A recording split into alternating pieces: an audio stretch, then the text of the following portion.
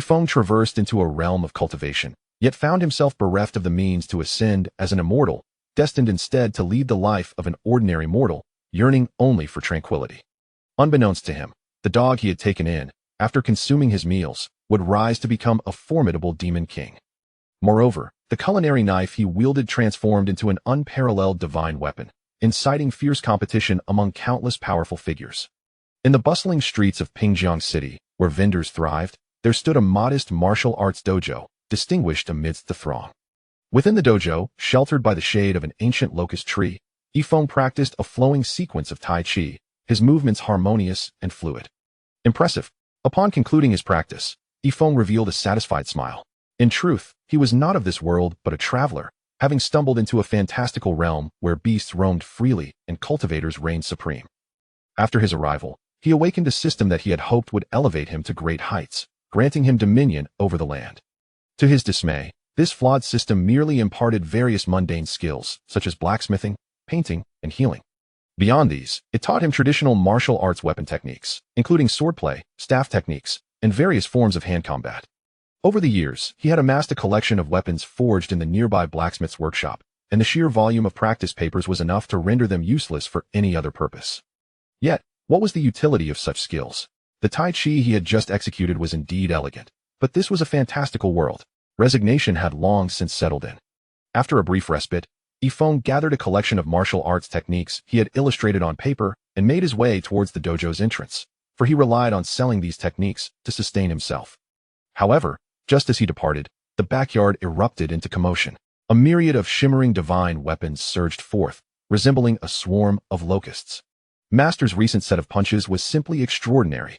A long sword hovered in the air, its voice resonating amidst a hum. Indeed, each punch exudes profound mystery, as if it were one with the heavens and earth.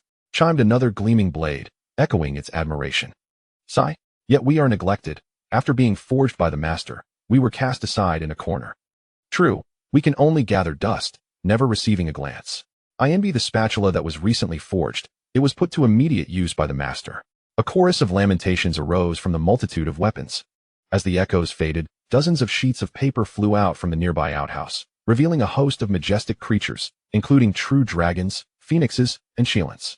Enough. You should at least have the privilege of gathering dust. We have been relegated to the outhouse to be of service to the master, one of the divine beasts protested indignantly.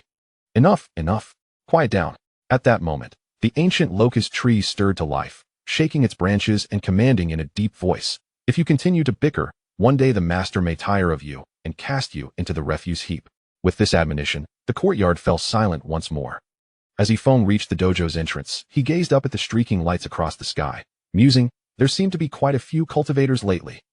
Though he could not cultivate himself, he was not far removed from the practitioners. Pingjiang City housed two major sects, and many disciples frequented the marketplace to procure daily necessities. I heard that the two grandmasters of the Qingtian sect and the Xuanwu sect have established a life-and-death wager, set to unfold in half a month, with countless southern cultivators coming to witness the battle, remarked a familiar vendor next door. Oh, Feng nodded, not pursuing the matter further, for it bore no relevance to him. Hey sister, these books look quite peculiar. I've never seen such before.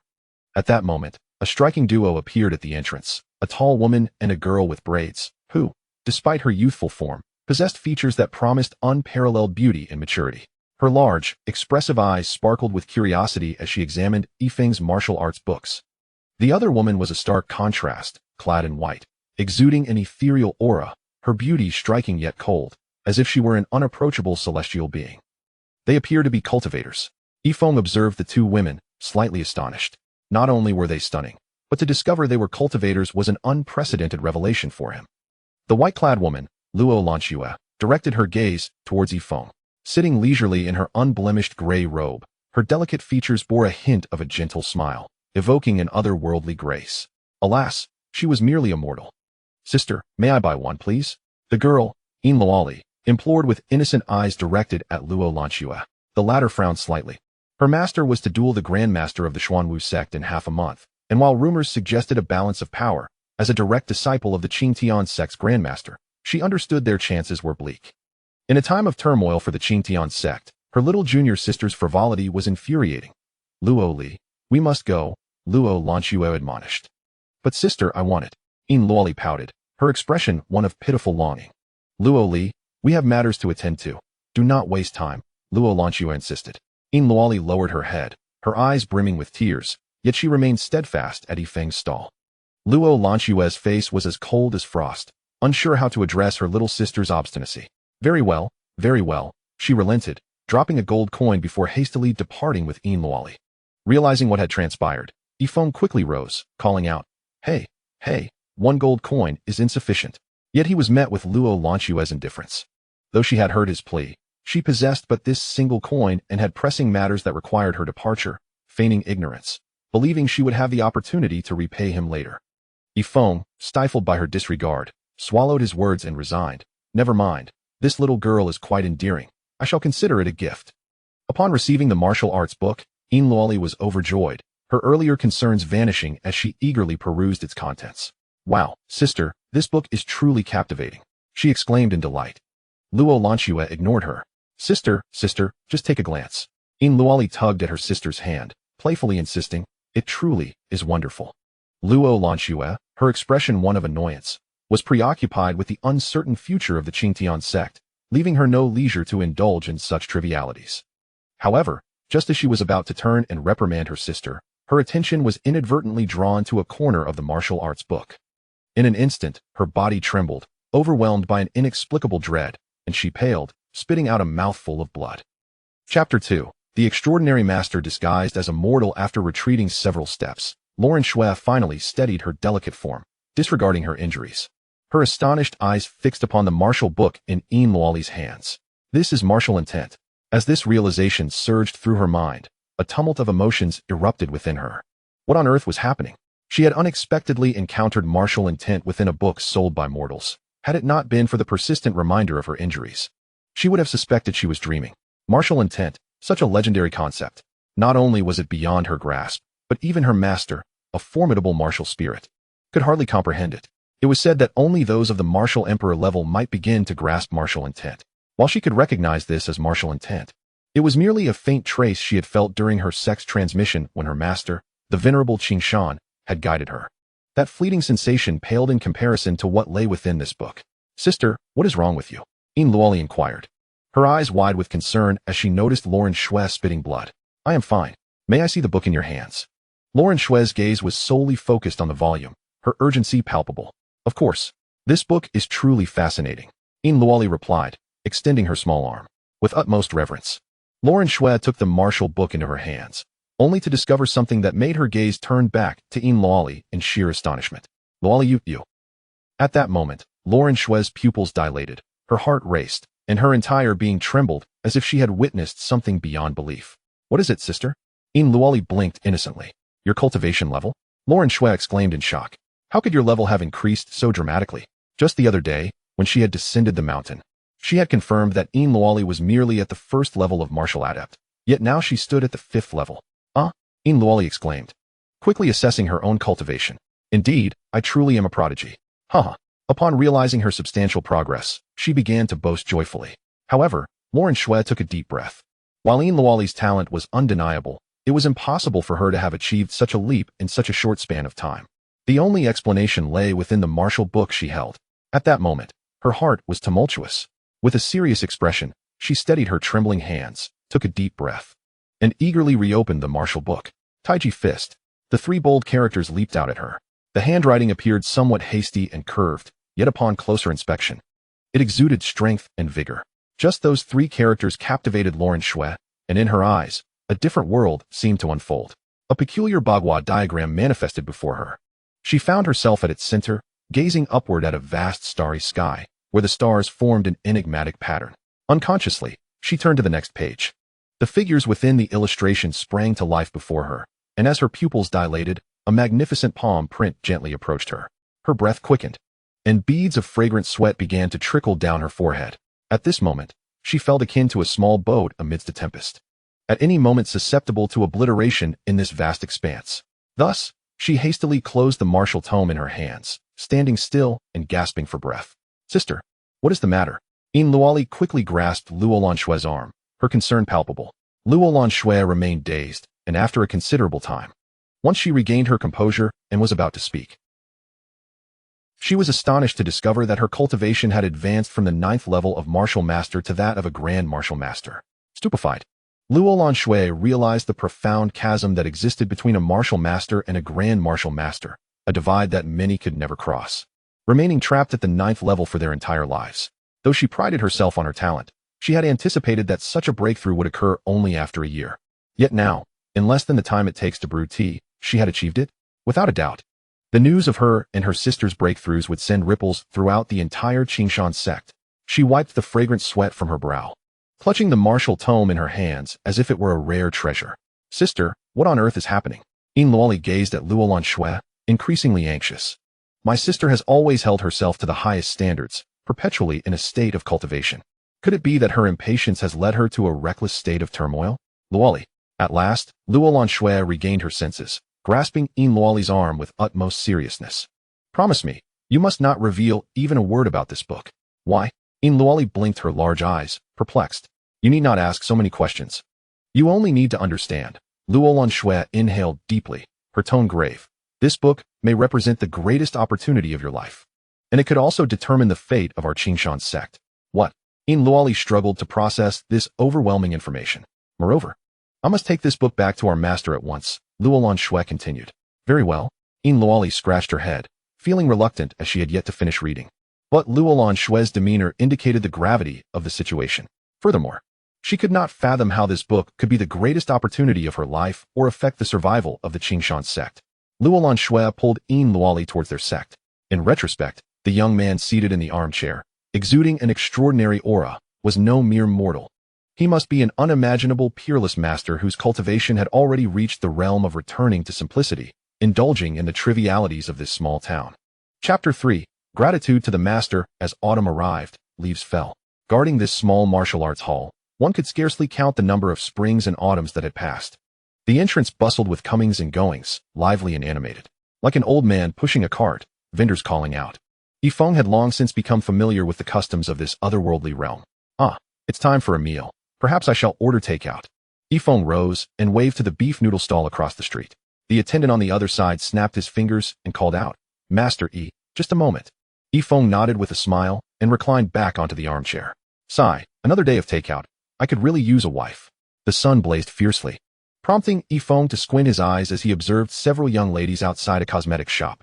With a sigh, he lamented, recently, Ing'er has not come to visit me. She is consumed by the desire to join a sect and pursue cultivation, yet lacks the innate talent for it. How splendid it would be for her to stay by my side and manage the business.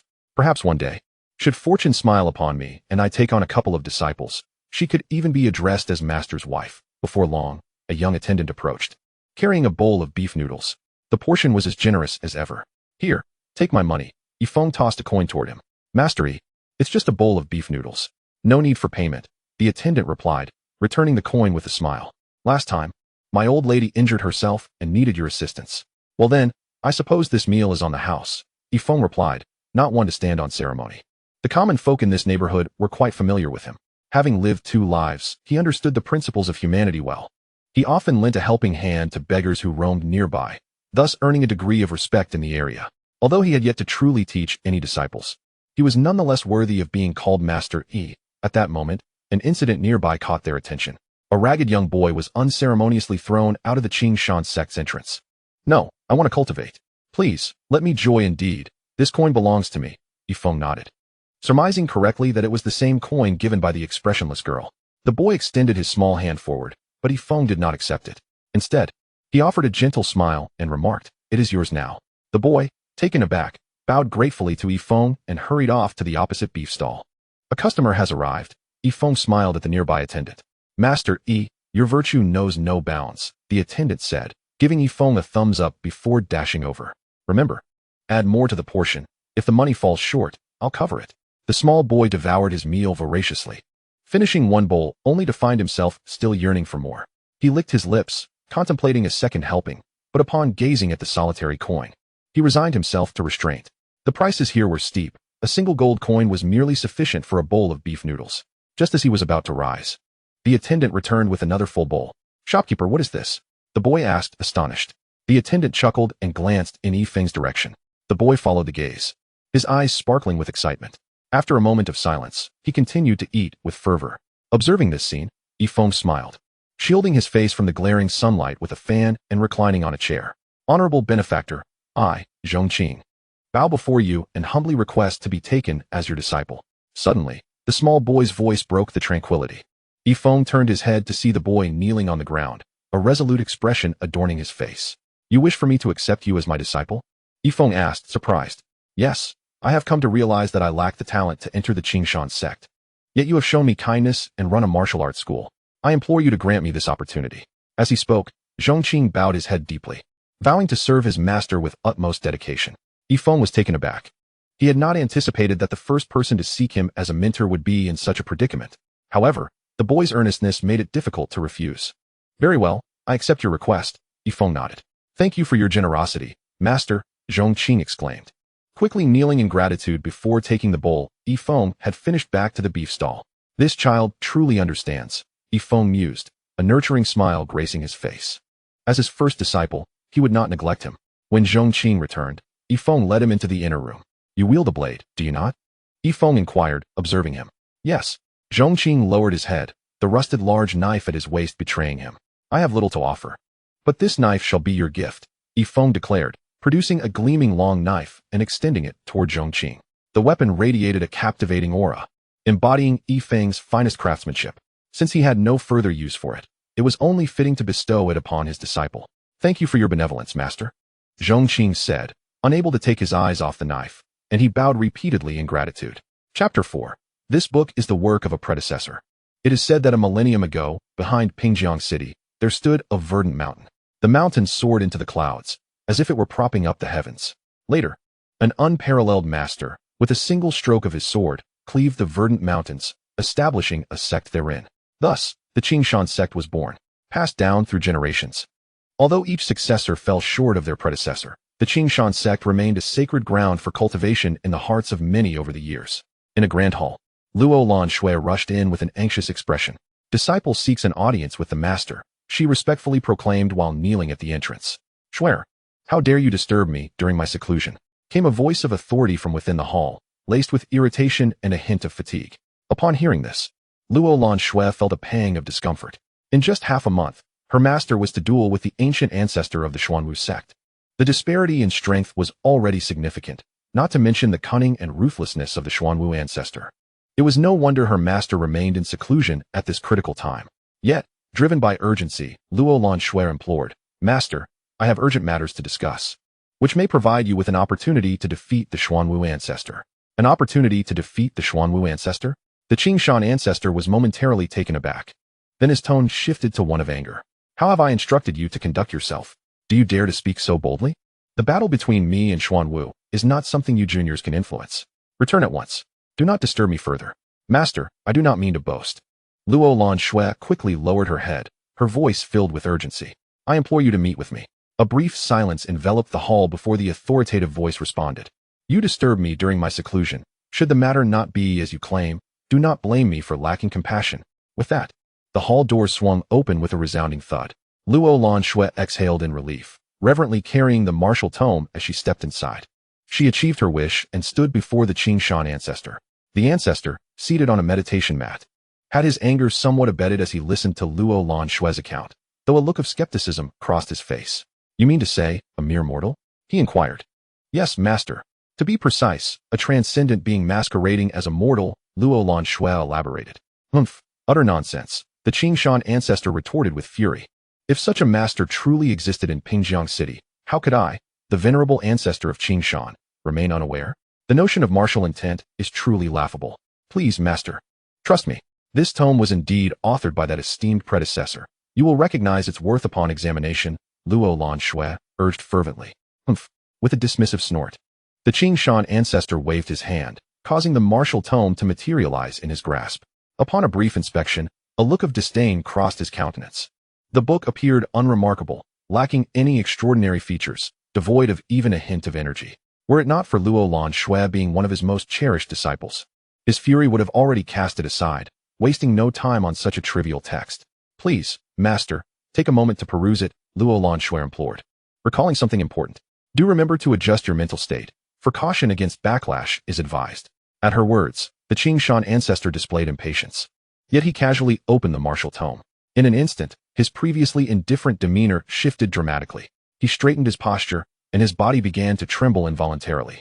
A cascade of expressions, shock, astonishment, incredulity, flitted across his face, yet none could adequately convey the tumult within his heart.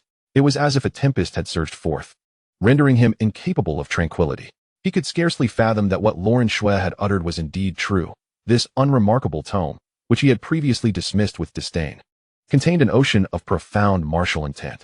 The moment he opened the book, he felt as though he had plunged into an alternate realm. As a martial spirit master, the venerable Qingshan ancestor, was rendered minuscule in the face of the power encapsulated within its pages. What manner of individual could possess the ability to craft such an extraordinary volume? Even more unfathomable was the realization that the delicate strokes and ink upon its surface were evidently the result of a mere casual brush. Yet they harbored an incredible martial essence. How profound must this person's cultivation be? Lauren Shui, observing the Qingshan ancestor, could not suppress a bitter smile. Had she not felt the same astonishment upon her first encounter with this book? This only solidified her belief that the young man reclining in the chair, fanning himself, was undoubtedly an unparalleled master beyond the realm of the ordinary. Yet, the more she recognized this truth, the more tumultuous her heart became. On one hand, she felt exhilaration that the Qingshan sect had stumbled upon such an opportunity. On the other, anxiety and trepidation gnawed at her, casting shadows of worry and fear in her eyes.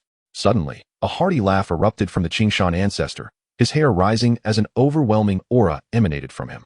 With a swift leap from the mat, he soared like a rocket, breaking through the roof and ascending into the sky. At that moment, the clouds above the Qingshan sect churned ominously, heralding an impending storm. Moments later, torrential rain began to pour, and streams of spiritual energy converged towards the Qingshan ancestor, who, suspended in midair, radiated like a blazing sun, shimmering brilliantly amidst the downpour. What? The master has actually broken through? Lauren Shui gasped, covering her mouth in surprise. Her astonishment palpable as she beheld the spectacle. The entire Qingshan sect was engulfed in a tremendous commotion. Meanwhile, reclining in his chair, Feng's expression soured as he muttered complaints. I don't know which fool has stirred up trouble again. My clothes are still damp from the wash. Although he had never personally witnessed such a commotion, he could easily deduce that it was the work of a cultivator. Zhongqing, how is your stance holding up? After retrieving his garments, Feng turned his gaze towards Zhongqing, who was immersed in his training. At that moment, he was firmly rooted in a horse stance. His frail body trembling as beads of sweat cascaded from his forehead, yet he persisted unwaveringly. What a promising talent. Feng mused. Alas, in a world of cultivation, had this been a previous life, you would surely become the next Bruce Lee. With this thought, Feng could not help but curse under his breath. In this realm of martial cultivation, they give me a training system. What a nuisance. Zhongqing, take a break and fetch a couple of bowls of beef noodles from across the street. One cannot train relentlessly without balance. One must appreciate the harmony of work and rest, Feng advised at the opportune moment. Yes, master. Zhongqing wiped the sweat from his forehead and dashed through the heavy rain to the beef stall across the street. While waiting for the young attendant to prepare his beef noodles, he gazed intently at the distant sky, lost in thought, until the attendant called out to him several times, bringing him back to reality. Alas, this child, Feng shook his head. He could discern that Zhongqing harbored a strong obsession with cultivation. His presence here was likely a means to repay a debt of gratitude. Unfortunately, his innate talent was lacking, rendering him unworthy of entering the Qingshan sect. Alas, what can I do as a teacher? If only I could connect with a couple of individuals from the Qingshan sect. Perhaps I could help you find an alternative path. Yet, I am merely an ordinary mortal. Chapter 5. I suspect he is an ancient being throughout the entire day. The venerable ancestor of Qingshan ascended from the martial spirit realm to the martial king realm. This leap was akin to a carp leaping over the dragon gate, placing him among the elite in the southern Sha cultivation community. Ha ha ha, Xuanwu, you have compelled me to accept your challenge. But if you were to know of my breakthrough to the martial king realm, I wonder what expression would grace your face. The venerable ancestor of Qingshan radiated brilliance, dispelling the gloom that had previously enveloped him. Congratulations, master, on your breakthrough to the martial king realm, said Luo Lanxue, respectfully kneeling on the ground. The venerable ancestor swiftly approached, lifting her with both hands and smiling as he said, Shuer, rise, I have wronged you before. You are a great contributor to the Qingshan sect and shall be recorded in our annals. Master, you overstate my significance. It was my duty, Luo Lanxue replied. By the way, I have been preoccupied with my breakthrough. Please tell me about that mortal, senior. What exactly is his story? The venerable ancestor gently caressed the martial text in his hands, eagerly inquiring of Luo Lanxue. He appears youthful and striking, with an extraordinary demeanor. Luo Lanxue gradually magnified the image of that figure, continuing, "At the time, I thought nothing of it, but upon reflection, his actions and demeanor exuded the essence of a true master." The venerable ancestor squinted, carefully contemplating Luo Lanxue's words, urging her to continue. "He runs a small martial arts school, selling various martial texts," Luo Lanxue added. "Numerous martial texts?" The venerable ancestor gasped, his mouth agape. Luo Lanxue nodded earnestly. "Swear, do not be deceived by his youth. Based on your description, I suspect he is an ancient being," the venerable ancestor stated solemnly. "I surmise his cultivation level is that of the martial emperor." Martial emperor? Upon hearing this, Luo Lanxue was taken aback. In this world, most individuals cultivate martial arts. Categorized as martial practitioners, martial masters, great martial masters, martial spirits, martial kings, martial emperors, martial sects, martial sovereigns, martial saints, and martial emperors. Although the martial emperor realm may seem like a pivotal level within the entire system, attaining such a status is exceedingly rare, as the subsequent realms are often mere legends. In those days, the venerable ancestor of Qing Shan, who opened the mountain gate with a single sword, also seemed to possess only the cultivation of a martial emperor. However, this is merely a preliminary conjecture of the master. The specifics will only be revealed upon an audience with this venerable elder. The esteemed Qing Shan ancestor pondered thoughtfully and then remarked, "Swear, you shall accompany me down the mountain to pay our respects to this elder." Upon hearing this, Luo Lanxue trembled slightly and stammered, "Master, what is the matter with me?" The Qing Shan ancestor furrowed his brow. "I fear I have already offended this venerable elder." The anxiety that had lingered in the corners of Luo Lanxue's eyes finally surfaced, her face etched with profound regret, as if her insides were twisted with remorse. Over the past couple of days, her heart had been a tumultuous whirlpool of conflicting emotions, nearly suffocating her. Although the crisis of the sect had been averted with the Qing Shan ancestor's breakthrough, the memory of her earlier disrespect at the stall left her spirit in ashes. Under the pressing inquiry of the Qing Shan ancestor, Luo Lanxue hesitantly recounted her encounter at the stall. The expression of the Qing Shan ancestor changed drastically. "Master, I was wrong," she lamented, bowing her head to the ground and knocking it heavily, tears welling up in her eyes. "At that moment, I truly believed he was just an ordinary person, unaware that he was an extraordinary sage." Humph. The Qing Shan ancestor's face darkened, filled with disappointment as he pointed an admonishing finger at Luo Lanxue. Even if he were an ordinary man, you should not have offered him merely a single gold coin." "But, at that time, I only had one gold coin," Luo Lanxue explained anxiously. "I thought I would have the chance to repay him later. Moreover, my mind was preoccupied with your duel with Elder Xuanwu, which led me to commit such a grave error." The Qing Shan ancestor fell into a contemplative silence.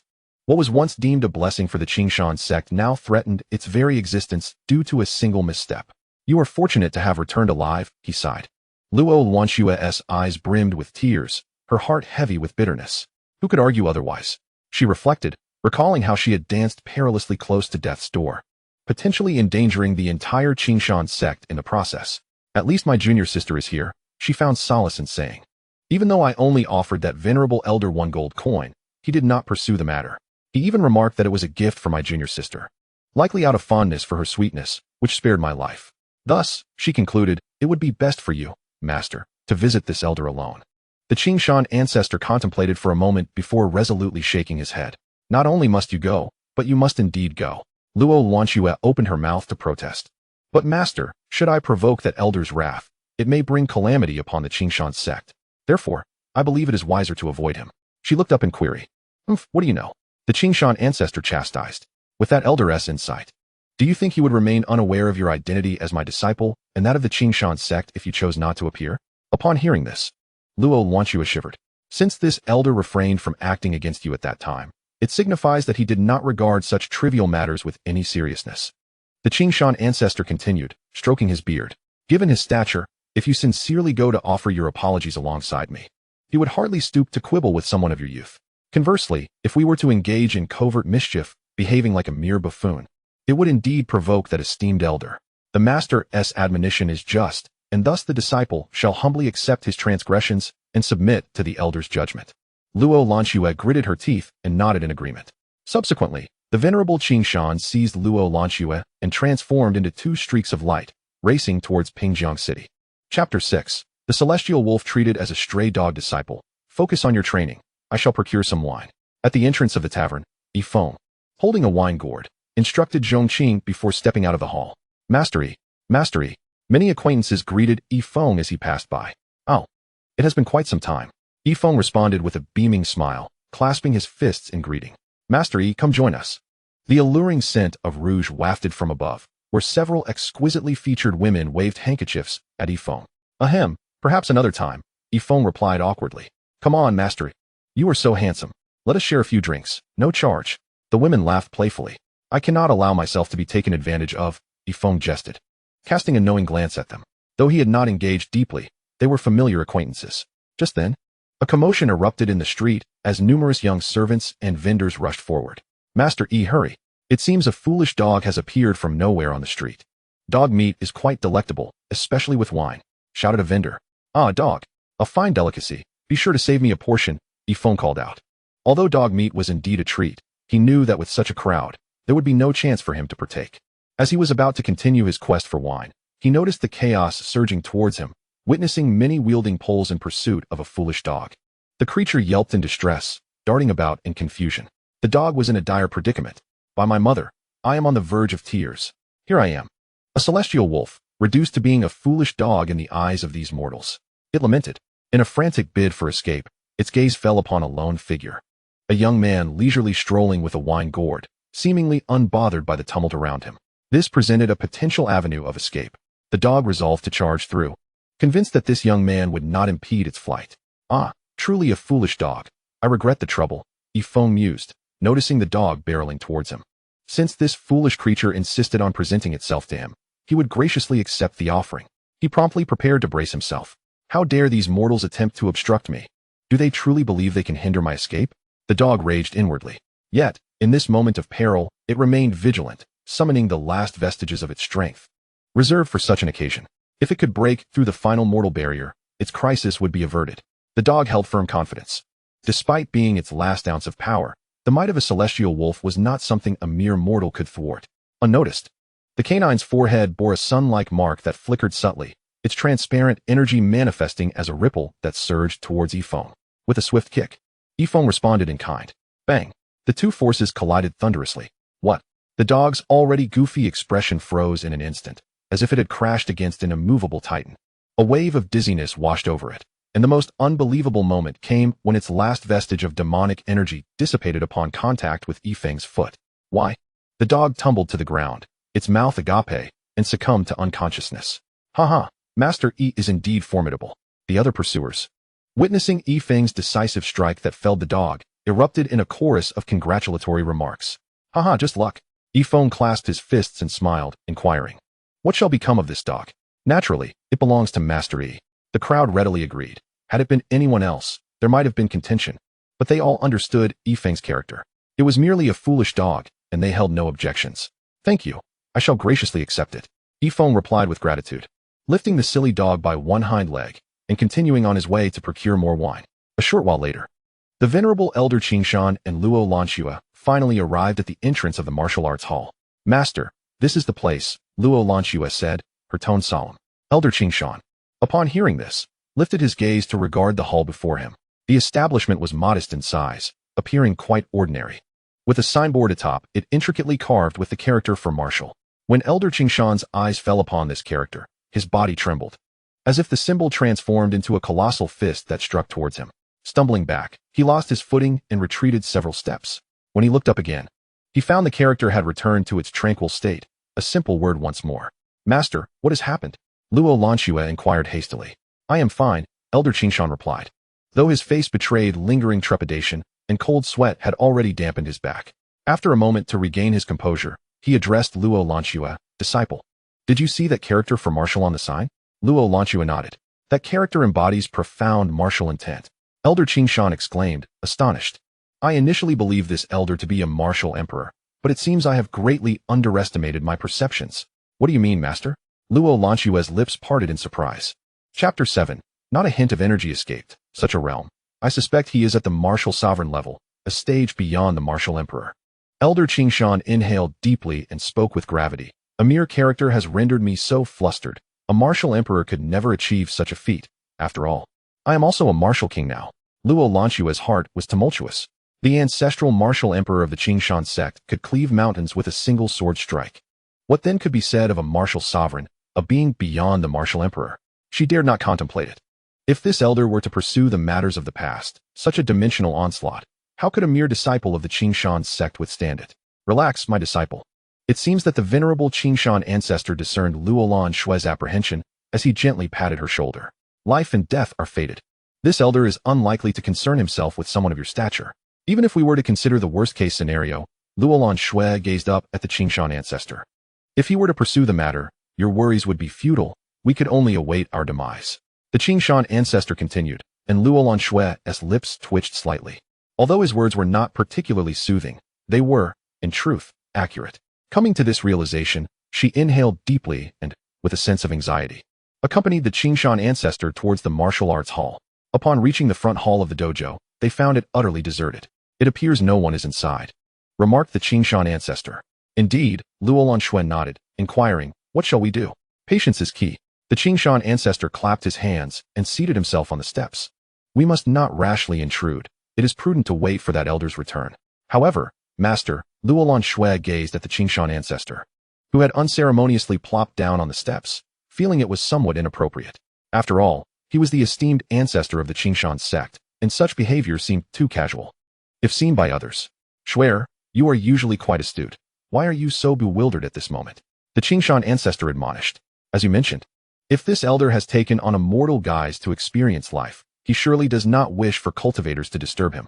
Thus, as cultivators, we must adopt the customs of the common folk when we visit. Although that elder could see through our facade at a glance, it is a formality we must uphold. Your words resonate deeply. Luo Lanshue promptly nodded, disregarding her pristine white gown, and joined the Qingshan ancestor in squatting on the steps of the martial arts hall. Before long, Feng returned leisurely, one hand carrying a wine jug and the other cradling a wild dog. Upon noticing them, Luo Lanshue's body trembled slightly, and she softly exclaimed, Master. The Qingshan ancestor immediately recognized the situation, his gaze shifting towards Feng. Indeed, it was a young man. Most importantly, the Qingshan ancestor detected no trace of cultivation aura emanating from Feng. The absence of any discernible energy at such a level was astonishing. Feng, of course, also noticed the two. He paid little attention to the elder, instead fixing his gaze upon Luo Lanshue, a shadow of displeasure crossing his face. What is this troublesome woman doing here? Before he could voice his thoughts, Luo Lanshue approached him, cupping her fists and sincerely saying, Elder, I apologize for my previous transgressions. Please forgive me. The Qingshan ancestor quickly joined her, smiling as he added, I have come to pay my respects on behalf of my niece, who, I understand, purchased a martial arts manual from you, but underpaid. I hope you can find it in your heart to forgive us. Hearing this, Feng scrutinized the elder. Based on his manner of speaking, it seemed the elder was related to that woman, appearing less imposing than her, likely a mere mortal. However, Feng was somewhat taken aback. He had not anticipated that this female cultivator came from a family with such decorum. Yet, since they had come to apologize, Feng did not wish to make things difficult. With a smile, he said, Very well, it is but a trifling matter. However, that book is priced at 10 gold coins, so you must provide me with the remaining 9 coins. Upon hearing this, the Qingshan ancestor was utterly astonished, exclaiming, Elder, do you require 9 gold coins? What other option is there? Feng cast a glance at him, realizing that 9 gold coins were sufficient for him to enjoy 9 bowls of beef noodles. Moreover, with 2 people dining together, it was only natural that they would settle the bill. Upon receiving confirmation, the venerable Qingshan and Luo Lanshue exchanged glances, their faces reflecting a mix of excitement and gratitude. It appeared that this esteemed elder truly did not regard Luo Lanshue, a mere junior, as significant. Nevertheless, the extent of this elder's immersion in the mortal realm was indeed remarkable. Should he truly voice his needs, the treasured artifact of the Qingshan sect would have to be relinquished, albeit merely to reclaim 9 gold coins, thus providing them with a gracious avenue for retreat. However, it must be said, the treasured artifact of the Qingshan sect would likely not pique the interest of this enigmatic elder. Rest assured, we shall present the 9 gold coins at once, the venerable Qingshan said with a warm smile, gesturing towards Luo Lanshue. Luo Lanshue's expression darkened as she stammered, Master, I do not possess any gold coins. The venerable Qingshan's countenance chilled slightly, and he hastily rummaged through his own pockets, only to discover 3 gold coins, left over from his previous calculations of martial techniques, leaving him momentarily embarrassed. Feng couldn't help but feel a sense of sympathy. It seemed that neither of them came from affluent backgrounds. Perhaps the young lady's talent was lacking, leading her family to exhaust their finances in support of her training. If it proves too difficult, let us defer to another time, Feng suggested with a wave of his hand. That is unacceptable. The venerable Qingshan's face was filled with discomfort, while Luo Lanxue appeared flustered and at a loss. It was quite remarkable that the illustrious elder of the Qingshan sect and the gifted young lady were unable to muster 9 gold coins. Fortunately, after some searching, they managed to unearth a few coins from their storage bags, ultimately gathering the required 9 and presenting them to Feng. As he weighed the coins in his hand, Feng felt a surge of goodwill towards the pair. Despite their apparent poverty, they were willing to offer all they had to settle their debt, a commendable quality. Thus, he felt less inclined to chastise Luo Lanxue for her earlier actions. With a smile, he proposed, "The matter is now resolved. Why not join me for a meal?" Feng considered that since they had pooled their entire wealth for him, they would likely have no means for lunch thereafter. Given their sincerity, it would be remiss of him to disregard their gesture. "Ah, splendid!" the venerable Qingshan exclaimed, clearly elated. For he had not anticipated that this profound elder would invite them to dine. "Please come in. I have just caught a wild dog, which would pair wonderfully with drinks." Feng replied nonchalantly. Upon hearing this, both the venerable Qingshan and Luo Lanxue turned their gazes toward the wild dog, initially unperturbed. However, the next moment, the venerable Qingshan visibly trembled. Chapter 8. This esteemed elder has actually procured a celestial devourer wolf for drinks? Gasp. He inhaled sharply, rendered speechless with astonishment. While others might not discern its significance, he certainly could. This was the legendary celestial devourer wolf. The celestial devourer wolf was a colossal entity among the demon tribes, possessing formidable strength and extraordinary innate talents, and ordinary individuals would not dare to provoke it. Yet this elder had the audacity to bring forth a celestial devourer wolf for refreshments?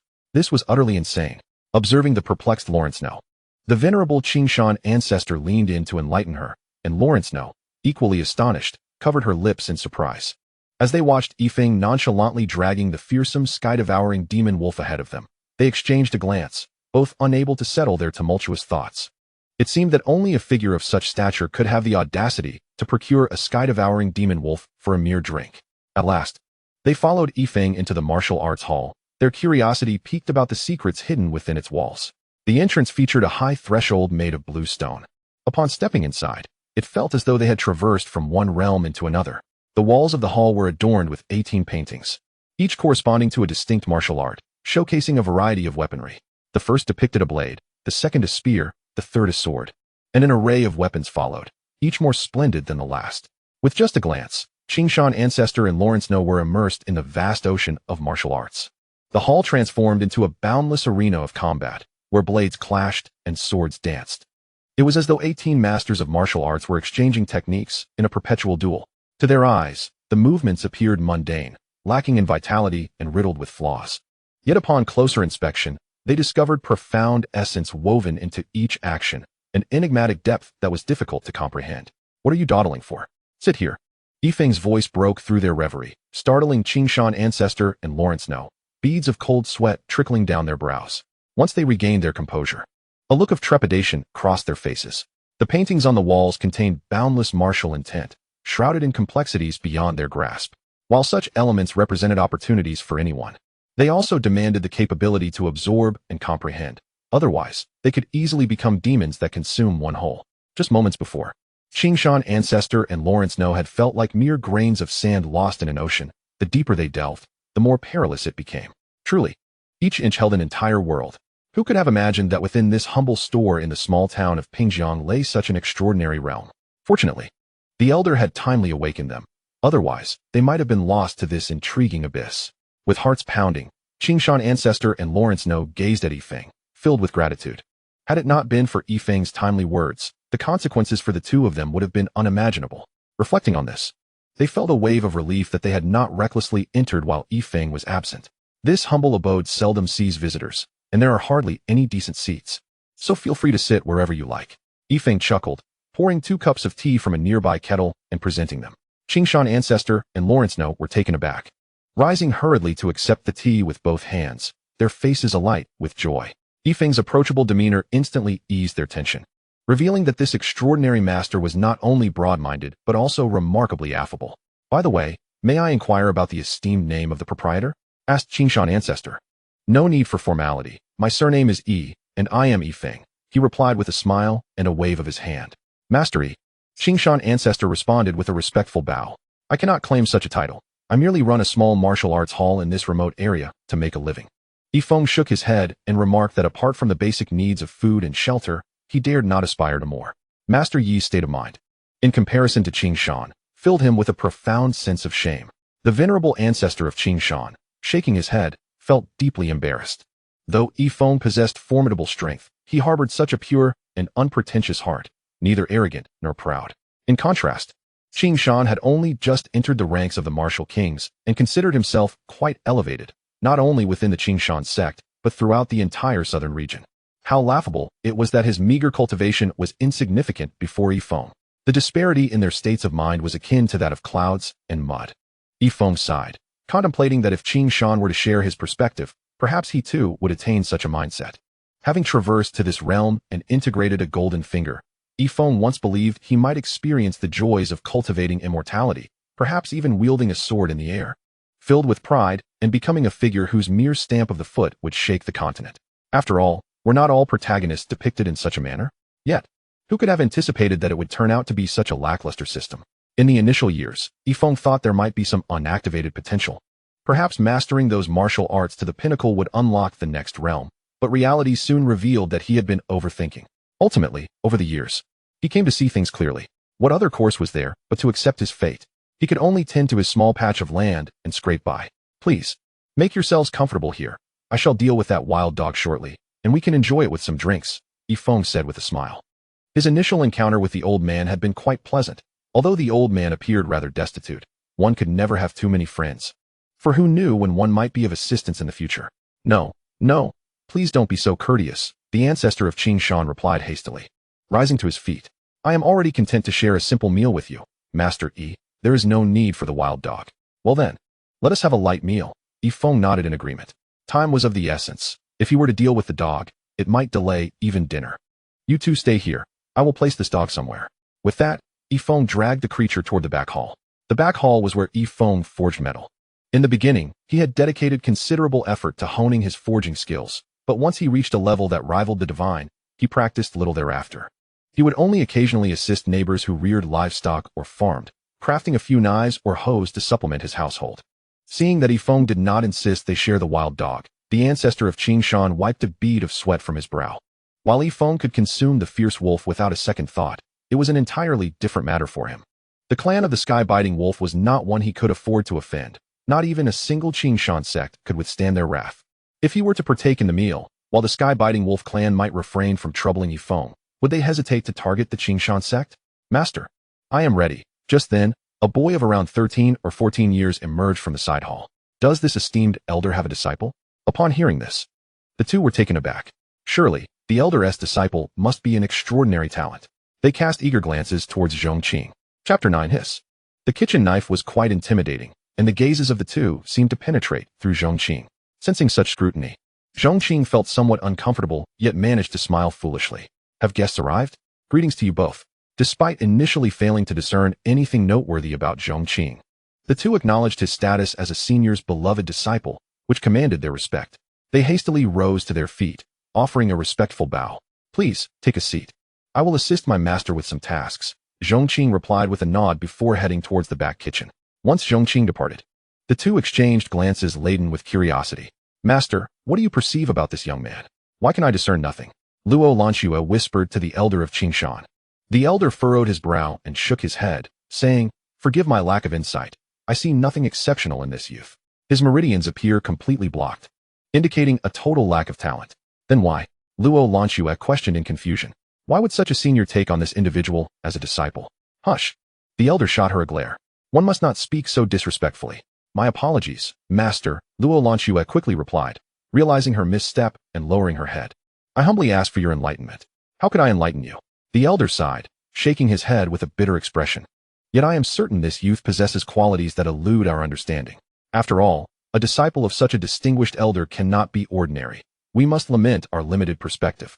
Thank you for your patience. At that moment, Yi Feng emerged with a smile, his demeanor apologetic. I hope you can bear with me a little longer. I shall prepare a meal for you. With that, Feng exited the martial arts hall, returning shortly with some household vegetables from a nearby market before entering the kitchen. My apprentice, it is not wise for us to sit idly here. We cannot allow our esteemed senior to toil alone. Let us assist him, remarked the elder after a brief pause. Luo Lanxuan nodded in agreement, following the elder into the kitchen. Beyond the main hall lay a small courtyard, adorned with an array of flowers and plants, along with several wooden training dummies. A serene atmosphere enveloped the scene, filled with the melodies of birds and the fragrance of blossoms. How delightful! Standing in the courtyard, the elder of Qingshan mused, my dear apprentice. While our Qingshan sect's back mountain appears shrouded in ethereal mist, resembling a sacred land, it pales in comparison to the tranquility found here. After this reflection, the two proceeded into the kitchen. The kitchen was of modest size, but immaculate. Upon entering, they spotted Feng squatting on a small stool, diligently picking green beans. My dear apprentice, we must learn from the mindset of our esteemed senior, the elder exclaimed, filled with admiration. If we could embody even a fraction of his hands-on approach, perhaps we would encounter fewer obstacles in our cultivation. Luo Lanxuan nodded thoughtfully, absorbing her master's words while observing Feng's focused demeanor. In that moment, she seemed to grasp something profound, her mindset elevating significantly. Master allow us to assist you, the elder of Qingshan said with a warm smile. How could I possibly accept such help? Feng looked up, returning the smile. There is nothing inappropriate about it, the elder reassured him. The venerable Qingshan, Lao Zu swiftly waved his hand towards Luo Lanxue. Upon noticing this, Luo Lanxue promptly picked up the chili peppers from the stove and began washing them in the nearby flowing water. Once she was occupied, Qingshan Lao Zu tugged at his own garment, pondering what he should do. After all, as the illustrious Qingshan Lao Zu, he had never engaged in such kitchen tasks. Yet, he could not merely stand idly. That would be quite presumptuous. After much contemplation, he finally found a task and stated, Senior, allow me to assist you with chopping the vegetables. That would be acceptable. Feng was not one to be overly formal. In fact, he relished this atmosphere. He smiled and replied, the kitchen knife is by the cupboard. I would appreciate your help. Certainly, with a smile gracing his face. Qingshan Lao Zu approached the cupboard in search of the knife. Suddenly, he froze. Gasp. In an instant, he stood paralyzed, his entire being trembling, as he inhaled sharply. His gaze was fixated on the kitchen knife nestled beside the cupboard. At first glance, the knife appeared unremarkable, yet if one observed closely, a fleeting glimmer of light danced upon its surface, potentially ensnaring one's senses if gazed upon for too long. Most alarmingly, within that transient shimmer lay a trace of celestial power. Had he not ascended to the rank of martial king, he would have remained oblivious to such an essence. What caliber of quality must an object possess to harbor celestial power? Could it be of the highest grade, the revered grade, or perhaps that of the legendary imperial grade? Qingshan Lao Zu dared not dwell on the implications, feeling as though he might lose his sanity. What astonished him most was that such a remarkable artifact was merely a kitchen knife in Feng's abode. Yes, that very knife before you. I would appreciate your assistance with it, Feng remarked, observing the dazed expression on Qingshan Lao Zu's face, as if he were uncertain about the knife's use. Understood. Qingshan Lao Zu nodded vigorously, akin to a chick pecking at grains, trembling hands finally grasping the knife. In his hand, it seemed deceptively ordinary. Yet he felt an immense weight. He sensed that wielding this knife, he, having just attained the rank of martial king, could contend with experts who were on the verge of becoming martial emperors. Chapter 10. Is the senior so particular about a kitchen knife? With trembling hands, Qingshan Lao Zu picked up the freshly washed green beans that Feng had prepared, ready to slice them. However, his hand holding the knife quivered uncontrollably. After all, it was his inaugural encounter with such a superior object, and his anxiety rendered him incapable of slicing the beans even after a considerable duration. This knife is indeed rather unwieldy. It seems it may be time for a replacement. Upon observing this, Feng expressed his sincere apologies. He had long contemplated this. For the knife was one he had forged not long ago. Although it was reasonably sharp, he felt it lacked finesse. Upon hearing this, Qingshan Lao Zu shuddered. Truly, the senior was worthy of his title. Is it common for someone of such stature to have such high standards for a kitchen knife? It must be noted that this knife, which Feng deemed inadequate, was something Qingshan Lao Zu had long coveted yet could never attain. To think that in the eyes of the senior, even this knife was deemed unworthy for the task of slicing vegetables. The senior is exceedingly modest. How could such a knife be considered inadequate? Qingshan Lao Zu couldn't help but exclaim, if only I could possess such a knife. Upon hearing this, Feng could not help but sigh. It appeared that the old man's household was indeed impoverished. So much so that there was not a single decent kitchen knife to be found. In a short while, 3 dishes and a soup were prepared by Feng and placed upon the table. As the first bite was taken, The eyes of both Qingshan Laozu and Luo Lanxua brightened with delight. They vowed that they had never tasted such exquisite cuisine in their lives. Noticing their expressions, Feng smiled and nodded. He possessed a modicum of confidence in his culinary skills. Though he was inherently lazy, circumstances had compelled him to hone his cooking. For the flavors of meals in this world were rather lackluster. Aside from the occasional beef noodles from a nearby shop, Feng had to rely on his own efforts to enhance his meals. Of course, even the beef noodles had been improved by Feng's guidance. Meanwhile, in the back hall, the wild dog that Feng had knocked unconscious began to regain consciousness. Ouch, that hurts. Damn mortals. Once I recover, I will make you pay. The dog seethed with hatred towards Feng, lamenting that as a member of the Celestial Devouring Wolf tribe and the son of the Celestial Devouring Demon Emperor, it was a tremendous disgrace to be bested by a mere mortal. Curse it all. If it weren't for my departure from the tribe and being severely injured by scoundrels, I would never have found myself in this predicament. Let me find you, and I shall tear you to shreds. As these thoughts raged within, the dog finally opened its eyes. Suddenly, countless beams of light shot towards him, dazzling him to the point where he could scarcely open his eyes. It felt as if he were enveloped in a storm of blades and swords. When he forced his eyes open, he discovered an array of weapons scattered around him. Ouching was taken aback, his jaw dropping in astonishment. All the weapons were of at least spiritual grade. Good heavens! The dog began to question his life choices.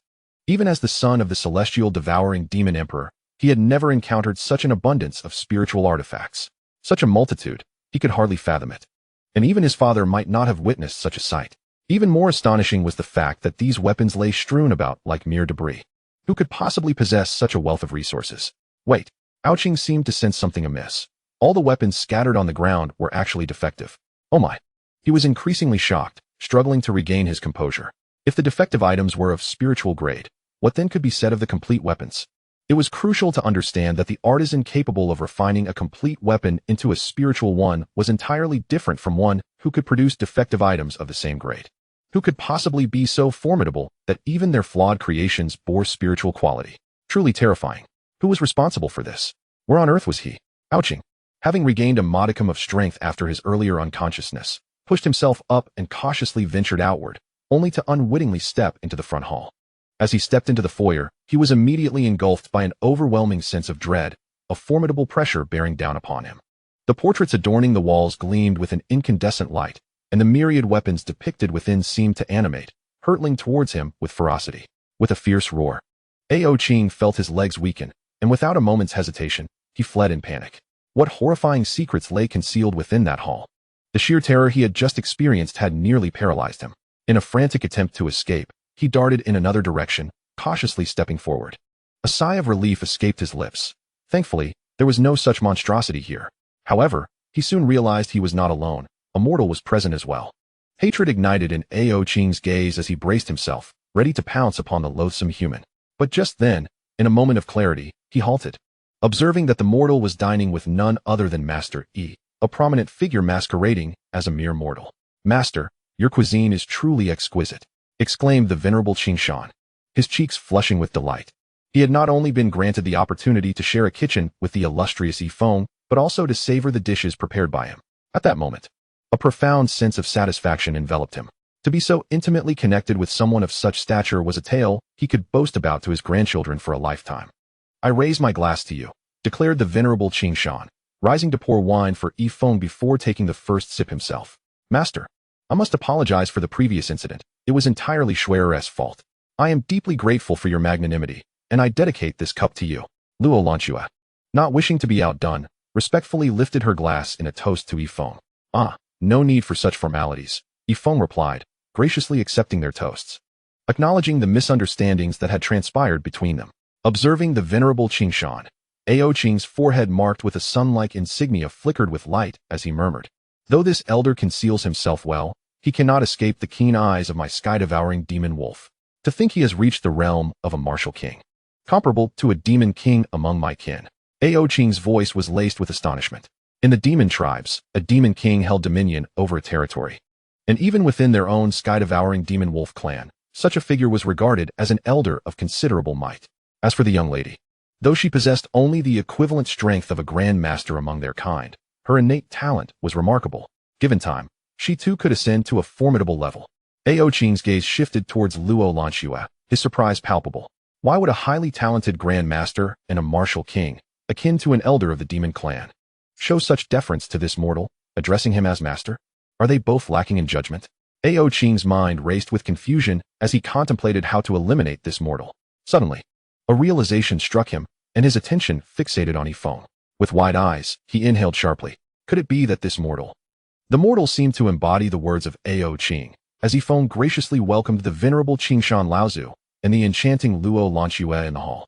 Upon witnessing their toast, he politely remarked, "There is no need for such formality. It is truly a privilege for you both to grace my humble abode, and I have little to offer in return." At that moment, Ao Qing felt a tremor run through him, as if a thunderclap echoed in his mind. Now, he comprehended that this so-called mortal was no ordinary being but the master of this residence. The scattered spiritual weapons in the back hall and the 18 horrifying paintings in the front hall were all crafted by his own hand. Otherwise, why would a formidable expert, comparable to an elder of his demon clan, and a remarkably gifted and beautiful woman show him such reverence? No wonder, no wonder. It was no surprise that when he had previously unleashed his demonic power against this mortal, an outcome that should have been impossible was effortlessly thwarted. Clearly, he was a concealed powerhouse of extraordinary abilities. This must be the case. He had often heard his father, the devouring sky demon emperor, speak of many human experts who feigned ineptitude while possessing unparalleled cultivation, masquerading as mere mortals to deceive their foes. This individual surely belonged to that category. Ao Qing was utterly convinced of his own reasoning. However, this realization filled him with trepidation. The feats displayed within this house were likely beyond even his father, the devouring sky demon emperor.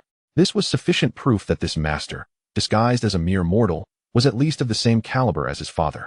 Such a figure was an entity to be revered, and it was laughable that he had once harbored thoughts of vengeance, an endeavor akin to a mere egg striking against a stone. But why, he pondered? Would such a master wish to capture him? Ao Qing found himself in a quandary. He bore no grudge against this being, nor was there any entanglement between them. Yet he had been seized without cause. After the capture, he had suffered no harm nor met with death. Yet, it is often the unfathomable that instills the greatest fear, and the thoughts of such a being were beyond his capacity to comprehend. After 2 cups of wine, Feng increasingly perceived the value of befriending this elder. He thus extended an invitation, saying, "Since you both arrived in haste, I would be delighted if you could visit my humble abode again next time. When you do, I shall prepare a feast of dog meat hot pot, having taken care of that mutt." "Master Yi is too kind," Qingshan Laozu exclaimed, exhilarated by Feng's invitation. Yet, as the thought of consuming the devouring sky demon wolf crossed his mind, he felt a wave of anxiety. Nevertheless, considering the repeated invitations from this esteemed elder, he resolved to cast aside his reservations. If the devouring sky demon wolf's clan were to pursue the matter, they would surely think twice about whose company they were dining with. After all, he had shared meals in the kitchen with this venerable figure. With this thought in mind, Qingshan Laozu grew emboldened, clasping his hands together and stating, "It is an honor for Master Yi to extend an invitation to me. As such, I shall bring fine wine on my next visit and trouble you once more." "Indeed, indeed," Feng replied with a gentle smile, picking up his chopsticks to savor the meal. The conversation between the two was entirely overheard by Ao Qing at the door. "Is this master of emotions intent on turning me into a hot pot?" he thought, filled with despair. Hunched over, he curled up on the ground, trembling. "What am I to do? In my current state, I cannot fight or flee." He resolutely concluded, "No, I cannot perish. My father has always looked down upon me. I ventured out to prove myself, and I refuse to become mere dog meat hot pot." With this thought, a glimmer of determination returned to Ao Qing's eyes. He resolved to plead for mercy from this master and to perform admirably in his presence, perhaps securing his own life and freedom. Half an hour later, after enjoying a sumptuous meal, Feng and the others expressed their gratitude for the warm hospitality and took their leave. As the time approached, the venerable elder Qingshan also recognized the moment to depart. "All right, disciple, see them off," Feng said, stifling a burp and waving to the 2 guests. "Yes, master," Zhongqing replied with a respectful nod, escorting elder Qingshan and the others to the entrance of the martial arts hall. "Thank you for the escort, young master," Elder Qingshan said courteously, bowing to Zhongqing outside the door. "You are too kind. Master said you are always welcome to visit," Zhongqing replied with a nod. "Indeed, indeed," Elder Qingshan said gratefully, and after a brief exchange of pleasantries, Zhongqing returned to the hall. Once they parted ways, Elder Qingshan stood at the corner of the street, a broad smile on his face. Upon stepping outside, he realized that his recently attained martial king status had suddenly become remarkably solidified, comparable even to those who had broken through for decades. This journey has not been in vain. Elder Qingshan mused. He could hardly fathom that he had been on the brink of desperation, only to have his fortunes dramatically reversed. Of course, in his view, the greatest benefit was not merely the breakthrough in his realm, but rather the elevation of his state of mind. Such an improvement is rare and cannot be sought after. It must be comprehended on one's own. It was Feng's unpretentious and grounded demeanor that greatly inspired him. Beside him, Luo Lanshui wore a relaxed expression. Having previously offended Feng, the heavy weight on her heart had finally lifted. To have such a figure not only overlook her past transgressions, but also extend an invitation to dine together filled her with admiration. Compared to the so-called prodigies of various sects, this elder stood in a league of his own. Yet, she thought, I still have not fully discerned that young man. Watching Zhongqing's departing figure, Elder Qingshan sighed softly, unable to perceive what was truly remarkable about him. However, if he were not exceptional, how could he have garnered the attention of such a master as Feng? Shui, upon returning to Qingshan's sect, let us thoroughly investigate the historical records. I wish to uncover what abilities this young man possesses that allow him to study under such a venerable elder, Elder Qingshan instructed. Yes. Luo Lanshui was evidently filled with immense curiosity about the situation. Soon after, the two of them, satisfied, transformed into beams of light and returned to Qingshan Men. Upon his return, Zhongqing automatically tidied up the dishes. Feng cast a pleased glance at Zhongqing, although it meant supporting another person. Having a child as obedient as Zhongqing was indeed worthwhile. As he entered the backyard, preparing to recline on a lounge chair, he suddenly noticed a dog staring intently at him. Surprised, Feng realized that this was the very dog he had dragged back. After enduring so many beatings on the street, not to mention receiving a kick from him, he was astonished to see that the dog had survived. He had initially planned to prepare it for a hot pot meal. Truly, the resilience of this dog was remarkable. The dog gazed at him with a pleading expression. What does this dog want? Feng wondered. Just as his confusion deepened, the dog actually bent its 4 limbs and knelt before him, then began to bow its head. Although it was somewhat humiliating for Ao Qing, the son of the heavenly devouring demon emperor, to kneel before a human, he suppressed his feelings. Recognizing the man's formidable strength and his lack of choice in the matter. Are you begging for mercy? Feng was taken aback, never expecting the dog to possess such human-like understanding. Upon hearing Feng's words, the dog nodded. Feng sighed, reflecting on his previous life with a husky, and waved his hand, saying, all right, you have a life too. I shall not harm you. Upon hearing this, Ao Qing felt an overwhelming sense of joy, relieved that he had chosen to beg for mercy. Although kneeling was quite demeaning, it seemed that this powerful individual had a kind heart after all. Ao Qing lowered his head, repeatedly expressing his gratitude. Quite impressive, Feng remarked, reclining on the lounge chair and lifting the dog's chin with his foot in admiration. Ao Qing furrowed his brow. What was his status? Despite not being favored by the demon emperor, he was still a young master of the heavenly devouring wolf clan. How could he allow someone to lift his chin with a foot? Anger surged within him. Regardless of how strong Feng was, such an insult was intolerable.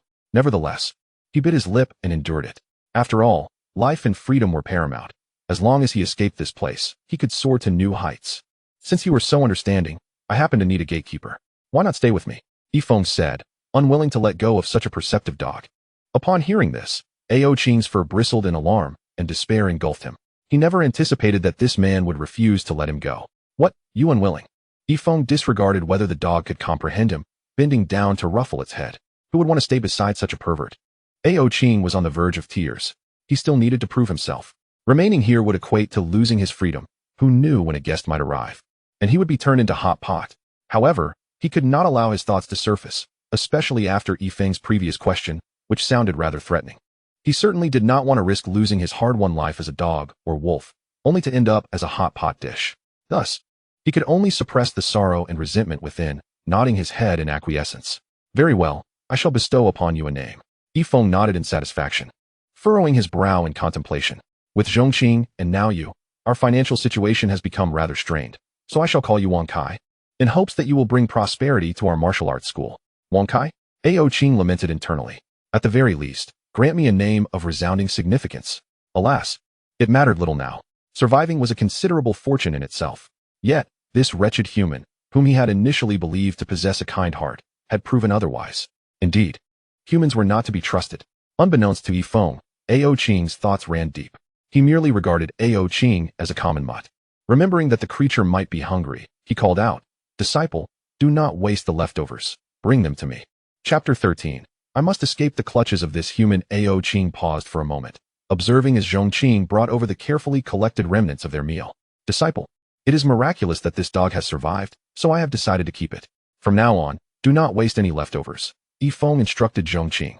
Master, your compassion is commendable, Zhongqing replied, nodding. I shall reserve the leftovers for him. Good disciple, Feng praised with a smile. However, the exchange left Ao Qing's expression dark and furious. They intended to feed him scraps? How could he, the illustrious son of the devouring sky demon wolf and the demon emperor, stoop to such degradation? This was a humiliation, a profound disgrace. Curse these humans. Ao Qing raged internally. He rampaged around the courtyard, having already knelt before this human to preserve his life. Enduring such insults was intolerable. No, he absolutely refused. He clenched his jaw, silently vowing never to consume such detritus. Master, this dog refuses to eat, Zhongqing reported, glancing toward Feng. Perhaps he is simply shy. Feng mused, stroking his chin. What shall we do? Zhongqing inquired. Just place the food on the stone slab. If he is hungry, he will eat it himself. You may continue your duties, Feng commanded. This is utterly intolerable, Ao Qing thought, casting a baleful glare at Feng. Initially, he had been grateful for Feng sparing his life, but now, all he felt was a deep-seated shame and resentment. That little gaze of his strikingly resembled the husky from his past life.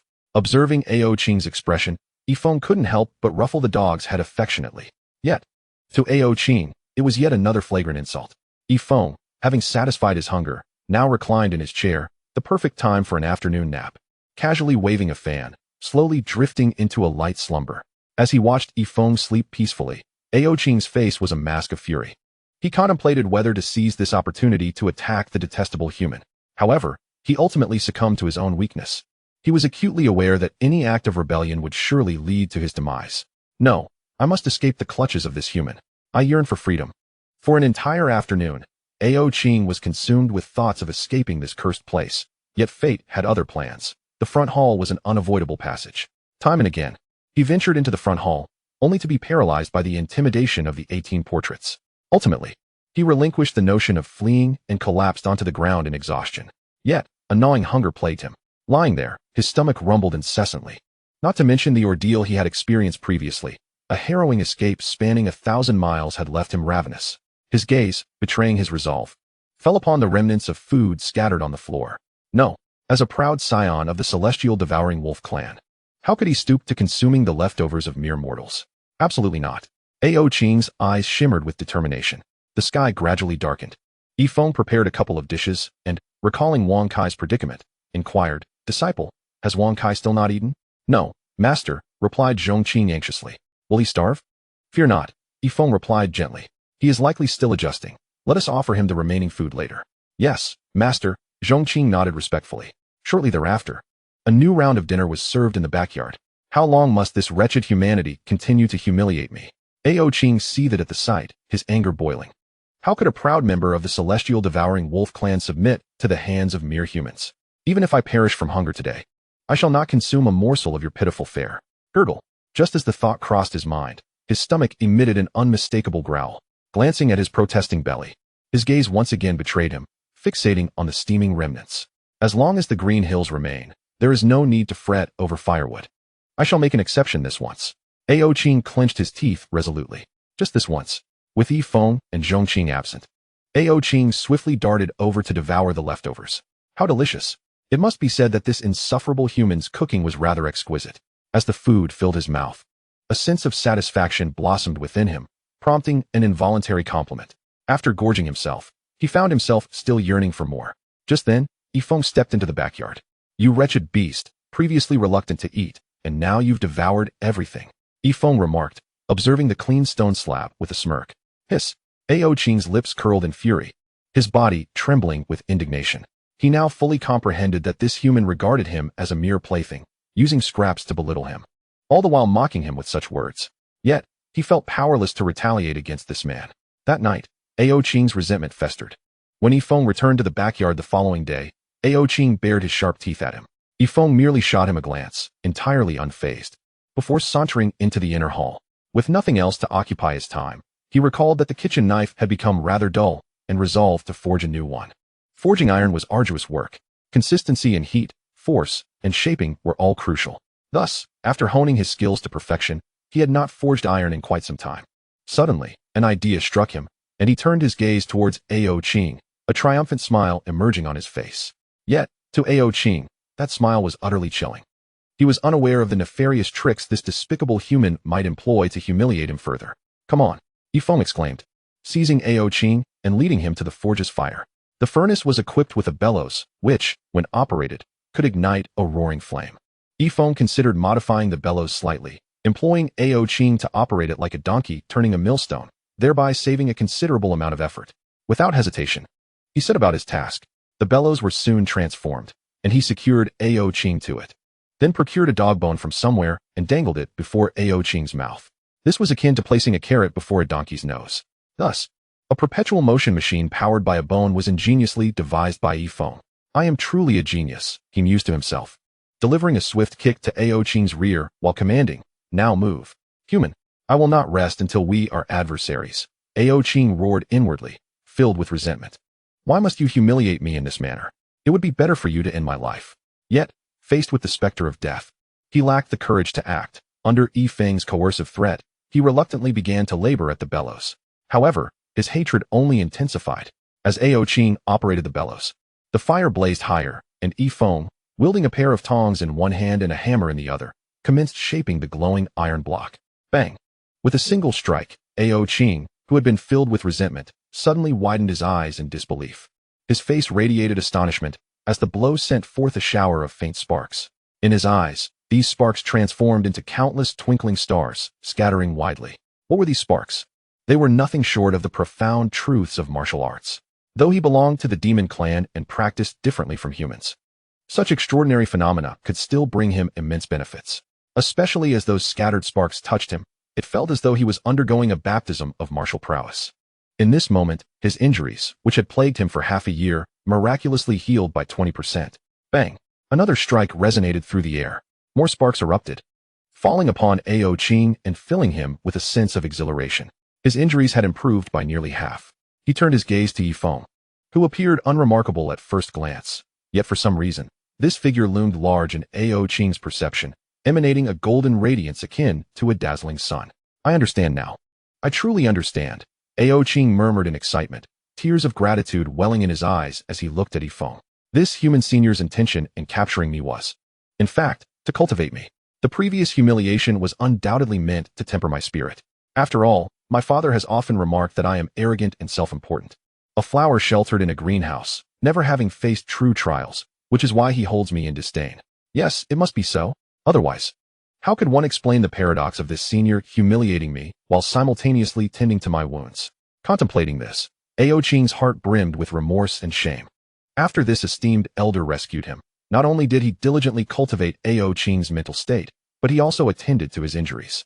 Yet, Ao Qing harbored resentment towards this mentor, embodying the very essence of a despicable ingrate. The weight of his regret compelled him to long for the sting of self-inflicted slaps. "I cannot allow my senior to be disappointed. Regret serves no purpose. It is through effort that I can provide the greatest solace to my elder." Ao Qing's gaze filled with unwavering determination, his limbs quickening their pace, stirring up a gust of wind. "Well done, indeed." Observing the blazing flames in the furnace, Feng offered a word of praise. As expected, to honor my mentor is the finest repayment. Hearing Feng's commendation, Ao Qing felt an exhilarating surge within. Realizing that the elder's painstaking efforts were all for him, he no longer viewed assisting Feng as a disgrace. To receive such guidance from a mentor was an unparalleled privilege. Before long, the newly forged kitchen knife took shape, while Ao Qing, drenched in sweat and gasping for breath, remained undeterred by fatigue, fixated instead on the knife still glowing with embers. This knife, as Ao Qing's words trailed off, Feng cast a satisfied glance at it before rinsing it in water. When he retrieved it, Ao Qing gasped in awe. Was this a royal-grade weapon? No, that couldn't be right. Ultimately, Ao Qing realized he could not discern the knife's true rank, as it transcended his understanding. All he knew was that this was the finest divine weapon he had ever laid eyes upon. How fortunate I am to witness the birth of such a divine artifact, and to have played a part in its creation. Father, one day you will recognize that I am no less worthy than your other sons. If only you knew that I collaborated with this esteemed elder to forge such a weapon, perhaps you would no longer look down upon me." With this thought, Ao Qing cast a grateful glance towards Feng. Fortune has finally smiled upon me. Ao Qing. If I remain in the presence of this elder a bit longer, who knows what wonders may unfold? Observing the dog's frenzied demeanor, Feng shot at an exasperated look. Although the creature's breed eluded him, it bore a striking resemblance to a husky. Perhaps it is the husky of this world. Master, we have guests, Zongqing announced respectfully as he approached. Oh, they have arrived. Feng nodded lightly, still admiring the knife he had just crafted as he stepped towards the outer hall. At the entrance stood a girl of 17 or 18, graceful and poised, her features exquisite. Though her attire was modest, she undoubtedly possessed the beauty of a top-tier maiden. Chapter 15. To join the Qingshan sect for cultivation is my dream. Inger. Upon seeing her, Feng's eyes brightened. The girl before him was none other than his childhood companion, Peng Ying, whom he had not seen for several months. Peng Ying nodded. Come, let us sit inside. Feng took her jade-like hand, smiling as he spoke. Never mind. Peng Ying broke free from Feng's embrace, hesitating momentarily before finally saying, I won't sit down. I just came to have a look. By the way, I have wonderful news. I have successfully joined the Qingshan sect as an outer disciple. Is that so? Congratulations. Feng replied, though his heart was filled with a complex mix of emotions. On one hand, he felt genuine happiness for Peng Ying. On the other, a selfish desire emerged, wishing she wouldn't pursue her cultivation, for this meant they might not see each other for an extended period. I know you don't want me to cultivate, Peng Ying sighed, but joining the Qingshan sect is my dream. You should be happy for me. Feng forced a smile and sighed, recognizing that everyone has their own paths, and he ought to support Peng Ying's aspirations. Just as long as you're content. He replied thoughtfully. After a brief pause, Peng Ying added, I must take my leave now. I likely won't come to see you again. With that, she turned to leave. Feng opened his mouth to speak, but found himself at a loss for words. He understood her message well, now that she had begun her cultivation journey. It was evident that they were no longer on the same path. However, having lived two lives, Feng found solace in the notion that everyone has their own pursuits. With this thought in mind, he called out to Peng Ying as she walked away, I wish you well, and I will take good care of your parents. Peng Ying paused momentarily and nodded. Feng, having lost track of his own parents since childhood, appreciated the kindness of her family. He then extended the kitchen knife he held, saying, I don't have much to give. But I remember your mother asking me to help her with a kitchen knife last time. Please take this to them. Peng Ying frowned slightly at the sight of the knife, her expression difficult to decipher. Just then, a young man in a white robe approached, cradling a long sword in his arms, gently addressing Peng Ying. Inger, are you ready to go back to the sect? Wait for me a moment, Brother Wujia. I'll be right there. By the way, this is my friend Feng, she replied softly. All right, hurry up, the young man responded kindly, not even sparing a glance at Feng, for he deemed him merely a commoner unworthy of acknowledgement. Who is he? Feng frowned, with a complicated expression. Peng Ying sighed before saying, I hope you won't hold it against me. You know my talent is only average, and it is only with his assistance that I could join the Qingshan sect. I cannot let him down. As for the knife, keep it for yourself. With that, Peng Ying hurriedly followed the young man in white, disappearing from Feng's sight. Her words echoed in his mind. I cannot let him down. But what about Feng? What was he to her? How ironic. Frustrated, Feng cursed under his breath. Enough of this. He put away the kitchen knife and returned to the kitchen. Disciple. Manage the shop, he instructed before reclining on a lounge chair, downing 2 cups of wine, and succumbing to a deep slumber. In the grand hall of the Qingshan sect, the venerable ancestor of Qingshan sat with an imposing demeanor at the head of the table. Below him, apart from Luo Lanxue and others, were the elders of the Qingshan sect, with their respective direct disciples standing behind them. Such a gathering of elites from the entire Qingshan sect is indeed a rare occurrence. The grand hall is saturated with a palpable tension. The duel between the ancestor of Qingshan and the ancestor of Xuanwu will not cease simply because the former has made a breakthrough. Initially, it was believed that once the ancestor of Qingshan ascended to the realm of the martial king, the outcome of this duel would be a foregone conclusion. However, just moments ago, it was revealed that the ancestor of Xuanwu had already attained the martial king status a decade prior. This revelation sent the emotions of the Qingshan sect members spiraling like a roller coaster. One is a newly minted martial king, while the other has a decade's worth of experience. The disparity in strength is abundantly clear. Let us pool our thoughts and devise a strategy, spoke Zhu Yun, the sect master, beneath the ancestor of Qingshan. The hall fell into a profound silence. In the face of absolute power, all schemes seem futile. Is it truly the fate of Qingshan's sect to face annihilation? At that moment, a young man in a white robe, bearing a sword, stepped forward. He was a direct disciple of one of the elders. And if Feng were present, he would recognize him as the one who previously appeared alongside Peng Ying. You Wujia, do you have something to say? asked Zhu Yun. Respected ancestor, esteemed sect master, if we cannot confront the ancestor of Xuanwu, why can we not avoid battle altogether?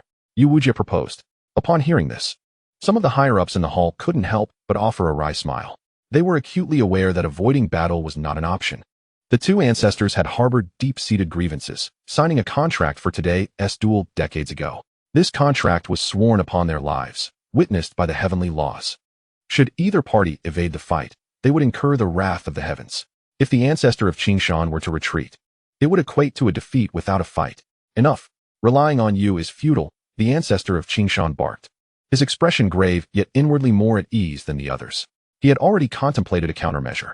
If he could borrow the formidable blade of the esteemed elder from the martial arts academy below, perhaps this battle would not be without merit.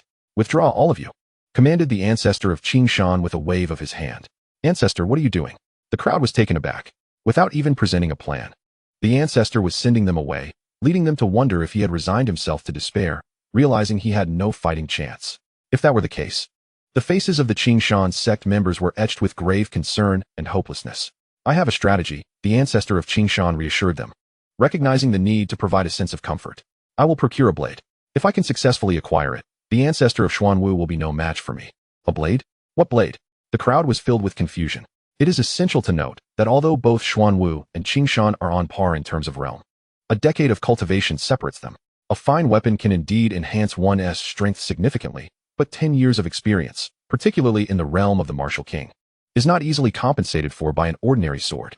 Once I successfully procure the blade, I shall return to show you all, the ancestor concluded.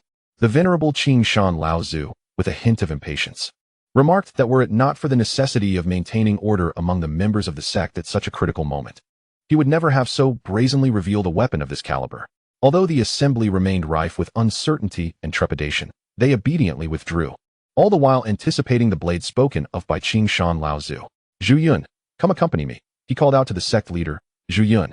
Recognizing the distinction of his position, he deemed it essential for this leader to be aware of the presence of the elder down the mountain. For should Zhu Yun act unwisely and inadvertently provoke trouble, the consequences would be dire. The two swiftly found themselves upon the streets of Pingjiang City. Still some distance from the martial arts hall, Qingshan Laozu began to suppress his aura as they walked. Master, what are you doing?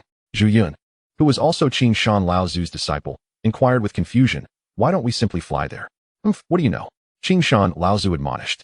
You two must immediately restrain your aura and follow my lead. Although puzzled, Zhu Yun complied, only to later ask, is there truly a blade of your desire in this humble Pingjiang city? Frog at the bottom of the well, Qingshan Laozu chastised. His mind solely focused on meeting Feng. As they approached the martial arts hall, they spotted Feng reclining in a chair at the entrance. This is the place, Qingshan Laozu declared, brimming with excitement. Master, is this not merely a dilapidated martial arts hall? Zhu Yun casually glanced around and, perplexed, questioned. As the esteemed ancestor of Qingshan's sect, why must you demean yourself thus? Silence. Moreover, you are not to reference cultivation or related matters in any manner. Qingshan Laozu barked in anger. Zhu Yun dared not speak further. Ah, Master Yi, Qingshan Laozu exclaimed, adopting a different demeanor. Feng, lifting the fan that had covered his face, glanced over and, sitting up, smiled. Ah, so it is you. Indeed, it is I. Qingshan Laozu nodded fervently, displaying utmost respect. Meanwhile, Zhu Yun's eyes widened in disbelief. Could his eyes deceive him? The normally authoritative ancestor of Qingshan's sect appeared before a mortal like a fledgling chick? Why, this very mortal could easily crush him with a mere slap. Chapter 17. Who is being disparaged? Though he harbored doubts, Zhu Yun refrained from voicing them. Master Yi, this is my Qingshan Laozu, he said, slightly inclining his body to introduce Zhu Yun to Feng. Feng waved his hand, interjecting, I can see you are uncle and nephew. Truly worthy of your status as an elder, Qingshan Laozu responded, his face filled with admiration. Yet, he realized his attempt at introduction was superfluous. With the elder's astonishing insight, he probably discerned Zhu Yun's identity at a mere glance. Feng chuckled lightly. It is nothing of consequence. An old man from Qingshan and a middle-aged gentleman, their close relationship suggesting merely an uncle-nephew bond. However, you have arrived at an opportune moment. I find myself out of wine. Do you have any? Feng, unreserved, directly demanded wine. It was impossible for Peng Ying not to evoke any sorrow within him. The scant reserves at home had already been depleted. Yes, yes, yes, the venerable Qingshan ancestor hastily replied, but upon promising, He realized he had come in such haste that he had forgotten to bring any wine. Fortunately, Zhu Yun was nearby, and he turned his gaze toward him. Uncle Yu. A foreboding feeling crept into Zhu Yun's heart. Bring out that precious wine of yours. The Qingshan ancestor commanded. What? Zhu Yun's expression darkened, full of reluctance. This precious wine, which he could only brew 3 bottles of each year, was invaluable to him. He rarely shared it with anyone. And now he was being asked to present it to a mere mortal? Hurry up. Seeing Zhu Yun's blatant unwillingness, the Qingshan ancestor grew agitated and playfully struck Zhu Yun on the forehead. Master uncle, at least give me some consideration, Zhu Yun lamented, cradling his head in distress. I am the head of the Qingshan sect. If others see this, where will my dignity be? And what of a mere sect leader? Have you grown arrogant? The Qingshan ancestor rebuked. I warn you, here, even if you were a dragon, you must behave. With that, he raised his hand again, ready to deliver another playful strike. Zhu Yun quickly stepped back, looking at the Qingshan ancestor with a face full of grievance. Will you not present the wine? The Qingshan ancestor insisted. Under the pressure from the ancestor, Zhu Yun reluctantly produced the precious wine. Look at your miserly demeanor. Today, it is your honor to present this wine. The Qingshan ancestor exclaimed, snatching the bottle from him. Then, shifting to a more amiable expression, he said, Master Yi, the wine is rather ordinary. I hope it suits your taste. Yi Feng smiled, not one to be overly polite. He took a small sip and remarked, the wine is indeed good, though it lacks a certain flavor. The Qingshan ancestor continued to nibble at the wine. However, Zhu Yun nearly erupted with frustration. Did this mortal dare to belittle his precious wine? He knew this wine was priceless, and as the head of the Qingshan sect, he received only 3 bottles a year. Yet this audacious mortal had the gall to say it was lacking in taste? He couldn't fathom why the Qingshan ancestor treated this mortal with such courtesy. If not for the presence of the ancestor, he would have long since reduced this mortal to a mere pulp. Yet, with the ancestor there, he could only stifle his fury. Disciple, bring 2 more stools, Yi Feng called out. Zhongqing quickly fetched 2 stools. Oh, to watch the sunset and enjoy the beauty of dusk, while sipping a drink, is indeed a delightful way to live, Yi Feng said with a smile. Indeed. The Qingshan ancestor sat down on a small stool beside Yi Feng, sighing. While he found the dusk beautiful, he felt ashamed that he could not comprehend the profound essence that the elder conveyed. Zhu Yun, however, merely scoffed inwardly. If it were not for the esteemed presence of the venerable ancestor of Qingshan, this mere mortal would have met his demise 1,000 times over.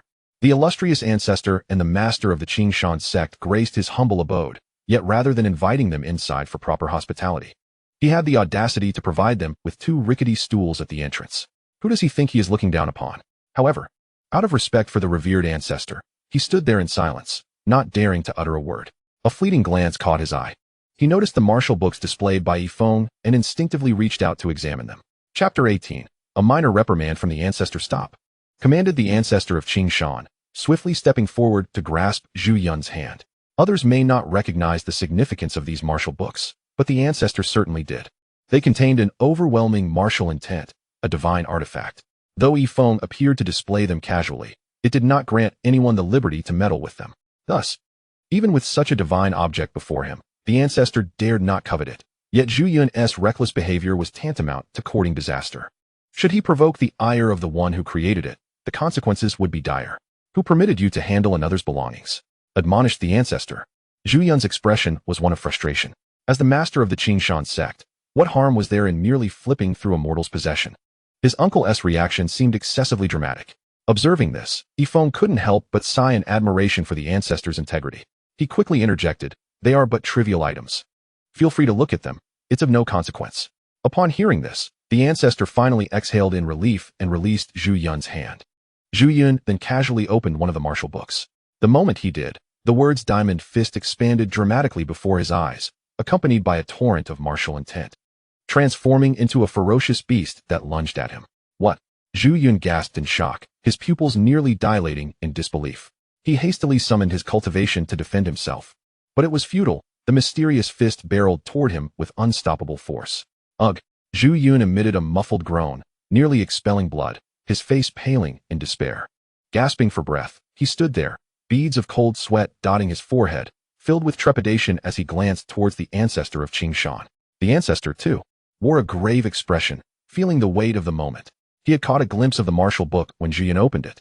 But this time was far different from the last. The martial intent emanating from the words Diamond Fist surged toward him like a raging tide. Fortunately, due to his profound cultivation, he managed to maintain composure unlike Zhu Yun. The reason for this disparity likely lay in their respective training methodologies. The Qingshan sect adopted a soft approach, and the earlier Tai Chi suited them well, providing substantial benefits. In contrast, the Diamond Fist embodied a hard style, which effectively countered their techniques. To the ancestor, it was perplexing that Zhu Yun happened to open such a formidable martial art. It surely was a deliberate act by Feng. Perhaps it was Feng's subtle reprimand for Zhu Yun's lack of discernment. However, the unusual behavior of the uncle and nephew did not escape Feng's notice. Feeling a chill in the air, he rose and said, "It has grown a bit cool. Why don't you both come inside for a while?" With that, Feng led the way into the house. After Feng departed, Zhu Yun gazed at the venerable Qingshan ancestor with disbelief and inquired, What is this about?" "You," Qingshan ancestor exclaimed, pointing at Zhu Yun with a scowl. "You usually possess some discernment. How could you be so oblivious this time?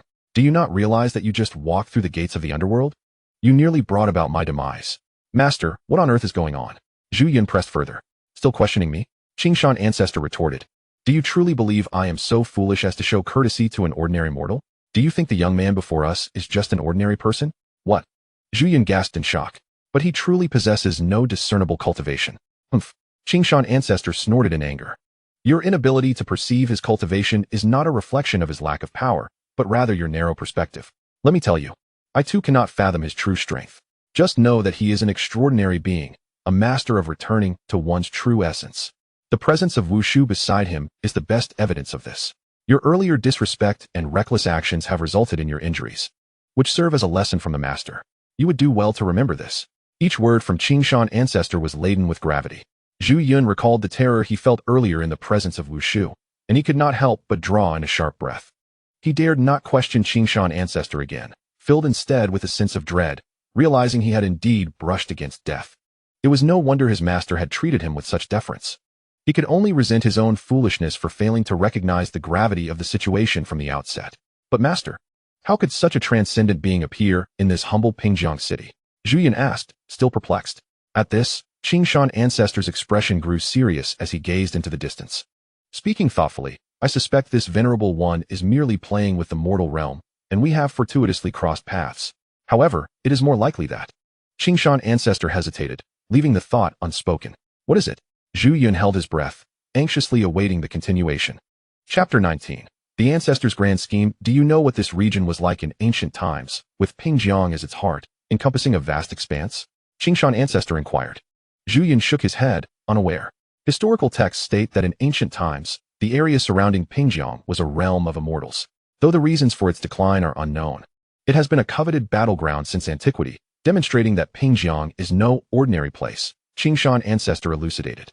But what does this have to do with this venerable one? Zhu Yun asked, puzzled. Qingshan ancestor sighed deeply, whether out of exasperation at Zhu Yun's ignorance or for another reason. He pondered for a long moment before replying. Pingjiang certainly harbors secrets that remain hidden from the masses. Thus, this venerable one may indeed be using Pingjiang as a foundation, orchestrating a grand scheme that encompasses the entirety of Nansha. With Qingshan ancestor's words, Zhu Yun's body trembled involuntarily. Using Pingjiang as a base, Nansha as the scope, orchestrating a grand scheme. Such a display of skill is enough to evoke sheer terror at the mere thought. However, as the leader of the Qingshan sect, he could scarcely dare to imagine it. Yet, if this were not the case, how could a transcendent figure like Feng possibly find himself in a small place like Pingjiang City? But, Master, if this truly is the case, then are we not? Suddenly realizing something, Zhu Yun's eyes widened in panic as he inquired. Indeed, the elder of Qingshan did not deny it. If this were true, then we are but pawns in a greater game. What shall we do? Zhu Yun asked anxiously. Foolishness. The elder of Qingshan shot Zhu Yun a glare and admonished him. If you approached this with a different mindset, you would not harbor such worries. Do you mean? Precisely, to be a pawn of the predecessors is, in my view, not a misfortune but rather the greatest opportunity for our Qingshan sect. With a sigh, the elder continued, for 500 years, our Qingshan sect has gradually declined. Pessimistically, we shall eventually be submerged in the annals of history.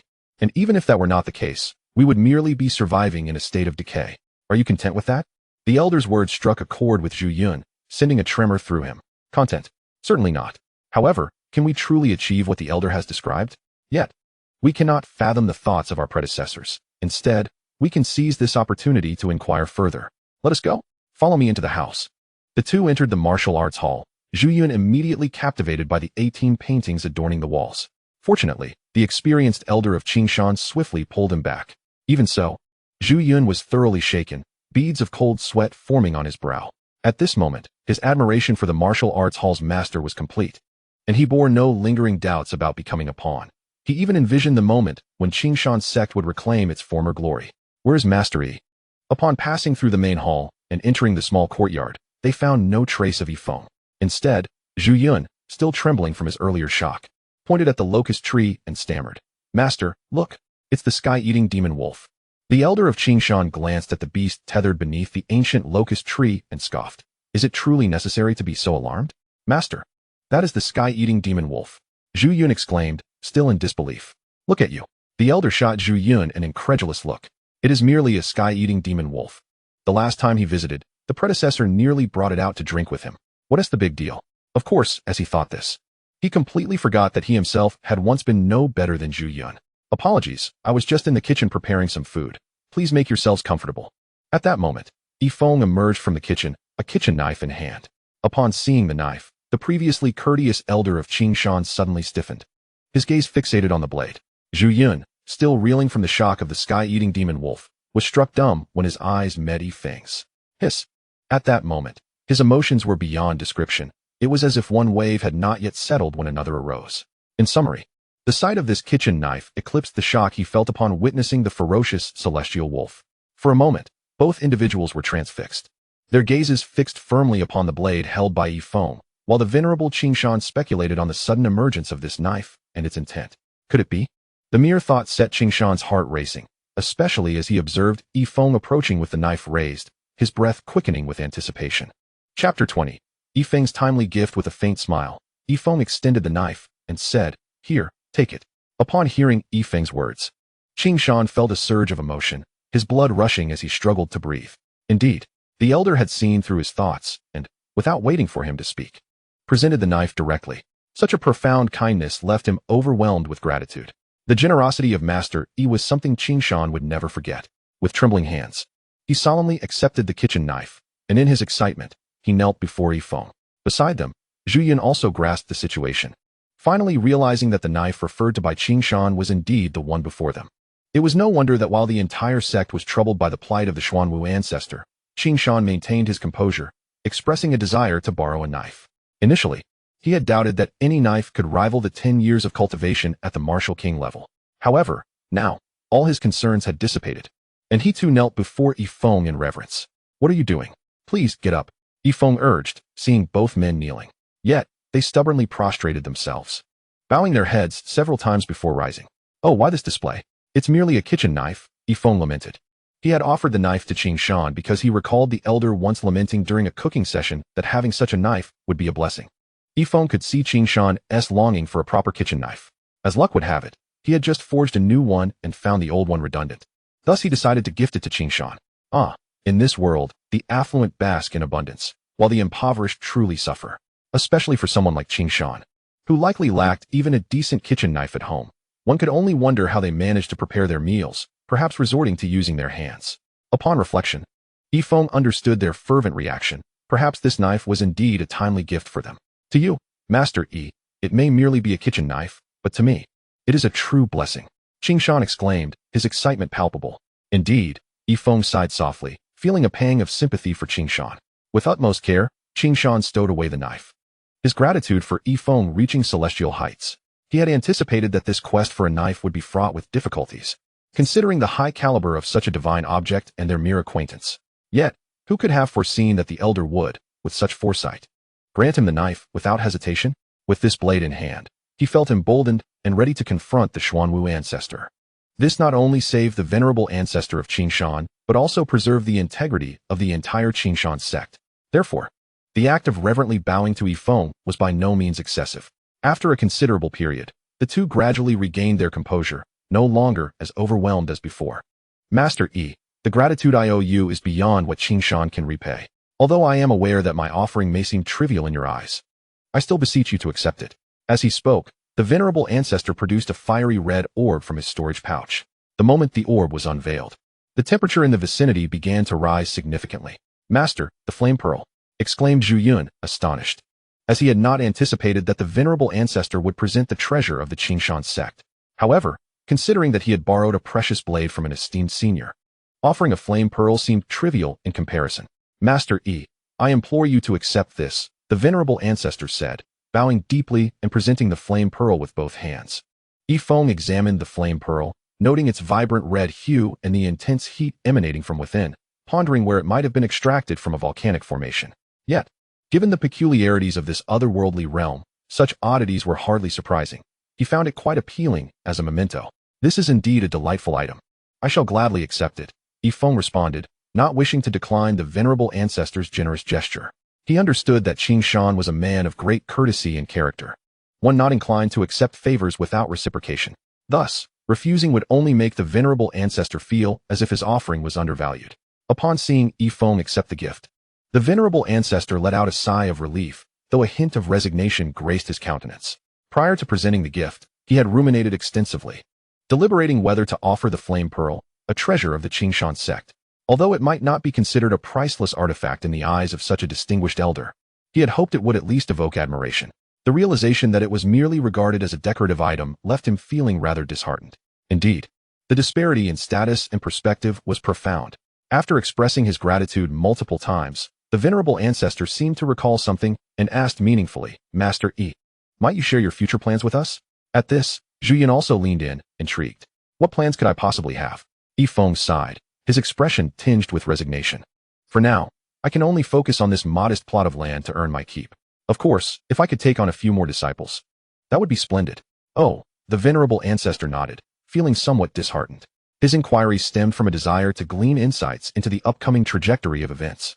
Had he learned even a fraction, it would have paved a smoother path for him and his apprentice. Yet, Yi Feng's response, though seemingly informative, conveyed nothing substantial. Since Yi Feng was unwilling to divulge further, the venerable ancestor refrained from pressing the matter.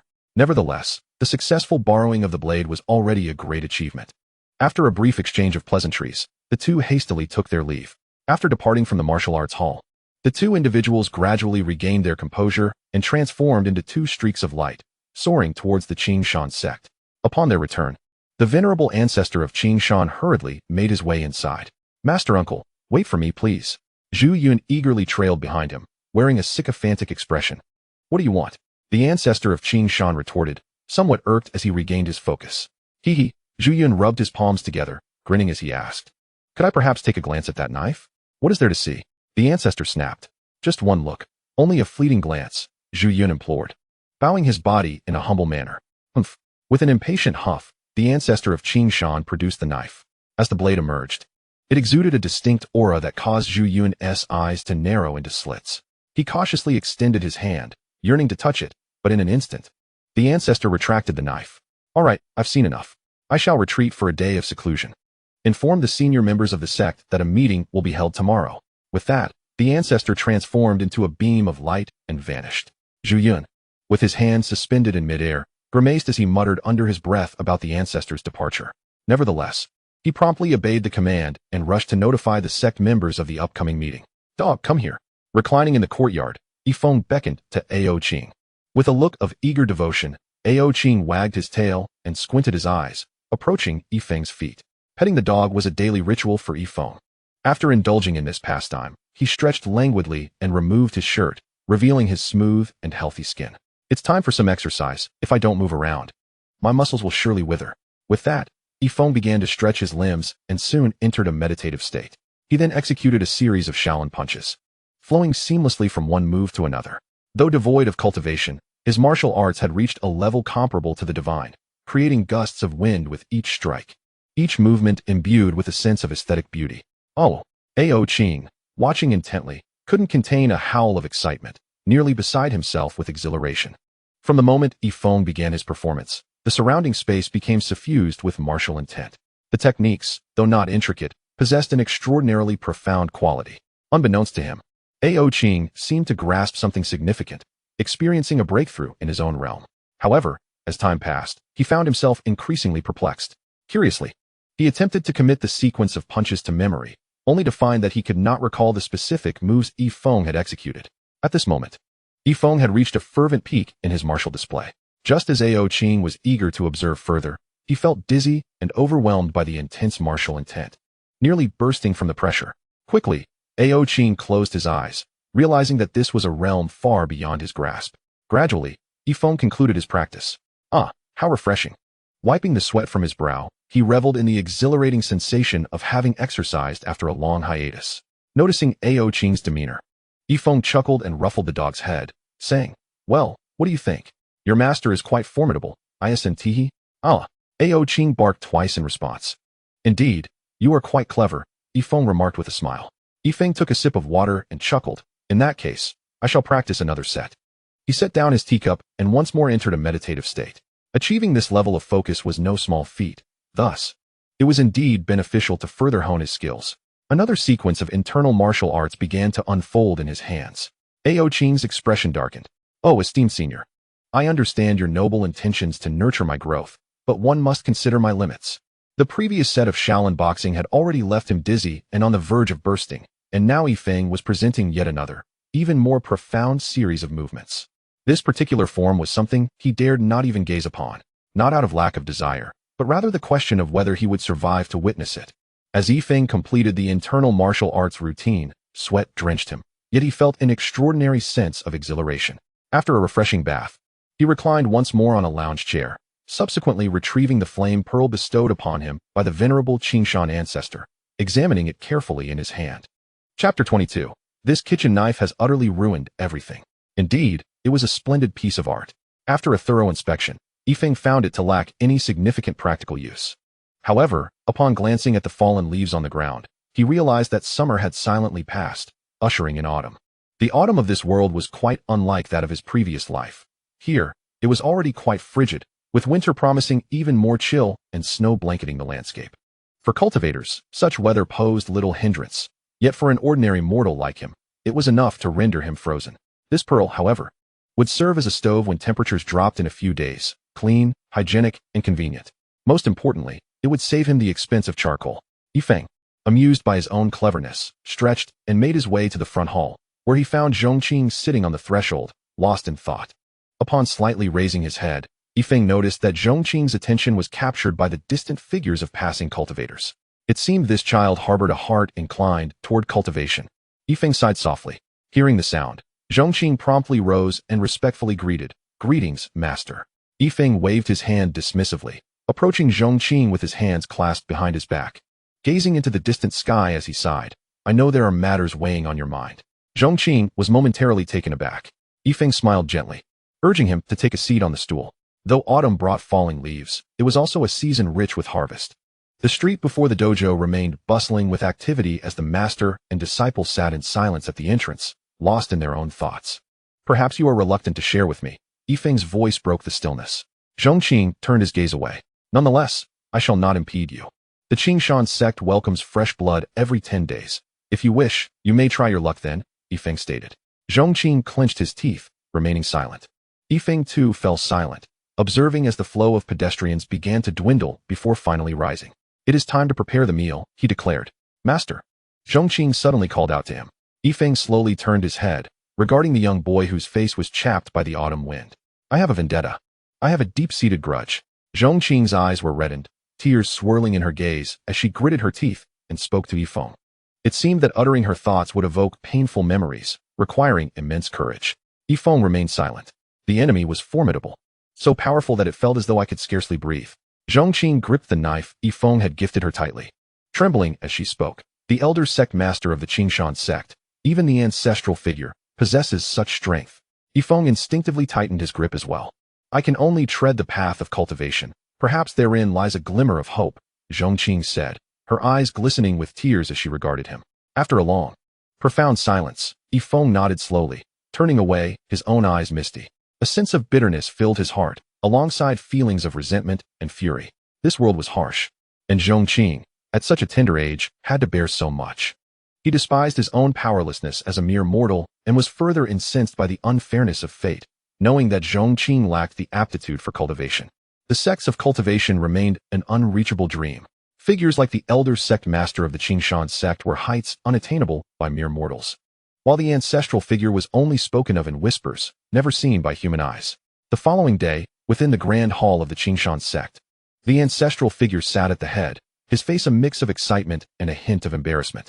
After borrowing the legendary sword yesterday, he had secluded himself to practice diligently for a day. The unparalleled divine blade had indeed exceeded his expectations, elevating his combat prowess to a new echelon. However, due to the profound martial intent embedded within it, he struggled to wield it with complete mastery, inadvertently destroying the residence of the third elder and nearly causing the demise of the third elder's most cherished disciple, Yu Wujia. Ahem, upon first grasping this treasured blade. Please do not take offense, the ancestral figure gently reassured the visibly pale duo after a considerable pause. It is a privilege for our sect to possess such a blade. This minor mishap is hardly worth mentioning. Yet, despite his words, the third elder's heart seethed with 1,000 curses. The construction of that residence alone was no small feat, and the wealth amassed through the privileges of his position was immeasurable. With this single blow, it was all utterly destroyed, leaving him in anguish. Yu Wujia fared little better. His once fair complexion now bore an added pallor, resembling a living corpse, caught between life and death. Even more humiliating was the fact that when he was pulled from the ruins, the overwhelming blade's aura had rendered his trousers into tatters, turning him into a source of amusement within the Qingshan sect, with people everywhere discussing how pitifully he had fared. Chapter 23. The Stingy Ancestral Figure of Qingshan Well. Today's meeting bears no particularly significant matters. The ancestral figure of Qingshan declared from his elevated position, regaining his authoritative demeanor. I merely wish to inform you that I have received the guidance of a master and acquired a formidable blade, enhancing my combat capabilities significantly. A confrontation with Xuanwu is now well within reach. His words exuded a sense of triumph, dispelling the despondency that had clouded the Qingshan sect. Heaven bless our Qingshan sect, the crowd exclaimed. So rest assured, the ancestral figure's booming voice resonated throughout the hall. Does anyone have any other matters to discuss? If not, we shall disperse. The assembly exchanged glances, each reflecting a shared desire mirrored in one another's eyes. At last, the Grand Elder stepped forward respectfully and inquired, Elder Ancestor, might we be granted the privilege of witnessing this treasured blade? As he spoke, a myriad of hopeful gazes converged upon him. Very well. The Elder Ancestor of Qingshan nodded, albeit reluctantly, for it would be rather impolite to refuse given the multitude of eager spectators. Now, keep your eyes wide open. With his words, an immediate hush fell over the gathering. Each individual held their breath, eyes widened in anticipation. In a flash, a radiant beam of light illuminated the space. In but an instant, the Elder Ancestor had sheathed the blade, a self-satisfied smile adorning his face as he languidly remarked, So, what do you think? You've had a glimpse, haven't you? The onlookers below bore expressions of frustration. With the swiftness demonstrated by the Elder Ancestor, all they had perceived was a fleeting glimmer, nothing more. Enough. Elders 3 and 2, remain here. The rest of you disperse. The Elder Ancestor declared with evident impatience. Reluctantly, the crowd departed, leaving only the 3 elders and Yu Wujia behind. May I inquire what urgent matter has prompted your summons for us, Elder Ancestor? The third elder asked respectfully, his heart stirring with hopes of receiving some form of recompense for the destruction of his palace and the injury to his disciple. My apologies for the damage to your estate and the harm inflicted upon your disciple. The sect possesses little means of compensation, but I shall make an exception and allow you both a closer look at this blade, the Elder Ancestor proclaimed grandly. The third elder's expression darkened. Yet, the opportunity to behold the treasured blade once more was, at the very least, a form of consolation. The Elder Ancestor revealed the blade once again, albeit only for a brief moment, yet it was sufficient for the two to glimpse its true form. To their astonishment, the object revered by the Elder Ancestor as a treasure turned out to be nothing more than a kitchen knife. Indeed, a kitchen knife. However, they could not help but perceive the formidable essence emanating from it. The sharp aura and profound martial intention unmistakably signified that this was an extraordinary divine blade. Yu Wujia, harboring a shrewd intent, utilized a recording jade slip to capture the image of the knife. The Elder Ancestor merely cast him a fleeting glance, saying nothing further. Upon departing from the Qingshan Grand Hall, Yu Wujia made his way towards the outer gate. Along the way, many pointed and whispered about him in hushed tones. Yet due to his esteemed status, the ordinary disciples refrained from being too brazen. Nonetheless, this scrutiny left his countenance rather grim. Brother Wujia, I heard you were injured. How are you faring?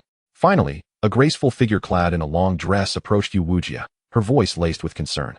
She was Peng Ying, and since her formal induction into the Qingshan sect, her attire and demeanor had undergone a remarkable transformation, making her even more radiant.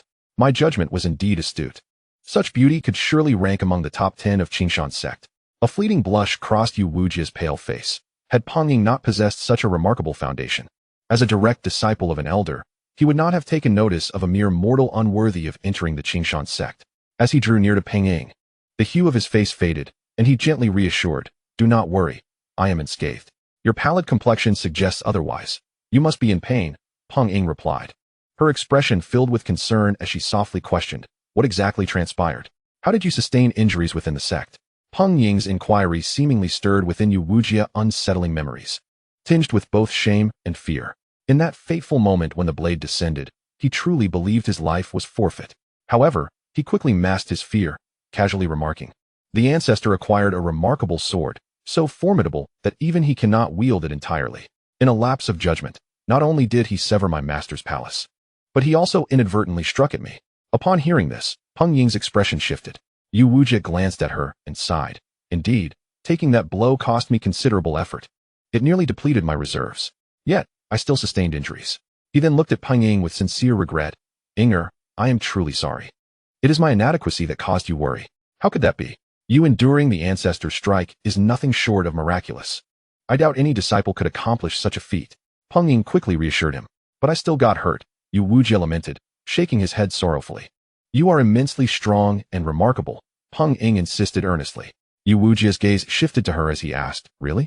Indeed, you are the best in my eyes," she affirmed with solemnity. "You are truly wonderful, Inger," he responded gently, and with a subtle motion of his hand, he drew her into his embrace. Feeling the warmth of his hold, a smile unconsciously crept upon Yu Wujia's lips. After their intimate exchange, Peng Ying curiously inquired, "By the way, Brother Wujia, what kind of sword is that ancestor wielding? How can he not control it?"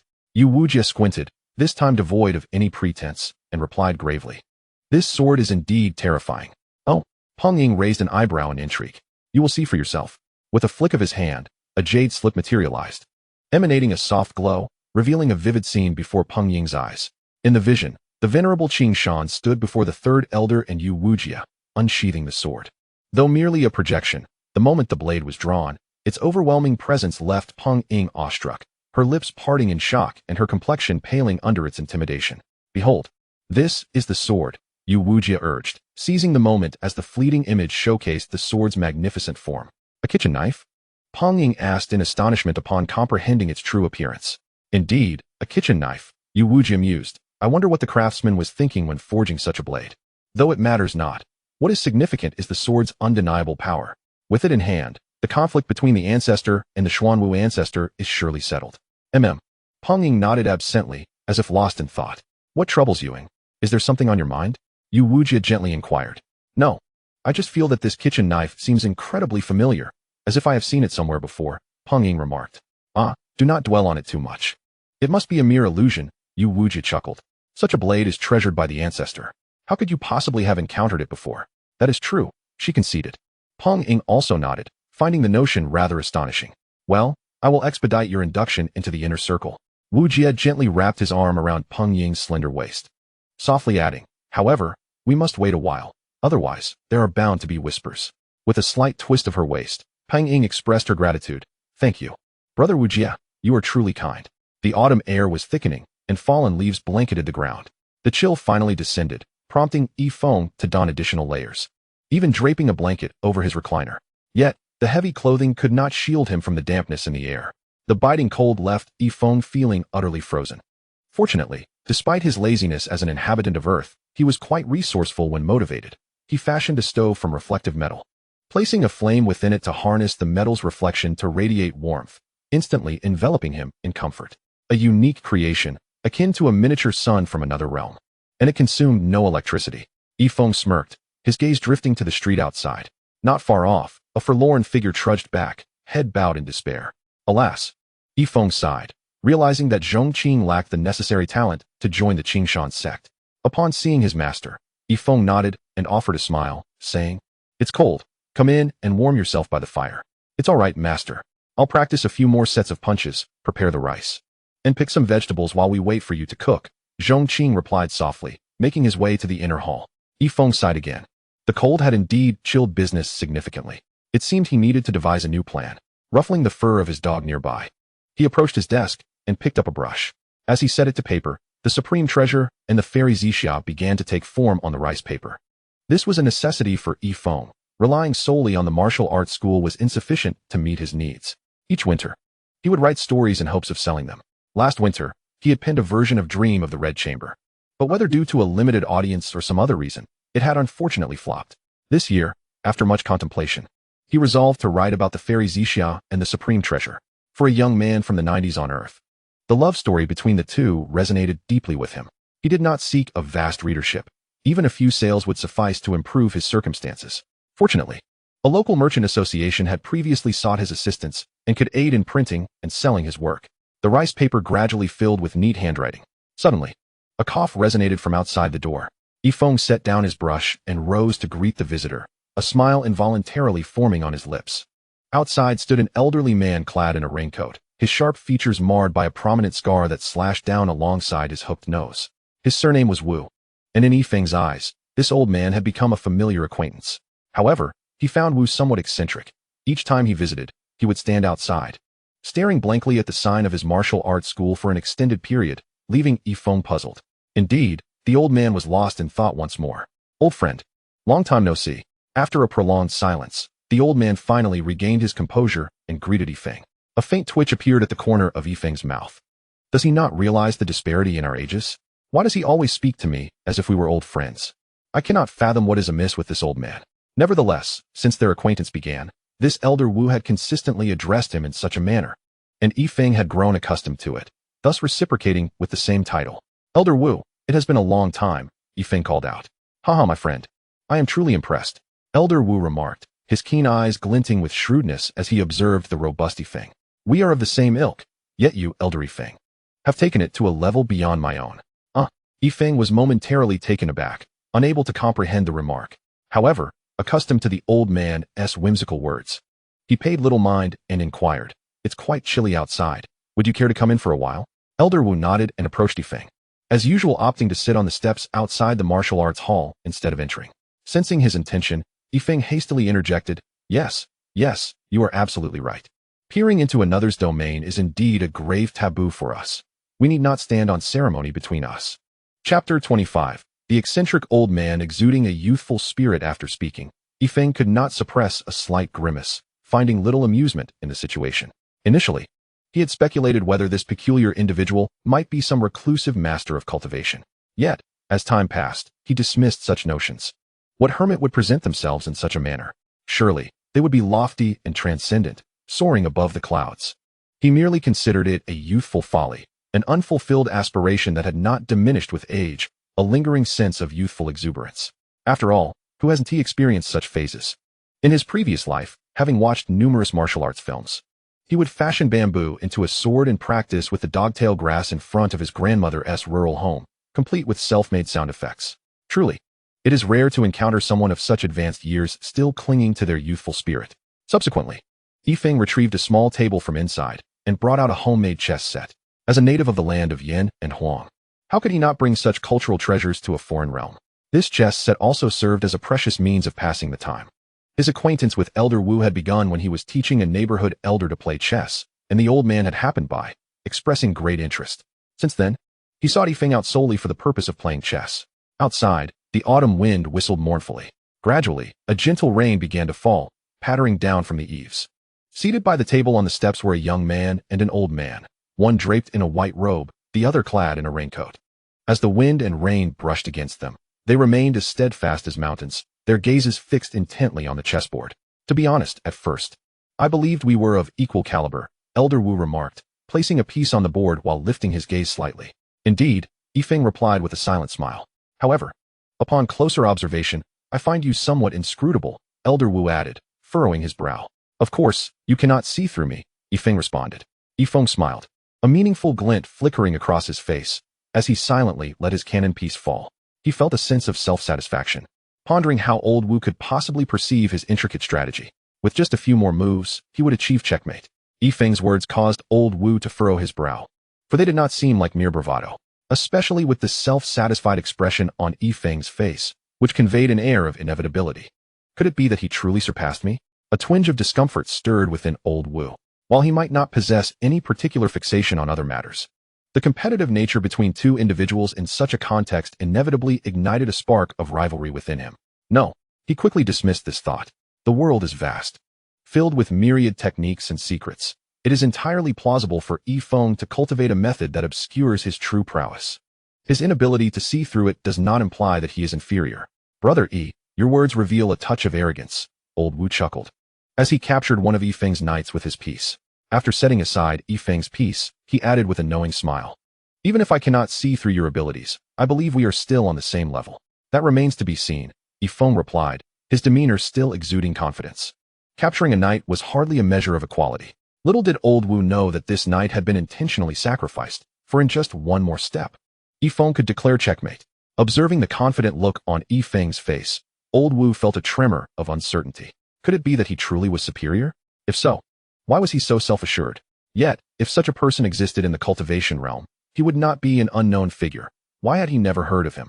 Feng placed his piece down, stretching with a smile as he emerged from the chessboard's confines, suddenly aware of the chill in the air. He then entered the room, retrieving his small son and gently placing it beneath the table. Old Wu's eyes widened in astonishment, his body trembling slightly. What was this? A fire orb? Chapter 26. This person's scheming exceeds my expectations. Even old Wu could not suppress a sharp intake of breath at this revelation. He lifted his gaze, casting a meaningful glance at Feng.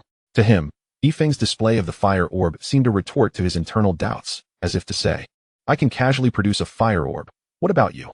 Noticing old Wu's gaze, Feng smiled and nodded, conveying a sense of concession, as he had effortlessly won this game of chess. Indeed, observing this, old Wu confirmed that Feng was precisely as he had surmised. He glanced at the chessboard. Yes, he had lost, but his focus had shifted beyond the game. The two had ascended to a different level of competition. He had to admit that he had never anticipated Feng would produce the fire orb. The value of this orb was far more precious than he had imagined. Alongside it were the water spirit orb, earth domain orb, diamond orb, and wood breath orb. When these 5 jewels were combined, they could transform into the great immeasurable pearl, granting an uninitiated mortal the ability to attain sainthood in an instant. It is said that in the North Sea, there exists a formidable being who has gathered 4 spirit beads, yet is still in search of the elusive flame bead. Little did he anticipate that this very flame bead, if exchanged with another powerful entity who also seeks it, could yield treasures of immeasurable worth, far surpassing that of the bead itself. However, he refrained from such an exchange. Why? Given his cultivation level, it seems implausible that he would be unaware of this opportunity.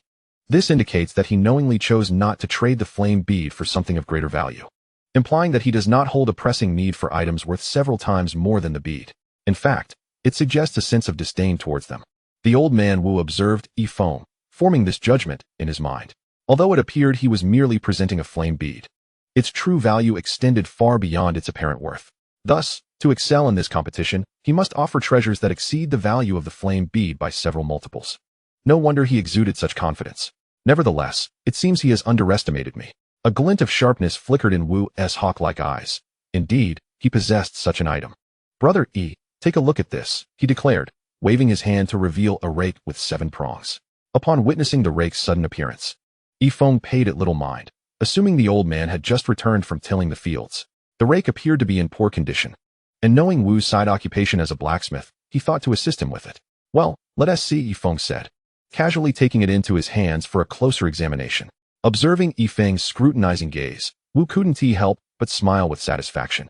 Though the 7-pronged rake seemed dull and unremarkable, it was a relic from ancient times, classified as a sacred item. Despite its damage, if infused with vital energy, it could still unleash a fraction of its original power. Sacred items, legendary artifacts, even slightly impaired, their worth far exceeds that of a mere flame bead. Wu believed that Feng, with his cultivation, would certainly recognize this fact. At that moment, he envisioned Feng's astonished expression when the realization struck him. It is worth mentioning that acquiring this 7-pronged sacred rake had cost Wu his entire life savings, and he had even risked his life to obtain it. Therefore, any astonishment from Feng would be entirely justified. Chapter 27. Goodness, a sacred rake? Just as Wu wore a smile, anticipating Feng's astonishment, Feng set the rake down and remarked, this rake indeed has some issues. Wu's heart sank as Feng shook his head and continued softly, moreover, it is not very functional. Although the rake was not severely damaged, several areas had succumbed to rust, and its design was rather unsightly. One could only wonder who the fool was that crafted it. It was no surprise that Wu struggled to use it effectively. What? The anticipated shock in Feng's reaction never materialized. Instead, he belittled his sacred rake, causing Wu to erupt in indignation, rising abruptly from his seat. Had it not been for his inability to discern Feng's profound cultivation, he would have readily engaged in a fierce confrontation. The pride of his life, a near-holy artifact, was being so brazenly desecrated by Feng, an affront that was utterly intolerable. Observing the old man's agitated demeanor, Feng initially felt a twinge of confusion. Yet upon reflection, he found understanding. Though this was the realm of cultivation, the majority were still ordinary folk, akin to those on Earth, primarily reliant on agriculture for sustenance. For the old man, this rake was his means of livelihood, and seeing it mishandled was understandably distressing. "Do not be so agitated," Feng offered, raising a hand in a gesture of reassurance. However, the old man remained flushed with anger, his gaze fixed intently on Feng, his wrath simmering just beneath the surface. "Please wait a moment," Feng said, rising to retreat into the inner room. "Very well, if you so disdain my seven-toothed holy rake. I am eager to see what you possess that could rival it," the old man muttered under his breath as Feng entered the room. Moments later, Feng emerged once more, declaring, "The rake in your hands is far too dilapidated. You ought to discard it." Feng's words ignited a firestorm of indignation within the old man. To belittle his seven-toothed holy rake was one thing, but to suggest it was so worthless as to be thrown away was nothing short of mockery, an outright affront. This was beyond the limits of tolerance. He sprang to his feet, ready to demand an explanation from Feng. Yet, in the very next moment, he froze, as if struck by thunder. His eyes were fixated on the pristine rake in Feng's hand. Fearing he had misjudged, he quickly rubbed his eyes. Upon reassessing, he could not suppress a gasp of astonishment. In that instant, his speech faltered, and his body trembled uncontrollably. The shock he felt was beyond words. For the rake in Feng's possession was a true holy artifact, brand new and without a single blemish. After what felt like an eternity, the old man regained his composure, regarding Feng with a newfound depth of perception. No wonder this person had so derided his seven-toothed holy rake. It was clear now that he possessed a genuine holy artifact. While the old man felt a pang of frustration, his anger dissipated. For he recognized that although his seven-toothed rake was precious, it paled in comparison to a true holy artifact. "Who exactly are you?" the old man asked. His brow furrowed as he scrutinized Feng intently. "What do you think I am?" Feng retorted, casting an exasperated glance at the old man, who nodded in affirmation. "Indeed, a person who could effortlessly produce a fire bead and then a holy artifact. What manner of individual could that be?" He slumped despondently onto a chair. Although he had never been able to gauge Feng's cultivation, he had always assumed they were of comparable levels, which only fueled his competitive spirit. Thus, the obsession within his heart compelled him to measure himself against Feng. Yet, the ultimate outcome did not align with his aspirations. He finally comprehended that his inability to fathom Feng's cultivation was not due to Feng practicing some unknown technique, but rather because Feng's strength was genuinely beyond his grasp. No longer did he harbor a competitive spirit. Instead, his gaze towards Feng was tinged with a hint of fear and respect. After all, in this world, the strong command reverence. Upon noticing the old man lost in thought, Feng called out, "Hey, old chap, why are you in a daze?" At these words, Wu's expression darkened, a flush of embarrassment creeping over his face as he could only offer a sheepish smile in response. "Here, take it, and be sure to use it wisely," Feng said, handing over the rake with a grin. Initially, Wu did not grasp the significance of the gesture, but once realization struck him, it felt as if a thunderbolt had struck. He sprang to his feet, staring intently at Feng. "What? For me?" Chapter 28. The oath contract. Wu's hands trembled uncontrollably as he earnestly inquired, "Are you truly saying this is for me?" "Indeed, for you," Feng replied nonchalantly with a wave of his hand. Wu immediately gasped, feeling as though he were in a dream. Still struggling to believe it, he asked once more, "Really for me? It's just a rake, nothing extraordinary," Feng dismissed casually. "Just a rake?" Wu rolled his eyes in disbelief, nearly losing his composure. However, as the realization settled in, he felt an even deeper shock and incredulity. He had clearly underestimated Feng. Feng's standing in his eyes had ascended to an entirely new echelon.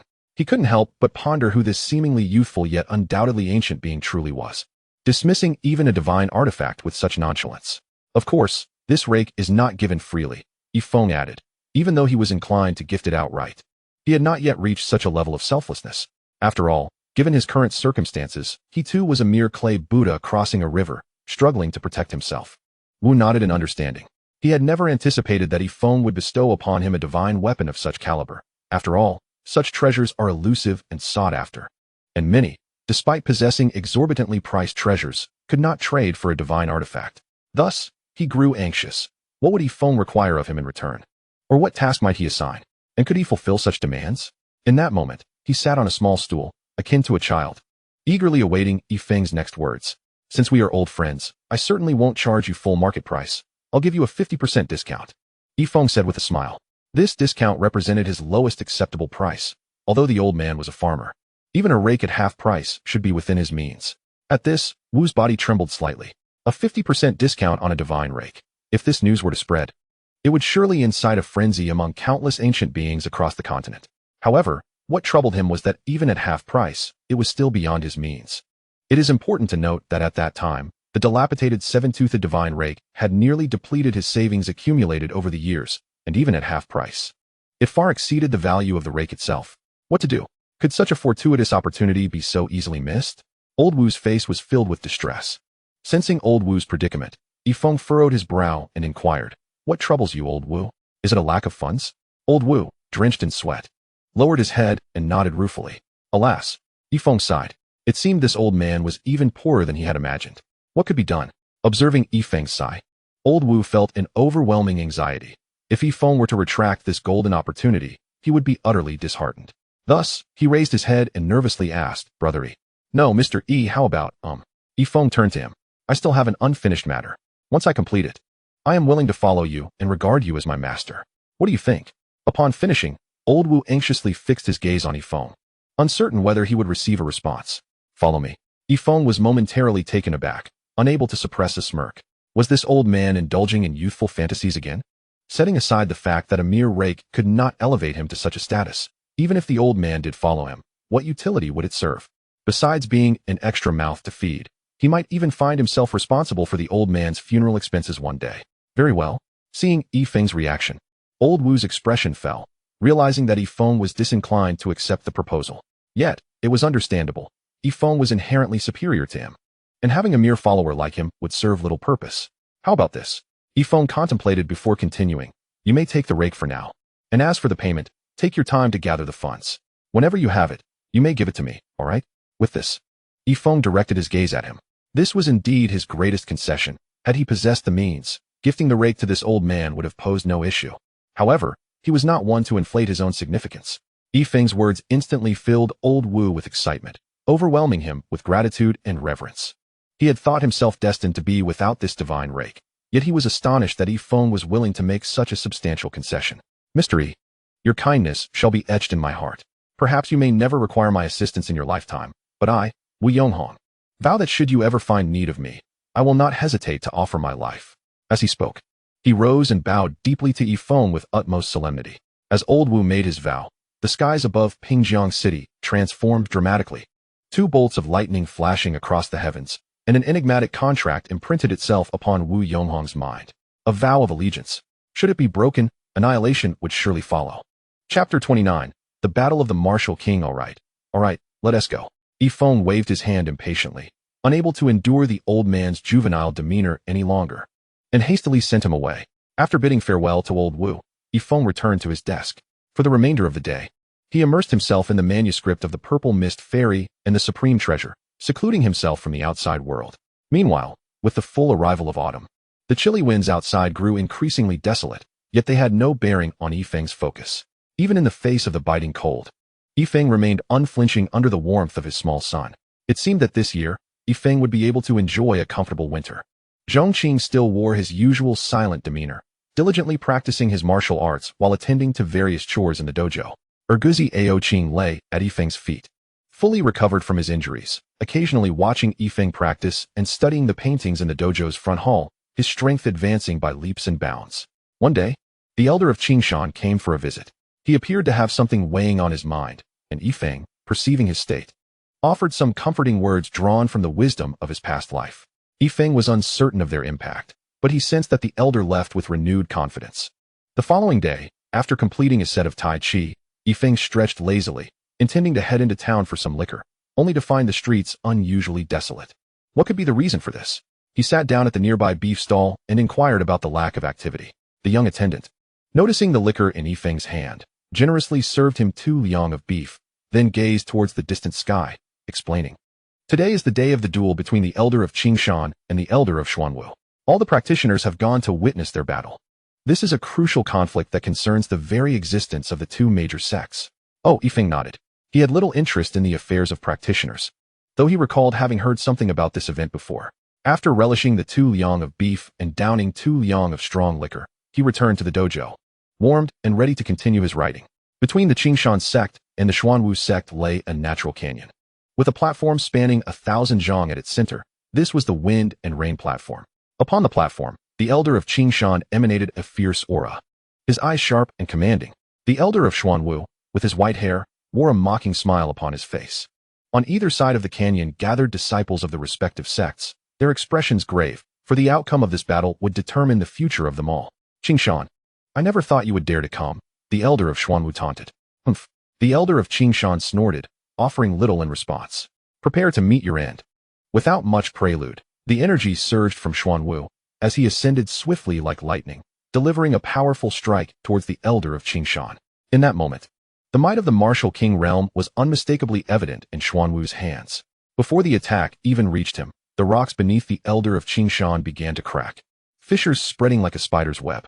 Unwilling to be outdone, the elder of Qingshan unleashed a similar force, slamming his foot into the ground, which yielded a deep crater as his lightning-fast form surged to meet the incoming palm strike. Bang! A cataclysmic sound reverberated above the wind and rain platform.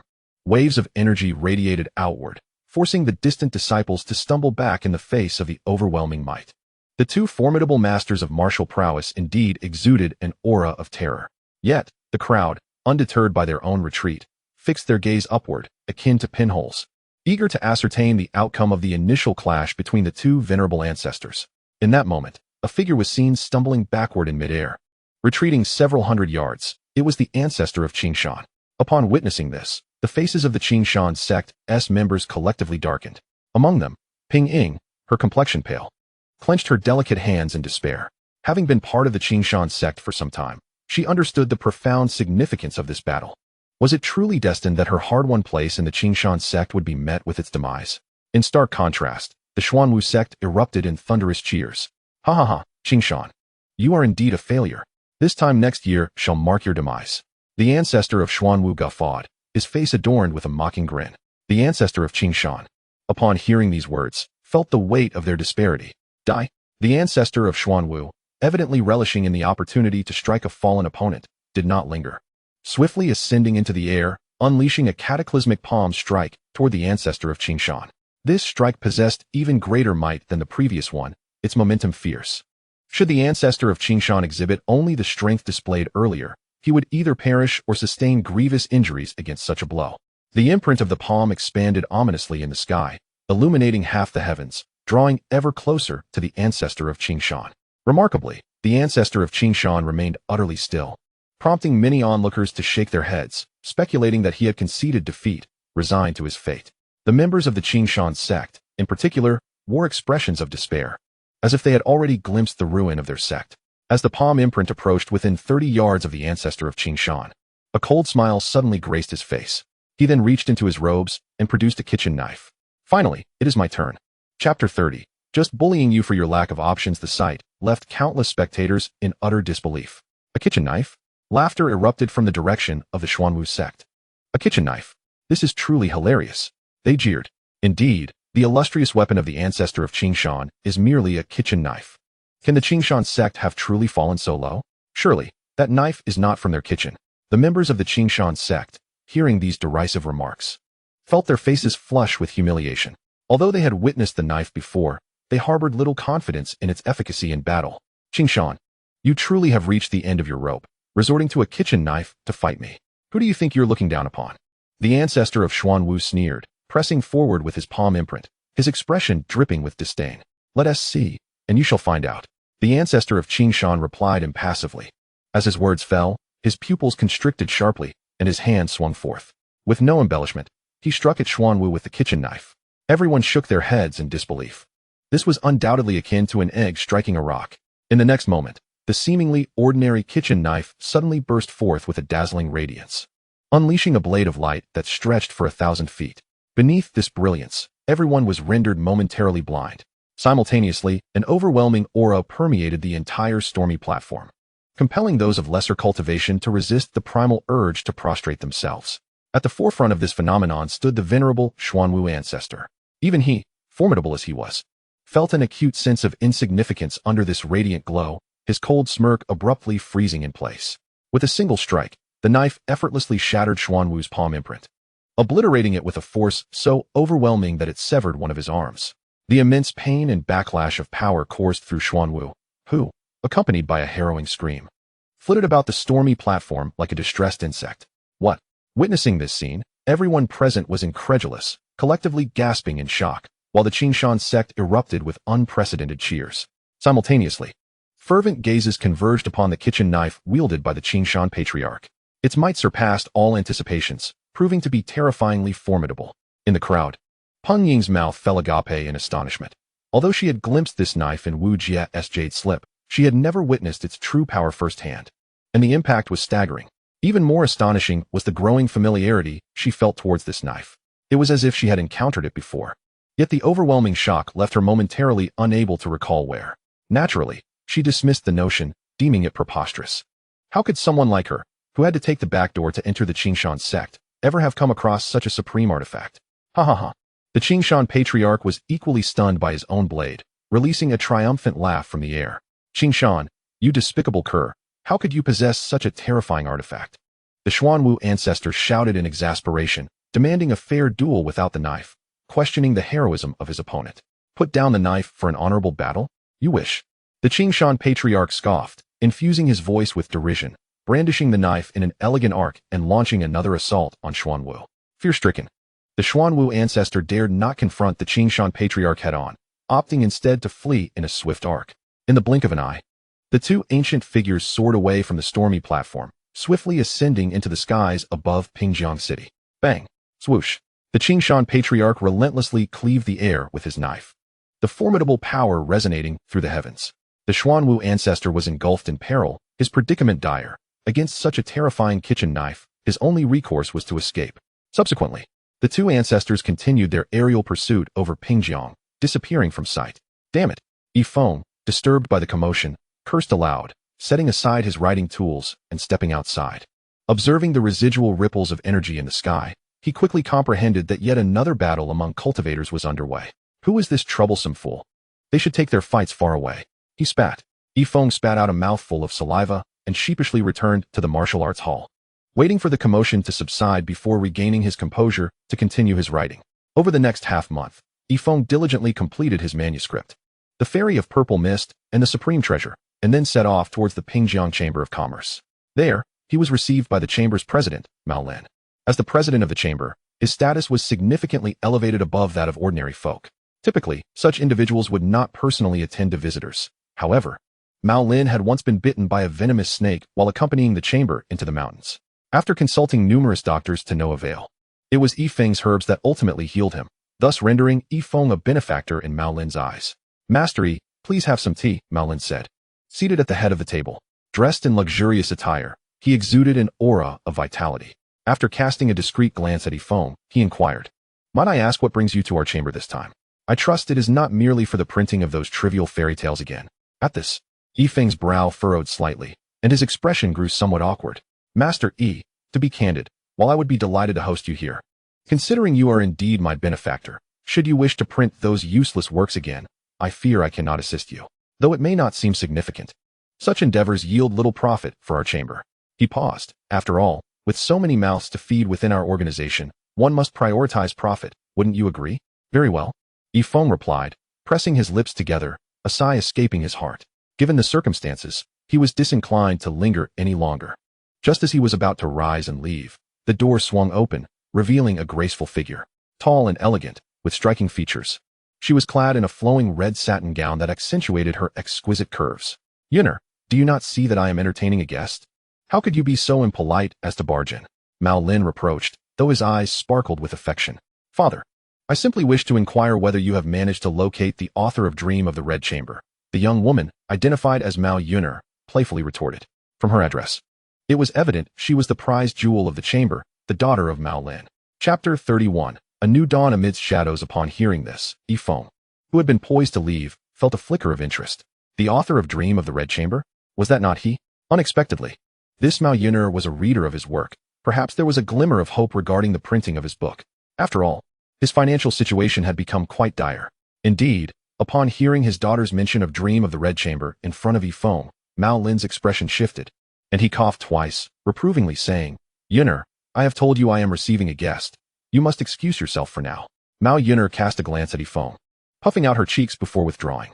Once she was gone, Mao Lin forced a smile towards Feng and remarked, Master Yi, to be frank, my daughter is indeed your reader. She was utterly absorbed in your Dream of the Red Chamber. But then, he shifted the topic once more. However, as she is the jewel of my Chamber of Commerce, endowed with significant responsibilities, it is truly unbecoming for her to squander her thoughts on trifles of love and sentiment found in novels. I shall be candid with you. I have no desire to assist in the printing of your so-called supreme treasure, partly because of my daughter. Once your book is released, she will inevitably become engrossed in it, so I hope you can understand my position. Upon hearing this, Feng nodded silently, preparing to take his leave. Wait, Mao Lin called out. Feng halted and turned to face him. Mao Lin approached Feng, gesturing for his subordinates to step out, who promptly returned with a jade platter adorned with 2 rows of gold coins, numbering perhaps in the hundreds. Feng regarded him with confusion. As you witnessed earlier, my daughter is searching for you, the original author. Mao Lin presented the jade platter to Feng, saying, do not reveal your identity in front of my daughter. This is 100 gold coins. Take it. Feng furrowed his brow, contemplating the platter. After a moment's hesitation, he took only 10 gold coins, stating, these 10 are for the herbal expenses from last time. The rest is unnecessary. With that, he turned and departed. There was no need for further discourse. As our paths diverged, at the entrance, he encountered the waiting Mao Yuner, to whom he offered a polite nod, a gesture of respect and gratitude towards the readers who sustain us. That was all. After Feng's departure, Mao Yuner sought out Mao Lin again. Father, you promised to introduce me to the author of Dream of the Red Chamber. Why is there still no news? She pouted, her lips forming a delicate frown. Yuner, you ought to focus on learning the art of commerce from the elders of our chamber rather than indulging in frivolous literature, Mao Lin admonished softly. Commerce, commerce. You only know to push me towards it. I have no interest in business. Besides, reading does not impede my ability to engage in commerce. Mao Yuner protested, stamping her delicate foot in frustration. Such arguments are futile. You will not meet him, and he likely will not publish again, Mao Lin replied sternly. Why? Mao Yuner inquired, her anxiety palpable. Simply a poor villager. Had I not assisted him previously, he would lack the means to publish anything, Mao Lin scoffed. Furthermore, this venture does not yield substantial profit for our chamber, thus we shall not collaborate with him again. But the sales of Dream of the Red Chamber were undeniably excellent, bringing in considerable profit for our chamber. Mao Yuner retorted, unwilling to accept defeat. Why should we cease collaboration? Indeed, there was a profit, but it does not align with our chamber's primary focus. In comparison, such gains are rather meager, Mao Lin explained with a serious demeanor. Moreover, we are currently in a critical period of competition with Baofeng Chamber. Our focus must not waver. As he perceived that Mao Yuner was about to protest further, he raised a commanding hand and declared, enough. I have matters to attend to. Take the young lady back to her room to rest. Despite her struggles, 2 attendants firmly escorted Mao Yuner away. After exiting the chamber, Feng felt the autumn wind brush against him, a stark reminder of his somewhat desolate state. Life is indeed challenging everywhere. It appears that if one wishes to publish a book for profit, alternative strategies must be devised. As I approached the entrance of the martial arts hall, I beheld 2 familiar figures seated on the steps, one tall and one small, resting their chins on their hands, seemingly awaiting something. It was none other than Luo Lanxue and Yin Luoli from the Qingshan sect. As cultivators, they possessed an extraordinary aura, embodying natural beauty and elegance, drawing the attention of passers-by. Upon seeing Feng return, their charming faces lit up with joy as they came forth to greet him. Greetings, esteemed sir, Luo Lanxue said with a bow, her gaze shyly averted from Feng. In contrast, Yin Luoli regarded him with curious eyes. Having heard on multiple occasions from her master and sister that the man before her was a peerless expert, deserving of utmost respect and courtesy. Indeed, it is the 2 of you, Feng acknowledged with a nod, smiling as he inquired, where is brother Qingshan? Why hasn't he accompanied you? My master, my uncle, is currently recuperating at home and specifically sent us to check on you, Luo Lanxue replied, extending a delicately wrapped basket.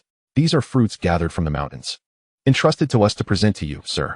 Too kind, too kind, Feng said with a smile as he accepted the basket, unwrapping it to reveal several pristine, doll-like fruits that appeared quite delectable. Seeing Feng's smile, Luo Lanxue felt her initial shyness dissipate. She could not deny that interacting with this esteemed elder was exceedingly pleasant, prompting her to engage in casual conversation, asking, "From where do you hail, sir?" "Oh." Feng sighed lightly. "I have been idly passing time, attempting to pen a book to supplement my household expenses, yet I have struggled to find a venue for publication." "Sir, you are writing a book to support yourself, but cannot find a place to publish it?" Luo Lanxue exclaimed in mild surprise. However, she soon realized that Feng, having descended into the mundane world, was reluctant to reveal his true identity, which likely contributed to this predicament. The intricacies of human relationships, the trials of daily life, both joy and sorrow, confusion and clarity. This is the essence of truly experiencing life. In that moment, Luo Lanxue seemed to grasp a deeper understanding. Indeed, every encounter with this esteemed sir brought unexpected insights. "Sir, may we offer our assistance?" she asked cautiously after regaining her composure. "Oh." Feng's eyes brightened slightly. Luoli's father is the president of the Baofeng Chamber of Commerce. Perhaps we could approach him together? Luo Lanxue suggested, reasoning that aiding Feng through mundane connections would not violate any principles. That would be splendid. Feng's previously gloomy disposition lifted, as if he had found a glimmer of hope amidst the darkness. Chapter 32. Who, exactly, is this Mr. E? Upon hearing this, Luo Lanxue was utterly delighted. She was also immensely curious about the nature of Feng's writing, convinced it must be a bestseller. Beside her, Luoli beamed with enthusiasm. Though young, she possessed keen intelligence, recognizing that if this extraordinary expert's book were to be sold through her family's Chamber of Commerce, it would represent an unparalleled opportunity. After a brief interlude, the trio made their way directly to the Baofeng Chamber of Commerce. They were greeted by the president, Xiong, a tall man with a rosy complexion, who was especially overjoyed to see his beloved daughter return. Certainly, Lauren Shui was exceedingly courteous. After all, she was the senior sister of Luoli, the most cherished disciple of the esteemed elder Qingshan. "May I inquire as to your identity?" Xiong softly asked as he turned his gaze towards Feng. "This is Mr. E," Lauren Shui promptly introduced, not allowing Xiong to speak further, and directly ushered Feng to the seat of honor. "I have the honor of meeting Mr. E." Xiong slightly bowed to Feng, his eyes glimmering as he discreetly pulled Lauren Shui aside. "Niece, who exactly is this Mr. E?" he inquired softly. Having become quite astute over the years as the president of the Merchant Association, he had observed Lauren Shui's profound respect for Feng with keen attention. Strangely enough, his usually lively and mischievous daughter, Luoli, was particularly demure in his presence, prompting him to take a keen interest in Mr. Yi's identity. Lauren Shui glanced at Feng, who was savoring his tea, seemingly seeking his approval. After a prolonged moment, seeing no unusual reaction from him, she lowered her head and spoke to Xiong with utmost seriousness. "Uncle, I cannot divulge much about Mr. Yi's identity, but you must remember, even my master holds him in high regard, respectfully addressing him as Mr. Today may represent a significant opportunity for your Baofeng Merchant Association, so it is imperative to seize it." Upon hearing this, Xiong's body trembled, and he inhaled sharply. He had never doubted that Lauren Shui spoke frivolously. He could sense the gravity in her tone. He had not anticipated that Lauren Shui would introduce him to such a remarkable figure, one whom even Elder Qingshan regarded with reverence. As a mere mortal and businessman, he dared not ponder further. Nonetheless, he was already aware of how to adjust his demeanor moving forward. "Bring out the finest delicacies of the association," Xiong commanded with a wave of his sleeve, and a line of charming and graceful maidens swiftly arranged to present platters of treats. Eager to ensure that Feng felt welcomed, after some conversation, Feng clearly articulated his intentions. "Publishing a book?" Upon hearing this, Xiong summoned the butler without hesitation. "What are your orders, sir?" The butler responded with utmost respect. "From this day forth, our association will dedicate itself fully to assisting Mr. E in publishing his book. Every detail, from typesetting to printing, must be executed flawlessly. Should there be any error, I shall hold you accountable," Xiong instructed decisively. "Sir, the association's current focus is on jewelry, precious metals, and supplies for cultivators. If we divert our attention, we risk being encroached upon by the Pingjiang Merchant Association." The butler raised his concerns. "I care not for your worries. Why speak so much?" Xiong suddenly erupted in anger, delivering a sharp slap to the butler's face as he thundered, "I command you to prioritize Mr. Yi's book. Simply comply without further ado." "Yes," the butler, visibly shaken, dared not utter another word and quickly withdrew, clutching his swollen face. President Yin, is this truly necessary? The original business of your association should take precedence, Feng said. Taken aback, he merely wished to publish a book to earn some supplemental income and never anticipated that the entire association would rally to support him. What's the matter? Truth be told, I have a fondness for reading, and furthermore, our association has long harbored intentions to develop in this direction. Yin Xiong spoke with a beaming smile, his words flowing seamlessly. For a moment, both Yin Luoli and Luo Lanxue were taken aback. Yin Luoli could not help but inwardly criticize. How was I unaware that our merchant association intended to venture into this domain? Chapter 33. Unprecedented response. Feng initially wished to decline, yet faced with Yin Xiong's earnest invitation, he had no choice but to graciously accept. Suspecting that the Baofeng Merchant Association truly aimed to develop in this direction. After departing from the Baofeng Merchant Association, Feng returned to the martial arts hall, feeling considerably lighter. With the full support of the Baofeng Merchant Association, he believed he could indeed earn some money, freeing him from financial worries. Meanwhile, Luo Lanxue and Yin Luoli returned to the Qingshan sect and promptly reported this matter to the venerable Qingshan ancestor. Indeed, well done, the Qingshan ancestor expressed with evident joy. It seems our relationship with the elder is growing stronger. Alas, I borrowed the divine blade from the elder but failed to vanquish the Xuanwu. Indeed. Luo Lanxue sighed slightly but still queried with curiosity. Master, on that day, you pursued the Xuanwu ancestor for thousands of miles with the divine blade. Given the circumstances, he should have fallen beneath your blade. How could it be? The intelligence regarding Xuanwu was indeed flawed, the Qingshan ancestor lamented. Only in true combat did I realize he has been a martial king for over 30 years, and coupled with my insufficient strength to fully wield the divine blade, he managed to escape. No wonder, Luo Lanxue nodded in understanding, her face reflecting lingering trepidation. Had it not been for Mr. Yi's divine blade, she might have lost her master that day on the stormy platform. By the way, Shuer, you handed the human crystal fruit to the elder, did you not? The Qingshan ancestor seemed to recall something and hastily inquired. All 8 have been delivered to the elder, Luo Lanxue replied respectfully. That's good to hear, the Qingshan ancestor nodded. Then waved his hand to produce a jade box, continuing, Shuer, there is one more human crystal fruit here. Take it and share it with Luoli. Ah, master. How can this be? Such a precious item. Only 9 are produced in a millennium. You should enjoy it yourself. Luo Lanxue quickly declined. There's no need for concern. 1,000 years ago, I had the fortune to taste a petal thanks to your master. Originally, I intended to give all 9 to Elder Yi. But thinking of you too, I specifically set one aside for you, the Qingshan ancestor said with a smile. Master, tears welled in Luo Lanxue's eyes. Go now. I must enter seclusion. When I emerge, we shall visit the elder together, the Qingshan ancestor said, closing his eyes. Yes, disciple takes her leave.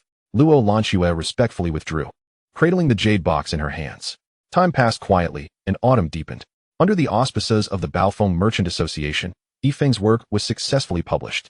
In the martial arts hall, Feng sat at the bedside, his hand resting on Zhongqing's forehead. Master, I am fine. Zhongqing opened his eyes and said, You should rest. I will cook once I feel comfortable lying here for a while. Still claiming you are fine? As Feng's expression darkened, he reproached. Look at the state you're in with this fever, and your hands and feet are swollen. You must lie down properly and not move. Feng rarely displayed anger, which rendered Zhongqing silent and compliant. Observing this, Feng sighed softly. It was unfortunate that he hadn't devoted more attention to Zhongqing.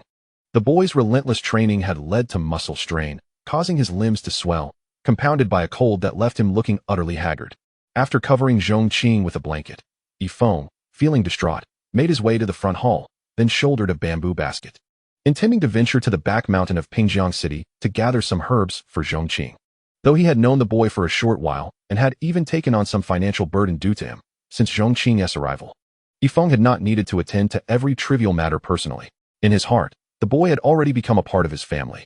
Before departing, Feng instructed a servant across the way to look after Zhongqing, as he did not know how many days he would be gone. And then he entered the mountains armed with a sickle. As the saying goes, it took 3 full days for Feng to reach the foot of the mountain. Fortunately, there were no significant wild beasts within, allowing him to survive on wild fruits and rabbits, quenching his thirst with mountain spring water. While foraging for herbs was tiring, the unique beauty of the mountain provided an exquisite visual feast. During Feng's days in the mountains, a literary fervor erupted in Pingjiang City. A novel titled The Supreme Treasure and the Fairy of Purple Mist burst onto the scene. The tale of love and conflict between its protagonists resonated with countless readers, resulting in the first edition being sold out in an instant. This phenomenon captivated not only common folk, but also a significant number of female disciples of the Qingshan sect, each clutching a copy.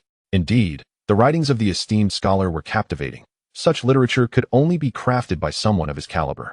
Luo Lanxue sat cross-legged atop the peak of Qingshan's sect, enveloped in swirling clouds, her enchanting figure appearing ethereal from a distance, resembling a celestial being. Within just 2 days, she had finished reading the book. As she closed it, her beautiful eyes brimmed with tears, whether from regret over the story or reluctance to part with it. Schwer. At that moment, a figure descended beside Luo Lanxue, exuding an air of authority, hands clasped behind his back as he gazed at her. It was Zhu Yun, the master of the Qingshan sect, and Luo Lanxue rose to pay her respects. Schwer, why has there been such lethargy within the sect lately? The training grounds are devoid of disciples practicing. Zhu Yun had just emerged from seclusion and was taken aback by the unprecedented quietude. A stark contrast to the vibrant atmosphere of your. As the sect leader, he was disinclined to witness such a scene, and a hint of anger flickered across his countenance. In response, Luo Lanxue offered a wry smile before saying, I report to you, Master Brother, this is likely related to Mr. Yi's book. Mr. Yi's book? Zhu Yun exclaimed in surprise, extending his hand. Do you possess a copy? Luo Lanxue extended her delicate hand. Zhu Yun accepted the book, cradling it with reverence, and inquired, Is this truly authored by Mr. Yi? Luo Lanxue nodded solemnly. Zhu Yun inhaled sharply, excitement coursing through him, and with a swift motion, he soared into the sky. Master Brother, you? Luo Lanxue called out. I secluded myself for 2 days. Please assist in managing the affairs of the sect during my absence. We shall discuss any matters later. A voice resonated from the crimson clouds above, leaving Luo Lanxue momentarily stunned. Master, did you not just emerge from seclusion? She inquired. Yet the sky offered no further response. Chapter 34. The Enchantress in Melancholy at the headquarters of the Pingjiang Chamber of Commerce, apart from the senior executives. Mao Lin sat at the head of the table, his expression ominously grim. President, we must devise a solution swiftly. A senior member, unable to contain his anxiety, spoke up. It is well known that a city can only host one primary chamber of commerce, and we are at a critical juncture regarding the classification of our chamber. Indeed, President. Another executive added, our competition with the Baofeng Chamber of Commerce was initially neck and neck, and we even excelled in the markets for gold, silver, and items for cultivators. However, Baofeng Chamber has leveraged a particular book, resulting in their revenue surpassing ours by 20% this month. If this trend continues into the next month, we shall have no choice but to relinquish our title as a primary chamber. Correct. From then on, we will be beholden to the whims of the Baofeng Chamber. Even in terms of pricing and market selection, another voice chimed in. The atmosphere in the Grand Assembly Hall grew increasingly tense, with Mao Lin's countenance darkening further, his grip on the chair tightening audibly. He had initially believed that the sale of Feng's book would depend solely on his assistance. Yet he never anticipated its overwhelming success at the Baofeng Chamber. Not only that, but it also allowed them to generate profits exceeding those of the Pingjiang Chamber by 20%. President, I heard that the original author of that book sought you out previously, a senior member inquired, directing his question at Mao Lin. Mao Lin's eyebrows arched. The mention of this matter nearly induced a heart attack. Indeed, it was Feng who had approached him first, and he had inadvertently allowed this lucrative opportunity to slip away. It felt more painful than losing a beloved spouse. His face flushed with embarrassment as he cleared his throat twice before gesturing for calm. Ladies and gentlemen, please remain composed. The Pingjiang Chamber has weathered many storms. This is merely another challenge that I shall address. May I ask how you intend to resolve this? Someone queried. Clearly, despite being the president, Mao Lin's authority was being questioned, as this issue had generated considerable concern among the members. I have some rapport with the author. I can approach him once more and persuade him to republish with our Pingjiang Chamber, Mao Lin replied, his expression darkening. President, he initially sought our collaboration, and we declined.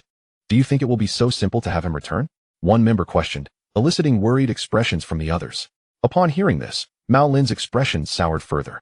However, given the gravity of the situation, he felt compelled to devise a means to entice Feng back. Otherwise, he would not withstand the scrutiny from the chamber's higher-ups. Resolute. He waved his hand dismissively. You need not concern yourselves with this matter. I assure you, I still share a connection with him, and I will certainly bring him back. Rest assured. Let us hope so. Since Mao Lin has spoken thus, the members of the guild have no choice but to temporarily place their trust in him. And thus the meeting adjourned. In the background of Pingjiang City lies the majestic Mufa Mountain.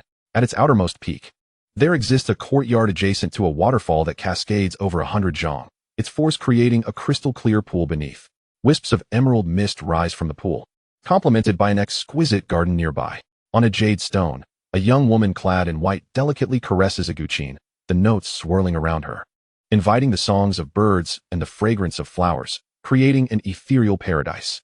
Miss, joyous news. At that moment, a maid rushed over, her face alight with excitement. Mau, did I not instruct you to refrain from being so hasty? The woman in white cast a disapproving glance at the approaching maid and gently admonished her.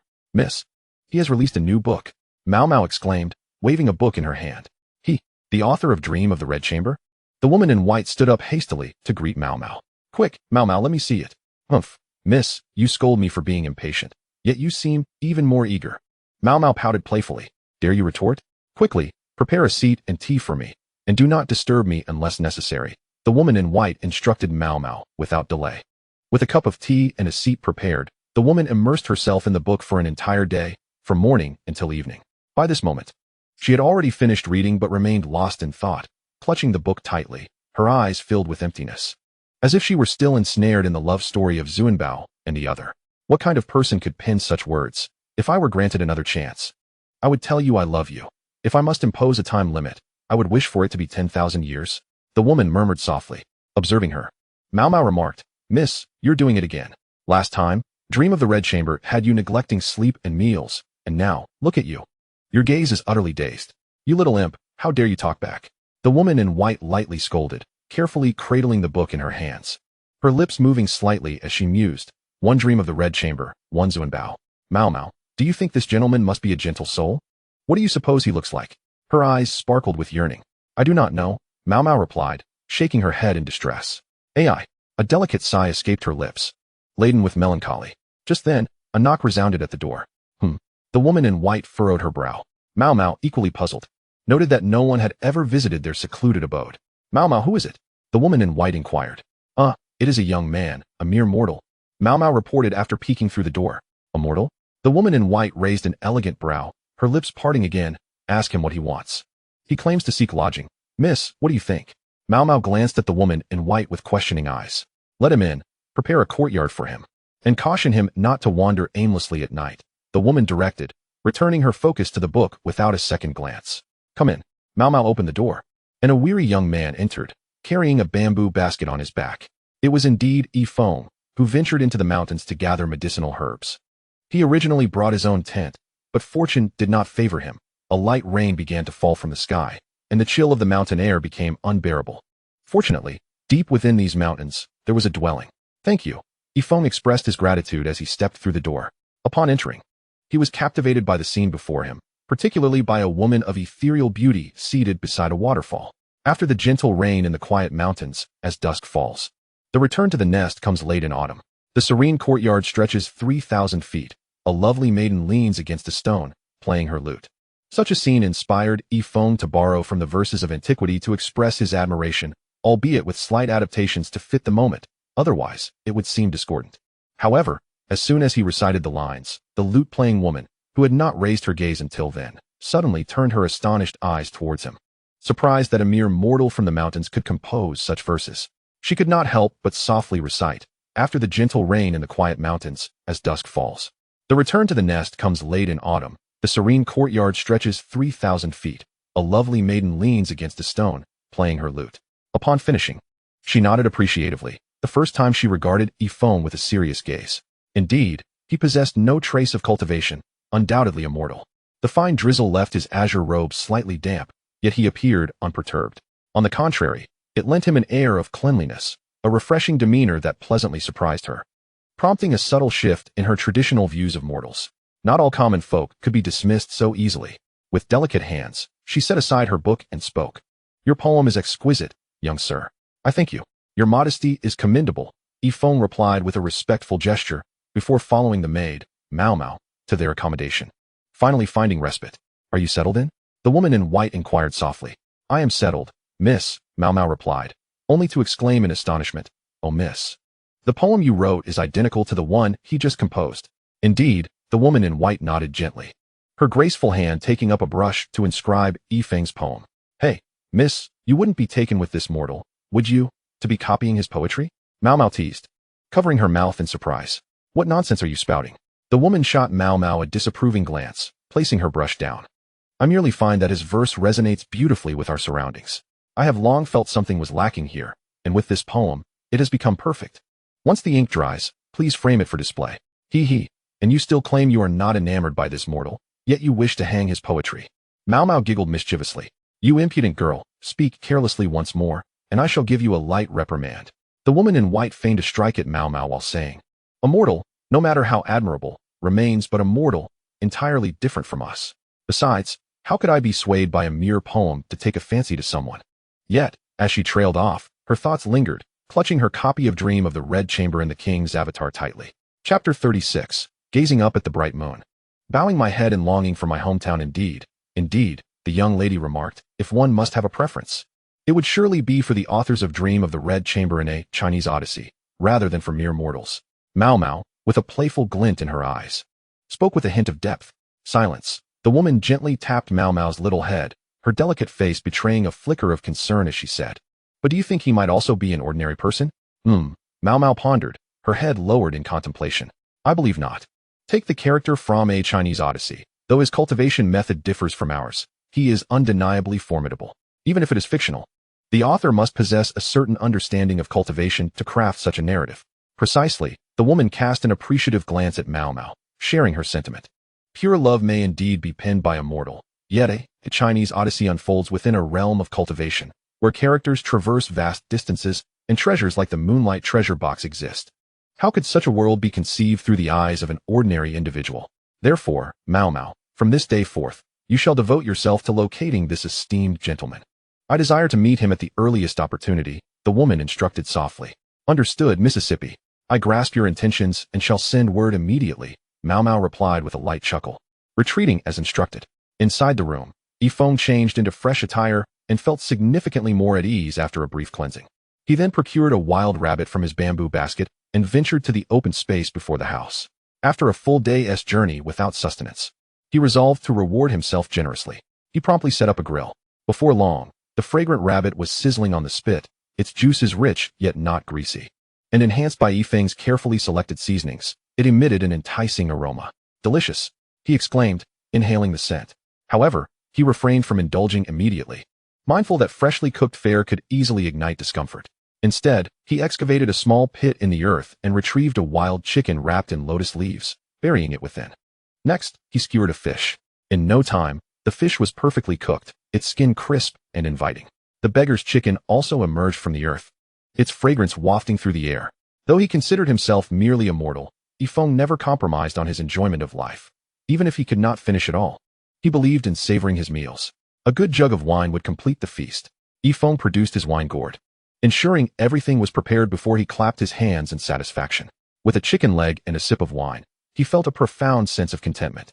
Though autumn had already set in, the mountains still echoed with the sounds of small creatures, resembling the chirping of cicadas, and moths were drawn to the light. Feng looked up at the sky. The bright moon hung high, casting its silvery glow.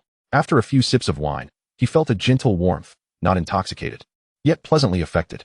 In his heart, memories of his past life emerged. The long-lost high-rise buildings, the bustling city streets. The endless hours spent immersed in honor of kings and League of Legends, along with thoughts of family and friends. Gazing up at the bright moon, bowing my head in longing for my hometown. Feng raised his cup to the moon, his eyes unexpectedly brimming with tears. The young gentleman not only excels in poetry, but he also appears to be a man of intriguing stories. Outside the courtyard, two graceful figures emerged, and as their voices resonated, the chill hidden in the eyes of the lady dissipated quietly. In truth, the two had been observing for quite some time. The region of Mufa Mountain holds great significance. On the surface, the two women cherished tranquility, enjoying the beauty of the mountains and waters. However, secretly, they stationed themselves there to prevent any unforeseen incidents. For the past 2 years, no strangers had entered, and the arrival of Feng, an ordinary man, stirred considerable commotion, drawing the attention of the two ladies. Despite his mundane nature, however, it now seemed they had been overly concerned. It turned out to be merely two young ladies, and they appeared amused. Feng hurriedly bowed and invited them to sit by the fire, apologizing. I hope I have not disturbed you. I intended to prepare this food for you. But since you are here, why not share a meal together? The lady in white glanced at Feng and, for reasons unknown, felt an unusual connection to this mortal youth. Despite her previous disinterest in common fare, she found herself inexplicably seated. Chapter 37. A fine remark on a slender and graceful lady, a gentleman's ideal match. I am Feng. May I inquire about the esteemed names of the two young ladies? He asked politely. By Piao. This is my younger sister, Mao Mao, the lady in white replied softly. It is a pleasure to meet you, Miss Bai and Miss Mao Mao.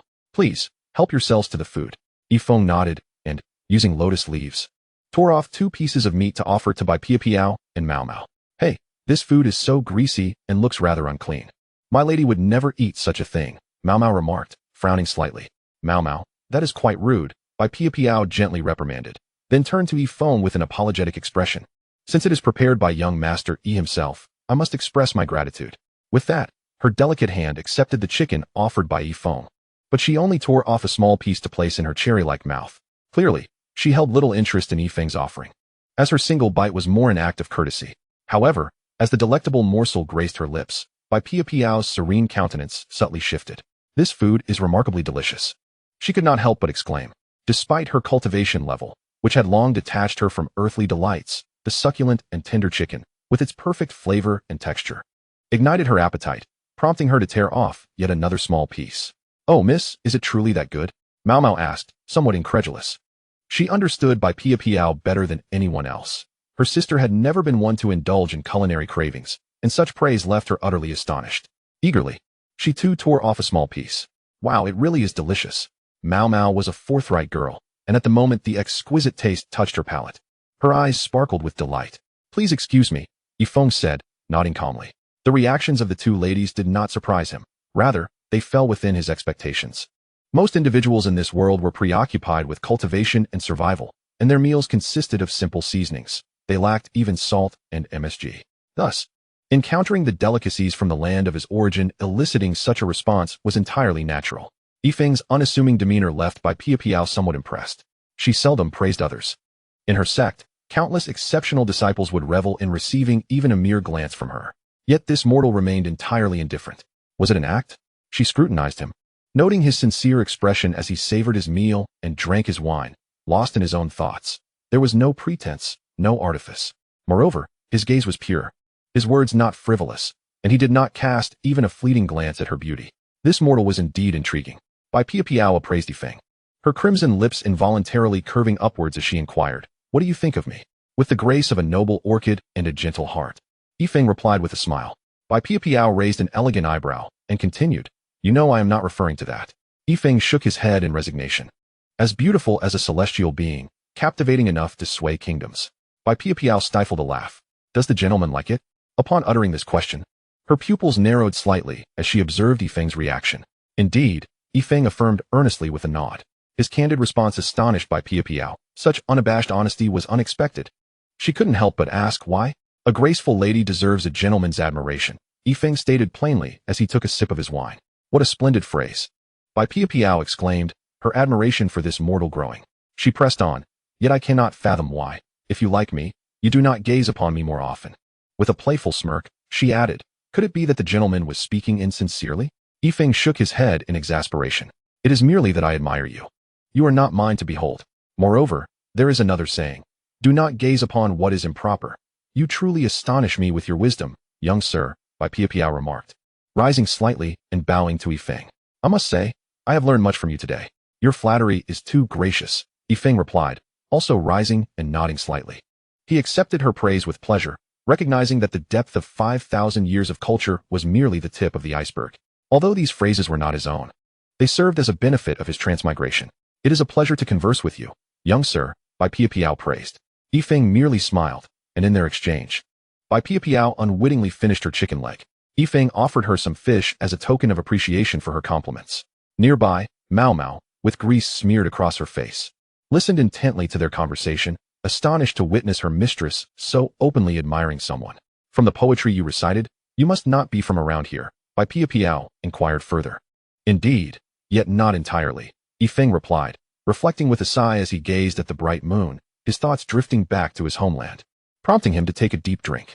Indeed, you are a man of stories, Bai Piao observed, noting the hint of melancholy in his profile. Her curiosity about this mortal grew, and she softly asked, would you care to share your story with me?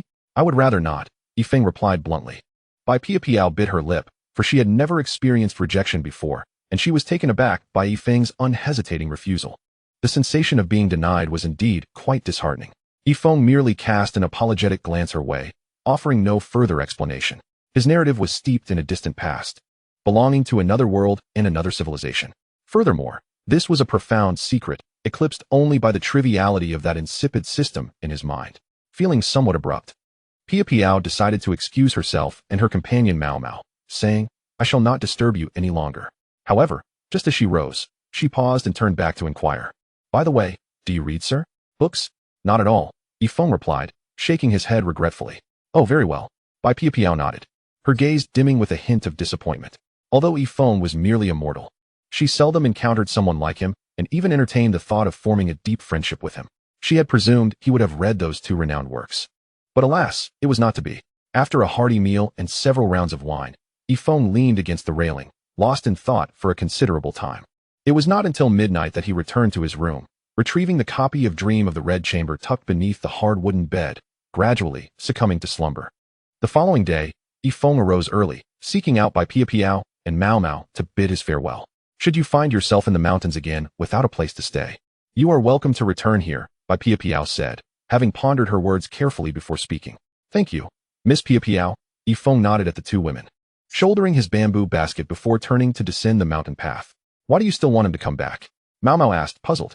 Bai Pia Piao smiled gently. "Yi Feng is merely a mortal. He poses no threat to our plans. Moreover, his composure and insights command my sincere admiration. Although it may seem far-fetched to hold such respect for a mere mortal, the reality is as such. Therefore, I do not reject the notion of his return. Regrettably, he does not read. If only he did, we would surely have more common ground.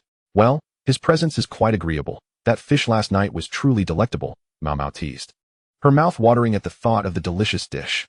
"All right, you should hurry and tidy the room he occupied," Bai Pia Piao instructed, a hint of annoyance in her tone. Mao Mao stuck out her tongue and obediently went to clean up. However, before long, she rushed back, exclaiming, Miss, come quickly." "What is it?" Bai Pia Piao asked, frowning as she rose. "Miss, you must see this. That wretched mortal has stolen your book." Mao Mao shouted. "What?"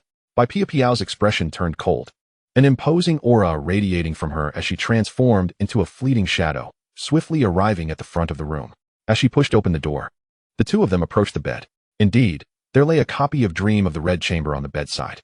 Upon seeing this, the chill on Bai Pia Piao's delicate face deepened, her aura now tinged with a trace of murderous intent, as if her most cherished treasure had been sullied. Not right. Yet. In the next moment, she sensed something amiss. With a graceful leap, she returned to her chamber, and upon her return, she astonishingly held another copy of Dream of the Red Chamber. "Ah, miss, 2 copies of Dream of the Red Chamber. What is this?" Mao Mao exclaimed, gazing at the other book in Bai Pia Piao's hands, her mouth agape in astonishment. "We have misunderstood, young Master E." Bai Pia Piao, dismissing the chill from her expression, began to compare the 2 editions of Dream of the Red Chamber, soon realizing that they differed in their condition. It appeared that this particular copy had been left by young Master E. With a hint of surprise in her voice, Bai Pia Piao remarked, "So, young Master E also appreciates this literary work, but didn't he say last night that he does not read?" Mao Mao queried, perplexed. Bai Pia Piao nodded, sharing the same confusion, and softly murmured, "Perhaps young Master E harbors some unspoken truths." "Oh," Mao Mao nodded in understanding. Little did she expect that young Master E, as an ordinary mortal, shared so many commonalities with her. She gently caressed the 2 books, reminiscing about the mortal man who had invited the moon over wine the previous night. She then instructed, "Mao Mao, please keep young Master S' copy of Dream of the Red Chamber safe, and return it to him the next time he visits." "All right."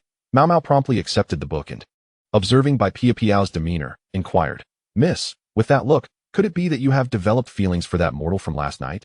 Bai Pia Piao shook her head with a wry smile. "How could that be? Although he is talented, he ultimately pales in comparison to the esteemed authors of Dream of the Red Chamber and the Supreme Treasure. Our connection is merely based on shared interests. Besides, he is just an ordinary man." "Oh, very well." Mao Mao nodded, unable to comprehend her mistress's feelings, and hastily said, "Then I shall promptly send a message to locate the esteemed individual you mentioned." The mountain path was rugged. After 2 more days of jostling through the hills, Yi Feng finally completed the gathering of the necessary herbs. Additionally, apart from those required by Zhongqing, he had collected a considerable quantity of others, marking a fruitful endeavor. After several days of arduous travel, he finally returned to the martial arts school. However, Zhongqing's condition had not improved. On the contrary, it had worsened. Yi Feng, disregarding his own fatigue. Immediately set about preparing medicine for Zhongqing. After taking the medicine, Zhongqing's fever subsided significantly, and Feng finally breathed a sigh of relief. Is Mr. Ian? Just as he settled down, a voice called from outside. Feng stepped outside and discovered it was the steward of the Baofeng Commerce Association. The steward, displaying utmost respect upon seeing Feng, recognized that not only did President Yin Xiong and Luo Lanchua hold him in high regard, but the benefits derived from his book for the Baofeng Commerce Association warranted such deference. Oh, it is you. What brings you here? Feng inquired, his expression slightly fatigued. Mr. E, I have come to deliver the profits from the book sales, the steward replied respectfully, producing a special card from the Baofeng Commerce Association and presenting it to Feng. Sir, this contains last month's share of 100,000 gold coins. To prevent any inconvenience for you in storing it, we have kept it in our association. You may withdraw funds at any time using the VIP card. Of course, we will provide a summary of your monthly profits on this day every month, ensuring that every coin is accounted for in your card. Although both parties were ostensibly there to discuss the book, when he heard the figure, Feng could not help but be taken aback, responding, How much did you say? 100,000? As he listened to Feng's inquiry, the steward nodded, though a slight pang of apprehension stirred within him. Could it be that the gentleman found the sum inadequate? However, he dared not voice his thoughts, promptly taking his leave to report back to the Merchant Association. Once the steward departed, Feng regained his composure, gazing incredulously at the card in his hand. In that moment, he could not contain his laughter. What had begun as a mere endeavor to supplement his household income had unexpectedly yielded a staggering sum of 100,000 gold coins, sufficient to sustain him for many years. Moreover, astonishingly, this was merely for a single month. Elated, he walked back to the martial arts academy, but just as he turned, a voice called out from behind. Master Yi. Turning around, he saw Mao Lin from the Pingjiang Merchant Association approaching with two companions, all smiles. President Mao, Feng said, his brow slightly furrowed. Yet he maintained a polite nod, wondering what business Mao might have with him. Clearing his throat awkwardly, Mao Lin said, Master Yi, to be frank, I have come to apologize for our previous encounter. With that, he gestured, and the two men behind him opened a chest, revealing a gleaming pile of gold coins. A full 1,000 gold coins. Please accept this, young Master Yi. Mao Lin waved his hand grandly, a knowing glance exchanged with Feng. Believing that 1,000 gold coins would surely sway him, an amount equivalent to a common man's annual income. Chapter 40. Is 10,000 gold coins considered a fortune? Feng's brow furrowed again, casting a meaningful glance at Mao Lin. Oh, there is no need for such formality, Mr. Yi. Observing Feng's apparent astonishment, Mao Lin straightened his posture and continued, while 1,000 gold coins is indeed a substantial sum, do not feel burdened by it. It is simply my gesture of apology. You should accept it without hesitation. Upon hearing this, the profound expression on Feng's face deepened, and he stated forthrightly, President Mao. Perhaps it would be best to address the matter directly. Clearing his throat again, Mao Lin smiled and said, To be candid, ever since you left that day, I have pondered our situation. Given that we are in an era of cultural renaissance, which aligns perfectly with the development of our association, I wish to continue collaborating with you, Master Yi, and dedicate the full strength of our association to assist in publishing your work. Feng's gaze shifted slightly, and he immediately grasped Mao Lin's intent. He had likely sensed that Feng's supreme treasure could bring considerable profit to the Pingjiang Merchant Association. Truly, a cunning fox with ulterior motives. Unable to suppress a smirk, Feng languidly inquired, President Mao, you seem to be mistaken. Your son explicitly told me that publishing holds little benefit, so I believe it is best for you to prioritize the interests of your association. Mao Lin's face flushed with embarrassment at Feng's words, and he hastily explained, You see, I must have misspoken that day, surely. Master, you would not take my ramblings to heart. I trust you are not a petty person. On the contrary, I am indeed rather petty, Feng replied candidly, raising an eyebrow. In fact, I, Feng, am quite a miser. Feng's words left Mao Lin seething with rage, his face darkening as he retorted. What do you mean by that? Do you truly believe our business association cannot thrive without you? Let me make it clear. If you refuse to collaborate with us, do you think your book will fetch any substantial sum? Since your esteemed association is not entirely reliant on me, that is even better, Feng scoffed coldly, turning to leave, and waved dismissively, Please take your leave. Wait. Mao Lin found Feng's remark striking him like a dagger. As he had intended to provoke Feng, but instead found his efforts utterly futile. He forced a smile and grasped Feng's arm. What is the matter, Mao Yi? Are we still on such terms? Feng asked with a chilling indifference, tilting his head. With a grim expression, Mao Lin released Feng and hesitated before saying, How about this? You state your price, and let us discuss how we can renew our partnership with the Pingjiang Business Association. Not interested, Feng replied bluntly. 2,000 gold coins? Feng remained silent. 3,000 gold coins? Still no response from Feng. 10,000 gold coins? Finally, Mao Lin gritted his teeth and announced a substantial figure. Maui, there are no regrets to be had in this world, Feng lazily remarked, unwilling to be entangled further with Mao Lin. Moreover, I am rather stingy. I have not forgotten the humiliation you inflicted upon me that day, so please take your leave. Yes, I admit I was in the wrong that day. And I can understand your resentment, Mao Lin said, astonished at Feng's obstinacy, his expression darkening. But surely you cannot let money slip away so easily. This is 10,000 gold coins, an entire sum you could not earn in 10 years. If this is insufficient, your appetite is rather excessive, wouldn't you agree? At this, a smile broke across Feng's face. He raised an eyebrow and countered, is 10,000 gold coins a significant amount? You audacious brat. How dare you boast? Mao Lin retorted angrily. Let alone 10,000 gold coins. You might not even be able to scrape together 500. Is that so? Feng smirked. In the midst of their conversation, Feng produced the card bestowed upon him by the steward of the Baofeng Business Association. To be candid, in the past, I might have bent my knee for mere 5 measures of rice, but now, 10,000 gold coins hardly amount to anything for me. He waved the card tantalizingly before Mao Lin. Humph. Mao Lin scoffed, but the next moment, his gaze fixated on the card Feng wielded. The distinctive color and patterns? What? Mao Lin's expression shifted drastically. As the president of the Pingjiang Business Association, how could he not recognize the exclusive deposit card of their rival, the Baofeng Business Association? This type of deposit card is akin to their own, categorized into various levels. Feng's card was evidently of a higher tier, unmistakably containing at least 100,000 gold coins. This revelation indicated that Feng possessed a minimum of 100,000 gold coins. Realizing this, Mao Lin felt as if a fishbone had lodged in his throat, rendering him speechless. How about it, Maui? Observing Mao Lin's constrained expression, Feng's eyes narrowed with amusement as he wore a pure, innocent smile and inquired. You have one, she said with a huff.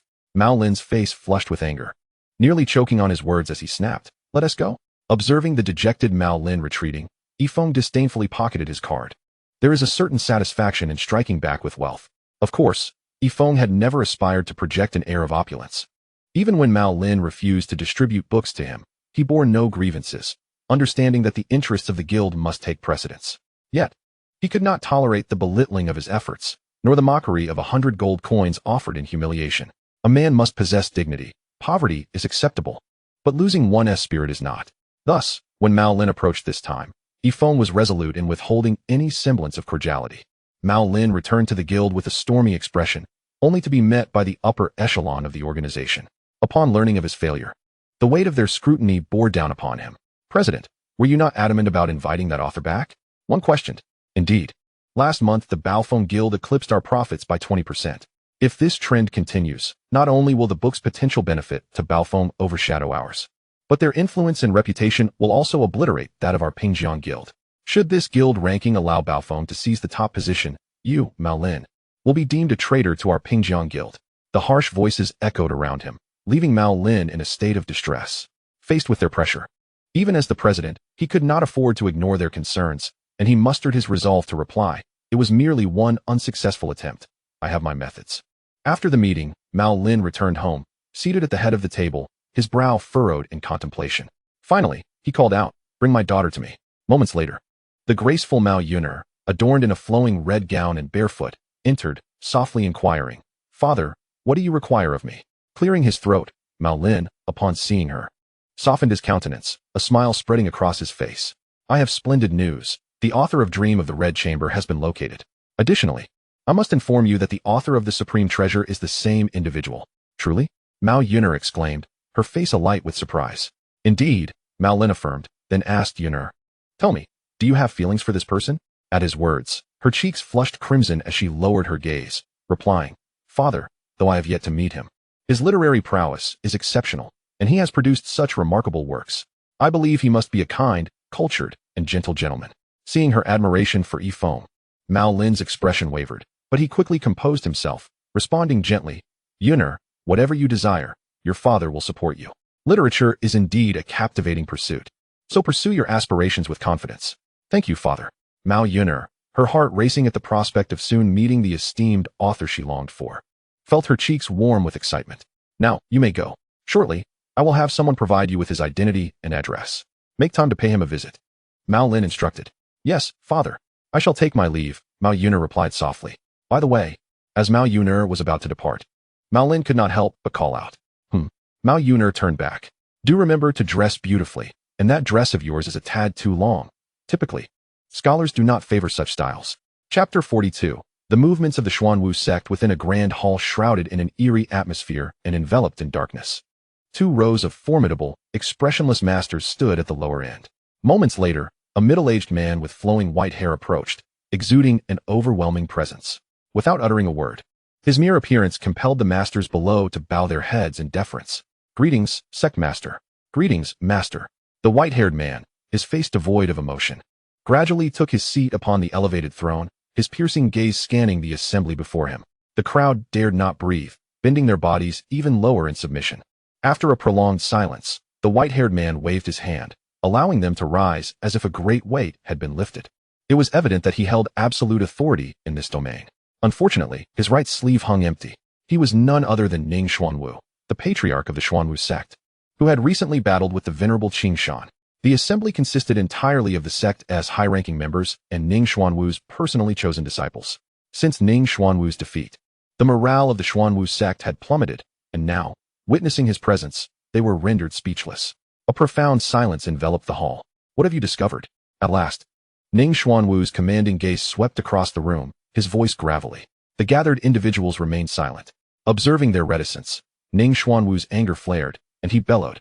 I demand to know what you have uncovered. Who can tell me the origin of the kitchen knife wielded by Lu Qingshan? Master, I have apprehended a direct disciple of Qingshan's sect. Perhaps he possesses a clue. At that moment, a strikingly attractive woman, clad in revealing attire and wielding twin blades, stepped forward respectfully. She was Yao Linger, a favored disciple of Ning Xuanwu, known for her exceptional talent and formidable combat skills. Yet, what made her truly fearsome was her alluring figure and beauty. Countless foes had succumbed to her charm, only to be met with the lethal edge of her dual blades when they let their guard down. Bring him forth, Ning Xuanwu commanded with a wave of his hand. Yes, Yao Linger darted out of the hall, and upon her return, she presented a young man in white robes. Let me go, let me go. The young man protested defiantly. Do you know who I am? How dare you capture me? I am Yu Wujia, a direct disciple of Qingshan's sect. If you do not release me, you shall suffer devastating repercussions from my sect. Slap. Yao Linger struck Yu Wujia across the face. You actually dared to hit me? Yu Wujia was instantly enraged. In his entire life, no one had ever struck him, and he found it a most grievous humiliation. But before he could retaliate, another slap from Yao Ling sent him crashing to the ground. Mortified, he scrambled to his feet, only to find a white-haired man looming above him, his cold gaze fixed upon him. Who are you? Yu Wujia shouted. Ning Xuanwu. What? Yu Wujia was taken aback. He could hardly believe that the man before him was the patriarch of the Xuanwu sect. Had he been captured by the Xuanwu sect? I ask you again, where did Lu Qingshan acquire that knife? Ning Xuanwu inquired, his voice resonating with authority from his elevated position. Why should I tell you? Despite knowing it was Ning Xuanwu, Yu Wujia still spoke impolitely. Ning Xuanwu raised an eyebrow and replied in a deep voice, Are you not afraid of me? Why should I fear you? You are merely a defeated foe of my sect's ancestor. I advise you to release me at once, otherwise, my ancestor will arrive with the divine blade and ensure your utter destruction, Yu Wujia threatened. Very well, Ning Xuanwu said lightly. In the next moment, an overwhelming aura erupted from him, and Yu Wujia was suddenly lifted into the air. I will ask you one more time, will you speak or not? Ning Xuanwu rasped. I will not speak, Yu Wujia defiantly replied. Ning Xuanwu narrowed his eyes, and with a swift motion, grasped Yu Wujia by the throat. The immense force caused Yu Wujia's veins to bulge, and simultaneously, an overwhelming pressure began to crush his body. I was wrong. I was wrong. I will speak. Feeling the specter of death closing in, Yu Wujia could no longer resist, and quickly pleaded for mercy. Boom. Ning Xuanwu released his grip, and Yu Wujia was violently thrown to the ground. Observing this, the onlookers revealed disdainful expressions, having anticipated a tough opponent only to find a cowardly wretch instead. Coughing vigorously, Yu Wujia quickly added, I am unsure of the accuracy of my words, but I received news from my master that it came from a proficient individual in Pingjiang City. A proficient individual in Pingjiang City? Ning Xuanwu's face darkened with anger as he stepped on Yu Wujia's chest, speaking in a deep tone. What proficient individual could possibly exist in Pingjiang City? Truly, I wouldn't dare deceive you. My master even mentioned that he runs a small martial arts school in Pingjiang City. It is absolutely true. Yu Wujie exclaimed. A small martial arts school? Seeing that Yu Wujie did not appear to be lying, Ning Xuanwu finally released him and returned to his seat, deep in thought. After a moment, he said solemnly, Wuchen, you shall go to Pingjiang City to investigate. Yes, master, responded a slender, sickly-looking youth who stepped forward before swiftly descending the mountain. Chapter 43. Truly disappointing you. Return to Qingshan sect and report any news at any time. Ning Xuanwu placed a palm on Yu Wujie's chest, causing him to wince in pain as an icy cicada flew into his mouth and was subsequently discarded. Master, is it wise to send only senior brother Wuchen? Yaoling Air asked worriedly, glancing at the frowning Ning Xuanwu. It is of no concern. Ning Xuanwu waved his hand dismissively. Are you not worried about senior brother Wuchen encountering danger? Yaoling Air pressed, her brow furrowing. Sister, do not fret. At that moment, a robed man approached and said, I believe that the so-called proficient individual in Pingjiang City is merely a diversion created by the Qingshan sect. Sending junior brother Wuchen to handle it is the best course of action. Yet, Yaoling Air still seemed anxious, her gaze fixed on Ning Xuanwu. There is no need for such worries, Ning Xuanwu assured her. Wuchen possesses my Zhan Tian stone. Even if unforeseen circumstances arise, the stone will guarantee his safety. Thus, we need only await Wuchen's news in the sect. Upon hearing this, Yaoling Air let out a sigh of relief. With the celestial stone in hand, she need not worry. It is indeed one of the rare treasures held by the venerable ancestor of the Black Tortoise. In less than half a day, Jing Wuchen arrived at Pingjiang City. Though this city is in proximity to the sects of cultivation, it is predominantly inhabited by mortals, resulting in a plethora of martial arts schools of various sizes. However, for Jing Wuchen, this posed no challenge. His method of resolution was straightforward and brutal. He simply stormed in. Emerging from one martial arts school, his pallid visage bore an air of sinister charm and cold-bloodedness. As the establishment lay in ruins, its inhabitants mercilessly slaughtered, he proceeded to the next martial arts school, where, after eliminating dozens of lives, he stood over the head of the school's master and coldly demanded, What is your connection to the Qingshan sect? I truly have no ties to the Qingshan sect, my lord. I beg you spare me. Yet, before his plea could finish, a glimmer of cold steel flashed across his throat. How utterly mundane. The eerie countenance of Jing Wuchen shimmered with impatience as he licked the blood from the dagger, crushing the schoolmaster's skull beneath his foot before hastening towards another martial arts school. Thus, Jing Wuchen meticulously followed the map of Pingjiang City, methodically slaughtering at each martial arts school, sparing neither man nor woman, young nor old. Alas, my disciple, I have procured some as he spoke. He licked his lips and strode towards the martial arts hall ahead. Chapter 44. Something feels off. This decrepit martial arts hall, devoid of a proper name, was likely as worthless as it appeared. As he walked, Jing Wuchen scrutinized the establishment. Suddenly, he paused, his gaze fixating on the solitary character inscribed on the plaque. Martial? He furrowed his brow, sensing that the plaque concealed some secret. Yet, after prolonged observation, he discerned nothing of significance. A dismissive smile crept across his face. With a casual flick of his hand, a surge of energy shot forth, aimed at the character on the plaque. He did not spare a second glance as he stepped into the hall, convinced that such a feeble plaque would meet no other fate but obliteration at his hands. However, unbeknownst to him, his energy strike not only failed to inflict any damage on the plaque, but left no trace whatsoever. Upon entering the main hall, Wuchen unleashed a powerful palm strike, intent on demolishing the space. Yet, despite the immense energy he channeled, it elicited no reaction. Instead, the 18 paintings adorning the walls erupted in dazzling light. Without a moment's pause, an array of weapons, swords, guns, spears, and halberds materialized above him, carrying an aura of annihilation as they descended. Wuchen's already pallid complexion turned ashen under the weight of that oppressive force. He realized he had encountered an unprecedented peril. Gone was his earlier arrogance. Apprehension gripped him. Almost instinctively, he retrieved the earth-shattering stone bestowed upon him by the ancient Black Tortoise. The moment it emerged, it radiated a blinding brilliance. Yet, in an instant, it dulled under the pressure of the 18 weapons, losing all its luster. What? Wuchen's heart raced in alarm. He had exhausted all means of resistance. Helpless, he could only watch as the array of weapons loomed closer, descending upon him.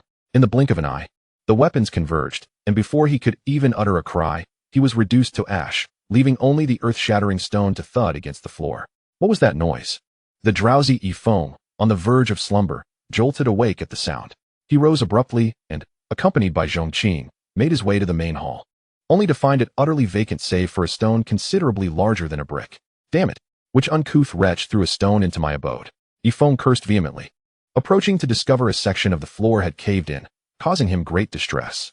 He rushed outside, only to find no trace of any culprit. Uncouth scoundrel. I curse you to have a son with no backside. Unable to locate the perpetrator, Feng could only vent his frustration with curses.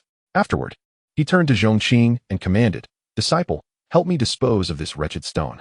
"Yes, master." Zhongqing struggled to lift the stone and began to carry it outside.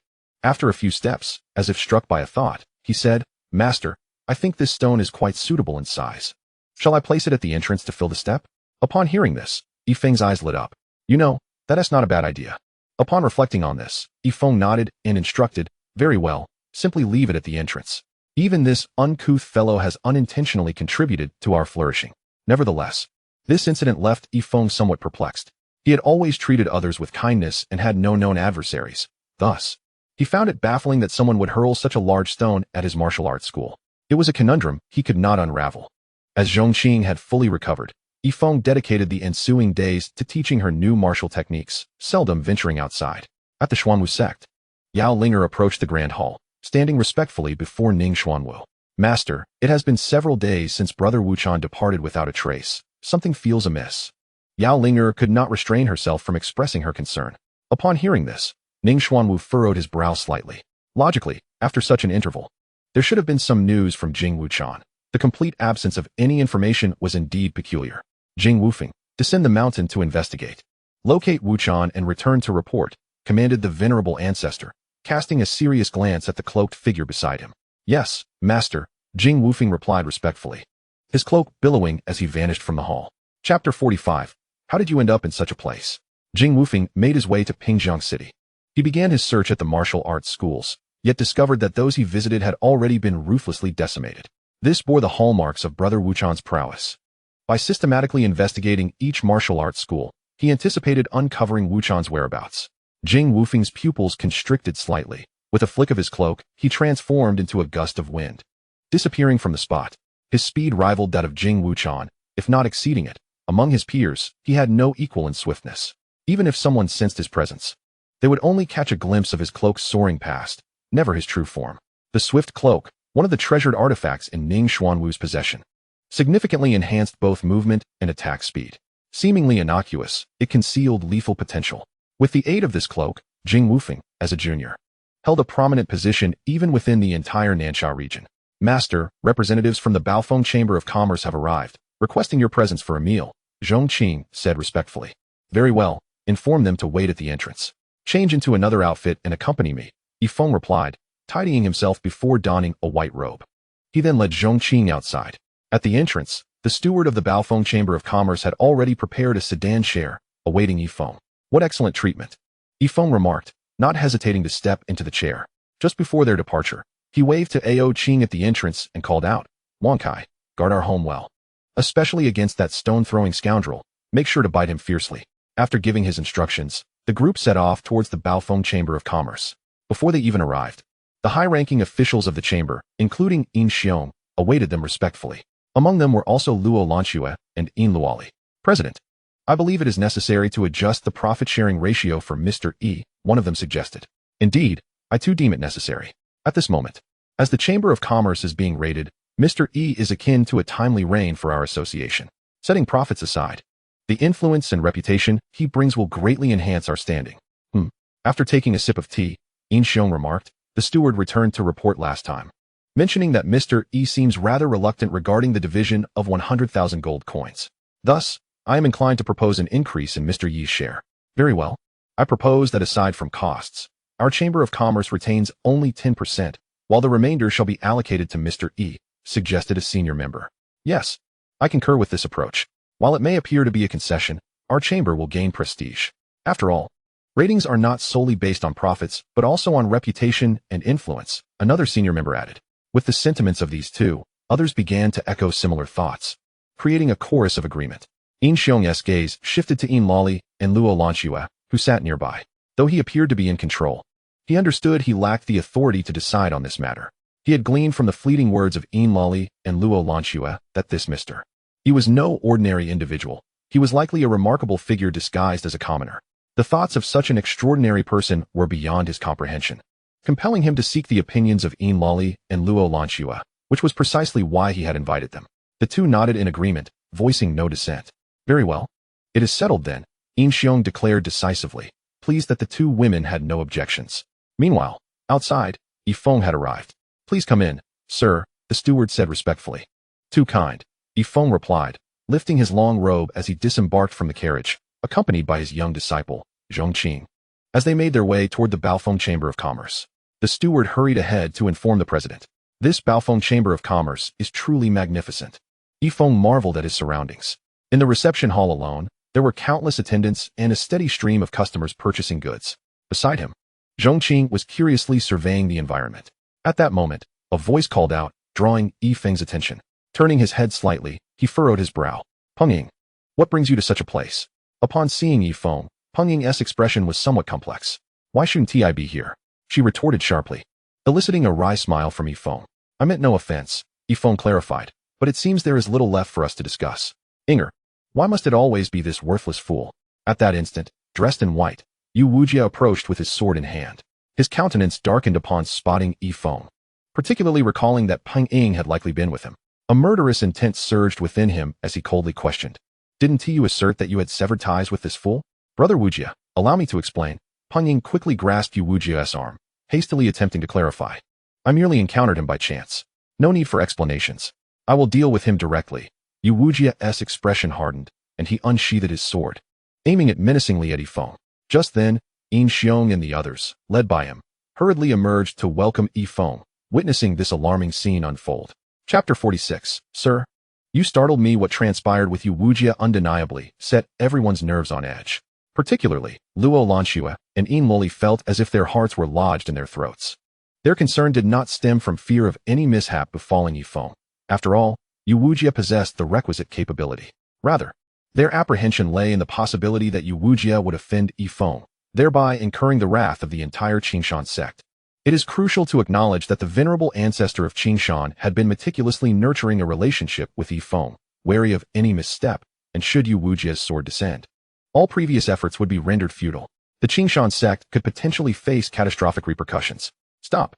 Almost simultaneously, Yin Luoli and Luo Lanxue sprang into action, their formidable palm strikes hurtling toward Yu Wujia. Recognizing the two women, Yu Wujia was momentarily taken aback, for in terms of seniority, they were significantly his superiors. Yet, before he could utter a greeting, he was met head-on with their onslaught. Bang! The two palm strikes sent Yu Wujia hurtling through the air, crashing heavily to the ground. As he attempted to rise and speak, he was once again confronted by the relentless fury of the two women. It was inconceivable to fathom the anger coursing through their hearts, coupled with the fear of the consequences should this incident reach the ears of the Qingshan ancestor. It might well provoke a seismic upheaval within the sect. Just as he regained a seated position, Yu Wujia was once more sent flying, blood spilling from his mouth. Why are you attacking me? He questioned, bewildered.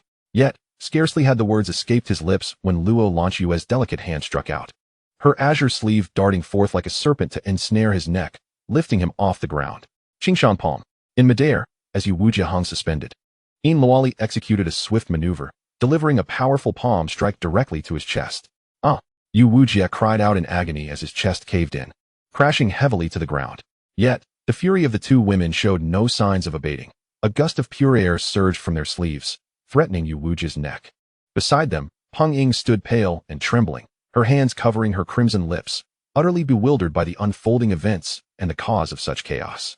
In contrast, Yi Feng's eyes sparkled with intrigue. It was his first close encounter witnessing a practitioner in action, and indeed, their prowess was formidable, particularly Luo Lanxue, who appeared quite impressive, justifying the sacrifices made by the Qingshan elder to facilitate her training.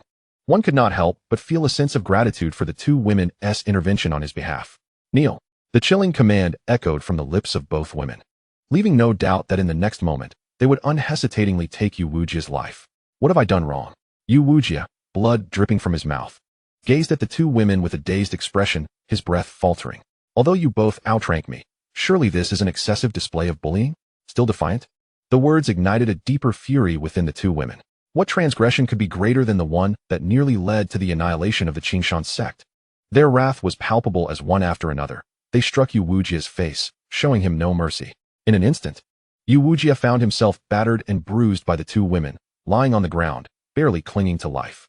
Observing this, The two women hastily returned to Feng's side, their faces etched with remorse as they spoke. Sir, we sincerely apologize for startling you. With that, they lowered their heads. Meanwhile, Xiong and the others dared not utter a word, caught off guard by the unexpected turn of events. However, Peng Ying, witnessing this scene, was taken aback. Chapter 47. You are not qualified. Why? 1,000 questions surged within her.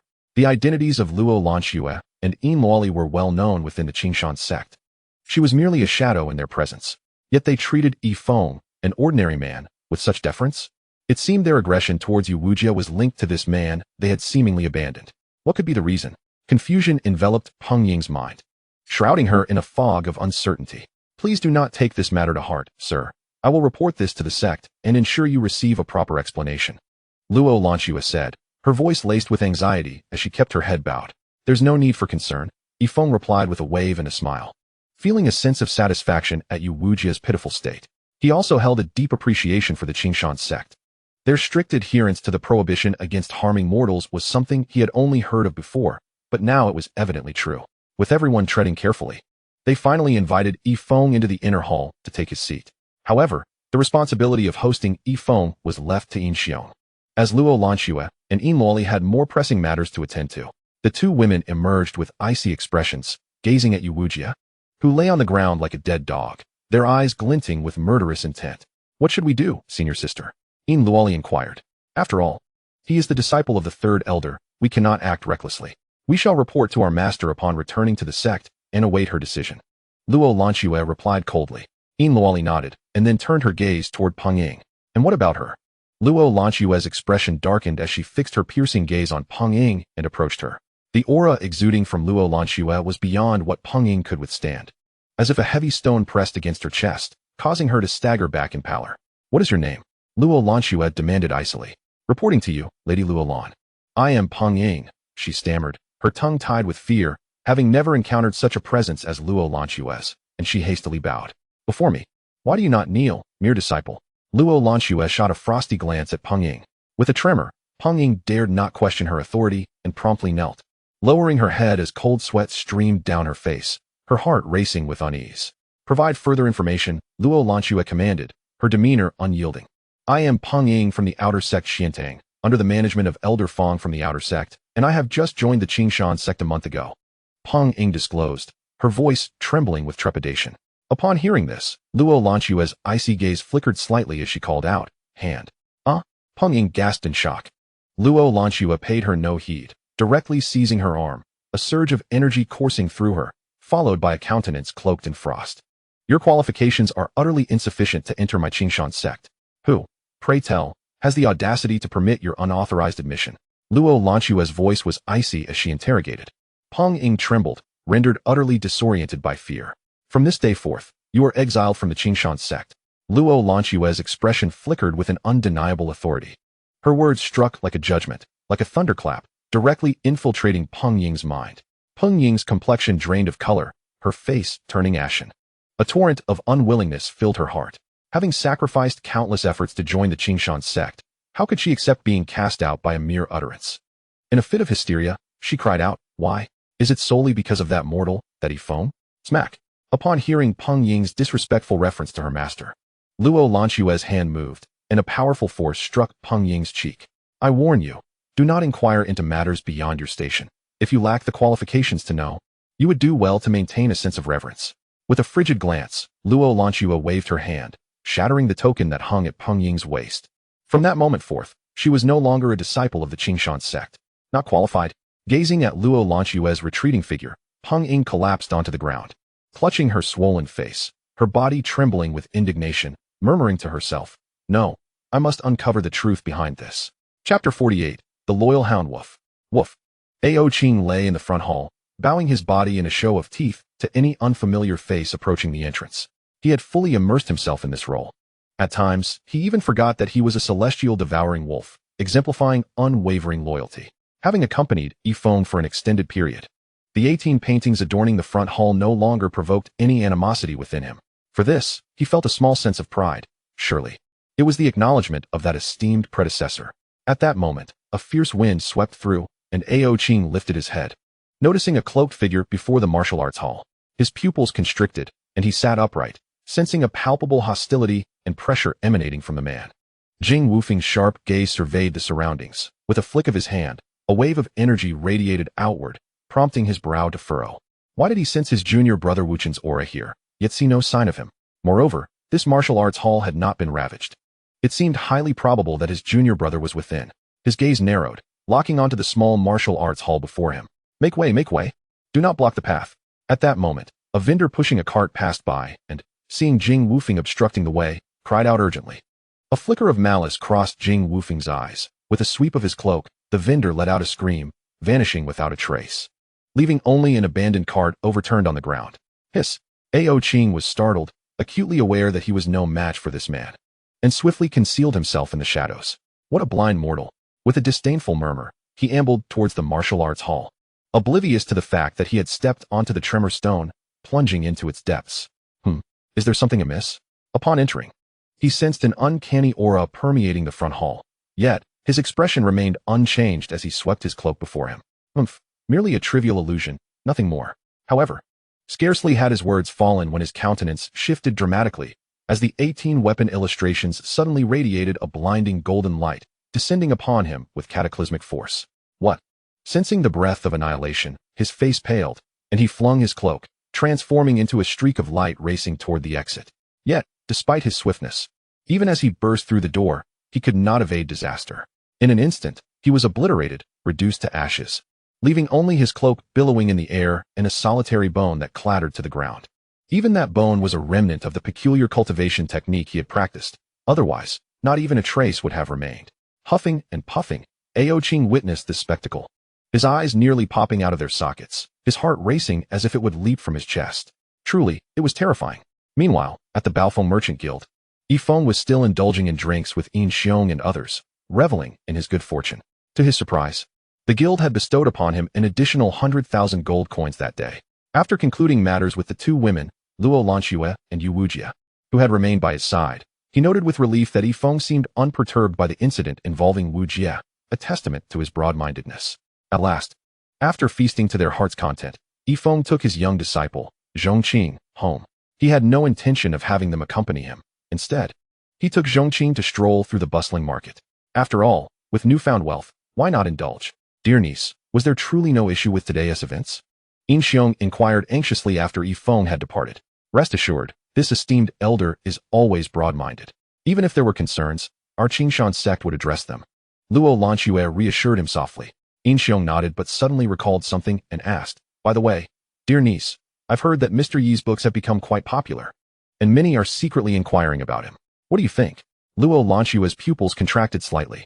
After a moment's contemplation, she replied, his writing is merely an exploration of life, not a quest for fame or fortune.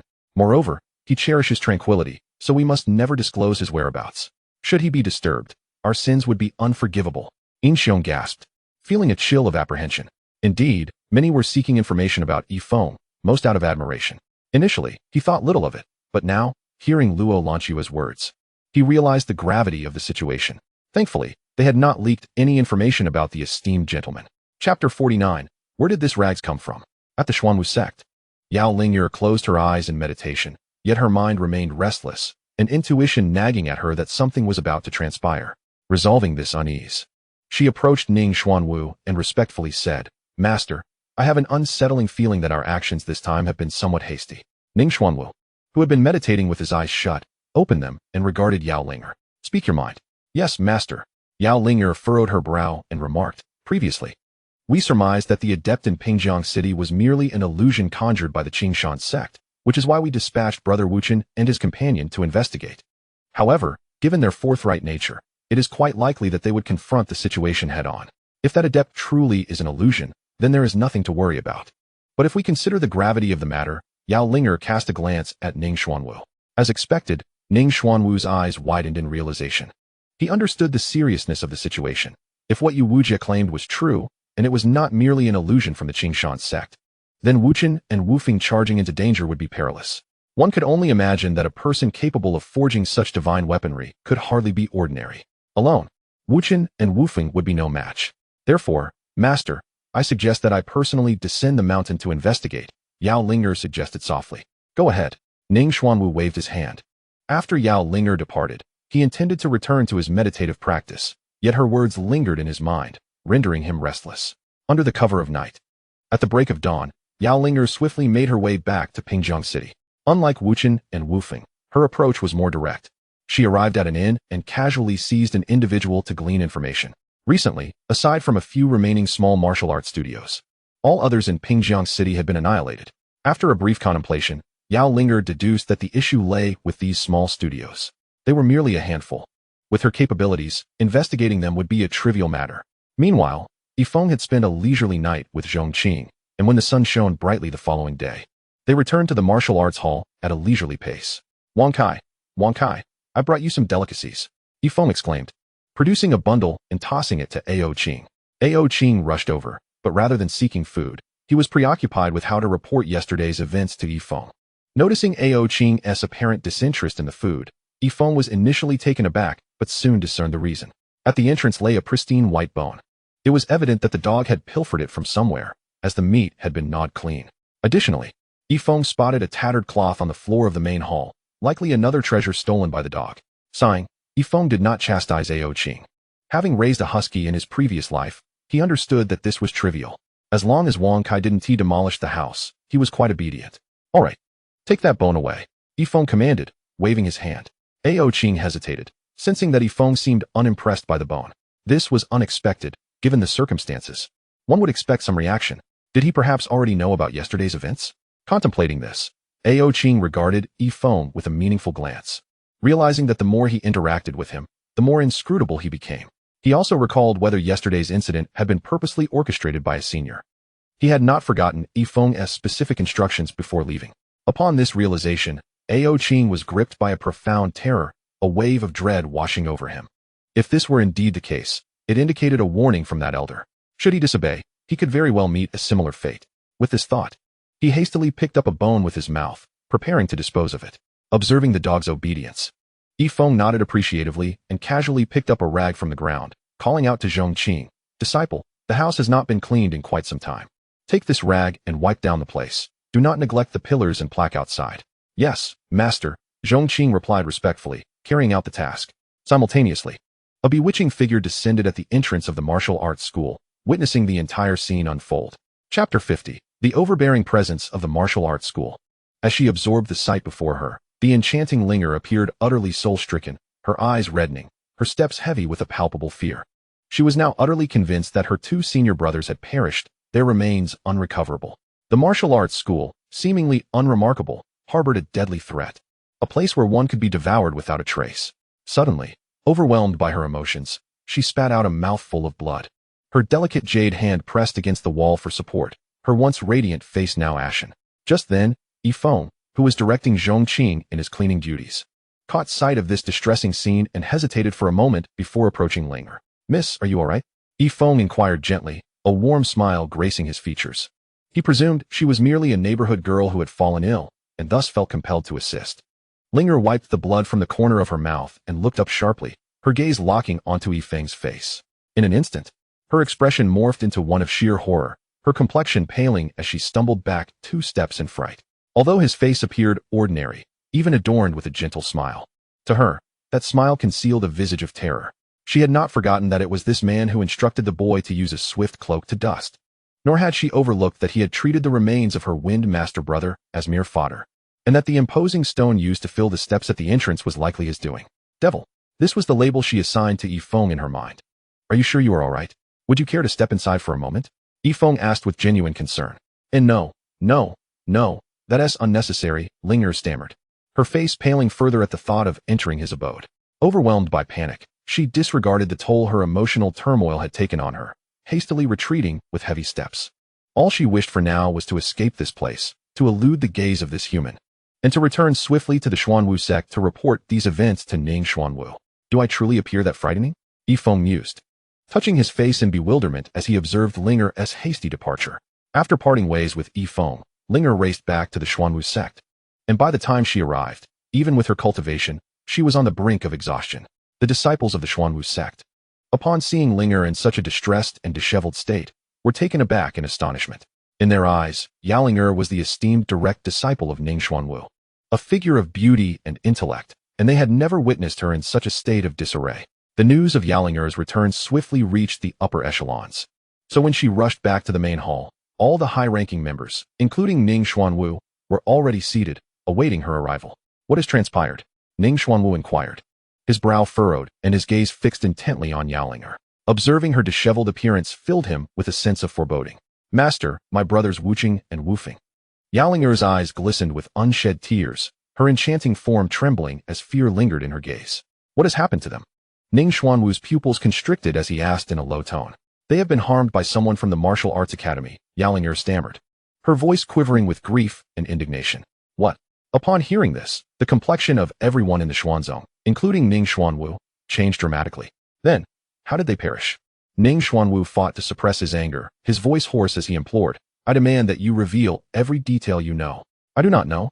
Yalinger shook her head in sorrow, but I am aware that Wuqing's body was completely obliterated, while Wufeng, who practiced the sect's divine techniques, is left with but a single bone. As her words echoed through the hall, an oppressive silence enveloped the space. It could be said that aside from Yalinger, Wuqing and Wufeng represented the future hope of Xuanzong. Yet now, combined, they were reduced to nothing more than a solitary bone. This news was an unbearable blow to Xuanzong. Even more despicable was the fact that Wufeng had been humiliated posthumously. The sole remnant of him was used as fodder for a pet by that vile individual. Yalinger bit her crimson lip, her voice brimming with hatred as she recounted. Just thinking of that dog carrying the bone makes it hard to breathe. He was my brother. My companion since childhood. Bang. Upon hearing this, Ning Xuanwu could no longer maintain his composure. He slammed his palm down, shattering the stone table beside him into dust. A tidal wave of fury radiated from him. This was an affront too great to bear. The tragic demise of his two cherished disciples, their posthumous degradation as mere animal feed, was an intolerable humiliation for Ning Xuanwu. With this display of wrath, the entire assembly held their breath in silence. What are my two treasures? Finally, Ning Xuanwu's voice broke through the stillness, resonating throughout the hall. Chapter 51. A desire for complete annihilation. Yalinger's complexion turned even graver at his inquiry as she hesitated, stammering, the two treasures have. What has happened to them? Ning Xuanwu's expression darkened, his raspy voice demanding answers. Realizing she could no longer conceal the truth, Yalinger glanced at Ning Xuanwu, anticipating his wrath. Taking a deep breath, she finally spoke with heavy words. I implore you, Master, do not be enraged. Your Jintian stone has been taken by that villain to serve as a step. What? Upon hearing the words, Ning Xuanwu was indeed enraged. His entire being emanating a formidable aura as he stood up, glaring at Yalinger, enunciating each word. You say my tremor stone, the most treasured possession of my Xuanwu sect, has been used by him to fill steps? Witnessing her master's furious demeanor, Yalinger felt a pang of distress in her heart, yet the truth remained undeniable. With a heavy heart, she nodded and replied, Yes, master. Not only was the tremor stone used to fill the steps, but the swift cloak as well. Upon hearing this, the tension in the room heightened. All eyes fixated on Yalinger. Ning Xuanwu trembled with rage, his eyes narrowing to mere pinpricks. The swift cloak has also been used as a rag to wipe dust? Yalinger lowered her head, her voice dwindling to almost a whisper in the final moments. As her words hung in the air, Ning Xuanwu was momentarily stunned. His face, a tumult of emotions, twitched uncontrollably. This is intolerable, utterly intolerable. At that moment, the fury within Ning Xuanwu erupted violently. Boom, boom, boom. A fierce shockwave enveloped him, unleashing a series of sonic booms, reducing countless items to dust. One disciple was left with no trace, while another's remains were used as fodder for pets. The tremor stone was used to fill steps, and the swift cloak was turned into a rag. Such cruelty, such mercilessness. In that instant, even with Ning Xuanwu's formidable cultivation, he could no longer contain his emotions, his body quaking as he hoarsely recounted the transgressions of that individual. If my disciples had truly committed any offense, I could forgive their punishment, but to leave their remains unrecognizable and humiliate them so? To desecrate the two treasures of my Xuanwu sect in such a manner is akin to dragging my sect through the mud. This is beyond what can be tolerated. As his words fell, the members of the Xuanwu sect erupted with vengeful fervor, their eyes gleaming with fury, itching to descend the mountain and rend that person limb from limb. Master, this person's wickedness goes even further, Yalinger interjected with hatred in her voice. Had I not been cautious, disguising myself so that he did not recognize me as a member of Xuanwu's sect, I too might have fallen into his treacherous grasp. What? He intended to eradicate us completely? The flames of rage within Ning Xuanwu flared anew. Send word down. All the experts of Xuanwu sect shall descend the mountain with me. I will personally slay this villain, avenging Wuchen and Wufeng, and reclaiming our 2 treasured possessions. With a sweeping gesture, Ning Xuanwu issued his command. Yes. The response resonated throughout the Grand Hall. The entire Xuanwu sect had already been ignited by the fire of hatred, and Ning Xuanwu's words instantly stirred their fervent desire for vengeance. Chapter 52. Such disregard for humanity as the command was given. The experts of the Xuanwu sect descended the mountain en masse. Master, I fear that our reckless descent may lead to peril, Yao Linger cautioned, her expression laden with concern as they approached Pingjiang City. What is there to fear? Such a grave enmity must be avenged. Ning Xuanwu replied, his countenance fierce. Moreover, my 2 treasured possessions remain in that person's hands. Shall we simply let it be? Not so, Master. You have misunderstood, the spirit child hurriedly explained. Revenge must be taken, and the 2 great treasures must be retrieved. However, if we storm in with such fervor, what if our opponents are prepared? The experiences of brothers Wuchan and Wufeng serve as a cautionary tale. I believe it is prudent for us to deliberate further. Upon hearing this, Ning Xuanwu furrowed his brow. Previously blinded by hatred, he realized, upon the spirit child's reminder, the validity of her concerns. By the way, did you not have prior contact with him? Ning Xuanwu inquired solemnly. What exactly is his strength? At this, the spirit child's brow knitted with worry, her eyes reflecting a grave seriousness. She fixed her earnest gaze upon Ning Xuanwu and said, Master, this is precisely why I implore you to consider a longer-term strategy. His strength. As she spoke, she took a deep breath, her tone heavy with gravity. I cannot discern it. Cannot discern it? Ning Xuanwu's brow furrowed deeper. Indeed, it is not merely a matter of inability to perceive. It is as if I cannot sense his aura at all. The spirit child recalled the past, her brow tightened. Had I not witnessed him wielding the swift cloak as a mere rag and known that my 2 brothers perished at his hands, I might have assumed him to be an ordinary person. Her words deepened Ning Xuanwu's frown. Reflecting on the situation, he recognized he had overlooked a significant issue.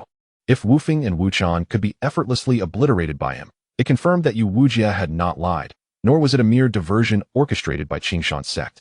This indicated that the formidable blade in Lu Qingshan's possession could very well have been crafted by this individual. If that were the case, would an assault by his Xuanwu sect yield any results? Could he, Ning Xuanwu, stand as a match against this person? The answer was glaringly evident. If the weapons he forged could enable Lu Qingshan to pursue him relentlessly for 3,000 miles, his true strength must indeed be otherworldly. In that moment, Ning Xuanwu found himself engulfed in doubt, wavering in his resolve. Yet, the thought of his 2 disciples, one reduced to nothingness and the other fed to dogs, left a bitter taste in his mouth. Therefore, heed my command. First, send a death warrior to gather intelligence. Clearly, Ning Xuanwu was not without intellect. After a period of contemplation, he arrived at this decision. Oh, what a pleasant day it is. In the courtyard, Feng reclined in a lounge chair, lazily basking in the sun, thoroughly enjoying the moment. Master, the cleaning in the dojo has been completed. Do you have any further instructions? It was the first time the dojo had undergone such a thorough cleaning, and Zhongqing had tirelessly devoted 2 days to ensure it was done properly. Feng cast a comforting glance at Zhongqing. This child is indeed obedient. That cleaning cloth appears to be of good quality. Do not waste it. Hang it outside to dry. It may serve us well in the future, Feng instructed softly. Yes, master. Oh, by the way, it has been quite humid lately. The 18 paintings in the front hall should also be taken down to dry. But let us place them in the courtyard to avoid any risk of the wind carrying them away, Feng softly instructed. Although these paintings appeared to be of little value and would fetch a meager price if sold, they would serve as delightful embellishments to adorn his martial arts hall. Zhongqing obediently followed his orders. He first removed the 18 paintings and laid them out in the courtyard to dry, then wiped the walls where the paintings had hung before placing the cloth at the entrance of the hall. Suddenly, several figures flickered into view, landing stealthily in the shadows. It was Ning Xuanwu and the members of the Xuanwu sect, accompanied by a pallid young man who was evidently the chosen assassin sent to gather intelligence at the martial arts hall. Rest assured, should you fail to return, your family and friends will receive the best of care. However, if you succeed, I shall promote you to become a direct disciple, allowing you to choose any elder as your master, Ning Xuanwu assured as he patted the young man's shoulder. Master, look.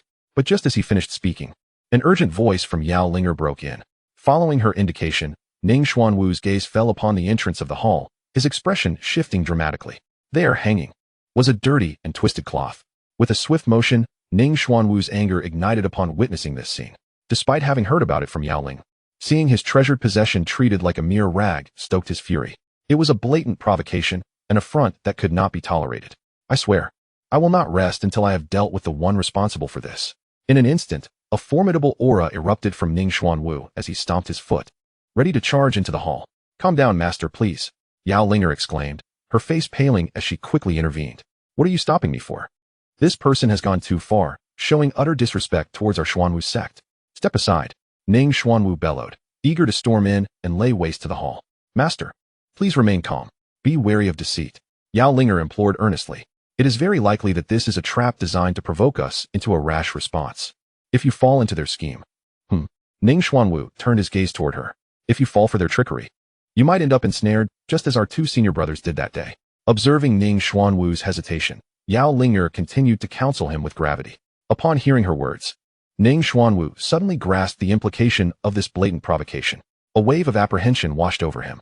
I acted too hastily, he sighed, suppressing his anger as he turned his attention to the assassin. Rest assured, I will uphold my promise. You can venture forth without fear. The task of gathering information about the martial arts hall is now entrusted to you. The young assassin clenched his teeth and replied, Please do not worry, sect master. I will ensure the mission is completed. Remember, do not draw attention to yourself or display any hostility. Your primary objective is to gather information. Yao Linger solemnly reminded him to exercise utmost caution. The assassin nodded and, under the watchful gaze of Ning Xuanwu and others, cautiously approached the martial arts hall. As he neared the entrance, he paused for a moment. A hastily discarded cloak hung nearby, while the formidable stone of tremor lay at his feet. Suppressing his anxious emotions, he took a deep breath and stepped over the stone of tremor. It seemed rather absurd. Suddenly, he began to comprehend why the individual inside had placed the stone there to fill the step. With a subsequent step, he entered the front hall. Inside, it was unremarkable, lacking any outstanding features, and bore no distinction from an ordinary martial arts hall, perhaps even inferior to others. It appeared devoid of any danger. Disciple, why have you removed this plaque? In the courtyard, Feng asked as he petted his dog, glancing at Zhongqing. Master, I noticed it was quite dusty, so I took it down to clean. However, there are still some water stains on it, so I left it here to dry. Once it's dry, I will reattach it, Zhongqing replied softly. Well done. Feng nodded appreciatively. Zhongqing was far more meticulous than he, executing every task with great care. Is anyone here? At that moment, a voice emerged from the front hall. Oh, do we have a visitor? The voice was unfamiliar, catching Feng by surprise, as it had been quite a while since any business had come their way. Rising to investigate, he found a young man who resembled him somewhat, and asked, Hello, may I help you?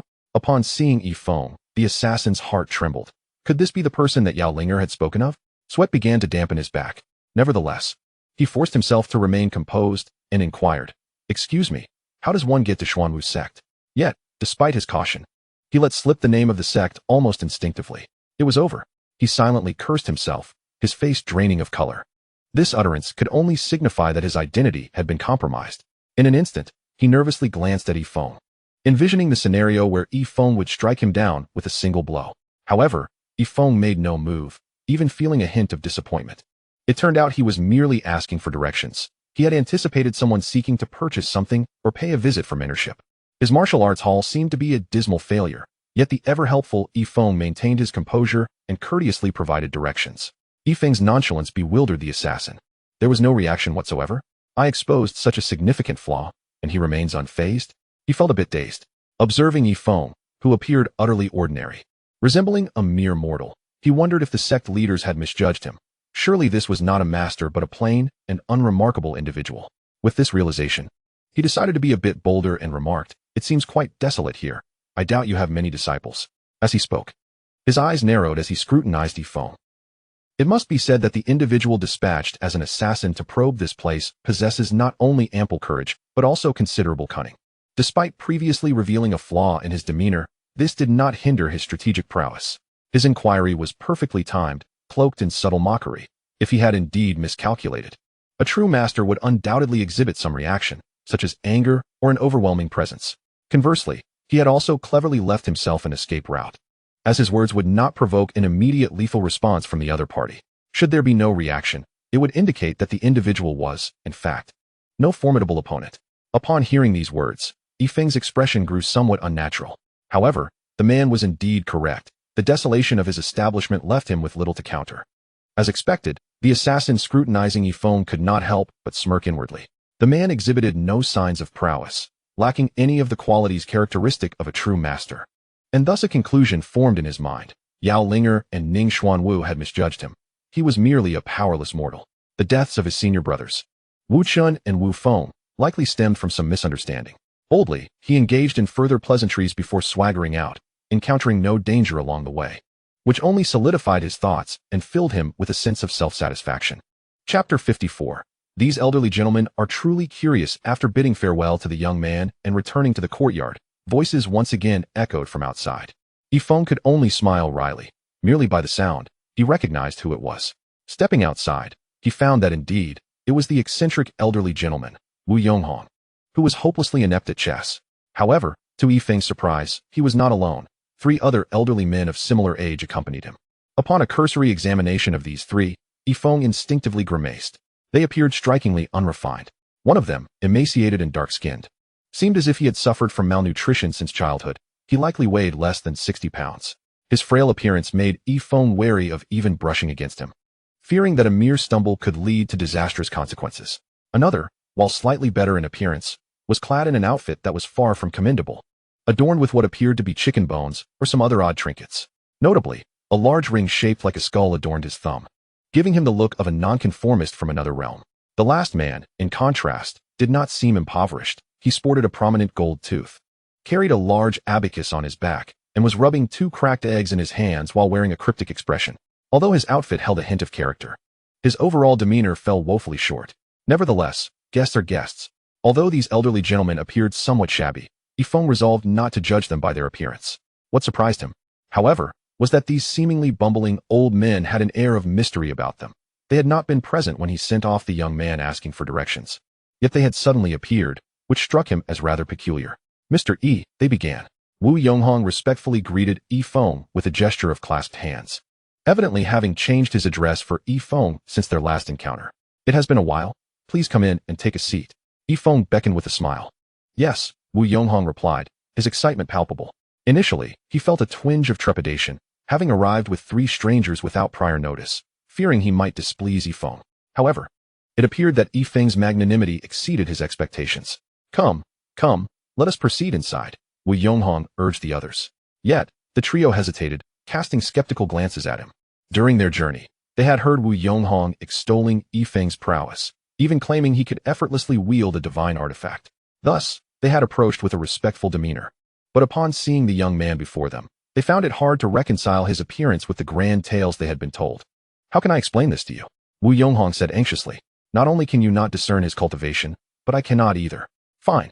But did you not mention he possessed a plaque imbued with martial intent? Where is it? The gaunt elder inquired. Wu Yonghong's expression grew awkward as he glanced toward the entrance, only to find it conspicuously empty. Perhaps he has temporarily removed it. Let us not dwell on this. Since he has invited us in, we should hurry, Wu Yonghong urged, his anxiety mounting. The trio remained hesitant. They were not ordinary individuals. If this were indeed a master, it would be acceptable, but if he were merely a mortal, what right had he to invite them to sit? You truly are. Wu Yonghong exclaimed in frustration, pointing at the 3. After all these years, would I deceive you?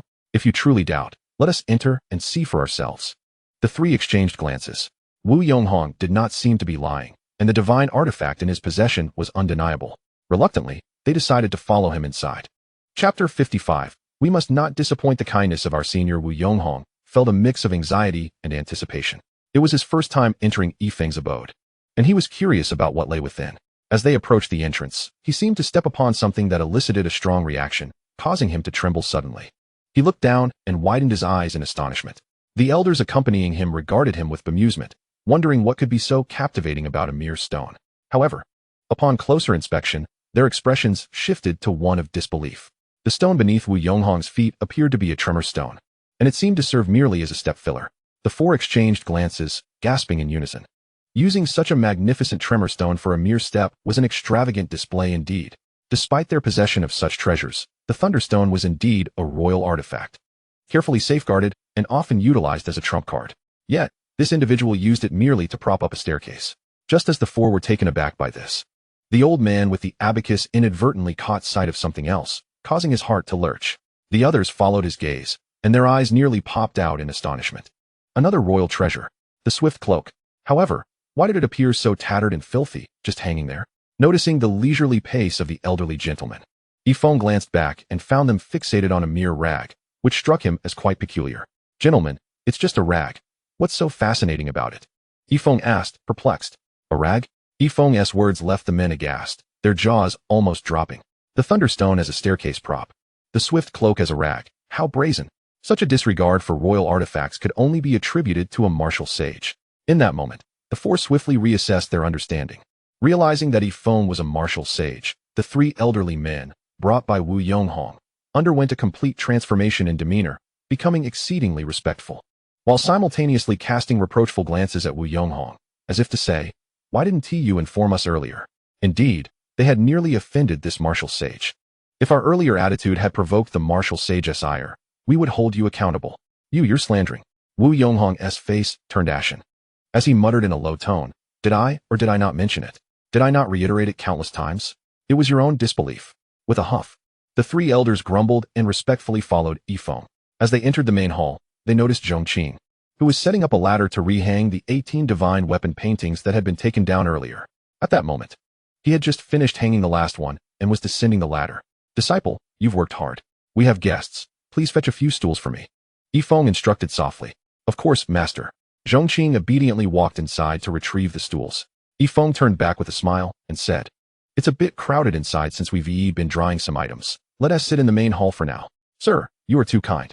The four elderly gentlemen nodded in agreement, finally stepping into the main hall. The 18 divine weapon paintings suddenly loomed large before their eyes. An overwhelming aura of martial intent and heavenly power enveloping the entire hall. What? The four elders were almost frozen in place at that moment. In that instant, the immense martial intent and heavenly power offered them tremendous benefits, loosening the cultivation bottleneck they had been stuck at for centuries. Who was this person? At that moment, even Wu Yonghong himself was bewildered. Just moments ago, he thought Feng was merely a martial sage, a rank above his own martial master status. But now it seemed he was far more than just a martial sage. Could it be a martial emperor? However, it seems that the martial emperor would not possess such grand ambitions. Could it be that the celestial warriors from the higher realm are involved? Celestial. A gasp escapes. This word is utterly unattainable for them. The mere thought that Feng might be a celestial warrior from the upper world sent their blood boiling. No wonder he appeared so much like an ordinary mortal. The four of them suddenly came to a realization, finally uncovering the reason behind their inability to fathom Feng's profound cultivation. Please, have a seat. Feng offered them a stool and added, you all rest here for a moment while I fetch some water. With that, he proceeded towards the backyard. The moment Feng departed, the four elderly men erupted into fervent discussion. Martial intent, such powerful martial intent. I have never encountered such immense martial intent before. My stagnant realm has begun to loosen after several centuries. One exclaimed, indeed, I too feel a loosening, accompanied by the power of the heavenly way. Another added, he must be a celestial warrior. It is truly unimaginable that we could come into contact with one. In that instant, the four were filled with excitement and tears of joy.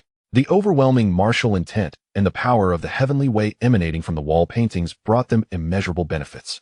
However, it wasn't long before they began to feel discomfort. I feel as though I can hardly endure this. The old man with the abacus spoke first. This martial intent is too overwhelming. I can only comprehend so much. If I remain seated any longer, I fear I may fall into madness. Yes, I too cannot bear it any longer, the frail old man echoed. What a pity it is, such a great opportunity. Yet I cannot fully embrace it. Perhaps I should sit outside?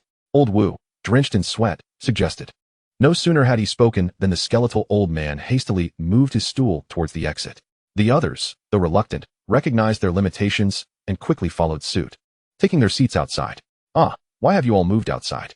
Feng inquired, perplexed as he emerged with water in hand. Hearing this, the elderly men exchanged grateful glances with him, albeit tinged with embarrassment. They understood that this was an opportunity Feng had graciously provided. Regrettably, their abilities were insufficient to endure it for long. They managed to explain with strained smiles. The scenery is better outside. Yes, the scenery is lovely. Indeed, the scenery is splendid, the others chimed in, nodding vigorously.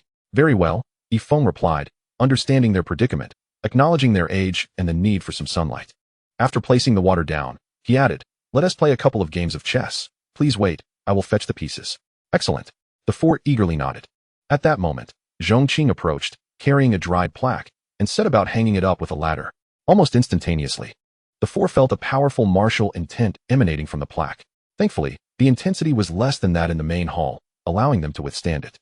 Overwhelmed, the four elderly men felt as if stars were dancing before their eyes, filled with gratitude.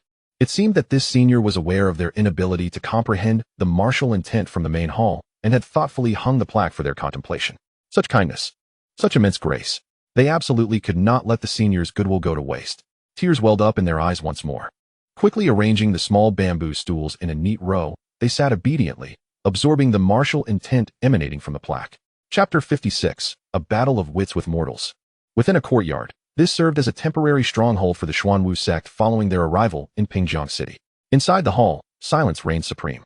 Ning Xuanwu sat solemnly at the head of the table, while Yao Ling'er and the other high-ranking members remained silent beside him, all awaiting news from the dispatched assassins. Master, do you think he will return successfully? At last, unable to contain her anxiety, Yao Ling'er furrowed her delicate brows and stood to inquire.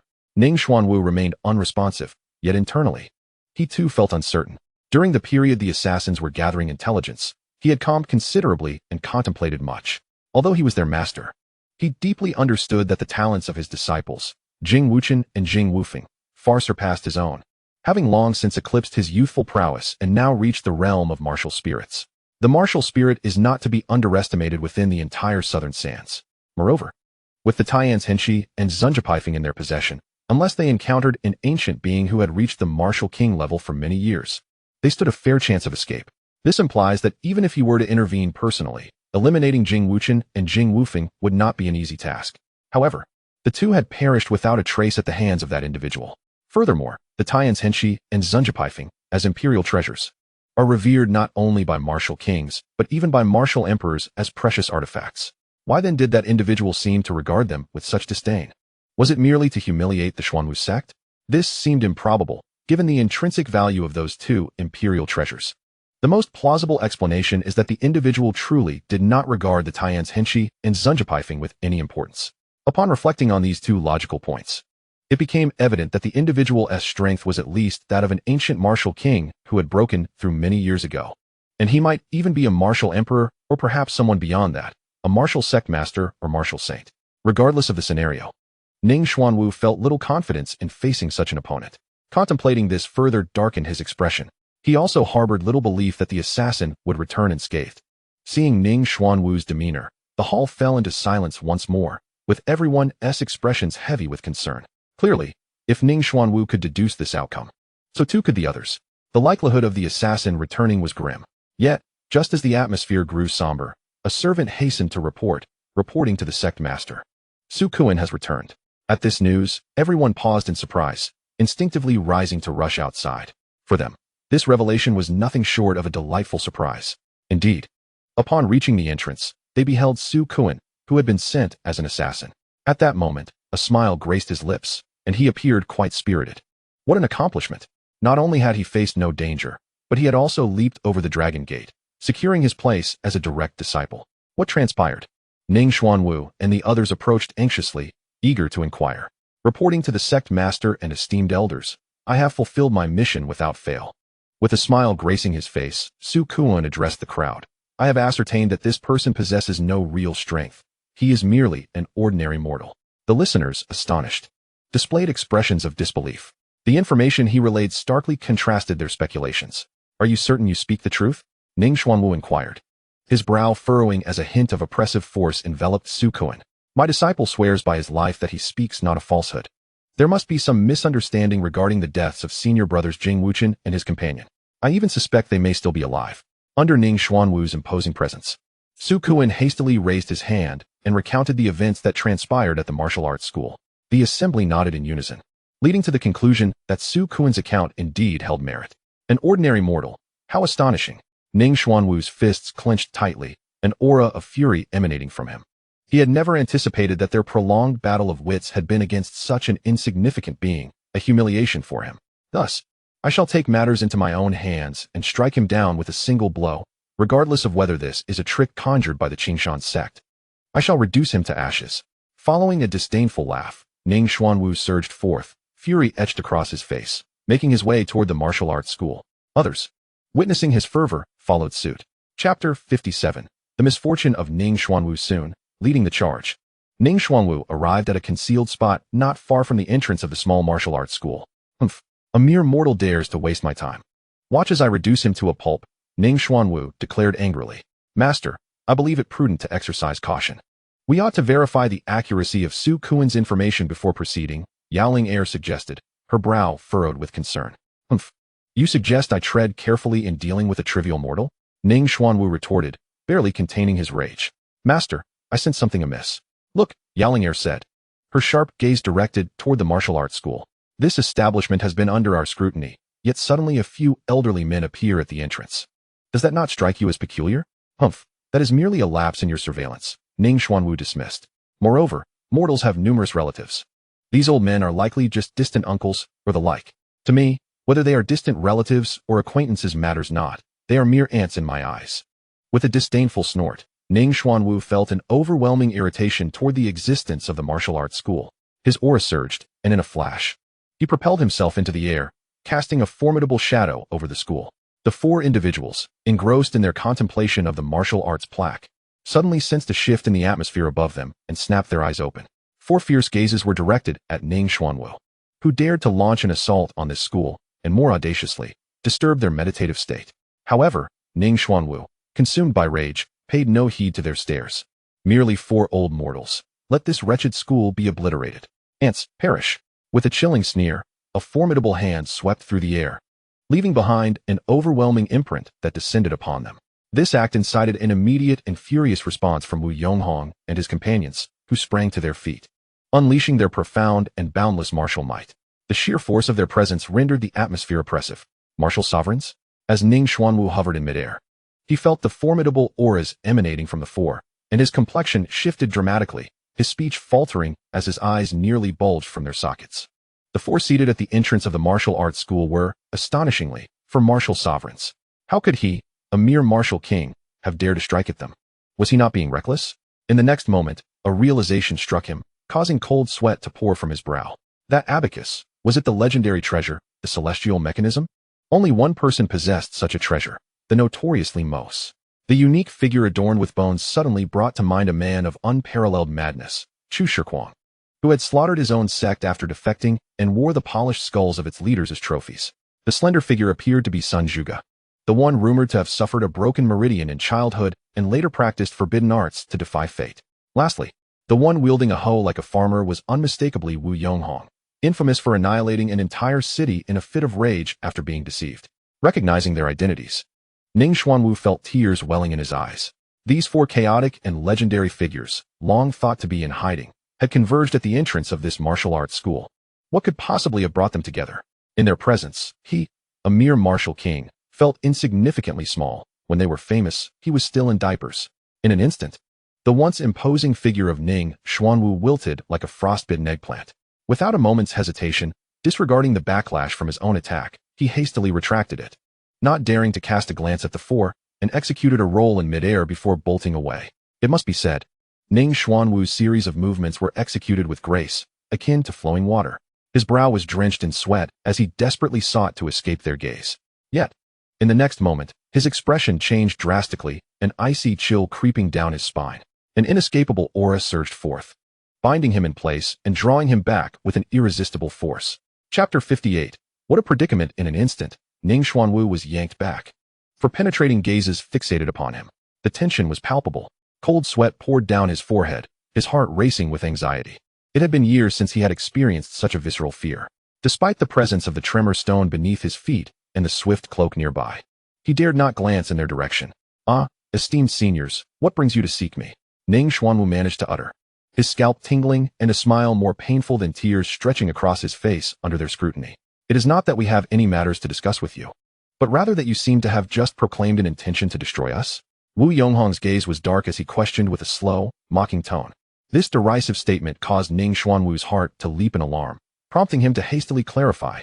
"No, no, esteemed seniors, please do not be angered. How could I dare to lay a hand on you? I merely intended to strike at this modest martial arts hall, unaware that you four were engaged in your spiritual cultivation here. I humbly ask for your understanding." Once he finished explaining, Ning Xuanwu sighed in relief. Although these four individuals possessed peculiar temperaments, he was, after all, a martial king, and having wisely chosen to retract his words, He believed the situation would not escalate too severely against him. However, to his astonishment, the moment his voice ceased, all four stood in unison. A formidable pressure enveloping the space, saturated with palpable intent to kill. Ning Xuanwu shivered, utterly bewildered. What on earth was happening? I had explained myself clearly. Even if they chose to disregard my plea, why exhibit such intense murderous intent? You claim you wish to destroy this martial arts hall? Limos inquired, his eyes narrowed. Voice hoarse as he enunciated each word deliberately.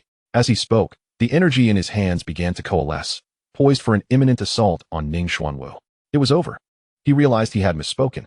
Observing the burgeoning attack from Limos, Ning Xuanwu could no longer concern himself with status. With a sharp crack, he fell to his knees, drenched in sweat, exclaiming, a misunderstanding indeed, esteemed seniors.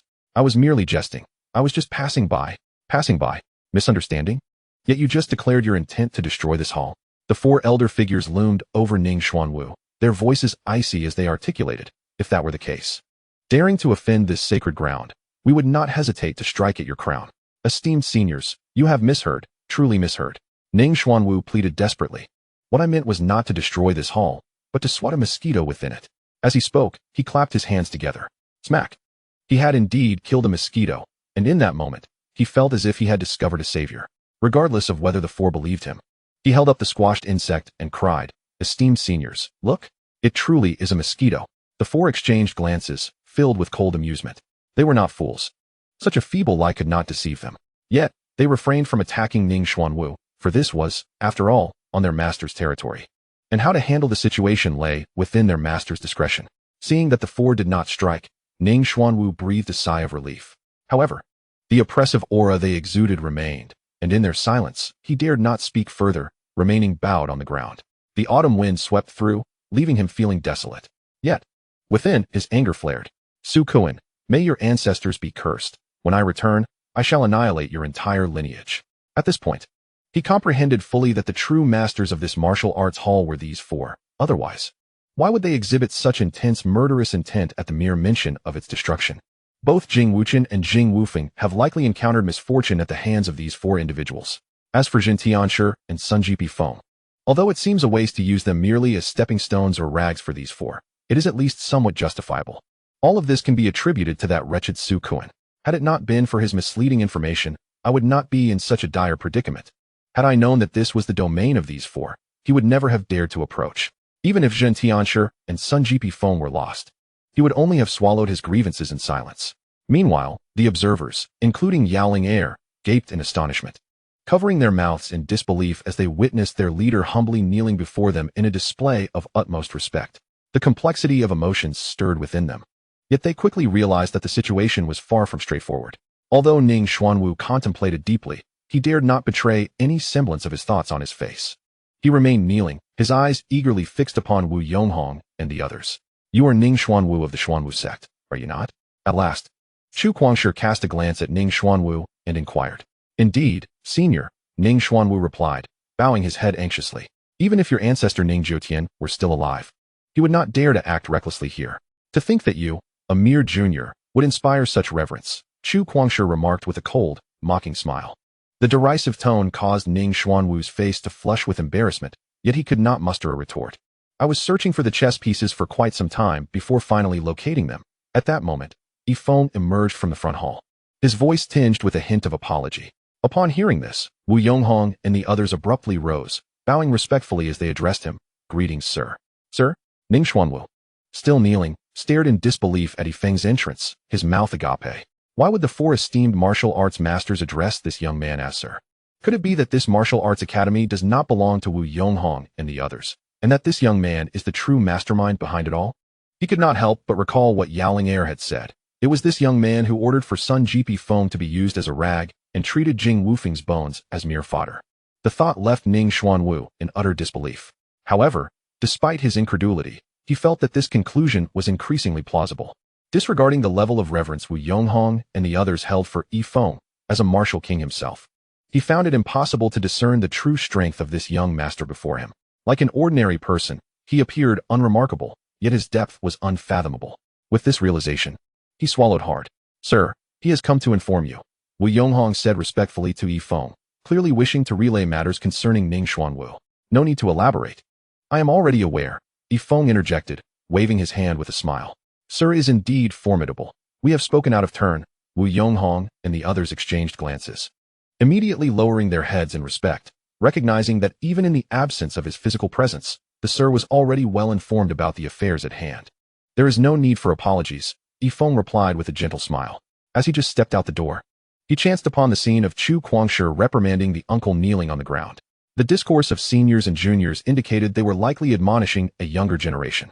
The old man, upon witnessing the younger being chastised, could be understood. However, the nature of the uncle's transgression remained a mystery. Meanwhile, Ning Xuanwu, kneeling beside him, gaped in horror, his insides twisted with regret. A profound dread flickered in his eyes as he came to the realization that this enigmatic youth before him was an ancient figure even older than Wu Yonghong and his companions. The thought of having offended such a person sent chills down his spine, rendering his face as pale as a sheet of paper. Today, he feared he might meet his end here. Never mind, you can handle it, Feng said nonchalantly, as if the matter occurring at the entrance of his martial arts school bore no weight upon him. We handle it. Wu Yonghong and the others exchanged astonished glances, surprised that Feng so readily entrusted Ning Xuanwu's fate to them. Yet, a mere martial king was likely not significant enough to warrant Feng's personal intervention. The question remained, how should they proceed? The four exchanged glances, uncertain, their eyes wandering back to Feng. Why do you look at me? Feng asked, bemused. Ahem.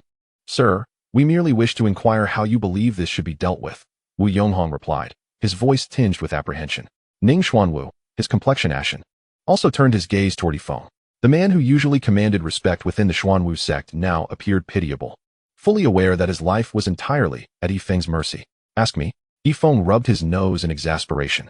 Why seek the counsel of an unrelated person regarding the discipline of your own juniors? Observing the four elderly men's persistent inquiries, he reluctantly stated, I have little to offer, but my perspective is clear. When one errs, one must bear the consequences. However, it is essential to grant the younger generation an opportunity. Whether they mature from this experience is contingent upon their own fortune. After speaking, Feng glanced at the sky, contemplating that it was nearly time to prepare dinner. After all, Zhongqing had been laboring alone all day, and it was only reasonable for him, as a mentor, to lend a hand occasionally. Moreover, as they disciplined their junior, his presence was somewhat inappropriate.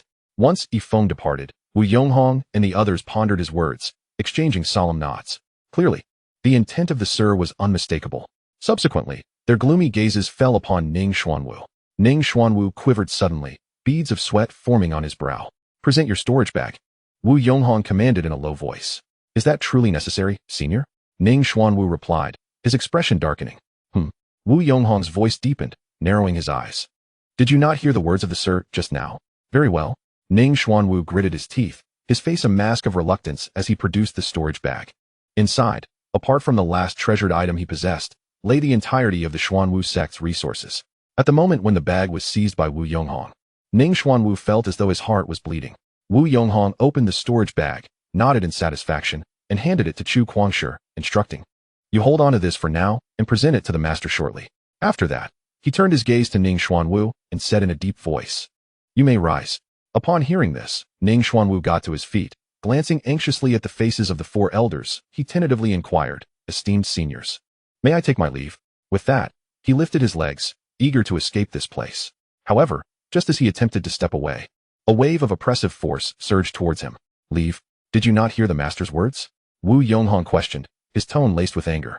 Casting a glance at the frail elder, Sun Zhuge.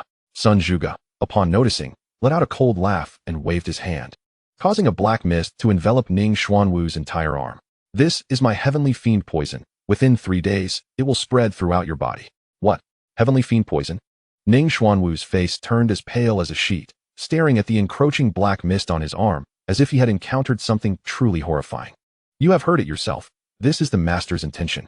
He has not taken your life directly. But whether you can continue to stand as a person depends entirely on your fortune. Begone. With a wave of his arm, Ning Xuanwu was sent flying backward. Chapter 60.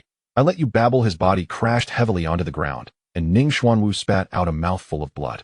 Yet he paid no heed to his injuries and darted away. He was genuinely terrified of being pulled back. He simply wished to distance himself from this martial arts academy. After all, the oppressive aura emanating from these four old men was nothing short of terrifying. Yet, the most frightening of all was that enigmatic youth. Despite his inscrutable demeanor, It was often the intangible, unfathomable presence that proved most unsettling. In this encounter, he had suffered tremendous losses. Forget about avenging the untainted and windless, or retrieving the thunderstone and the swift cloak. He had nearly lost his life, and crucially, the entire resources of the Xuanwu sect had been seized. The most infuriating aspect was the black mist spreading from his right arm. At that moment, he felt an overwhelming urge to end his own life. Not long ago, this arm had been severed by Lu Qingshan, and prior to arriving in Pingjiang City, he had expended considerable resources and even a portion of his lifespan to ensure its rebirth. Yet, who could have foreseen that he would accomplish nothing here? Merely slaying a mosquito, and then endure such torment? Recalling this, a sharp pain pierced his heart. However, preserving his life took precedence. Sun Zhuge's heavenly fiend poison was no ordinary matter. If he did not sever the arm, he would surely perish within 3 days. After much inner turmoil, he finally gritted his teeth, a look of unwillingness plastered across his face, and lopped off his arm. Gazing at the severed limb on the ground, Ning Xuanwu's anger bubbled forth. The more he thought about it, the angrier he became, and he transformed into a blur, racing towards the direction of Yaoling and the others. Master, sect leader. A crowd hurriedly approached, their expressions laden with gravity and complexity as they gazed upon Ning Xuanwu's missing arm. Where is Su Kuan? Ning Xuanwu thundered in fury. Lord, it's a misunderstanding. Su Kuan, trembling and filled with sorrow, cowered behind Yaoling, desperately attempting to explain. A misunderstanding? Ning Xuanwu gritted his teeth, extending his arm to seize Su Kuan by the neck, twisting it in his grip. With a sickening crack, consumed by rage, Ning Xuanwu mercilessly snapped Su Kuan's neck and discarded the lifeless body onto the ground. I let you misunderstand. I let you misunderstand. Seemingly unsatisfied with merely killing Su Kuan, Ning Xuanwu stomped upon his corpse, reducing it to a pulpy mass beneath his overwhelming strength. Witnessing Ning Xuanwu's wrath, Yaoling and the others lowered their heads, scarcely daring to breathe. After all, who could remain untroubled in the face of such turmoil, especially considering Ning Xuanwu's usual stature as the exalted leader of the Xuanwu sect? Master, what shall we do next? After a prolonged silence, as Ning Xuanwu's anger appeared to wane slightly, an elder cautiously inquired, shall we pursue vengeance? The mere mention of vengeance caused Ning Xuanwu's expression to contort, his visage dark as a stormy sea. What of the thunderstone and the swift cloak? Shall we attempt to reclaim them? The elder pressed further. The surrounding onlookers cast him pitying glances, recognizing the folly of his words. Indeed, it was evident that he had touched upon a sensitive subject. Ning Xuanwu's recently subdued fury ignited once more, and with a swift motion, he struck the elder, reducing him to mere pulp. I let you prattle on. Let you prattle on. After delivering the fatal blow, he further desecrated the elder's remains before finally relenting. After a considerable time, the flames of rage within Ning Xuanwu began to diminish. Master, please calm your anger, Yaoling ventured forth, gently suggesting, in light of recent events, we must contemplate our next steps. What do you propose? Ning Xuanwu's countenance remained grim, yet he recognized the necessity of planning for the future. Contemplating this, he raised his gaze to Yaoling and softly spoke. Ling today marks the most humiliating day in the history of the Xuanwu sect. Henceforth, the future of our sect must rest upon your shoulders. Rely on me. Yaoling's lips parted in astonishment. Indeed, Ning Xuanwu solemnly nodded, casting a reluctant glance towards the martial arts academy. Though he felt a profound sense of resentment, he lacked the courage to seek vengeance against such formidable opponents. Observing Ning Xuanwu's plight, a pang of sympathy surged within Yaoling, prompting her to inquire, Master, what could possibly be so formidable within the martial arts academy? At her words, Ning Xuanwu's lips twitched, and he sighed heavily before cautiously divulging, for martial sovereigns, one martial saint, and even a martial emperor. What? Despite their suspicions regarding the strength of the martial arts academy's inhabitants, the revelation from Ning Xuanwu elicited gasps of disbelief from those present. This seemingly modest academy harbored 4 martial sovereigns, along with a martial saint and a martial emperor? No wonder. No wonder even the mighty Ning Xuanwu found himself in such dire straits. And so, Yaoling furrowed her brow, casting a concerned glance at Ning Xuanwu. Therefore, I implore you to remain in Pingjiang City, Ning Xuanwu said, narrowing his eyes. The foundation of my Xuanwu sect lies here. Although we have had friction with the Qingshan sect for over a millennium, we have managed to maintain a delicate balance. But now, that equilibrium has been shattered. At this point, a profound worry etched itself on Ning Xuanwu's face, and he continued with a fierce tone. That old schemer, Lu Qingshan, has somehow forged a connection with the youth from this martial arts hall, and has even acquired an extraordinary divine blade. Just imagine. If Lu Qingshan were to obtain more treasures from these masters, would he show us mercy, given our antagonistic relationship? If he benefits from the prowess of these experts, can we still consider ourselves as rivals? It must be acknowledged that while Ning Xuanwu possesses a fiery temperament, as the leader of a sect, his thoughts often extend far into the future. Upon hearing his words, the others immediately grasped the implications, their faces reflecting a serious concern. Is that why you wish for me to stay? Asked Yao Linger, her voice tinged with anxiety. Alas, Ning Xuanwu sighed, his expression darkening. The Zhentian stone and the swift cloak cannot be reclaimed, and it is impossible to avenge today's grievances.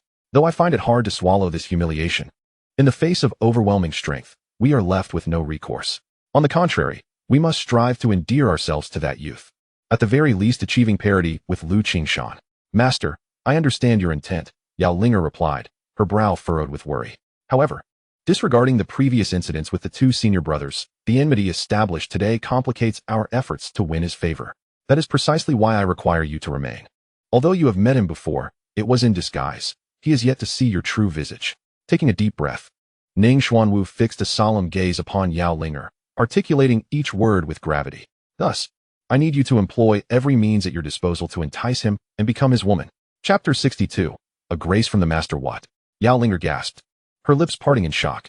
She had never anticipated that Ning Xuanwu's reason for asking her to stay would be this. I understand this places you in a difficult position, Ning Xuanwu said earnestly, but this concerns the future of our Xuanwu sect. The very lifeblood of our sect rests in your hands. Moreover, if you truly become his woman, it would not be a slight to you, after all. He possesses at least the cultivation of a martial saint. Do you not admire the strong? With that, Ning Xuanwu cast an inquisitive glance at Yao Linger. She bit her lip, contemplating his words. There was merit to his argument, setting aside whether he was a martial emperor. The mere fact that he was a martial saint was enough to command the allegiance of countless individuals. Had these events not transpired, that youth would undoubtedly be someone Yao Linger admired and aspired to. If she were indeed to become his woman, she would rise in stature, and naturally, the Xuanwu sect would reap the benefits. Master, I harbor no reluctance. I merely wonder if you would ever take notice of me, Yao Linger said, her confidence wavering. In the presence of others, captivating a man with her innate beauty and exceptional charm would naturally be a matter of course.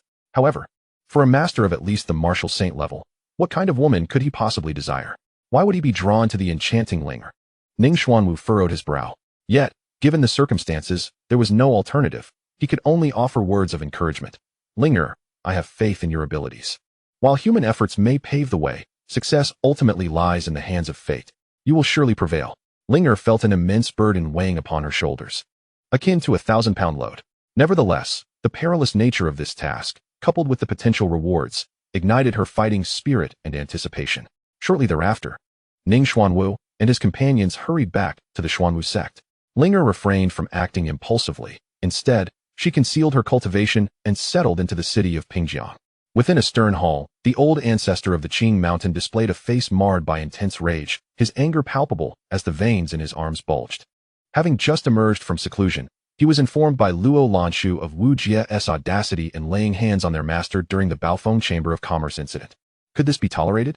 Elder Third, you must provide me with an explanation regarding this matter, the old ancestor commanded, exuding an overwhelming aura as he addressed an elder seated below. I will kill Wu Jie. No, I will subject him to the most excruciating punishment. Upon hearing the old ancestor's decree, the third elder's expression shifted dramatically as he fell to his knees. Master, please temper your anger. I beseech you to grant Wu Jie a chance. I am willing to pay any price. The third elder's demeanor was one of desperation. To speak candidly, besides being my disciple, Wu Jie has another identity. An illegitimate child, perhaps? The old ancestor retorted coldly. It seems you are already aware, master, the third elder said, lowering his head in embarrassment. If he were not your illegitimate son, would I still be engaging in this discourse with you? The old ancestor replied icily. Otherwise, Wu Jie would have long been a dead dog. Thank you for your mercy, master, the third elder said, bowing his head heavily to the ground in supplication.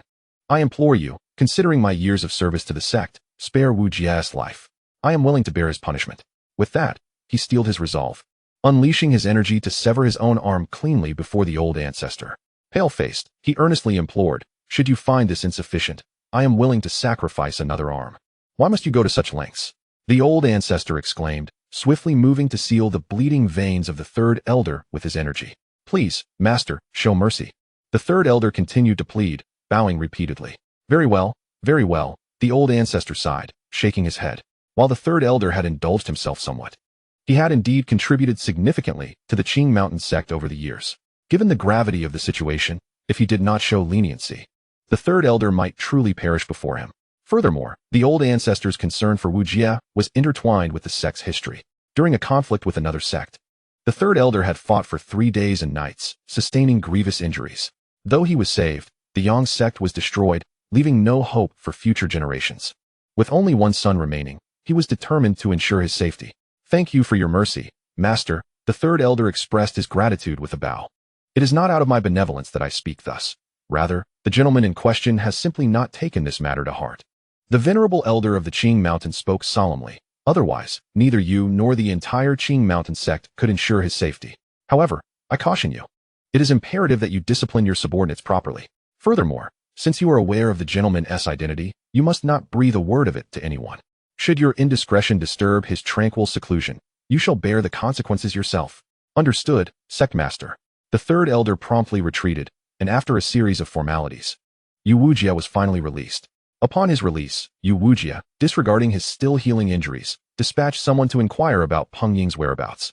Upon learning that she had been expelled from the Qing Mountain sect, his expression darkened to an extreme. Discontent brewed within him. It had taken considerable effort to bring her into the Qing Mountain sect, and yet he had not even had the chance to handle matters himself. No, he must retrieve her. Chapter 63. The commotion within the sect. Feng was utterly bewildered. What on earth was happening? The 4 elderly men, claiming to be in a hurry, had hastily departed, leaving behind a heap of worthless items at his counter. They asserted that part of it was what he had requested earlier, while the other part was payment for the previous debts. Yet, if they truly intended to settle debts, they ought to have provided proper compensation instead of presenting this assortment of useless rubbish. Feng was left speechless. The items were indeed an eyesore. A pair of boots that resembled rain boots, a tattered umbrella adorned with a myriad of nonsensical patterns, and other incomprehensible trinkets. Enough is enough. It seemed that old Wu, lacking the means to provide proper payment, had resorted to offering these discarded items in lieu of his debts. Fortunately, Feng was no longer in want of money.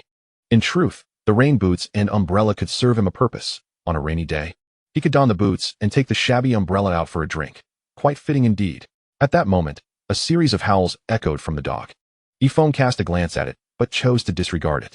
However, Ao Qing continued to howl incessantly. This was instinctual behavior for him as a beast, particularly when confronted with something fearsome. His gaze was fixed upon a small door behind Feng. Despite having been there for quite some time, he had never paid this small door any mind.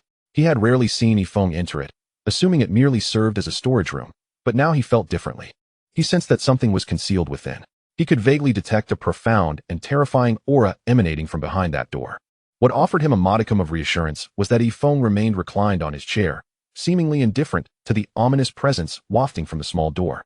Yet his curiosity persisted. What could be hidden inside? At the Baofeng Merchant Association, Yin Xiong had specially sent someone to summon Luo Lanxue. Ahem, my dear niece.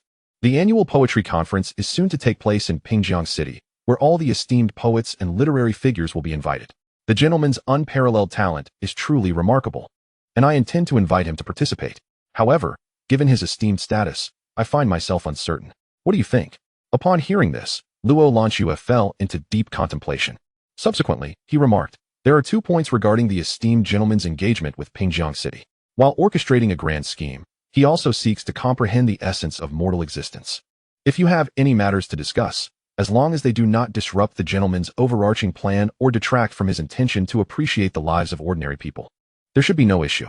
The aspect of not hindering the gentleman's original intent is quite manageable.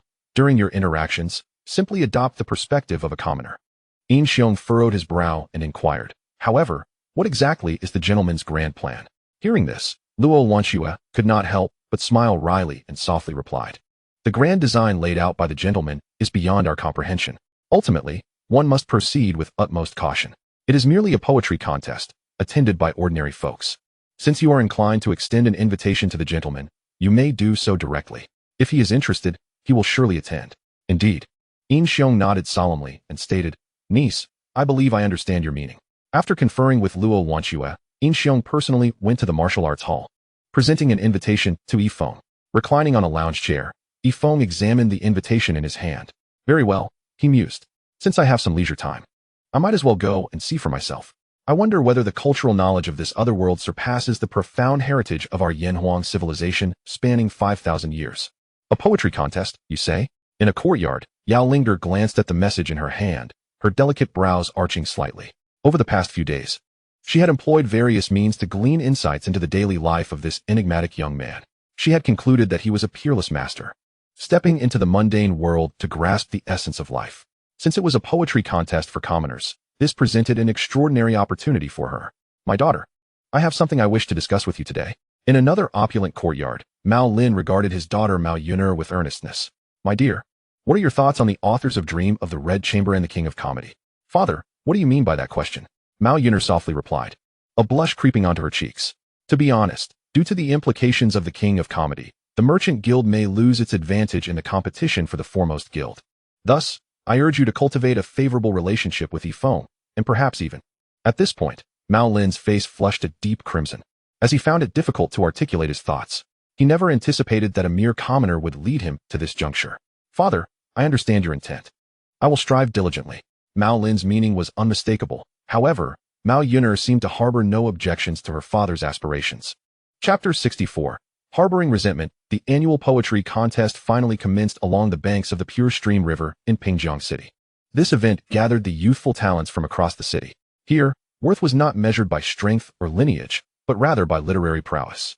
Although it was deemed an event for commoners, practitioners of cultivation were also welcome. Yet, even among cultivators, one would be looked down upon without a solid literary foundation. Such is the essence of literary elegance. Upon receiving the invitation, Feng attended the poetry conference.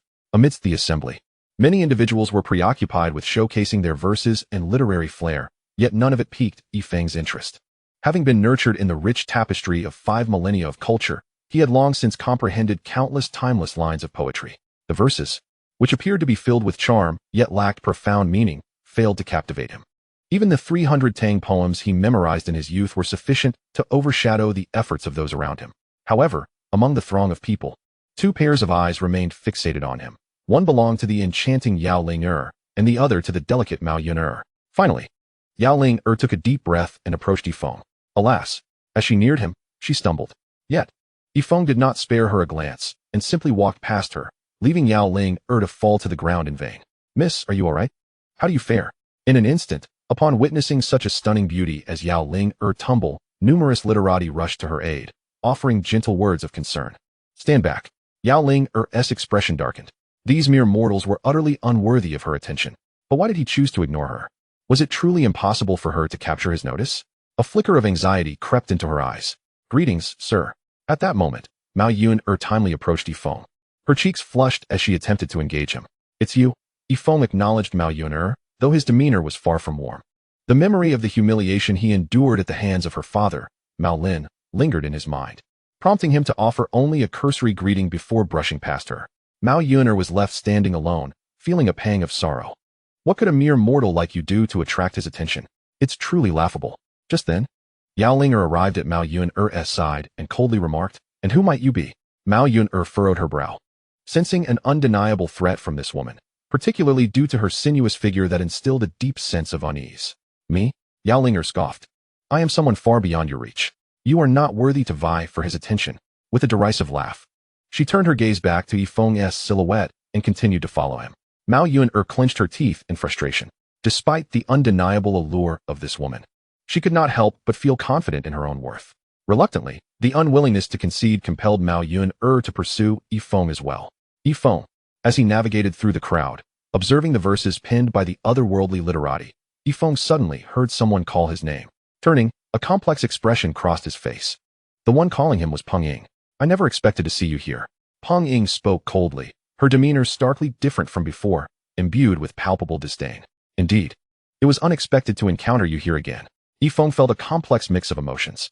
He was not devoid of feelings, yet neither was he a saint. When Peng Ying departed so callously that day, Feng, though heartbroken, swiftly resolved to erase her from his heart. He had long ceased to be affected by this woman.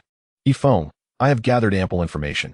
Do not presume that your commendable book and the protection of Luo Lanxue from Qingshan sect will elevate your status. You must comprehend that, at the end of the day, you remain but a mortal. Peng Ying derided him unceremoniously. though I have been expelled from Qingshan's sect. My brother Wu Jie has already sent me a letter. It will not be long before I reclaim my place among them. In my eyes, you are ultimately a mere insect. Her disdain was palpable. She harbored resentment over the events of that day, particularly the humiliation of being cast out from Qingshan's sect, a wound that festered deeply within her. Chapter 65. Why should it be this way? There is nothing more to discuss between us. Feng wished to avoid further conversation and attempted to pass by her. Stop. Peng Ying's voice was icy. You think you can leave so easily after subjecting me to such humiliation? What do you want? Feng furrowed his brow. I desire nothing, Peng Ying retorted scornfully. I merely wish to inform you that you will forever remain the detritus of society, while I am a disciple of Qingshan's sect, a cultivator. You will never be worthy of me. The exchange between Feng and Peng Ying immediately drew the attention of onlookers, for gossip is inescapable. You, a mere insect, are destined to remain in your dilapidated martial arts school, living at the lowest echelons of society, unworthy of even a woman's gaze. Each word from Peng Ying was a piercing barb, a retaliatory strike for the humiliation she had suffered at the Baofeng Chamber of Commerce. Smack! Just as her words fell, a resounding slap landed on her cheek. The assailant was Mao Yuner, unable to contain herself upon hearing Peng Ying insult the man she admired. She stepped forward defiantly. You, a frog at the bottom of a well, dare to question the esteemed literary talent of my master? What if you are a cultivator? Mao Yuner's retort was merciless. And you are? Stung by the slap, Peng Ying glared at Mao Yuner with a look of hatred. I am Mao Yuner of the Pingjiang Chamber of Commerce, she declared unabashedly. What? The revelation that it was Mao Yuner shocked the onlookers. For she was not only renowned for her eloquence, but also regarded as the jewel of the Pingjiang Chamber of Commerce. Truly, seeing is believing. Her poise was undeniable. Yet why would she defend this pitiful youth? A chorus of astonished voices arose from the surrounding young elites, their gazes fixed upon Mao Yuner, who had long been celebrated as the pride of the Pingjiang Chamber of Commerce. The Mao Yuner of Pingjiang Chamber of Commerce? Peng Ying's voice dripped with bitterness as she cradled her face. She could not fathom why Mao Yuner would stand up for Feng, the man who had been discarded. Therefore, she resentfully exclaimed, what does it matter if you are from the Pingjiang Chamber of Commerce? What relevance do you have in my relationship with him? I have no connection to him. I am merely a fan of the esteemed Mr. Jizun Bao. Undeterred, Mao Yuner retorted, turning to Feng. Sir, with me here, no one dares to speak ill of you. Thank you. Feng nodded, his expression somewhat complicated. He disliked the sensation of being the center of attention. Had he known, he would not have come. Fan. Mao Yuner's words stirred troubling memories for Peng Ying. Fans again. Wasn't she expelled from her sect by Luo Lanxue precisely because of Jizun Bao? It was one thing for Luo Lanxue to act that way, but Mao Yuner too? How could a mere ant from the lower echelons wield such influence with a book of trivial merit? Peng Ying could not comprehend it. No matter how well one writes, it is still the work of a mortal, separated from cultivators by an insurmountable chasm. I do not care who you are. This is between him and me. I warn you to step aside immediately. Under the weight of absolute hatred, Peng Ying coldly threatened Mao Yuner. Simultaneously, she drew her long sword, revealing the formidable aura of a 9th-level martial artist. What did it matter if Pingjiang Chamber of Commerce was involved? Though she had been expelled from the Qingshan sect, due to Wu Jie's connections, she could return at any moment, backed by the sect. To her, a mere mortal's commerce was nothing more than an ant. Thus, she advanced towards Mao Yuner without hesitation, exerting her imposing presence. In an instant, Mao Yuner turned pale. Though she was the cherished jewel of the Pingjiang Chamber of Commerce, she was still an ordinary person and could not withstand even a fraction of the pressure from a cultivator. The other onlookers, too, found themselves retreating under this overwhelming aura. They were, after all, mere mortals. However, just then, a resounding slap echoed as another hand struck Peng Ying's face, and a woman of exquisite figure appeared before her. Chapter 66. The pinnacle moment of Peng Ying. The arrival of this figure instantly drew gasps from the crowd. The woman who had struck was also a stunning beauty, rivaling Mao Yuner, with an alluring grace that captivated many.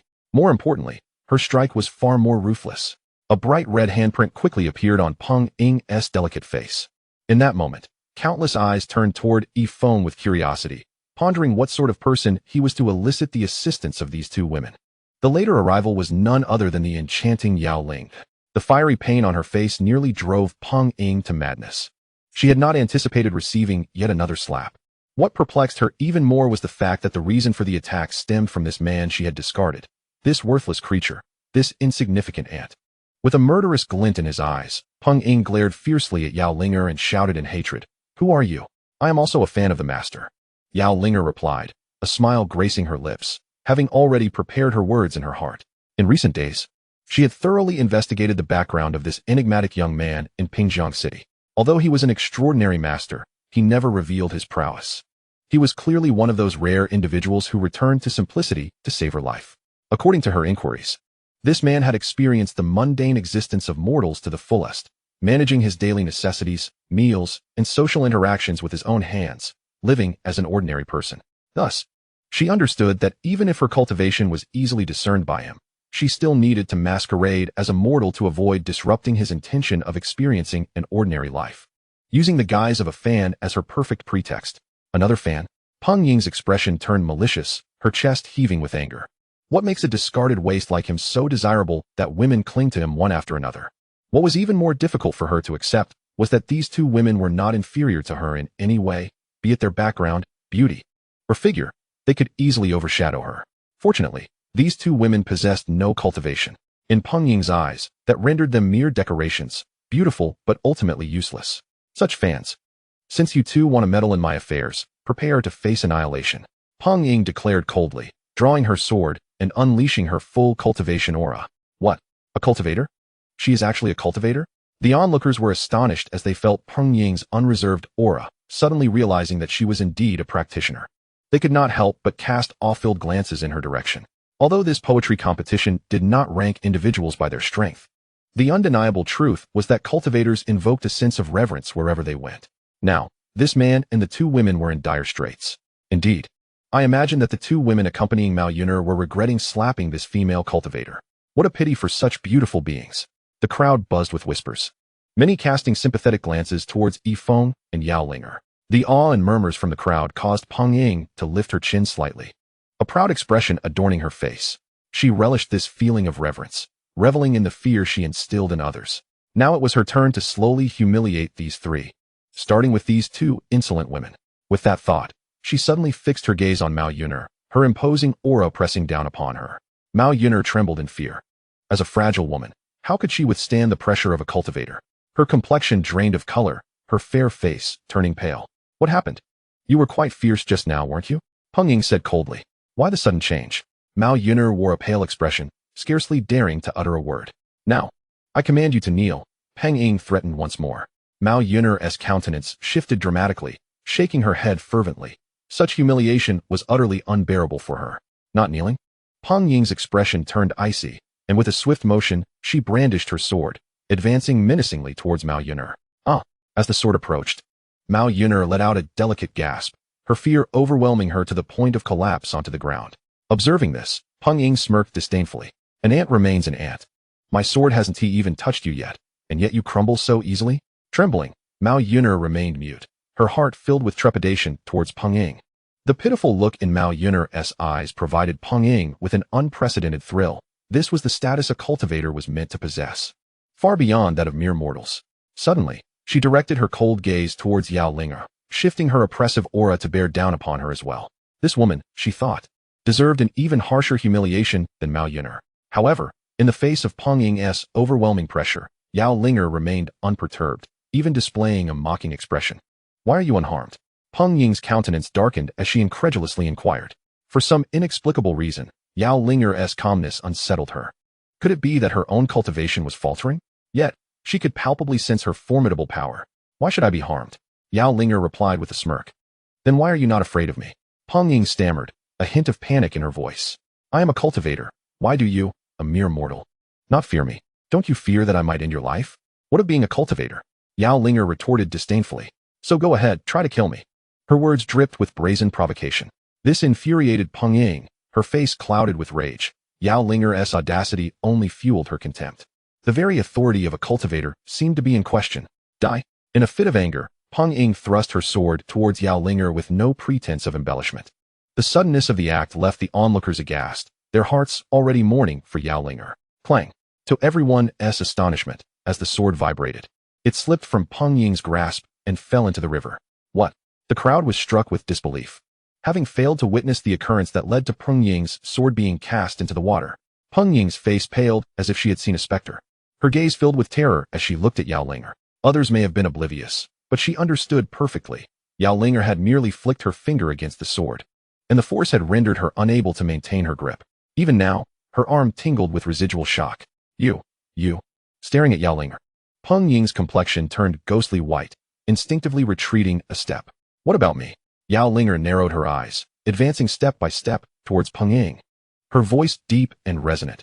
What audacity allows you, a mere ninth-tier martial artist, to behave so brazenly? As her words fell, an oppressive aura silently emanated from Yao Linger, enveloping Peng Ying. Terrified, Peng Ying retreated, her previous arrogance vanishing, leaving only an overwhelming sense of dread. She could not fathom why a distinguished cultivator like Yao Linger would show such respect to a mere insect like Feng, even calling him sir with such fervor. Do you truly believe that as a ninth-tier martial artist, you are worthy of being called a cultivator? Yao Linger pressed relentlessly, her words piercing to the core. Are you worthy? Peng Ying's face turned ashen, her lips sealed in silence. I am inquiring of you, Yao Linger insisted. As her voice echoed, she struck Peng Ying sharply across the face. You. What do you mean? The words barely escaped Peng Ying's lips before another resounding slap landed, followed by Yao Linger's relentless questioning. Speak. With such meager cultivation, do you deserve to call yourself a cultivator? No, Peng Ying stammered, her expression filled with resentment. No what? Yao Linger continued her interrogation, delivering yet another resounding slap. In an instant, Peng Ying's face turned crimson, swollen like that of a pig, and tears of grievance streamed down her cheeks. This scene left everyone, including Feng, utterly astonished. This woman is excessively fierce, they thought. As Yao Linger prepared to strike again, Peng Ying, with tears streaming down her face, reluctantly uttered, No, I am not worthy. Humph, then begone. Yao Linger scoffed coldly, delivering another slap with disdain. Ah, Peng Ying cried out, her body flipping through the air before crashing heavily into the river.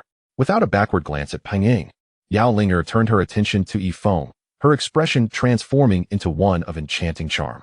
Greetings, sir, she said softly, slightly bowing to him. Thank you for your assistance. My lady, Feng replied gently. You are too kind, sir, Yao Linger responded softly. Perhaps you are unaware of my identity. I am, however, before she could finish, Feng interrupted with a smile. There is no need for such formality. We have met before. We have met before? Upon hearing this, Yao Linger trembled, momentarily frozen in place, unable to utter a word. Could it be that he had already discerned her true identity? Had he seen through her previous disguise? Cold sweat broke out on her brow. Realizing this, she quickly explained, Sir, I apologize. It was simply because, there's no need to elaborate. It's nothing of great significance. Feng waved his hand with a smile. He had indeed encountered Yao Linger previously, having observed her feigned fall. The reason he hadn't assisted her was that he did not know her. After all, a sudden display of vulnerability from a stranger could only be a ruse. Yet now it seemed he had misjudged her. She was, in fact, his devoted admirer.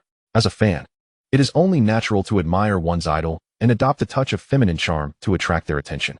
Observing her anxious and awkward demeanor, Feng decided to intervene at the opportune moment. Women, after all, tend to be more bashful. The best strategy is to see through the facade without exposing it. However, my wretched appearance and talents. Upon hearing Feng's words, Yao Linger instinctively wiped the sweat from her forehead and sighed in relief. Internally, she couldn't help but smile wryly, realizing that her identity had been discerned long ago. Yet, she felt a sense of gratitude that he seemed indifferent to her status. Indeed, the depths of such a person are difficult to fathom. Upon reflection, it became clear, in his eyes, the Xuanwu sect was merely a minor faction, hardly worthy of concern. Still, while he may have seen through her identity, she hoped he would remain oblivious to her true intentions. With this thought, Yao Linger felt both shy and a tad anxious. Moreover, thank you, Miss Yunner. Feng gently assisted the nearby Mao Yunner, speaking softly. Thank you, sir, she replied. Her cheeks flushed as she felt the strength of his arm. It's nothing. I should be the one thanking you both. By the way, to express my gratitude, I would like to treat you two to dinner tonight. Feng added gently. At these words, the faces of both women brightened instantly, and they eagerly agreed. This scene was undeniably enviable, drawing glances filled with jealousy and admiration from onlookers. With such occurrences, Feng found his interest in the poetry gathering waning. Casting a complex glance at Peng Ying, still in the river, he took his leave with the two women. After their departure, a figure in white robes swiftly descended into the crowd. Wow, yet another cultivator. The crowd parted, surprised by the arrival of another practitioner. The newcomer was Yu Wujia, who had just emerged from the Qingshan sect's prison and was eager to meet Peng Ying. Inger, where are you? He called out loudly. At that moment, Peng Ying, just out of the river and yet to compose herself, unexpectedly encountered Yu Wujia. What happened to you? Yu Wujia's expression darkened as he hurriedly inquired. I. As she spoke, tears streamed down Peng Ying's face. And why are you covering your face? Yu Wujie furrowed his brow and asked.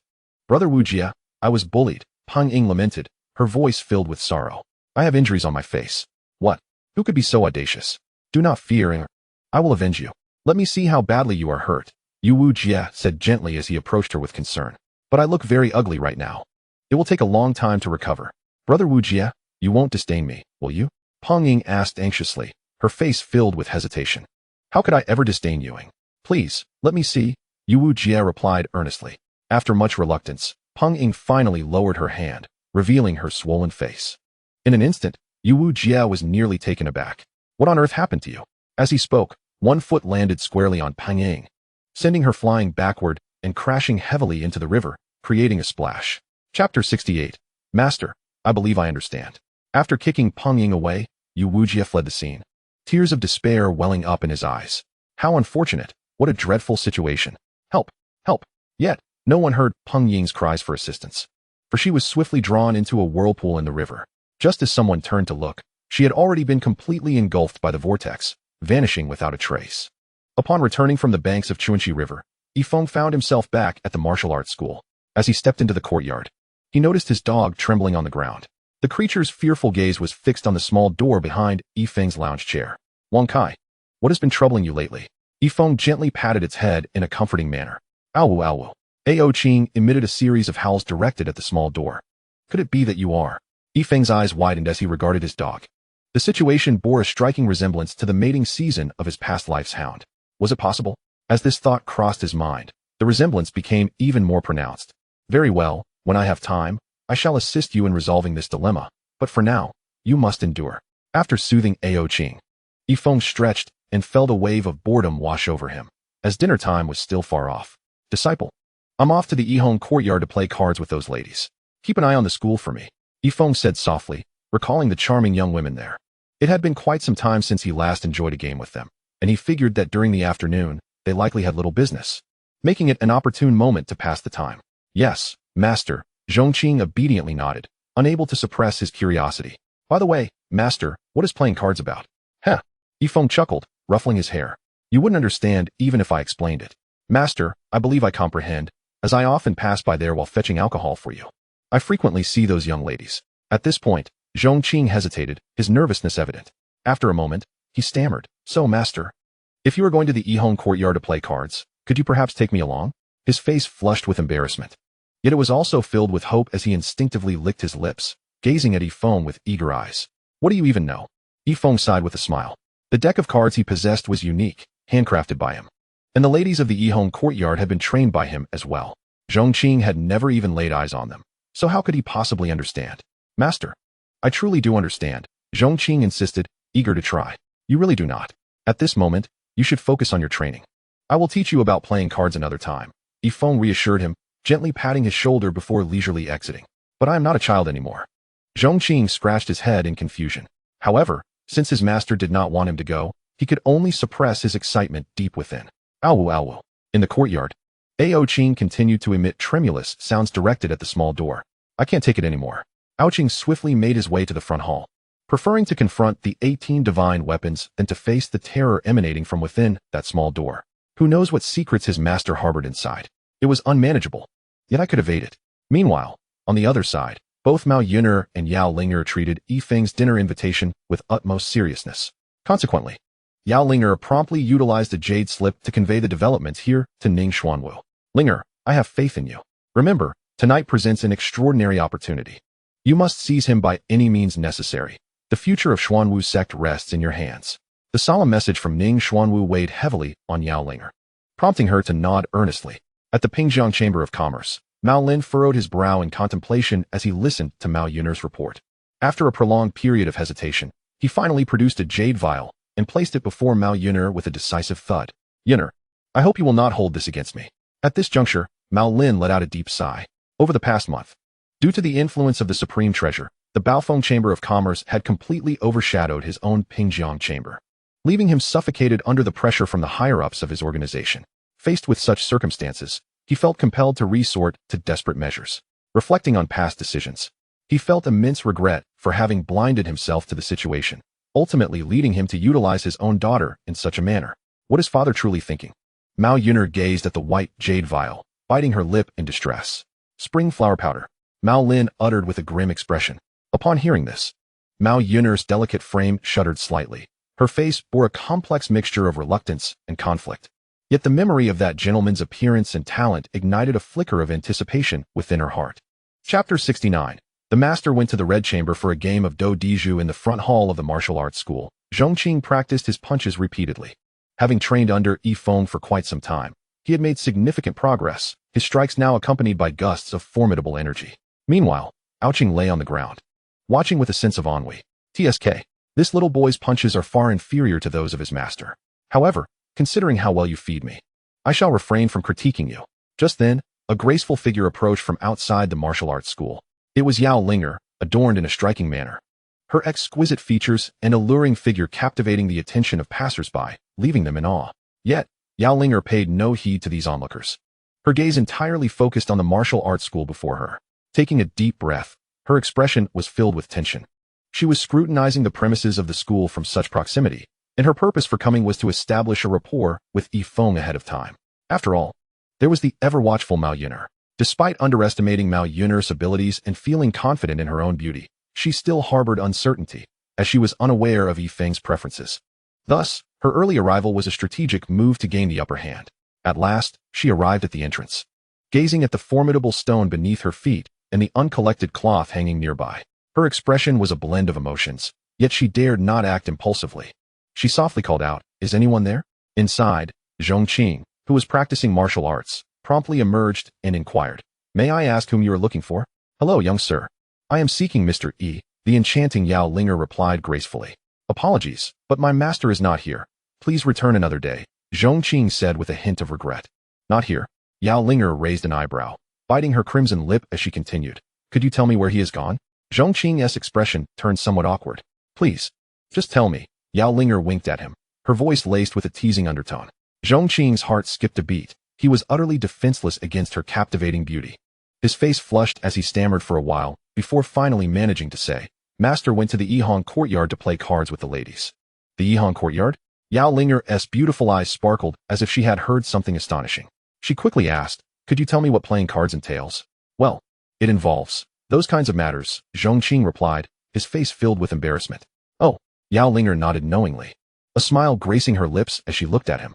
"Young brother, I didn't realize you were so knowledgeable. Thank you today. I shall introduce someone to you another time." Instantly, Zhongqing's face turned crimson, and he stammered, "Well, let us discuss that later. You should return now. I still need to practice." Observing Zhongqing's flustered demeanor, Yao Linger blinked. "Indeed, like master, like disciple. Very well, I shall not disturb you any longer. You should return to your training. I will take my leave now," she said softly. Zhongqing nodded and returned to the martial arts hall. Upon witnessing his return, Yao Linger slightly lifted her red lips. Although she did not encounter Feng, she had received significant information. She had previously worried about what to do if someone like Feng showed no interest in women. After all, at his level, he might cast such matters aside. However, the information she gathered indicated that beneath his cultured exterior, he was not a man of strict propriety. With this realization, her path to her goal seemed considerably clearer. Elated, she began to depart from the martial arts hall, but after taking a few steps, her gaze fell upon the swift cloak hanging nearby. After a long moment of hesitation, she resolutely seized the cloak. At that instant, Ao Qing, who lay within the hall, began to stir. Noticing this, Zhongqing frowned and grabbed the long sword Feng had given him, rushing outside. Just as he stepped out, he happened to witness Yao Linger in the act of thievery. "You dare to steal?" Zhongqing exclaimed with indignation, his youthful face flushed with anger. "I can't believe someone as beautiful as you would resort to such actions." Yao Linger's expression shifted slightly, surprised that Zhongqing had actually spotted her. Nevertheless, she remained composed, adopting a charming demeanor as she said, "Little brother, how about you gift me that cloth? I promise to introduce you to a lovely lady." "I told you to put down that rag," Zhongqing retorted with righteous indignation. "Though it is but a mere cloth, I see you clearly now, and I no longer require your introduction to any lady." "Little brother, is that really how you want to play it?" Yao Linger continued to smile. However, Zhongqing was impervious to her charms. He drew his long knife, his small frame transforming into a swift arc as he charged towards her. "Humph! Such trifling skills dare to challenge me?" Yao Linger scoffed. Yet, in the next instant, an overwhelming pressure descended upon her. "What? This knife?"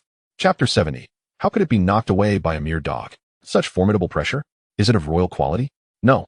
While the tremor stone and the swift cloak are indeed royal treasures, they pale in comparison to this aura. Could it be of sect quality?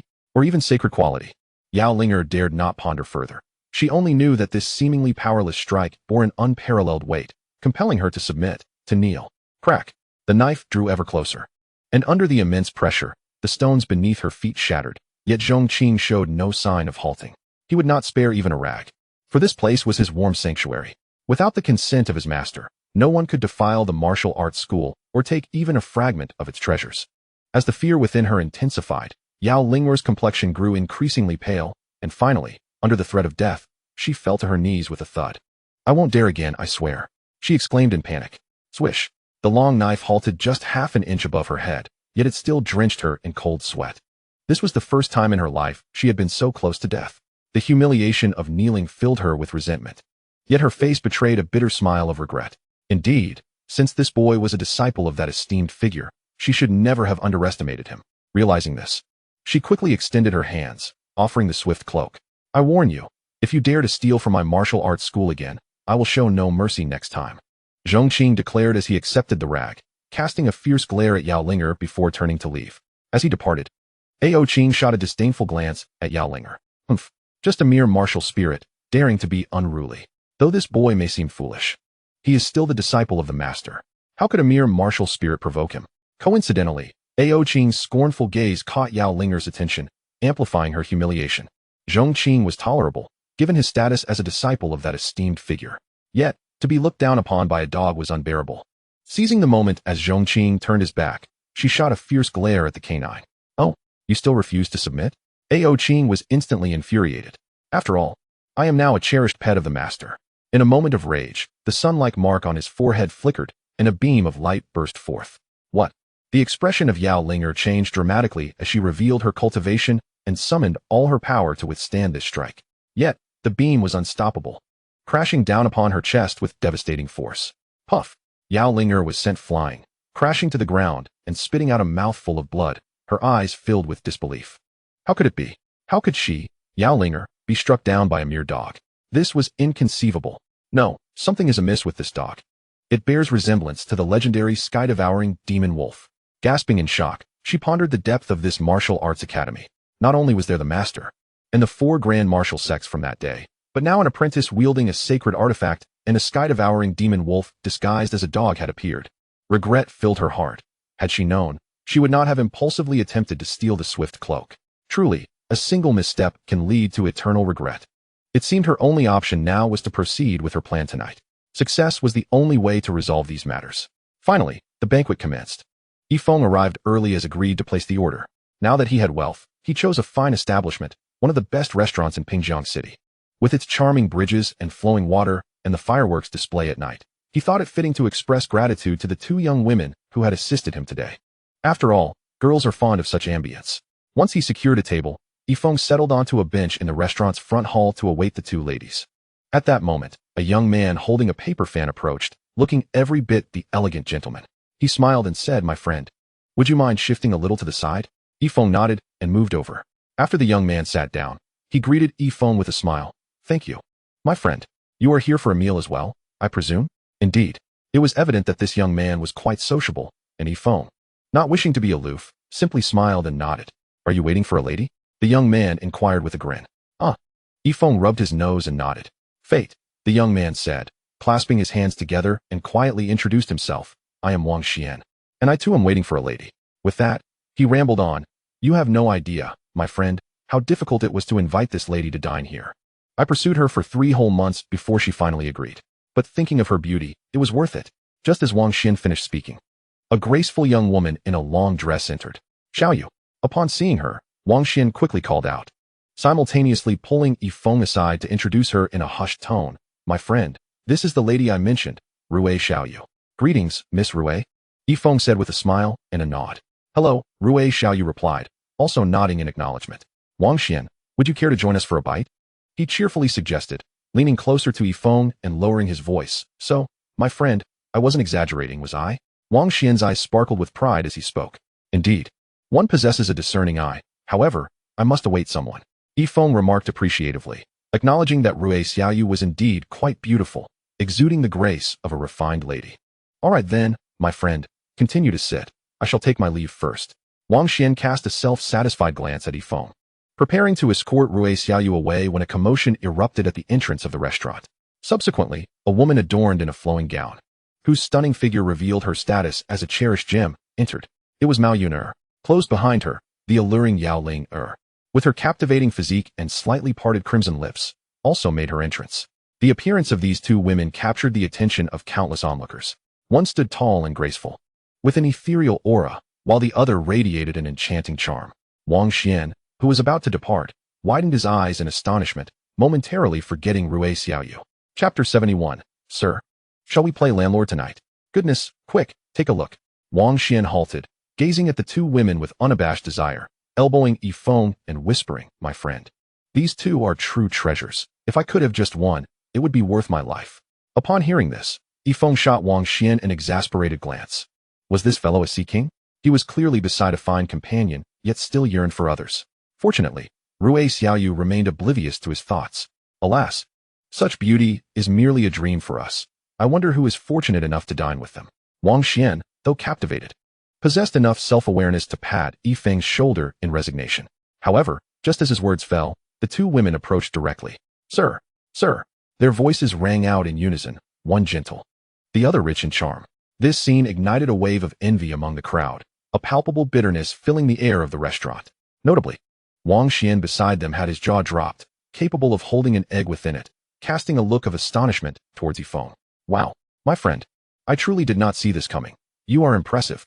Wang Xian regarded Feng with admiration, giving him a thumbs up, his gaze filled with respect. Feng smiled back and addressed the two women. Shall we proceed to dine? After bidding farewell to Wang Xian, Feng, under the envious gazes of the onlookers, arrived at the reserved table, which was the finest location to express gratitude. Soon, plates of delectable dishes were served. Sir, try this. Mao Yuner placed a piece of meat onto Feng's plate. Upon witnessing this, Yao Ling's expression shifted, and she too added a morsel of food to Feng's bowl, unwilling to be outdone. No, try mine. Mao Yuner furrowed her brows, leaning closer to Feng and personally feeding him a piece.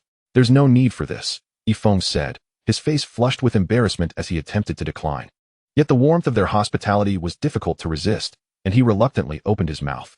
Yao Ling's expression turned frosty as she shot a fierce glare at Mao Yuner. However, she dared not act recklessly in front of Feng, secretly engaging in a silent competition.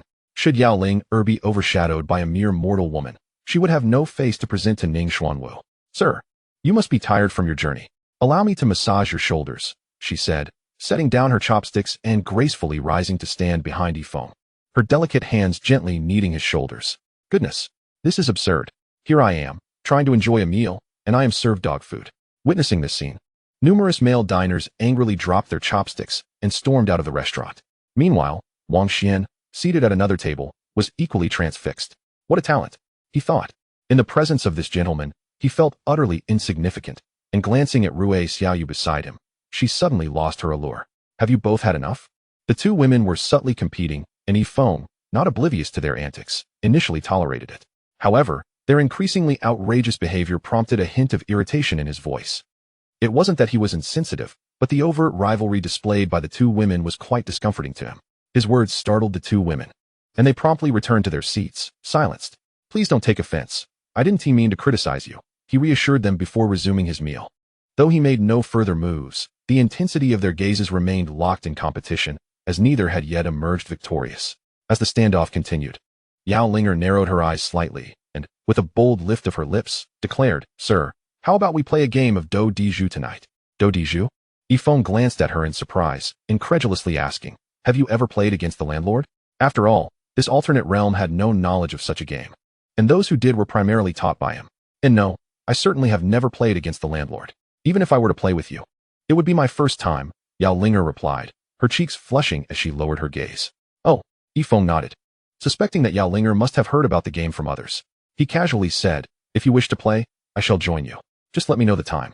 Upon hearing this, Yao Linger's eyes brightened. She had not anticipated Feng's enthusiastic acceptance, and a sense of pride blossomed within her regarding her charm. However, playing during the day may not be ideal, she suggested, her demeanor alluring. If we are to play, It should be a night-long endeavor with you, sir. After Feng agreed, her courage surged. Under the table, one of her delicate feet playfully brushed against Feng's thigh. Feng's expression darkened.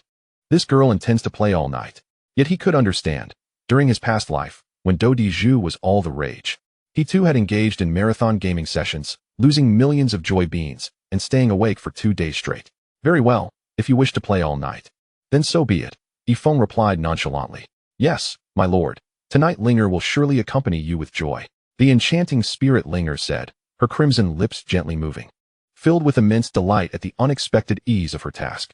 However, at that moment, Feng, after swallowing a mouthful of food, set down his chopsticks and remarked, if we are to play landlord, it would be rather dull with just 2 of us. We certainly need a 3rd player. So let us invite Miss Yuner to join us. Linger, elated at the prospect of achieving her goal, suddenly parted her red lips in astonishment. My lord, do you wish for 3 players to engage in landlord? She gazed at Feng, wide-eyed. Absolutely. Since it's landlord, we should have at least 3 participants. Feng replied with a smile. In fact, if there are enough players, 4 would be splendid. Oh, so you have a fondness for such games, Linger remarked. Her expression turning slightly grim, tinged with shock. What's so remarkable about that? It's merely standard practice, Feng responded nonchalantly. At his words, Linger felt a twitch at the corner of her mouth, a flicker of dissatisfaction rising within her as she realized Yuner would also get a chance to play. However, with Feng's insistence, she dared not voice her objections. Very well, you both continue eating. I shall reserve a room and send a waiter back to my abode to fetch the necessary items for landlord, Feng said, rising from the table and making his way to the counter. Linger couldn't help but choke at his words. Must we truly require props? Such an eccentric individual, indeed, with a taste that is quite peculiar. A chill ran down her spine as she contemplated that Yuner joining the game could, in fact, work to her advantage. Turning her gaze to Yuner, she spoke coldly. Given the circumstances, let us be direct. You are approaching my lord with intentions of your own, are you not? Yuner's expression shifted slightly, yet she remained silent. It matters not whether you choose to speak. However, regardless of your motives, since my lord has made his request, tonight we shall all join him to play landlord, Linger declared, her eyes piercing into Yuner. Do you understand? Upon hearing this, Yuner instantly grasped the underlying implications. As the jewel of the merchant guild, she appeared delicate, yet she was far from naive. If I am not mistaken, landlord signifies something deeper, does it not? Yuner retorted, equally sharp. So, we are to temporarily set aside our grievances and pursue our respective interests? You may interpret it that way, Linger replied, a smile gracing her lips. Chapter 73, right? On the table, the 2 women, remarkably aligned in purpose, seized the opportunity as Feng stepped away. Linger waved her delicate hand, and a flash of light vanished without a trace. Meanwhile, Yuner took the chance to slip away, discreetly placing a note behind a flower pot. Shortly thereafter, a man passed by the flower pot, deliberately picking up the note before quietly disappearing. Ha ha, Qingshan, you old schemer. I care not what underhanded tactics you employ to gain that person's trust, but from this night forth, my Xuanwu sect shall no longer fear you. In the grand hall of the Xuanwu sect, Ning Xuanwu looked at the jade slip in his hand, laughter of joy escaping his lips. My lord, what brings you such elation? The elders inquired, and Linger, having successfully completed her mission at the foot of the mountain, had indeed managed to secure the favor of the individual below. Ning Xuanwu, clenching his fist with a beaming expression, proclaimed, after tonight, Linger shall be that individual's woman. With this newfound status, her skills will swiftly resolve past grievances and unexpectedly benefit our Xuanwu sect. Is that truly the case? How splendid. At that moment, the members of the Xuanwu sect were enveloped in joy, their faces alight with excitement. The rise of the Xuanwu sect was imminent. Meanwhile, in the conference hall of the Pingjiang Chamber of Commerce, the previously sullen Mao Lin, upon receiving news from his subordinate, abruptly stood up, striking his thigh in exhilaration. President, what has stirred such excitement in you? Indeed, if there is something worth celebrating, perhaps we should prioritize the Chamber's matters first. Quite right. The influence of that book on the Baofeng Chamber of Commerce is growing ever stronger. If you cannot devise a solution, we may have to consider replacing you as president. Grave murmurs arose among the high-ranking members of the chamber, their self-interests now casting shadows over their satisfaction with Mao Lin. Replace me? I wonder who among you dares to do so. What is merely a trivial matter concerning Feng to warrant such seriousness? With fervor, Mao Lin waved a slip of paper and declared solemnly, given the circumstances, I shall not conceal the truth from you any longer. My daughter is on the verge of a lifelong commitment with Feng. Henceforth, he shall address me with the utmost respect as father-in-law. What? Is this true? Shocked expressions spread across the faces of the chamber's upper echelons. Humph, would I jest about my daughter's lifelong affairs? Mao Lin huffed, his eyes glimmering with pride.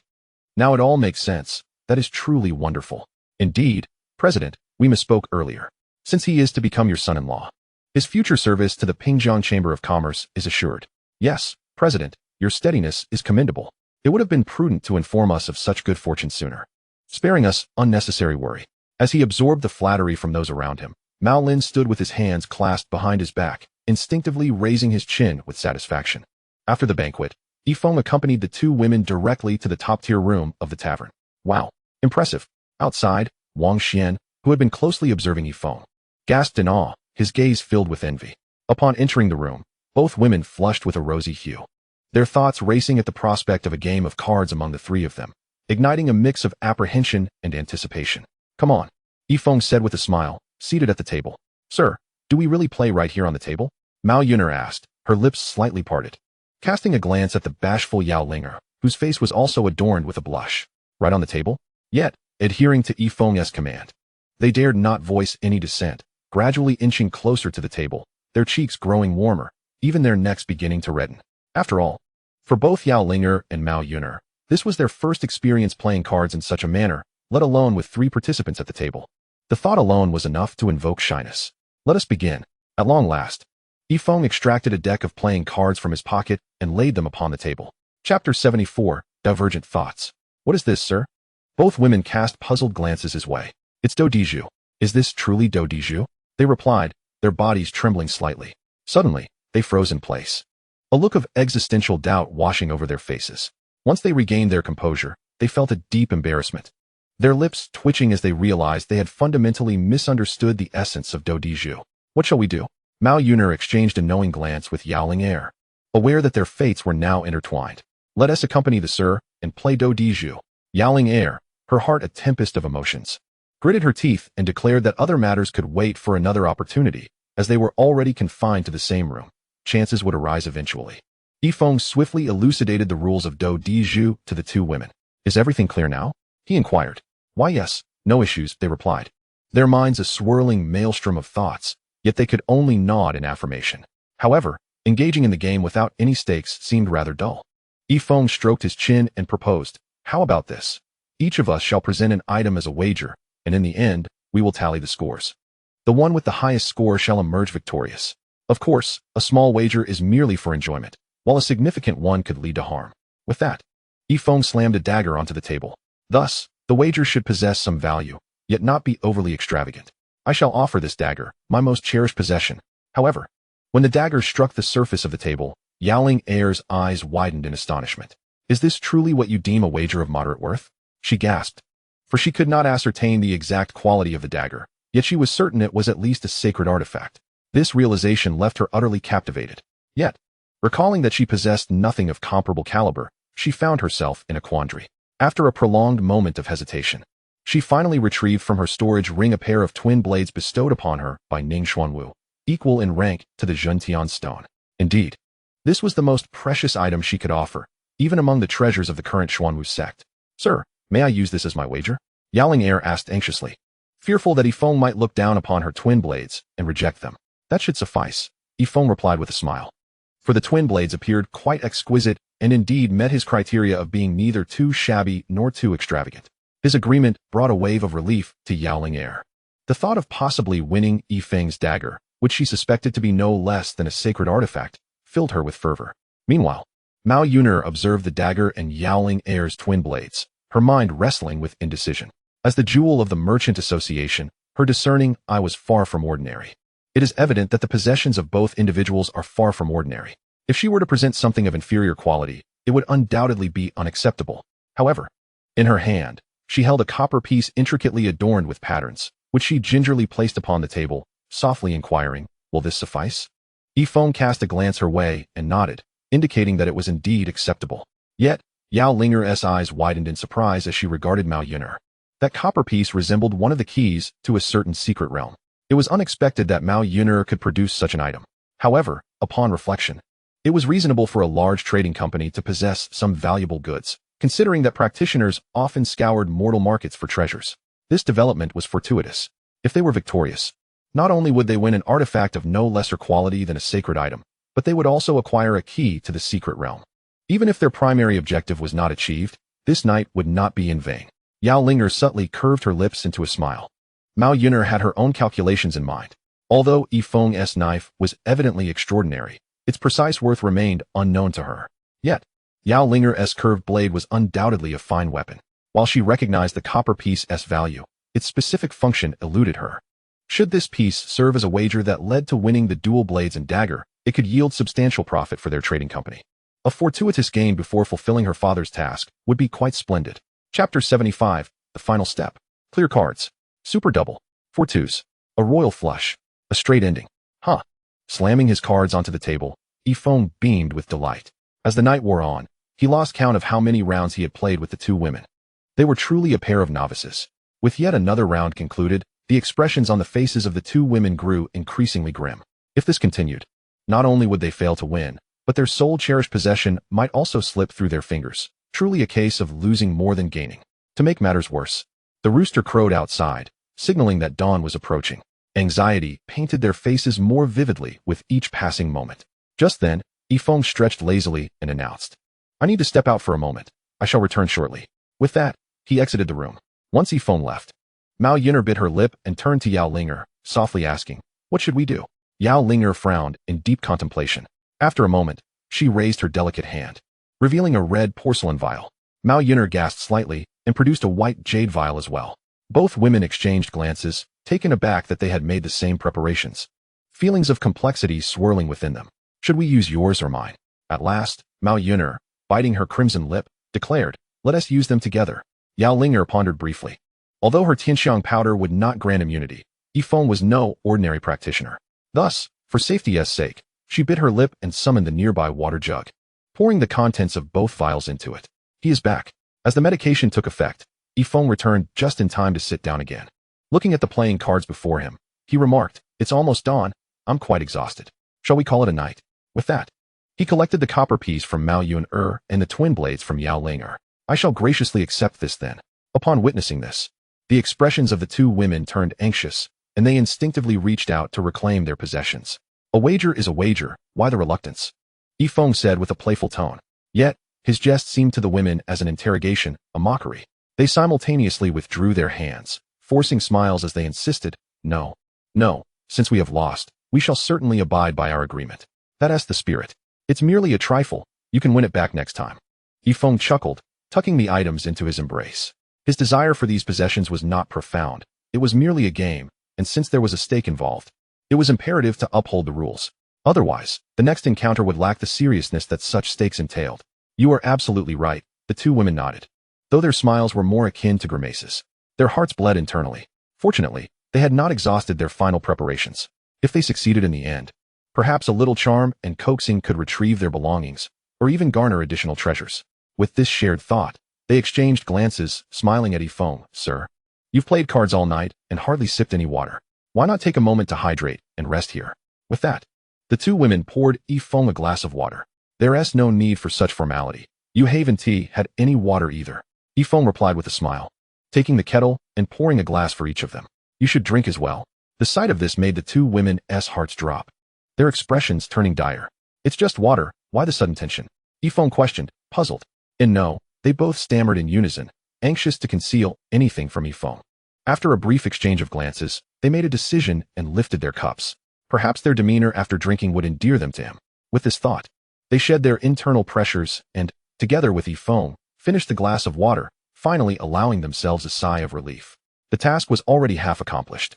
They merely needed to delay for a moment longer, allowing the medication to take full effect, and success would be theirs. Unbeknownst to them, as they chatted with Yi Feng, they gradually felt the warmth of the drug beginning to rise within them. Yi Feng, too, suddenly remarked, "Oh, why do I suddenly feel a bit warm?" He waved his hand in front of himself, a look of confusion crossing his face. Indeed, a surge of delight filled the two women. They were just a step away from their goal. However, Yi Feng suddenly placed a hand on his abdomen, frowning. "Why does my stomach feel uneasy again? Please wait a moment, I need to use the restroom." Upon hearing this, the two women's expressions turned frantic, but Yi Feng had already exited the room. Chapter 76. A failed scheme. Upon leaving the room, Feng hurried directly to the restroom. The relief was swift and satisfying. Ah, what a comfort. However, today I have been plagued by an incessant stomachache, undoubtedly the result of the unsanitary food from this establishment, thought Feng, while squatting uncomfortably. Meanwhile, the expressions of the two women seated in the room grew increasingly grim. At this moment, the effects of the 2 bottles of medicine surged through their minds, and they found themselves fidgeting with their hands on the table, their feet tapping restlessly against the floor. Where could Mr. Xian be? Mao Yuner gritted her teeth, articulating each word with great difficulty. I do not know, replied Yao Linger, equally distressed. The potency of the medicine rendered both cultivators and mortals alike powerless, and she felt as though she might burst if she did not find an outlet soon. As they spoke, Mao Yuner suddenly lunged towards her, grasping her arm tightly. Get away from me, Yao Linger shouted, but as she beheld Mao Yuner's expression, her words faltered and her lips instinctively moved closer to Mao Yuner. In an instant, both women lost control. I'm back. Feng returned leisurely after finishing his business, only to push open the door and witness the 2 figures entangled together. He froze in place, taken aback. What the hell? A Yuri moment. My apologies, he exclaimed, preparing to turn and leave. Mr. Xian? It's not what it looks like. Let us explain. The 2 women's faces paled as they attempted to pursue him for clarification. But the lingering effects of the medicine rendered them immobile, leaving them to watch helplessly as the door slammed shut behind him. Once outside, Feng smirked, his expression a complex mix of emotions. He had not anticipated that these 2 seemingly composed women would behave in such a manner behind closed doors. I can't handle this. Truly unacceptable, he muttered, shaking his head as he departed. Before leaving, he made sure to hang the do not disturb sign. The night swiftly passed. Feng returned home for a leisurely sleep and continued to lounge in the yard with his dog. At the Pingjiang Chamber of Commerce, Mao Lin, seated at the head, spat out a mouthful of blood, trembling as he pointed an accusatory finger at Mao Yuner. You mean to say, not only did you fail, but you also lost a valuable copper token and ultimately were bedded by a woman? Mao Yuner, her eyes reddened from crying, sat helplessly on the ground, nodding vacantly. She had never imagined that her first experience would be with a woman. What? At the same time, Ning Xuanwu of the Xuanwu sect erupted in fury, pointing at Yao Linger, his voice hoarse with rage. Are you telling me that your achievement this time was merely sleeping with a woman? Yao Linger, her expression a tumult of emotions, knelt on the ground, afraid to breathe. What about my twin-star dagger? Ning Xuanwu demanded. It was lost, came her voice, barely audible like a whisper. As soon as the words left her lips, Ning Xuanwu collapsed onto a chair, overwhelmed with anger, his powerful hands pounding against his chest as he coughed up blood. Calm down, Sectmaster. Please, calm down. Upon witnessing this scene, the individuals accompanying Ning Xuanwu were utterly horrified, promptly kneeling on the ground and uttering cries of despair. After a long while, Ning Xuanwu, trembling, pointed at the demon spirit girl and commanded, You shall go to Xuanwu Cliff and reflect in solitude for a year, without permission to emerge. Chapter 77. The premier alchemist of Nansha at Qingshan sect, Master, Luo Lanyue respectfully approached the venerable ancestor of Qingshan, softly stating, the foremost alchemist of Nansha. Master Lu Dasheng has arrived at our sect. What? The ancestor of Qingshan, upon hearing this, sat upright in excitement and exclaimed, Master Lu has come. Why did you not inform me sooner? I refrained from disturbing you, as I noticed you were in seclusion, Luo Lanyue explained. Very well, where's Master Lu? I shall go meet him. With that, the ancestor of Qingshan hastily rose, his demeanor becoming notably solemn. He could not afford to be negligent in the presence of Lu Dasheng. As the foremost alchemist of Nansha, despite being a wandering practitioner, he commanded an unparalleled influence. And even the grand sects and esteemed families of Nansha treated him with utmost courtesy. Thus, the arrival of such a figure at Qingshan sect was akin to the visitation of a revered deity. Lu Master, I am honored to meet you. Outside the door, the ancestor of Qingshan bowed respectfully, his voice resonating through the entrance. Come in. A hoarse voice emerged from within. Upon entering, the ancestor found an elderly man clad in a gray robe seated on a mat. The man had a narrow face and sharp features, exuding an air of somberness. Such arrogance from a mere Qingshan sect. Lu Dasheng slowly lifted his head, gazing at the ancestor with a weighty tone. You have kept me waiting here for half a month. Quite impressive. This subtly mocking remark caused the ancestor's expression to shift slightly, and he hastily explained, Master Lu, I beg your pardon. I was unaware of your arrival and did not intend any disrespect. Enough. Lu Dasheng waved his hand dismissively, stating with a grave tone. Let us dispense with pleasantries. I have come here for a singular purpose. I need to concoct a 5th-tier elixir for a certain martial emperor of Nansha. and I must borrow the flame pearl from your Qingshan sect. The flame pearl? The ancestor's countenance changed noticeably. I can acquiesce to your request, provided you are willing to lend me the flame pearl. Not only will I owe you a favor, but you will also have ingratiated yourself with that martial emperor.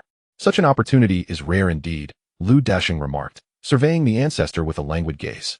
However, the expression on Lu Qingshan's face darkened further as he lowered his head and replied, to speak candidly, Master Lu, your offer is indeed generous. But the flame pearl is currently not in my possession. I have already given it to someone else. What? Lu Dashing's eyes narrowed. Lu Qingshan, are you jesting with me? The flame pearl is the prized treasure of your Qingshan sect, and you claim to have given it away? Master Lu, it is as I say. Lu Qingshan quickly clarified. Humph, I care not for the truth of your words. I give you 7 days to retrieve the flame pearl. And even if you have truly given it away, you must reclaim it for me, Lu Dashing asserted, leaving no room for debate. The ancestor of Qingshan appeared troubled. The flame pearl had been gifted to Mystery Feng. How could he possibly ask for it back? Moreover, the inability to retrieve the matter is trivial. But inciting the displeasure of the gentleman would indeed be a grave predicament. Lu Dashing lifted his gaze. Master, I fear this matter may truly be untenable. The venerable Qingshan's countenance displayed a struggle, as he remarked, if it were any other request, I would readily acquiesce to Master Lu, but on this occasion, I must ask for your understanding. Lu Dashing narrowed his eyes, gazing intently at the venerable Qingshan, and said languidly, I find myself suddenly quite curious about whom you have bestowed this flame pearl, for it seems to have caused you such trepidation. The venerable Qingshan offered a wry smile, his words imbued with profound respect, and replied, That gentleman is not someone I, Lu Qingshan, can casually appraise. He is my savior and the guardian of our entire Qingshan sect. Oh, a glint of mockery flickered in Lu Dashing's eyes as he mused. Since you speak of this individual with such reverence, I find myself compelled to pay him a visit and ascertain whether he truly possesses the prowess you attribute to him. Master Lu, I fear that may be rather inconvenient. He descends into the mortal realm solely to experience the lives of ordinary people, thus he does not appreciate disturbances, the venerable Qingshan hastily elucidated. Your words compel me. I must meet him, regardless of the circumstances. Lu Dashing's lips curled into a smirk, and in an instant, the table beside him was reduced to dust, while an oppressive aura bore down upon the venerable Qingshan. Observing this, Lu Qingshan gritted his teeth, beads of cold sweat forming on his forehead. Yet he maintained his stance. Master Lu, it truly cannot be done. Humph. Enraged, Lu Dashing stormed from the room, swiftly arriving beside Luo Lanxue, an ominous pressure enveloping her as his claw-like hand tightened around her neck. The venerable Qingshan, arriving shortly after, shouted, Halt. Huh. Lu Dashing scoffed. I must inquire. Are you willing to take me to meet this so-called gentleman? At that moment, the venerable Qingshan found himself in a dilemma. Lu Dashing's grip tightened further, his voice heavy. Rest assured, my only intention in seeking him is to acquire the flame pearl. There is no ulterior motive. Very well. Witnessing Luo Lanxue's increasingly labored breaths, the venerable Qingshan reluctantly lowered his head. In that case, once I conclude my current affairs, 5 days hence, you shall take me to meet him. Lu Dashing let out a cold laugh, finally releasing his hold on Luo Lanxue. The venerable Qingshan's face darkened as he nodded, his expression fraught with helplessness. I can only hope, dear sir, that you do not hold it against me for intruding upon your tranquility. Chapter 78. The Darkening Great Array. Limos, what are you doing? Hurry and let us out. In a canyon behind Mufu Mountain, where birds chirped and flowers bloomed, a serene facade belied the lurking dangers that permeated the area.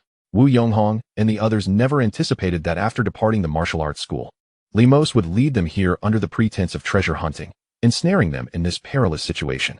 Limos, I warn you, if you do not release us, I, Chu Guangshi, will not rest until we are enemies. Chu Guangshi's fury erupted, his thunderous voice directed at Limos, while Sun Zhuge and Wu Yonghong's eyes shimmered with deep animosity. I had never anticipated that they would be betrayed by their own kind. How amusing. Shout all you wish. It will be of no avail. A profound mockery flickered in Limos' eyes as he declared, Do not think about escaping. Even moving a step is beyond your capability. This place may appear tranquil, yet it is, in truth, a perilous domain. Not only does it possess a natural formation, but it also served as the site of an ancient battlefield 3 millennia ago, where formidable beings fortified the natural formation with several powerful arrays during their battles. Limos raised his head defiantly, continuing with a cold chuckle, I have not left the original formation unenhanced. I have layered it with 2 additional formations, rendering it impossible for even deities to liberate you. What? Upon hearing this, the expressions of Wu Yonghong and his companions turned grave, their faces drained of color. If this were indeed the case, they would have no choice but to await their demise in this place. Why would you do this? Wu Yonghong asked, his voice laden with anguish. Simply because of the divine rake you possess, Li Mos replied with a sneer. Your power pales in comparison to mine, and your intellect is lacking. What right do you have to wield such a magnificent artifact? You dare. Enraged, Wu Yonghong spat blood. Hand it over. Li Mos merely smiled coldly, gesturing with his hand. Wu Yonghong found himself powerless to resist as the divine rake slipped from his grasp into Li Mos. With the divine rake now in new hands, Wu Yonghong trembled with fury yet remained helpless. The strength of the multiple formations not only restrained their movements but also suppressed their cultivation, rendering them mere fish on a chopping board in Li Mos' hands. Yet, Wu Yonghong remained defiant, gritting his teeth and declaring each word with precision. This divine rake was bestowed upon me by the master, and I have sworn an oath to serve him. You dare to plunder his possessions. Do you not fear his wrath? Indeed, interjected Sun Zhuge and Chu Guangshi. If the master were to learn of this, you would be reduced to ashes. Upon mentioning their master, hope flickered in the eyes of Sun Zhuge and Chu Guangshi as they attempted to intimidate Li Mos, wishing to invoke his caution. However, Li Mos erupted in laughter. What is so amusing? The trio inquired coldly. I find your naivety utterly laughable. Li Mos smirked, stating icily, to be frank, I fear him not. In fact, the treasures within his dojo have been on my mind. You dare disregard our master and covet his treasures? You may not even realize how you will meet your end. Wu Yonghong retorted coldly. Indeed, you speak true. That individual is indeed fearsome, someone I would never dare contemplate. However, of late, I, Li Mos, have encountered a fortuitous opportunity. Li Mos' smirk deepened. What opportunity? Wu Yonghong and his companions questioned, their expressions filled with curiosity. Tomorrow marks a rare occasion in the Xiangjiang continent, an exceptional Yin year. Yin month, and Yin day, Li Mos revealed, his demeanor shrouded in mystery, leaving his words hanging in the air. Yet, Wu Yonghong and his companions widened their eyes in disbelief.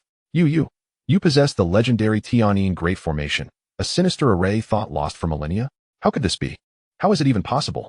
In an instant, the faces of the three turned ashen. Ha ha, you three antiquated old fools. It seems you are not as foolish as I thought, Li Mos exclaimed with a hearty laugh. Indeed, I have mastered the Celestial Shadow Grand Formation. Once I arrange it around that martial arts hall, anyone below the level of an immortal will lose their cultivation without even realizing it. At that time, the esteemed gentleman you speak of with reverence will become my plaything. Upon hearing this, a tumultuous wave surged within the hearts of the three, their visages becoming pallid with dread. For Li Mos spoke the truth. This formation was truly terrifying. Of course, its requirements were exceptionally stringent, necessitating the alignment of the Yin year, Yin month, Yin day, Yin hour, and Yin moment for it to endure even a moment. Under ordinary circumstances, even if Li Mos could wield this grand formation, it would be of no use. Yet who could have anticipated that tomorrow would be that rare date, a once-in-a-millennium occurrence? By the way, allow me to inform you, I also possess the secret art of fortune theft. Li Mos continued languidly. What? This declaration landed upon Wu Yonghong and his companions like a thunderous bombshell. You intend to rob the gentleman of his fortune? Wu Yonghong stammered, his lips trembling as he fixed a piercing gaze on Li Mos. I never imagined, Wu Yonghong, that you were quite astute, Li Mos replied coldly. That individual possesses unfathomable strength, beyond what we can discern, and whether he is a martial saint or martial emperor remains a mystery. Coupled with his myriad treasures, such a person must harbor extraordinary fortune. If I, Li Mos, were to seize his fortune, perhaps in my lifetime I could ascend to the realm of the martial emperor, or even attain the legendary status of an immortal warrior. Last time you received the gentleman's martial intent at the martial arts hall, and yet you repay kindness with malice, daring to lay hands on him? I shall fight you. Wu Yonghong's neck flushed crimson with rage. He had not forgotten how Feng generously bestowed upon him the divine rake, nor the benefits he had reaped from the martial intent at the hall. In a moment of fury, his aura erupted forth, and he forcibly broke free from the constraints of the formation, launching an attack towards Li Mos. However, Li Mos merely waved his hand dismissively, interrupting Wu Yonghong's assault. Did you truly believe this formation was merely for display? Li Mos sneered. Indeed, due to his earlier struggle, Wu Yonghong suffered a backlash from the formation, immediately spewing forth copious amounts of blood. Very well, since you seek death, I shall oblige, Li Mos said, his palm moving as a surge of energy descended upon Wu Yonghong's dantian. With a crack, a bloodied hole appeared, accompanied by a violent explosion. As Wu Yonghong's cultivation was utterly obliterated, Old Wu, Old Wu. Both Chu Guangshi and Sun Zhuge voiced their concerns in unison. You could have lingered for a while longer. But now that you've sought your own demise, there is nothing to be done, Li Mos coldly chuckled. Without your cultivation, in just a few days, you will perish. No different from an ordinary mortal. With a resounding laugh, Li Mos traced an arc through the air, soaring towards the direction of Pingjiang City. Owl, owl. Ao Qing had been enduring rather difficult days lately. Despite the continuous breakthroughs alongside Feng, the sensation emanating from that small door was utterly unbearable. Dogsy, what on earth is wrong with you? Are you truly this desperate? Feng observed Dogsy, gently stroking him while saying, rest assured, once I find the time, I will certainly assist you. However, Dogsy seemed oblivious to Feng's words, his eyes widening as he stared fixedly at the small wooden door behind Feng. He had an unsettling feeling that something was about to emerge from within. Was it a ferocious beast from ancient times or an extraordinary creature? He couldn't help but swallow hard. Creak. Indeed, the small door creaked open gently. Ao Qing instinctively shuddered, his fur standing on end as his eyes remained fixated. Chapter 80. The system's reward then. Under Ao Qing's watchful gaze, a crystalline white skull emerged, its movements producing a crunching sound. Hiss. Upon seeing the skull, Ao Qing inhaled sharply. Although he could not discern the skull's cultivation level, the sense of danger it exuded was exceedingly intense. Moreover, this skull showed no hint of vitality. It was undeniably an inanimate object. Yet why did it move? Why did it possess such formidable intimidation? Dogsy found himself at a loss. In a swift motion, he darted to Feng's side. What on earth is happening? Feng shot a displeased glare at Ao Qing and glanced back. Wow. Upon encountering the skull, Feng was startled and let out a yelp, but he quickly regained his composure and angrily charged at the skull, delivering a series of kicks. You foolish creature. You nearly scared me to death. Feng cursed vehemently, feeling a profound disgust towards the skull, while simultaneously berating the system within his mind. This had always been his most vexing issue. You say your worthless system can't teach me how to earn money or cultivate. Fine, but your rewards are equally pathetic. And that truly irks me. Indeed, this skull was the very reward bestowed upon Feng when he first integrated with the system. Yet, it had proven utterly useless. Merely a nuisance. It drifted around like a specter, doing nothing all day. Eventually, Feng locked it in the storage room and even forgot about it. But who could have known it would escape on its own? Abba Abba. After being knocked over by Feng, the skull clumsily got back up, its jaw clattering. Goodness. Upon seeing this creature, Feng's patience snapped, and he delivered a punch. Crack. With a series of clanging sounds, the skull fell, rolling to the corner of the room, while the remaining body fumbled on the ground until it managed to locate its head and awkwardly reassemble itself. Foolish thing, you've put it on backward. Feng exclaimed exasperatedly. Abba Abba. The skull continued to stammer, its hands turning its head, taking an eternity to finally position it correctly. Well, it seems we are in for a rough time, Feng said, his face contorted with frustration. He grabbed a nearby black robe and tossed it over the skull's head, commanding, put this on yourself and stop frightening everyone. Abba Abba. The skeletal figure clumsily donned the black robe, its small stature enveloped entirely within the fabric. Subsequently, the black-clad figure swayed about the courtyard, leaving everyone puzzled about its antics. Meanwhile, Ao Qing watched in astonishment, his eyes nearly bulging from their sockets. Particularly when he observed Feng mercilessly assaulting the skeleton, which showed no signs of reaction, leaving him utterly aghast. Indeed, the master is truly formidable. Feng stretched lazily, feeling rather bored, and remarked, what a rare fine day. You all may linger in the courtyard while I bask in the sun at the entrance. With that, he moved a stool to the steps of the martial arts hall, reclining comfortably as he observed the bustling crowd and listened to the lively calls of vendors. Relishing in the soothing ambience. Amidst the maze of buildings, a shadow flitted past, soon standing tall upon a rooftop. Its gaze cold as it surveyed the small martial arts hall not far ahead. Dressed in flowing garments, an abacus hung from its back. It was none other than Li Mos. The ominous celestial formation was set, with the 8 cardinal directions and 16 meridians meticulously arranged. Only a moment remained until the convergence of timing, location, and human effort. As his voice echoed, he lifted his gaze to the heavens. His chilling eyes slowly closed. The sky churned with ominous clouds, enveloped in a frigid aura. As the winds began to stir, Li Mos' eyes abruptly opened. The time had come. Commence. With his command, an intangible mist began to blanket the martial arts hall, shrouding it entirely. A mysterious energy wafted through the air, plunging the hall into profound silence. Humph, the formation has been initiated. Unless you are an immortal, you shall remain but a pawn in my hands, Li Mos scoffed coldly. Yet he knew well that this peculiar moment would last but a brief instant. He could not afford any delay. With a flourish of his robes, the abacus soared into the air. A cacophony of sharp sounds erupted as countless silver beads fell from the abacus, scattering into the sky before vanishing into chaos. Concentrate. As he formed a complex hand seal, the vanished silver beads coalesced, transforming into a colossal transparent sword that plunged toward Feng, who lay languidly on a recliner, aiming directly at his brow. In an instant, the skies over Pingjiang City darkened, winds howled ferociously. Although this was merely a full-force strike from the martial arts sect, stripped of their cultivation, even an emperor of martial arts would become nothing more than a lifeless husk beneath this sword. Chapter 81. Unable to even defend in that fleeting moment, the ethereal sword descended, drawing ever closer to Feng. Yet, the reclined Feng remained utterly oblivious to the impending peril. The celestial formation indeed proved to be terrifying. This individual's lack of response to my attack indicated that his cultivation was entirely suppressed. With this thought, the smugness on Limos' face grew increasingly pronounced. Finally, the spectral sword was but mere feet from Feng, with the entire martial arts hall engulfed in the blinding radiance of the sword's light. In the next instant, it struck directly at Feng's brow. Death.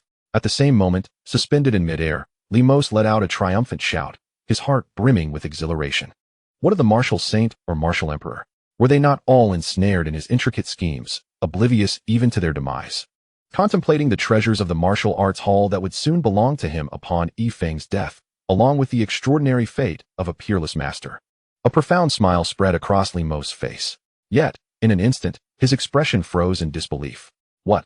The smugness that had adorned his features vanished in a heartbeat as he beheld the scene at the entrance of the martial arts hall, rendering him as motionless as a statue of ice.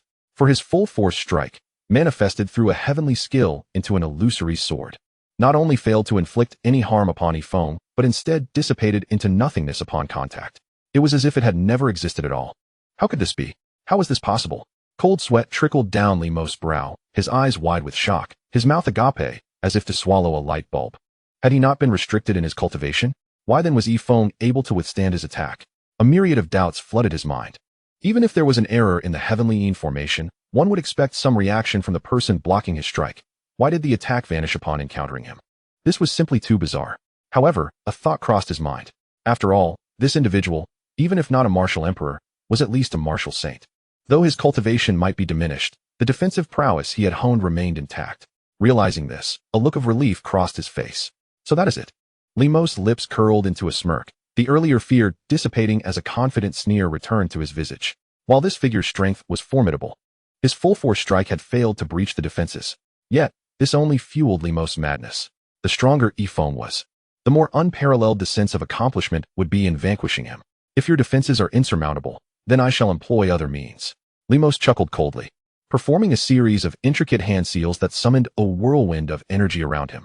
As time passed, his gestures became increasingly rapid, conjuring numerous strange patterns. Finally, when he completed the last hand seal, he gently uttered, "Deathly goo, arise." The moment the words left his lips, a tiny insect, resembling a bee, emerged from his mouth and, with rapid wing beats, darted towards Feng, who lay reclined. As the deathly goo took flight, a sinister smile returned to Limos' face. "Before my deathly goo, no defense shall avail. Once it enters your body, even if your cultivation is restored, you shall await your demise." Ha! Limos chuckled coldly, feeling a swell of pride in his myriad of tactics. Were it an ordinary person in this situation, they would truly be at a loss. Buzzing.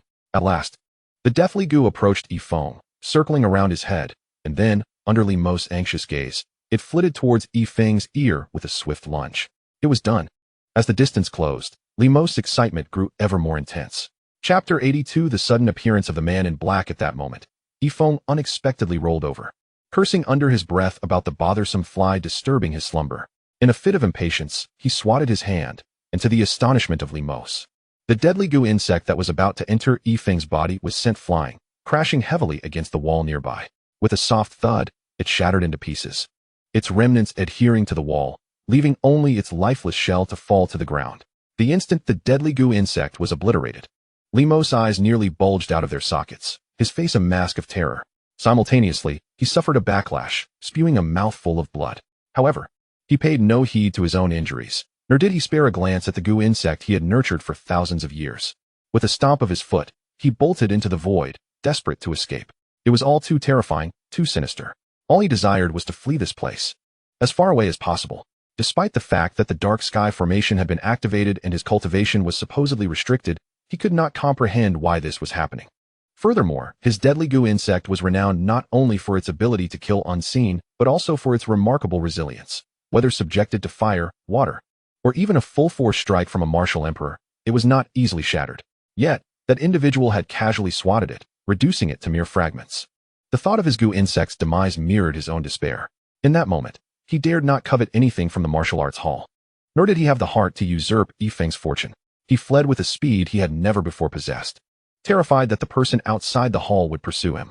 In less than a quarter of an hour, Limos transformed into a streak of light, escaping the confines of Pingjiang City and arriving in the open air not far from the Qingshan sect. Phew. Fortunately, seeing that there were no pursuers behind him, Limos finally exhaled, drenched in sweat. However, just as he caught his breath, a chill ran down his spine. Not far in front of him stood a figure cloaked in black, their expansive robe obscuring their entire form, head bowed, rendering their features indistinguishable. The mere presence of this figure instilled a profound sense of crisis within Limos. It was as if this person possessed no cultivation whatsoever, emanating no aura. Yet they hovered motionless in the air. More astonishingly, when Limos closed his eyes to sense his surroundings, he could not perceive the existence of this individual at all. "Who are you?" Limos asked in a panic. Beneath the black robe, there was no reply. Limos' eyes narrowed, and with a swift motion, he leapt into the air, aiming to evade the enigmatic figure. Clearly, he wished to avoid entanglement with this mysterious presence, as its very essence exuded an overwhelming pressure. Yet, just as he began to flee, he found the figure in black had reappeared before him once more. He stood silently in the void, utterly devoid of any breath. Yet, Limos' complexion changed dramatically. He could hardly comprehend how the figure in the black robe had appeared before him, as if he had always been there. "Who are you?"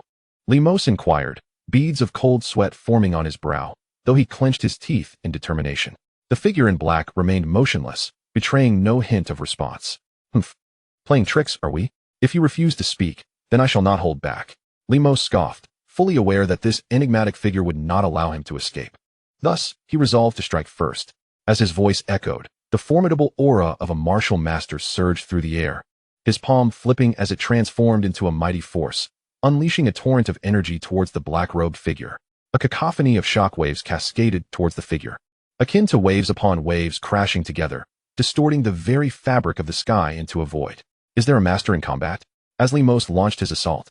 Not far away at the Qingshan sect, the meditating Lu Dashing abruptly opened his eyes, transforming into a streak of light as he soared into the air, racing towards the source of the tumult. Chapter 83. He is a god. Limos' overwhelming attack surged forth towards the figure in black.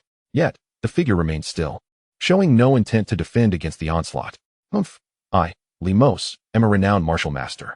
To be so arrogant in the face of my might shall bring you dire consequences." His voice was laced with icy resolve, yet he dared not underestimate his opponent. He intensified his power. However, to his astonishment, his colossal attack struck the black-robed figure without eliciting the slightest response, not even a ripple. With a gasp, Limos' courage faltered at the sight, and he swiftly withdrew his attack, his foot stamping the air as he leaped away in an arc. At this moment, his only thought was to flee. In the span of a breath, he had traversed several thousand feet in the air. Just then, the previously motionless figure in black finally stirred, lifting a dark, flowing sleeve. Simultaneously, Limos, who was fleeing like the wind, suddenly froze, as if ensnared in quicksand. Unable to move. "What?" Limos' expression shifted drastically. But the chilling revelation was yet to come. A tremendous force began to envelop him, pulling him back. In the blink of an eye, he found himself standing rigidly beside the black-robed figure, utterly immobile. His face drained of color as he realized he was nothing more than a fish on the butcher's block. "Who are you?" The sheer terror rendered Limos' speech stammering. His wide eyes fixed on the figure as he anxiously inquired. The figure in black remained silent. "What do you intend to do with me? I bear no grievances against you, neither past nor present. Why treat me in this manner?" Limos questioned nervously. "No grievances, no enmity?" At last, a voice emerged from beneath the black robe, though its enunciation was unclear, devoid of any semblance of human emotion. "What do you mean?" Limos' expression shifted dramatically as he recalled his earlier actions at the martial arts academy, suddenly exclaiming, "You are that Feng from the academy?" No. Yet in the next moment, Limos began to tremble, shaking his head vigorously. "When you first appeared, it was during the moment of the Yin time, when the effects of the Yin array were still in play. You could not have pursued me from the academy unless you were not bound by its restraints, implying your cultivation is celestial. Upon uttering this, a shocking realization struck Lemos, as if he had uncovered an impossible truth. He gasped, "Could it be that you are truly celestial?" "No, I am merely a servant." The dispassionate voice resonated once more from beneath the black robe. "A servant?" Lemos stuttered, pointing at the figure in the black robe, his voice quivering. "You are not Feng." "Of course, I am not the master," came the response from the figure cloaked in darkness. Upon hearing this, Lemos' pupils dilated, his face a canvas of disbelief. The individual before him was so formidable that he had initially assumed it was the master Feng donning the black robe. Yet it was merely a servant of Feng. Heavens! Lemos felt as though his mind was about to explode. A being of such extraordinary power, reduced to being merely a servant of Feng? Then what of Feng himself? Suppressing his inner astonishment, Lemos fixed his gaze on the figure in black and inquired, "Who exactly is he? Is he truly a celestial being?" With great difficulty, he managed to voice this question, his eyes tightly locked on the black-robed figure. At long last, the figure raised its head slowly, revealing its true visage for the first time. It was a skull devoid of flesh, with hollow eyes. What struck terror into Lemos' very soul was the slight upward curl of the jawbone, suggesting a sinister smirk. Surely, he is not celestial. Upon hearing this, Lemos exhaled in relief.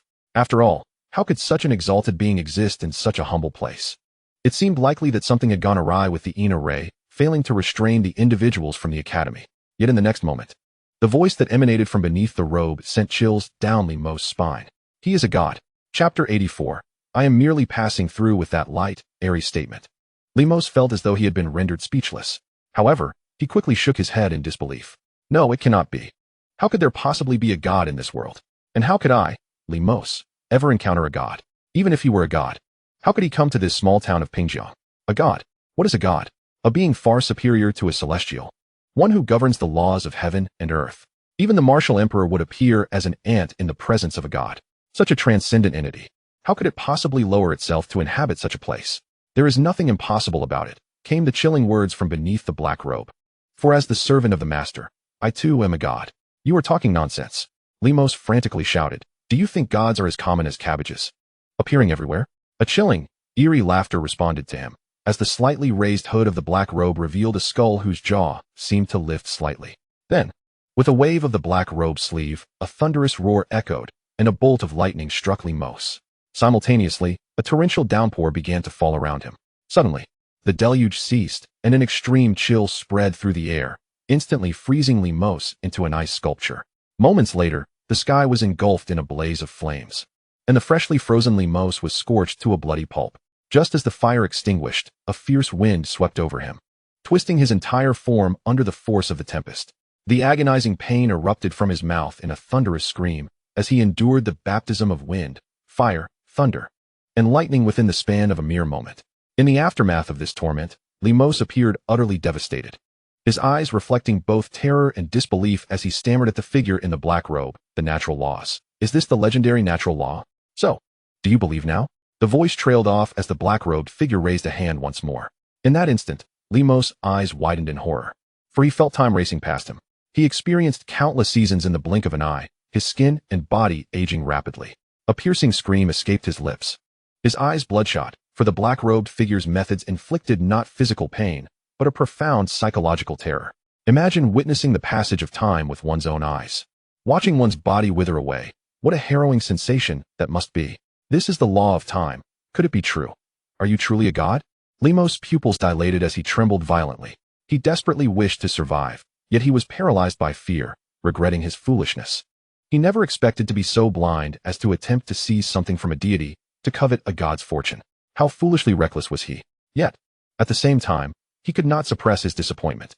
What kind of ill fortune must one possess to encounter such an insurmountable obstacle? Fine, let it be, he thought. The black-robed figure seemed to lose interest in Lemos. With a mere gesture, Lemos' body burst apart, leaving not even a trace behind, vanishing into nothingness. Run, run, run, hurry and flee.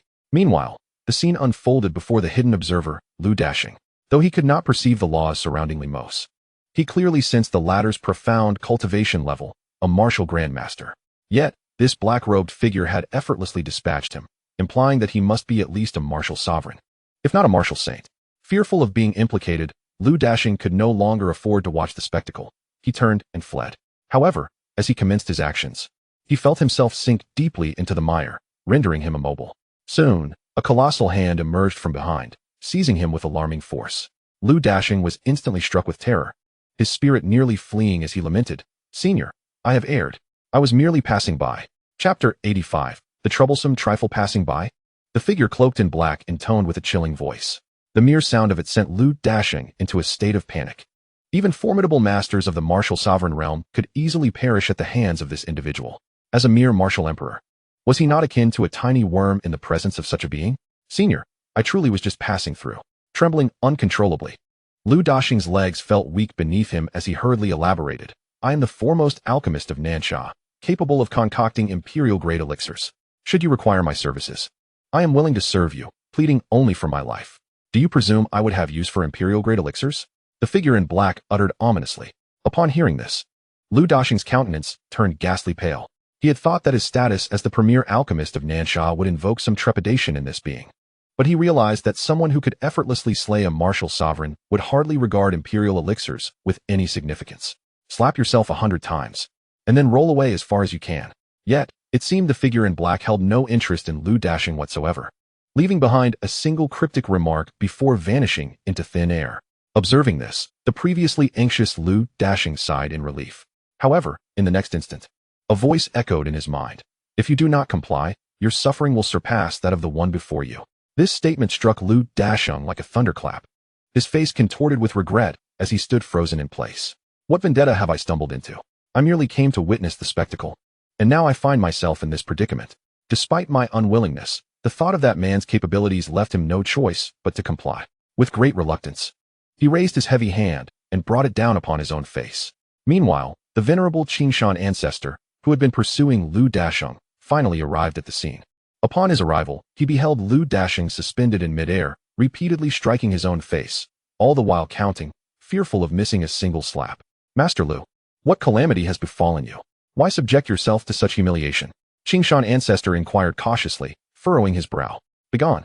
Lu Dashing roared, directing his frustration towards the venerable elder.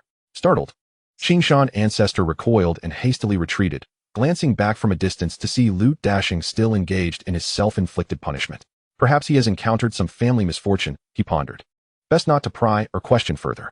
Shaking his head, Qingshan ancestor departed with a complex expression etched upon his face. At this moment, the drowsy Feng finally stirred from his slumber. Just as he prepared to pour himself a glass of water, he noticed that the mischievous skull, which had been bouncing around the courtyard, had vanished. "Disciple, where has that troublesome creature gone?" Feng called out. "It was here just a moment ago, but now it has disappeared," Zhong Qing replied swiftly. "This vexatious being has run off to stir up trouble again," Feng remarked, his expression darkening with indignation. "What kind of appearance does it have that it lacks any sense of danger? It's a miracle it hasn't scared someone to death. Enough of this practice. Come quickly and help me search." Feng hurriedly instructed and quickly dressed before rushing outside.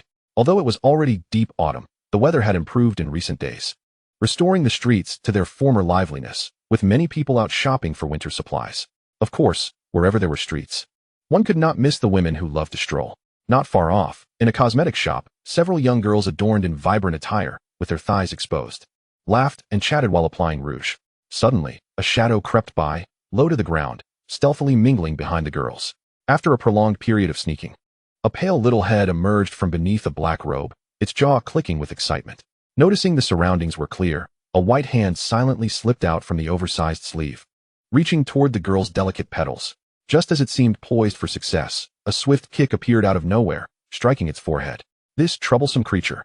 It has once again brought me trouble." Chapter 86. Blood for blood. Feng promptly seized the black robe, enveloping it entirely within, and unleashed a torrent of blows. His actions incited a commotion among the onlookers. "Beat the dog, beat the dog," Feng could only awkwardly explain, and after yet another flurry of strikes, he dragged the black robe, along with the entire skeleton, back home. Once inside the shop, his frustration grew, and he delivered 2 more fierce kicks. This wretched creature had never ceased to be a nuisance. It had ruined old Wang's vegetable garden one day and killed Aunt Lee's cow the next. To his astonishment, this audacious entity had now taken to thievery. But what infuriated him most was that this creature clung to him like a tick. He had buried it, yet it crawled back out. He had locked it up, but it had re-emerged after merely a few days of peace. No matter the methods employed, he could not rid himself of it. Abruptly, the black robe stirred, and a skull emerged, clicking its jaw as it attempted to communicate. "You little rascal." Just as Feng's ire had slightly diminished, it flared up anew. Gritting his teeth, he declared, "This time, I shall dismantle you. Let us see what you can do then." With that, he delivered a punch that sent the skull rolling across the floor. However, as it lay there, it opened its mouth once more. Simultaneously, the skeleton frame beneath Feng's feet raised a hand and defiantly extended its middle finger. "Oh, you've learned quite well." Since Feng had once gestured at someone, this troublesome entity had taken to mimicking him with remarkable accuracy, which infuriated Feng to no end. He stepped on the skeleton frame and began to dismantle it. "Master, there are people outside looking for you." At that moment, Zhongqing approached respectfully and informed him. "It seems to be members of the Pingjiang Chamber of Commerce." "Members of the Pingjiang Chamber of Commerce?" Feng's brow furrowed as he inquired in a grave tone. "What could they possibly want with me?" "Once, Master, your copy of Dream of the Red Chamber was said to have been worth some money, so I implore you to retrieve it," said Zhongqing. "I will not go. Either have him deliver it, or leave it be. Our philosophies diverge, and I have no desire to engage with them. If they do not send it, it matters not. The book holds little value and can easily be disregarded. Yet, Master, they have even sent a sedan chair for you." Zhongqing insisted. "They insist that you must go in person." With a furrowed brow, Feng replied, "Very well, my disciple, you shall go in my stead. Collect the money, and return promptly. Do not concern yourself with anything else." "Yes, Master," Zhongqing nodded respectfully. After Zhongqing departed, Feng resumed his meticulous work of dismantling the skull, laboriously separating its torso, hands, and legs, which he then secured in different rooms. The skull itself was pressed beneath a manhole cover. Having dusted off his hands, Feng wore a satisfied smile. Stretching lazily and preparing to take a sip of water when a figure rushed in through the doorway, urgently exclaiming, Master E, something terrible has happened." "What is it?" Feng hastily stepped outside. The visitor was a young attendant from the nearby beef noodle shop, who breathlessly relayed, "Master E, your young disciple Zhongqing is in grave danger. It seems he may not survive. You must hurry." "What?" Feng's expression shifted dramatically, and without even closing the door, he followed the young attendant out. They soon arrived at an alleyway where a crowd had gathered, murmuring and pointing. As Feng approached, a wave of the metallic scent of blood assailed him. The ground was littered with bodies, the sedan chair reduced to a wreck, and the bearers lay silent. There, on the ground, Zhongqing lay gasping for breath, his gaze fixed on Feng. "Disciple." Feng rushed to Zhongqing's side, examining his wounds, tears welling in his eyes. "Master, I fear I can no longer serve you," Zhongqing murmured, bloodied and weak. "No, it cannot be. Do not speak. I will not allow you to perish." Feng choked back his fury, lifting Zhongqing into his arms and sprinting towards the martial arts school. Upon reaching the school, Feng laid Zhongqing on a bed, hastily gathering every medicinal remedy available in his home. He first staunched the bleeding, then attended to the wounds. After toiling for what felt like an eternity, Zhongqing's breathing stabilized, pulling him back from the brink of death, and Feng finally exhaled in relief. Yet, anger ignited in his eyes, flames of vengeance flickering within. "Whoever is responsible, I shall ensure that you pay in blood for this transgression, even if it costs me everything." Chapter 87. The mastermind behind the scenes useless. A pack of useless fools. You cannot even handle such a trivial matter. What purpose do you serve? In the grand hall of the Pingjiang Chamber of Commerce, Mao Lin glared at the kneeling subordinates before him, his palms slamming down onto the table as his voice erupted with fury. The weight of immense pressure had been bearing down on him during this period. Especially after his daughter's personal intervention ended in failure, he was confronted with the opposition of the entire upper echelon of the business association. In a state of desperation, he devised a plan. Since Feng could not serve the Pingjiang Chamber of Commerce, he would seek to obliterate him, thereby extricating the chamber from its predicament. However, he never anticipated that this carefully crafted scheme would falter so miserably. "President, please forgive us," the leading subordinate implored, bowing his head in respect. "We were unaware that Feng was absent. It was his disciple who appeared." "Humph," Mao Lin scoffed. "Since you later realized it was not Feng, why did you still act recklessly? By alerting him, have you not jeopardized future opportunities to act against him?" "We were indeed prepared to withdraw upon discovering it was not Feng," the chief subordinate admitted, his expression grim. However, his disciple recognized our intent to target Feng and struck first. That little brat proved formidable, killing several of our brothers before he was finally subdued. "Humph. You merely seek to justify your failures." Mao Lin seethed with indignation. Having failed to eliminate Feng this time, the next opportunity may not present itself so easily. "Enough. Father, let them be," interjected a young man clad in splendid attire, a faint smile gracing his features. This was Mao Lin's son Mao Yi, the elder brother of Mao Yuner.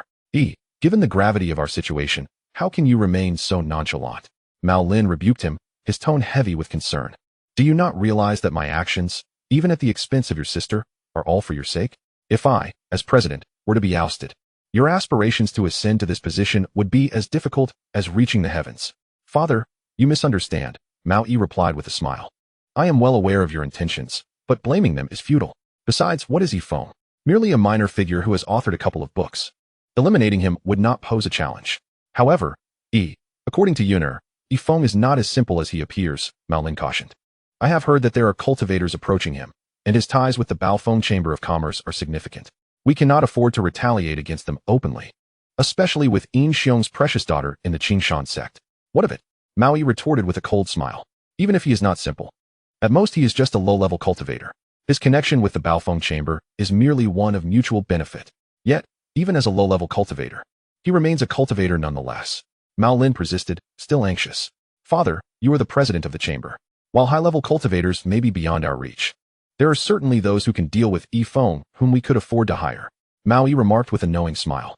As his words echoed, 3 men entered from outside, exuding an aura of formidable power and a palpable sense of menace, immediately imposing significant pressure on Mao Lin. Who are these 3? Mao Lin exclaimed, his eyes widening in astonishment. These 3 individuals are cultivators I have invited. They will assist us in directly dealing with Feng, and their cultivation level has already reached the realm of martial spirits. Mao Yi stated languidly. Martial spirits. Upon hearing this, Mao Lin's heart sank. He never expected that these 3 were actually martial spirits, figures he typically never encountered. Therefore, Father, you need not worry at all, Mao Yi said with a beaming smile. With 3 martial spirit masters taking action, a mere Feng, even if he possesses some cultivation, would surely be crushed without question. However, Mao Lin leaned closer to Mao Yi and whispered, to enlist the help of these 3, it must have cost a considerable price, right? Father, rest assured. They do not covet treasures of mere mortals, Mao Yi replied, a slight smirk gracing his lips. All they require is for me to help them find 100 young maidens. 100 young maidens? Mao Lin was overjoyed. If that is the case, this arrangement seems to be a tremendous bargain for us. Moreover, with 3 martial spirits involved, eliminating Feng should pose no issue. Thus, Mao Lin smiled and addressed the 3. Esteemed sirs, as long as you assist us in resolving this matter, I can promise you not just 100 young maidens, but 200 if you desire. Excellent. The 3 sat down with satisfaction, nodding in agreement, and smirking coldly as they said, after we rest for a day, we shall take care of the little bastard you mentioned. Chapter 88. The furious ancestor Qingshan. After ensuring Zhongqing was settled, Feng emerged from the martial arts hall. His expression dark. He knew without a doubt who the mastermind behind this scheme was, and a moment's contemplation would reveal their intentions. It was undoubtedly the Pingjiang Chamber of Commerce, intent on taking his life for profit, yet his disciple Zhongqing had shielded him from harm. Though merely a mortal, Feng was resolute in his belief that retribution was essential. Soon, he arrived at the Baofeng Chamber of Commerce. The president, upon recognizing Feng's presence, dared not show any negligence. He immediately set aside all his affairs and came to greet him personally. Mr. Yi, please have some tea. Yin Xiong extended his hand, speaking nervously. However, Feng made no move. This left Yin Xiong in a state of extreme anxiety as he sat beside Feng, ruminating frantically over whether he had inadvertently displeased Feng in some way. Since entering, Feng had worn a sullen expression, uttering not a single word. Finally, when Yin Xiong could no longer bear the pressure, Feng lifted his head and looked at him, saying, President Yin. Why yes, Mr. Yi, I am here. Upon hearing Feng finally speak, Yin Xiong jolted in response. Your chamber should be capable of dealing with murder, correct? Feng continued. Huh. Yin Xiong momentarily failed to grasp the implication. What I mean is, I wish to kill a few people. Feng finally took that cup of tea, recalling the injuries of his beloved disciple, narrowing his eyes as he said, because someone nearly killed my disciple. What? Someone dared to harm Mr. Yi's disciple? Yin Xiong abruptly stood up, his eyes wide with disbelief. The matter, upon reaching his ears, was indeed rather alarming. Although Feng's true identity remained somewhat ambiguous to him, he had a general understanding. However, the fact that someone had dared to lay hands on his disciple, this situation could escalate dramatically, if not handled with utmost care. The wrath of this individual could very well bring about a cataclysmic upheaval in the entirety of Pingjiang City. Therefore, was there a solution? Feng inquired, of course. Name your price. There is a way, there is indeed a way. Yin Xiong stammered. disregarding Feng's mention of any reward. Excellent, Feng nodded. Then I require the head of the mastermind. Is that agreeable? Yes, yes. I, Xiong, assure you of that, he exclaimed, thumping his chest. However, it is likely that it could be someone from the Pingjiang Chamber of Commerce. Feng interjected. Indeed, for now, there is no evidence. You will need to investigate. Rest assured, sir, I will ascertain the details as swiftly as possible, regardless of who it may be, and present the mastermind's head before you, Xiong vowed, raising his hand earnestly. Very well, I appreciate your assistance. Feng drained his cup of tea and rose to depart. Initially, he had merely speculated that the Baofeng Chamber of Commerce might be involved in such nefarious dealings, harboring little hope. Yet, unexpectedly, it seemed that fortune favored him. After bidding Feng farewell, Xiong wasted not a moment and hastily set off with two subordinates towards the Qingshan Gate. With swift horses galloping at full speed, Xiong soon encountered Luo Lanxue. What? Upon hearing the details of the incident, Luo Lanxue turned pale, instantly grasping the gravity of the situation. She promptly declared, Uncle, I shall take you to meet my master at once. You must recount the entire sequence of events to him. Yes, yes, Xiong nodded. Though he felt a surge of anxiety, he had long heard tales of the venerable Qingshan ancestor, yet this would be his first encounter. Master, urgent matters require your attention, Luo Lanxue called respectfully from outside the chamber. Disciple, I have recently gained insights while using the master's treasured blade, whatever the matter. You may withdraw for now, came the authoritative voice of the Qingshan ancestor from within the chamber. Master, this is of utmost significance, Luo Lanxue implored urgently. I have stated that no matter what pressing issue arises, it shall not disturb my seclusion. The ancestor's voice resonated with irritation. If you interrupt my contemplation, you shall bear the consequences. Please, master, quell your anger. This matter may be of greater import than your insights, Luo Lanxue insisted, biting her lip. The disciple of the esteemed sir, young master Zhongqing, was nearly murdered. What? No sooner had Luo Lanxue uttered these words than a voice of disbelief echoed from within, followed by a resounding crash as the Qingshan ancestor burst forth from the chamber. With veins bulging, he seized Luo Lanxue's delicate hand, eyes wide with intensity as he demanded, What did you just say? Chapter 89. An unprecedented assembly under the imposing gaze of the Qingshan ancestor. Xiong tremulously recounted the entire affair. Unthinkable, unthinkable. Upon hearing Xiong's account, the ancestor's fury ignited, and with a mighty sweep of his hand, a nearby building was reduced to rubble. Amidst the ruins, the third elder emerged, his face smeared with dirt and an expression of grievance etched across his features. Ancestor, you have once again demolished my abode. What could be the reason for this? Begone, the venerable Qingshan admonished sharply, disregarding him entirely as his gaze returned to Luo Lanxue. Swear, you must promptly notify Zhu Yun and the other esteemed members of our sect to convene in the Qingshan Great Hall.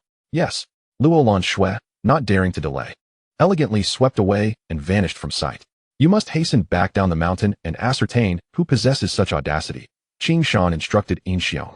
Understood, Master Qingshan. Xiong, neglecting even a sip of water, hastily departed with two subordinates towards the mountain's base. In the Qingshan Great Hall, Qingshan sat with a somber expression at the head of the table. Below him, Zhu Yun, Luo Lanxue, and the other elders bowed their heads, their faces marked with solemnity. A palpable pressure filled the hall, rendering the weaker in spirit breathless. Master, this matter is of utmost gravity. Luo Lanxue was the first to step forward, hastily elaborating. According to my uncle, our revered teacher is extremely enraged about this incident. Indeed, sister, the youthful Luo Li interjected, her face flushed with anger. Our esteemed teacher has bestowed immense favor upon the Qingshan sect. However, on our own territory, his disciple was nearly harmed.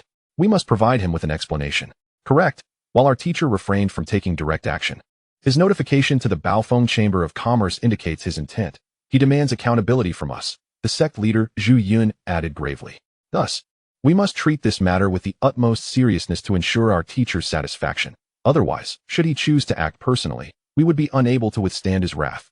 Therefore, Master, it is imperative that you swiftly reach a decision on how to proceed, Luo Lanxue implored, her expression earnest as she regarded the venerable Qingshan. Qingshan's countenance darkened as he struck the stone table with force, reducing it to dust. Whoever dared to assault young Master Zhongqing shall not escape unscathed. With that, he waved his hand, his voice resonating throughout the great hall like thunder. Convey my orders. At once. Activate the mountain's protective array, notify the 12 elders and 18 guardians, and dispatch 36 celestial warriors and 72 earthly fiends. All 108 disciples shall descend the mountain under Zhu Yun's command. I shall ensure that those who have incited our teacher's ire will regret their very existence. As Qing Shan's words echoed, astonishment swept through the hall. Such a show of force had never been witnessed even during sect-wide confrontations. However, it was indeed necessary. Failure to placate that esteemed individual might render the Qing Shan sect's existence moot. Yes, in that instant, a thunderous clamor erupted within the Qing Shan Great Hall, followed by streaks of light soaring from the hall, unleashing powerful winds. The 108 halls of the Qing Shan sect mobilized countless disciples, their footsteps resounding like thunder as they set forth towards Pingjiang City. Meanwhile, the 36 heavenly generals and 72 earthly fiends rode upon the flying beasts nurtured by their sect. They arranged themselves in the sky, casting a colossal shadow upon the ground as they surged towards Pingjiang City with a thunderous roar. Under the leadership of Zhu Yun, the 12 elders and 18 guardians stepped into the void, their formidable presence soaring forth with such swiftness and might that they resembled meteors streaking through the heavens. In Pingjiang City, the operations of the Baofeng commerce suddenly came to a halt. All shop doors were firmly shut, and countless intelligence agents were dispatched simultaneously. Within less than half an hour, a carrier pigeon dispatched from Baofeng commerce landed in the hands of the venerable Qing Shan. Upon unfolding the note, an intense aura of murderous intent enveloped him. Pingjiang commerce must perish, with a single command. The vast force of the Qing Shan sect set forth towards the location of the Pingjiang commerce. In that moment, the atmosphere in Pingjiang City shifted dramatically. Chapter 90. Resting easy within the grand hall of Pingjiang commerce, Mao Lin sat on the left, while Mao Yi occupied the right, entertaining the three martial spirit masters with laughter and wine. Suddenly, a frantic steward rushed in. "President, this is dire. What is it?" Mao Lin exclaimed, slamming his cup down, his voice laced with anger. "Do you not see I am in the midst of hosting these esteemed gentlemen? Why such impudence?" "President, a grave matter has arisen," the steward replied, his expression fraught with anxiety. "Our informant embedded within Baofeng Commerce has just reported that Feng has closed the gates of commerce and is preparing to strike against our Pingjiang commerce." "What?" Mao Lin's countenance darkened. He could hardly believe that the illustrious Baofeng Commerce would take such drastic measures against them, all for the sake of Feng. This was indeed a serious predicament. If not handled well, it could escalate into a conflict between the two factions. Remain here and attend to the three gentlemen while I investigate this matter," Mao Lin instructed, recognizing the urgency of the situation. "President Mao, what are you doing? Please, continue to enjoy the wine." One of the martial spirit masters interjected lazily. "Are you truly going to abandon us here without a care?" Hesitant, yet resolute, Mao Lin lowered his head and replied, "Esteemed sirs, you have heard the news. Baofeng Commerce is willing to shut their doors and act against us all for that little wretch. As the president, it is my duty to oversee the situation. Moreover, the boy is here accompanying you three for drinks." Yet, the martial spirit master showed no inclination to allow Mao Lin to depart. Instead, he raised an eyebrow and decisively tapped his fingers on the table. Faced with this, Mao Lin reluctantly seated himself once more, though his mind remained preoccupied with the affairs of Baofeng Commerce. "President Mao, why fret so?" The martial spirit master seemed to discern Mao Lin's unease, reclining in his chair, his fingers drumming lightly on the table. "Is it not merely a small commerce? With us here, what is there to fear?" At these words, Mao Lin's troubled expression brightened. Indeed, with three martial spirit masters by his side, what was there to fear from Baofeng Commerce?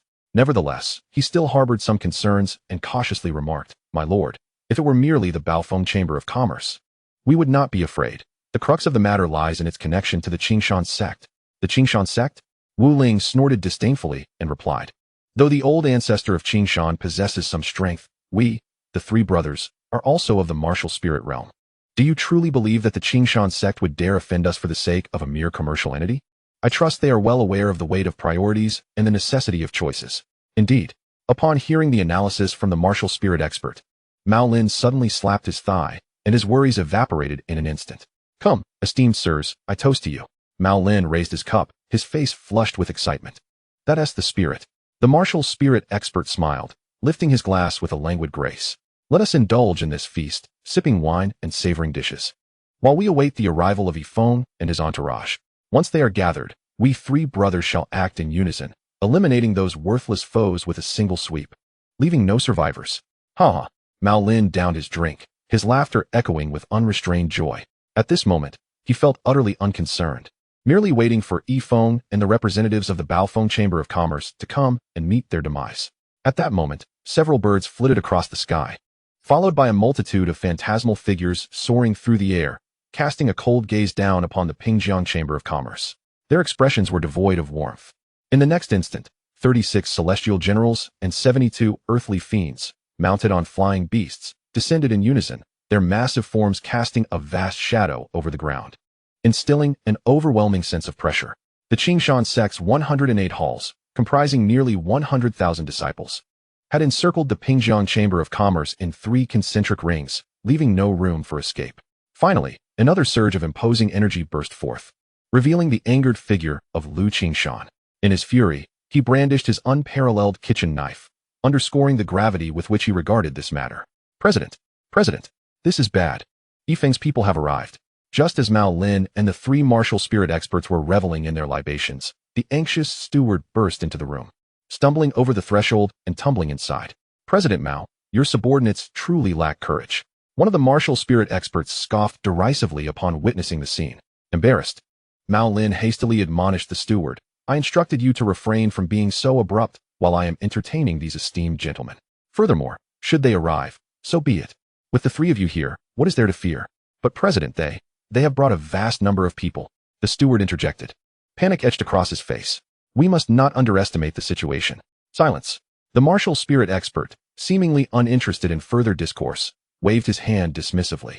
In an instant, the steward was transformed into a shower of blood, and the expert turned his gaze toward Mao Lin, speaking languidly, President Mao. It seems your people harbor a lack of trust in us. How could this be?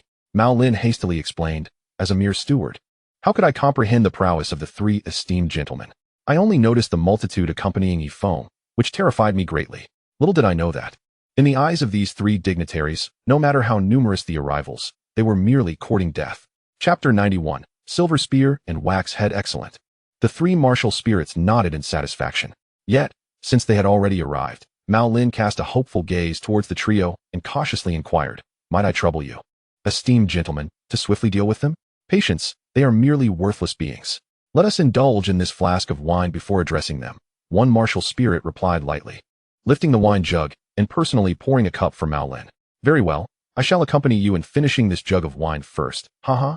Observing the trio's nonchalance, Mao Lin relaxed entirely. In fact, to further please the 3 martial spirits, he summoned a dozen maidens to enhance the festivities. In no time, the hall was filled with laughter and revelry. Esteemed gentlemen, this wine is the strongest I could procure at your behest, Mao Lin chuckled. Indeed, quite delightful. This wine possesses a robust character, one martial spirit remarked, rising to pat Mao Lin on the shoulder, his cunning hand not neglecting to caress a maiden's form. Before long, the table was stripped bare of drink. With a hint of intoxication, the 3 martial spirit experts rose and addressed Mao Lin and his son. Come, let us first assist you in dealing with those whom Feng summoned, and then we shall return to our revelry. Upon hearing this, Mao Lin and his son beamed with delight. Not only would they resolve the crisis facing their trading company, but they might also eradicate the threat posed by the Baofeng Trading Company at its source.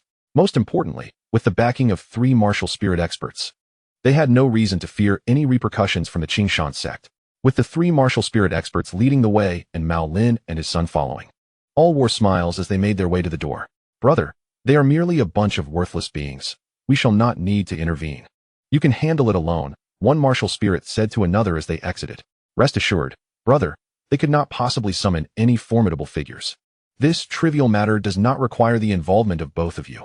I shall manage it myself, replied the other martial spirit. Very well. Haha.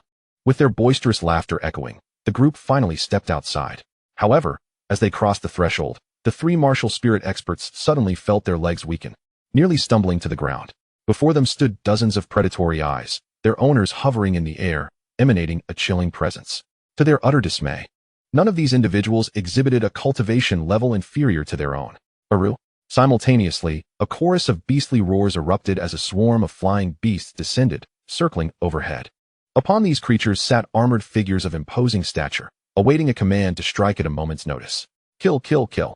In the unseen realm, a cacophony of thunderous voices reverberated, emanating from the countless disciples of the Qingshan sect.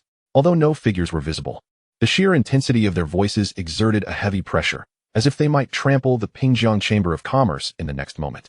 Undoubtedly, what caused the greatest trepidation among the 3 was the elder hovering above, wielding a kitchen knife that radiated a soft glow. With his hair billowing, he stood poised in midair, exuding a commanding presence that rivaled that of 1,000 soldiers. Witnessing such a formidable display, the three martial spirits trembled. Their previous inebriation abruptly dispelled, as beads of cold sweat trickled down their brows. Meanwhile, Mao Lin and his son were equally taken aback by the sight.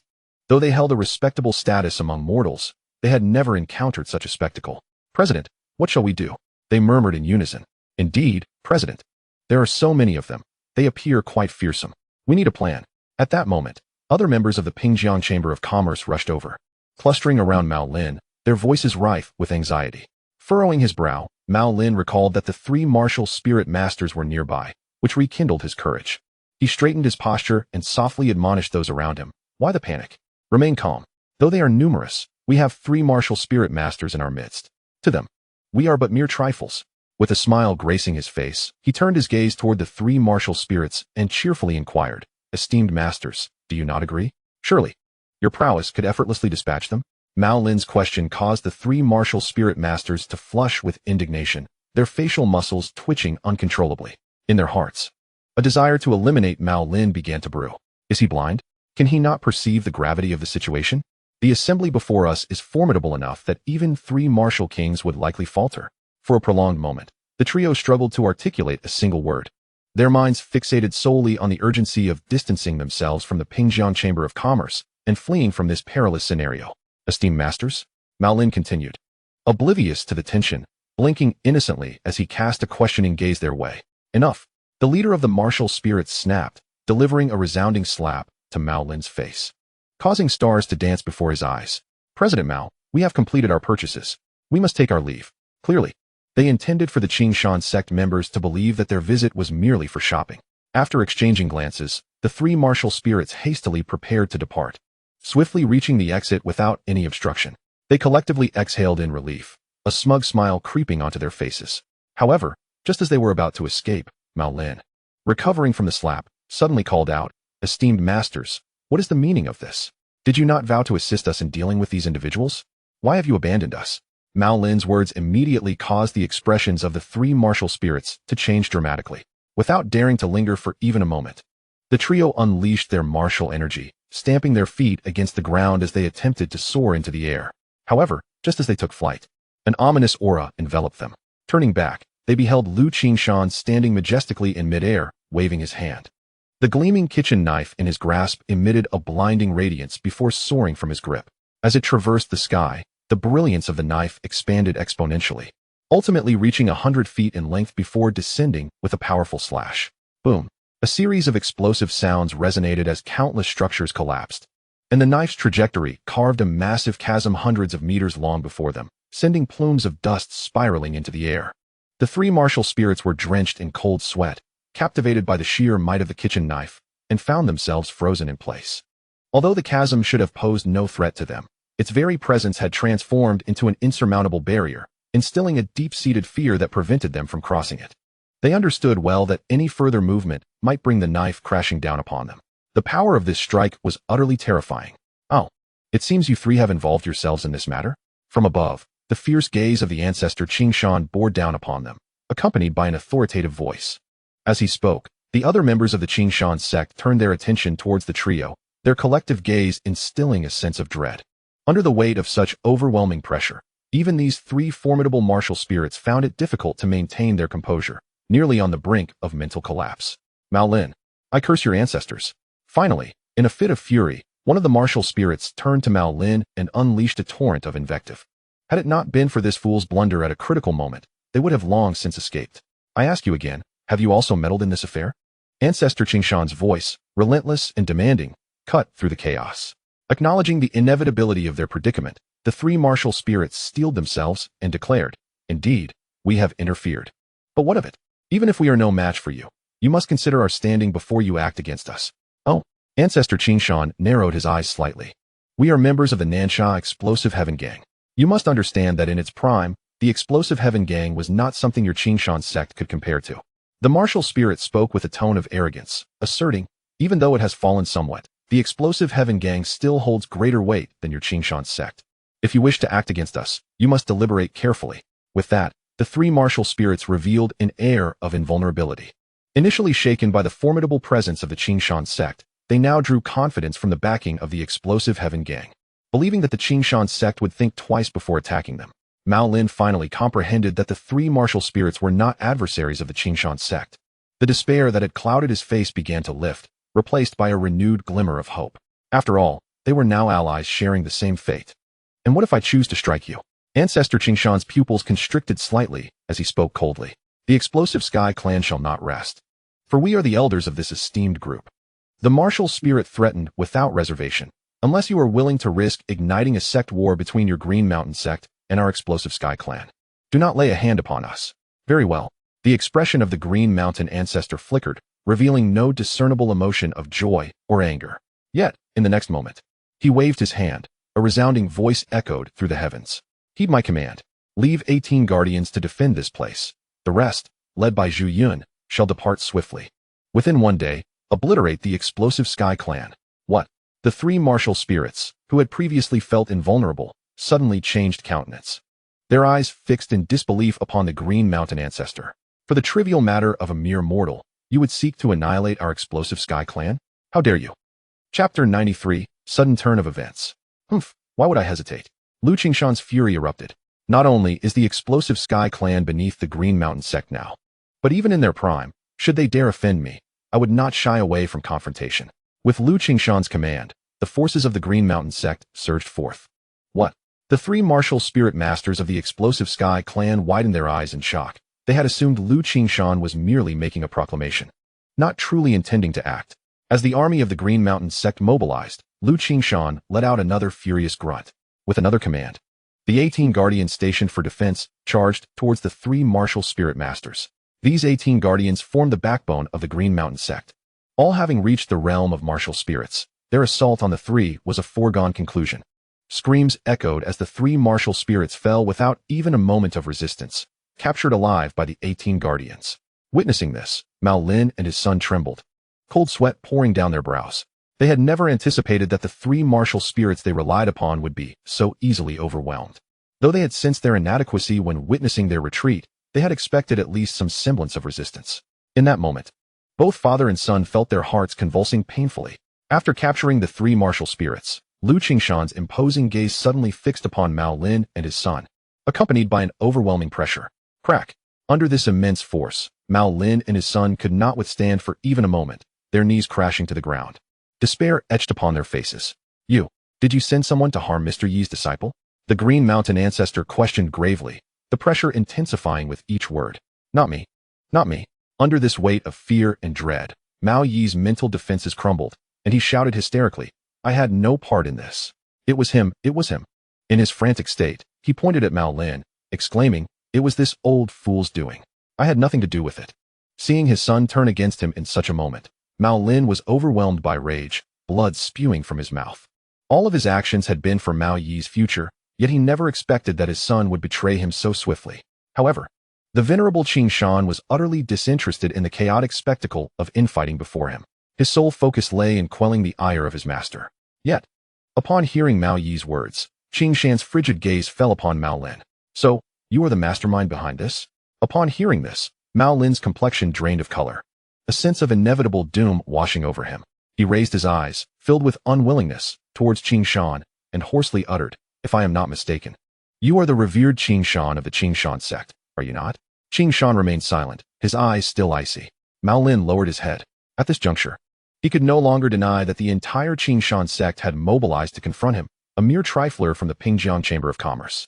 Yet, he could not fathom why a seemingly insignificant figure like Feng had provoked such a monumental response, even prompting the venerable Qingshan to emerge personally. Who exactly was he? Unable to contain his curiosity, he gritted his teeth and posed the question that plagued his mind. Qingshan, with a disdainful smirk, coldly replied, though you, a worthless wretch, are unworthy of knowing my master's identity, I shall grant you clarity in death. He is not only my savior, but also a revered elder whom I hold in the highest esteem. He has concealed his prowess, descending to this humble city to experience life and gain wisdom. Yet you, a pitiful fool, nearly brought harm to his disciple. Tell me, do you deserve to live? Does the Pingjiang Chamber of Commerce deserve to exist? Qingshan's words struck Mao Lin's mind like a thunderclap, his eyes widening in disbelief. The phrase concealed prowess, descending to the mortal realm, echoing incessantly in his thoughts. So, He was. Furthermore, you have been blind to the fact that my master afforded you numerous opportunities, requiring only that you seize the slightest chance to surpass countless others. Yet, you have squandered it. Qing Shan scornfully derided him, clearly well aware of the intelligence regarding the Pingjiang Chamber of Commerce. With a gasp, Mao Lin felt the weight of Qing Shan's words strike at his most vulnerable point, causing him to spit blood in a fit of rage. Who could argue with that? He had possessed the chance to forge a beneficial alliance, to secure advantageous relations. Yet he had squandered it all. Hatred, regret. Now, it was too late. Death awaited him, with the hope that in his next life, he might possess clearer vision. Qing Shan, having lost all patience with Mao Lin, gently lowered his hand, unleashing an overwhelming force that bore down upon him. Under this immense pressure, Mao Lin felt his meridians shatter, his internal organs crumbling under the strain, and he collapsed to the ground, wide-eyed. Congratulations, my lord, you have slain the mastermind. Mao Yi shouted frantically from the side. So, my lord, you can spare me now, can't you? Humph, you deserve to die even more. Qing Shan coldly snorted, casting a scornful glance at him. With a single strike, Mao Yi was rendered into fragments, given no chance to plead for mercy. With an indifferent gaze, Qing Shan turned his attention to the three martial spirits. It is your turn now. The three martial spirits showed looks of fear, threatening with their words. If you dare touch us, the exploding heaven sect will not let you off. Oh, really? With a grim expression, Patriarch Green Mountain directly crushed one of them to death. You actually dare kill us? Seeing their companion dead, the other two shouted frantically. Do you really think our exploding heaven sect is only as simple as it appears on the surface? We guarantee that everyone in your Green Mountain sect will be utterly annihilated. Noisy. Lu Qingshan pushed out both palms, ending the lives of the two. However, just as Lu Qingshan relaxed, 3 wisps of green smoke drifted out from their bodies. You can't kill us.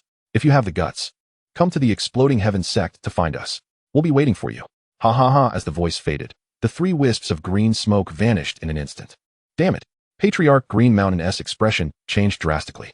He wanted to give chase, but had no idea how to proceed. He never expected the 3 to possess such a secret technique. Inxiong, Patriarch Green Mountain hurriedly called out. Here. Inxiong immediately stood ready. Take Mao Lin and the others' heads to the master. I must go and take the lives of these 3, Patriarch Green Mountain ordered. But, what about the other people in the Pingjiang Trading Company who are unrelated to this matter? How should we deal with them? Inxiong asked respectfully. Arrest them first. Do not let a single person escape, and then seek instructions from the master. Patriarch Green Mountain pondered briefly before saying gravely, if the master says they live, they live. If the master says they die, they die? Yes. Inxiong immediately complied. After handling the matters of the Pingjiang Trading Company, Lu Qingshan, with a gloomy expression, led the 18 guardians toward the Exploding Heaven sect. He had initially been considering whether attacking the Exploding Heaven sect solely because of these 3 would be too rash. After all, harm should not extend to the innocent. The misdeeds of these 3 might have nothing to do with the Exploding Heaven sect. But now, it seemed he had to make a trip to the Exploding Heaven sect. Regardless of anything else, the lives of these 3 must be taken. Chapter 94. Out of the ordinary, the situation doesn't look good. In the martial arts hall, Feng placed his hand on Zhongqing's forehead and frowned.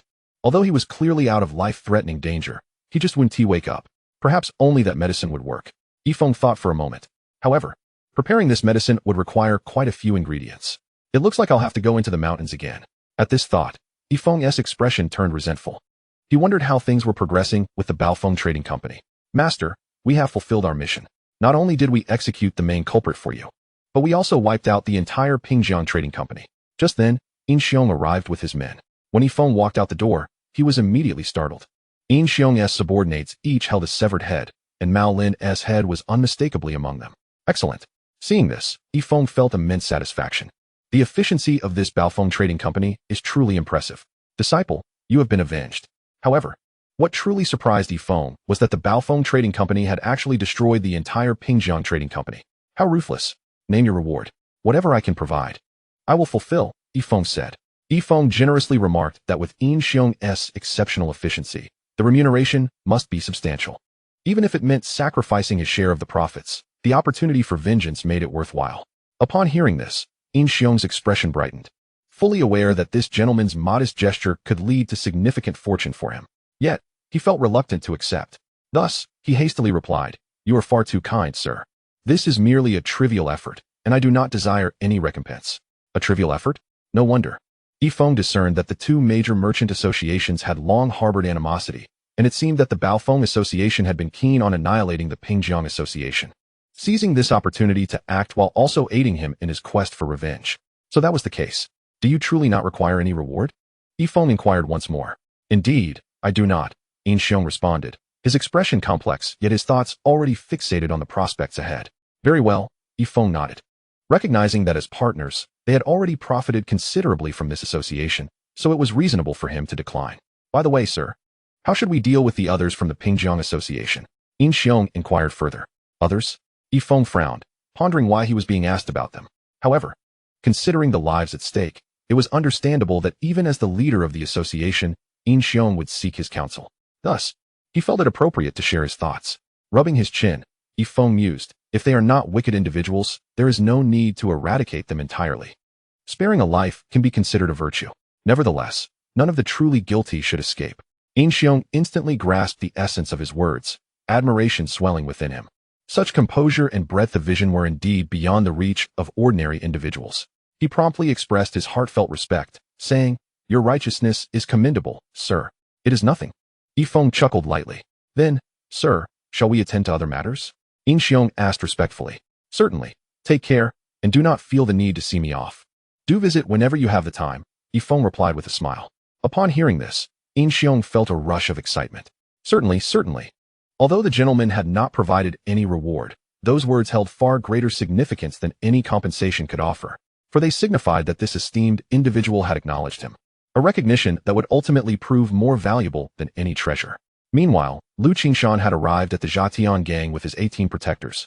However, as soon as he set foot in the vicinity, his countenance darkened. All 36 heavenly generals and 72 earthly fiends of the Qingshan sect, along with the elders and Zhu Yun, were unexpectedly sealed within a formidable array. What is happening? The ancestor of Qingshan communicated through thought. Master, we must leave. The Zhatian gang is not as simple as it appears, Zhu Yun conveyed to the others while resisting the pressure emanating from the array. Just as the ancestor of Qingshan was at a loss for how to proceed, a sudden wave of intense danger washed over him.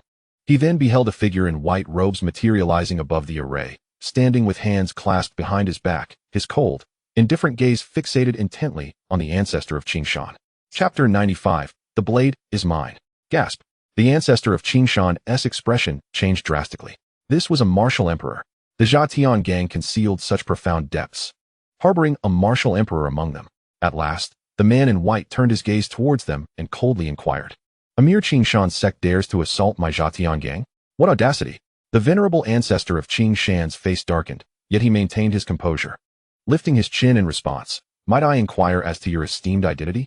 Yibei, came the indifferent reply from the man in white. Yibei? The ancestor of Qingshan was struck with astonishment, recalling a legend from Nanshao about a prodigious talent who had emerged a decade ago. This individual, having reached the realm of martial king by the age of 20, had mysteriously vanished at the height of his prowess, leading many to speculate that he perished in some secret domain. To his surprise, he had joined the Zhatian gang, and in 10 years, ascended from martial spirit to martial emperor. Such talent was simply terrifying. I never anticipated encountering you here, the ancestor of Qingshan uttered solemnly. However, are you aware that 3 of your elders from Zhatian gang have been recklessly causing chaos outside, offending individuals they ought not to have? And what of it? Yibei replied coldly. The ancestor's face grew dark with anger. Are you implying that your Zhatian gang incited these 3 to offend the esteemed elder? I am unaware of their actions, Yibei stated indifferently. Very well, the ancestor of Qingshan responded, his voice steady. Since your sect claims ignorance, we shall not provoke a conflict between our factions. However, I require you to surrender those 3 individuals. I need to report back to that esteemed elder. Upon hearing this, Yibei raised an eyebrow. You obliterated the physical forms of my sect's 3 elders, and now you dare to come and demand them? Such audacity. Shouldn't you be considering how to extricate your Qingshan sect from this predicament? Yibei retorted coldly. The ancestor's expression was one of frustration, yet he maintained his resolve. Esteemed elder, this matter did not originate from my Qingshan sect. It pertains to another esteemed individual. I implore you to deliberate carefully. There is no need for deliberation. I will not hand them over, Yibei declared with an icy demeanor. If any esteemed elder wishes to make a demand, let them come forth personally. You, the ancestor of Qingshan, fumed. Very well, I only hope you have considered the consequences of your words. Are you threatening me? Yibei's expression darkened as he stood with arms folded.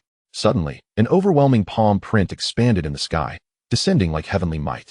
Under this immense pressure, the 18 protectors beside the ancestor of Qin Shan could no longer stand, collapsing to the ground, while Zhu Yun in the formation displayed an expression of deep concern. A martial emperor was indeed formidable. The ancestor of Qin Shan wore a grave expression, fully aware of the need for caution against such a powerful adversary. He immediately summoned his kitchen knife and struck against the descending palm. With a whoosh, the knife emitted a brilliant light, and the terrifying palm print was torn apart, dissipating into nothingness in midair. What? Yi Bei, who had maintained a calm demeanor until then, finally displayed a look of incredulity. A mere martial king could effortlessly shatter my palm strike. You are quite extraordinary. With a cold glint in his eyes, Yi Bei remarked, hand over that knife to me, and I may spare your lives. Humph, impossible. The ancestor of Qin Shan's face was resolute. The knife had been a gift from Feng, and he could never part with it. Refusal, then I shall resort to force. As Yi Bei's voice faded, he was already before the venerable Qin Shan ancestor, delivering a powerful strike. This blow stirred up a fierce wind, distorting the very air around them. Qin Shan ancestor's expression shifted dramatically as he instinctively swung the kitchen knife in his hand. The strike collided with the knife, causing Yi Bei to stagger backward. His palm contorted and radiating intense pain. Never did he anticipate that a mere martial king could inflict such injury upon him. Yi Bei narrowed his eyes. Yet, this unparalleled divine blade is not meant for a worthless individual like you. Only I, Yi Bei, am worthy of possessing it. With that, he unleashed his full speed, moving like a specter around Qin Shan ancestor, launching a flurry of fierce attacks. Under the sheer intensity of his assault, space warped, and the ground was marred with deep rifts, dust soaring into the air. Initially, Qin Shan ancestor managed to fend off the strikes with the divine knife. But the disparity between a martial emperor and a martial king was vast, and he soon found himself overwhelmed. Bang! Bang! A series of explosive sounds erupted. And as the final explosion echoed, Qin Shan ancestor was sent flying. Just as he attempted to rise, a foot landed squarely on his chest. The knife is now mine, Yi Bei declared from his elevated position, seizing the weapon from Qin Shan ancestor's grasp. That is a gift from my esteemed predecessor. How dare you seize it? If you invoke their wrath, the exploding sky gang will cease to exist. Qin Shan ancestor shouted in fury. Is that so? You speak of a predecessor. I shall see if such a person truly exists, Yi Bei retorted disdainfully, his hands suddenly descending upon Qin Shan ancestor's head. Soul search. Qin Shan ancestor's face paled, and he struggled desperately, but he was powerless to resist as his memories began to pour forth. After what felt like an eternity, Yi Bei finally smirked. Indeed, such a person exists, but they seem rather unimpressive. However, since they could bestow upon you such a divine artifact, they must possess other treasures. Thus, I shall pay them a visit, fortifying the foundation for the rise of my exploding sky gang. With that, he stomped down on Qin Shan ancestor's body, sending him hurtling into the grand formation. You worthless lot, perish here as you will. With a sneer, he turned his gaze towards the direction of Pingjiang City, his figure soaring away. Chapter 96. Are you not going to release the spinach basket? The speed of a martial emperor is truly terrifying. Before long, Yi Bei arrived at Pingjiang City, following the route from Qin Shan ancestor's memory towards the martial arts academy. He then leaped gracefully, arriving at the entrance of the small academy. At the same moment, the skull pinned beneath the manhole cover opened its mouth. Abba Abba. As the sound faded, the martial arts academy underwent an imperceptible transformation. Yet none could discern the exact nature of these changes. After the transformation, the skull clicked its teeth, rubbing its crown against the manhole cover, attempting to wear it down and escape to the surface. Humph, I thought I was facing an unparalleled master. What nonsense about the plaque containing martial intent.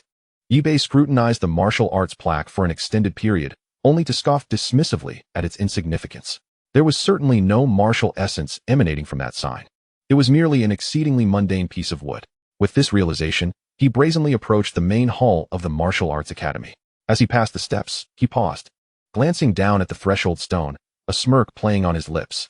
This individual did possess a modicum of intrigue, but that was the extent of it. It was the old fool, Qin Shan, who had overly romanticized this person, imagining him to be formidable. In all likelihood, he was nothing more than a gaudy facade. With a cold chuckle, he stepped boldly into the main hall. Initially, he held a measure of vigilance. After all, Qin Shan's memories conveyed that the hall housed 18 magnificent depictions of divine weapons, reputedly of great significance. However, while the paintings were indeed present, they lacked any spiritual essence or resonance, rendering them mere scraps of paper for display. He had now ascertained that this so-called peerless master was simply a figment of Qin Shan's misguided imagination, conjured from his unfounded fantasies. Nonetheless, There was some substance to this individual. The thunderous stone at the entrance was, after all, a royal-grade treasure, complemented by Qingshan's infamous kitchen knife. Yet, this suited Yi Bei's intentions perfectly, since he wished to masquerade as an enigmatic figure running a dilapidated martial arts academy. Yi Bei resolved to indulge him by challenging his establishment. With a cold smile, he leapt forward, his foot striking the large drum positioned centrally in the hall. The resounding boom echoed throughout the entire academy. Inside, Feng was absent. Only Ao Qing, who had been sleeping, was roused by the deafening sound. Lazily opening his eyes and glancing toward the main hall. A martial emperor, perhaps? He dismissed the thought and returned to slumber, figuring it was just another fool courting disaster. Yawning, the dog lay languidly on the ground, shutting his eyes once more. Underneath the manhole, the skull continued to grind against the cover. It seemed that Yi Bei's arrival, heralded by the drum's sound, failed to disrupt the tranquility of the academy. Even the dog remained indifferent. The lack of response to the drumbeat darkened Yi Bei's expression. He struck the drum again with his fist. Boom! An even more thunderous sound reverberated through the air. At that moment, Feng hurried back, carrying a basket of spinach, calling out, I'm coming, I'm coming. Why the incessant banging? As Feng entered the main hall, Yi Bei's gaze abruptly shifted to him, appraising him from head to toe. Indeed, there was no discernible cultivation to be found. Yet, he felt no surprise. After all, he had anticipated from Qingshan's memories that this man likely practiced some peculiar technique to project an illusion of grandeur. I know you are the owner of this establishment, Yi Bei declared, lifting his gaze with an air of arrogance. I have come today for no other reason than to challenge your academy. Challenge. Feng, initially assuming there was a business matter at hand, furrowed his brow, his tone growing cold. Do you understand the implications of challenging an academy here? I am fully aware, Yi Bei retorted with a smirk, his demeanor haughty. A challenge entails life and death. The loser's academy changes hands. Feng narrowed his eyes slightly. He spoke wisely. This is indeed the rule of the world and an unwritten regulation within the martial arts dojo. Thus, it is rare for anyone to challenge the dojo in this realm. And he, since the establishment of this dojo, is encountering such a situation for the first time. You may leave. I have no desire to engage in combat with you. Feng assessed Yi Bei with indifference and declared, You are not my match. Such audacity. Yi Bei, feeling belittled, emanated a palpable aura of menace and replied coldly, I shall be frank. I have come specifically for this purpose. I am determined to challenge your dojo. Upon hearing this, Feng merely shook his head. Given that it is a dojo, it must consist of mere mortals.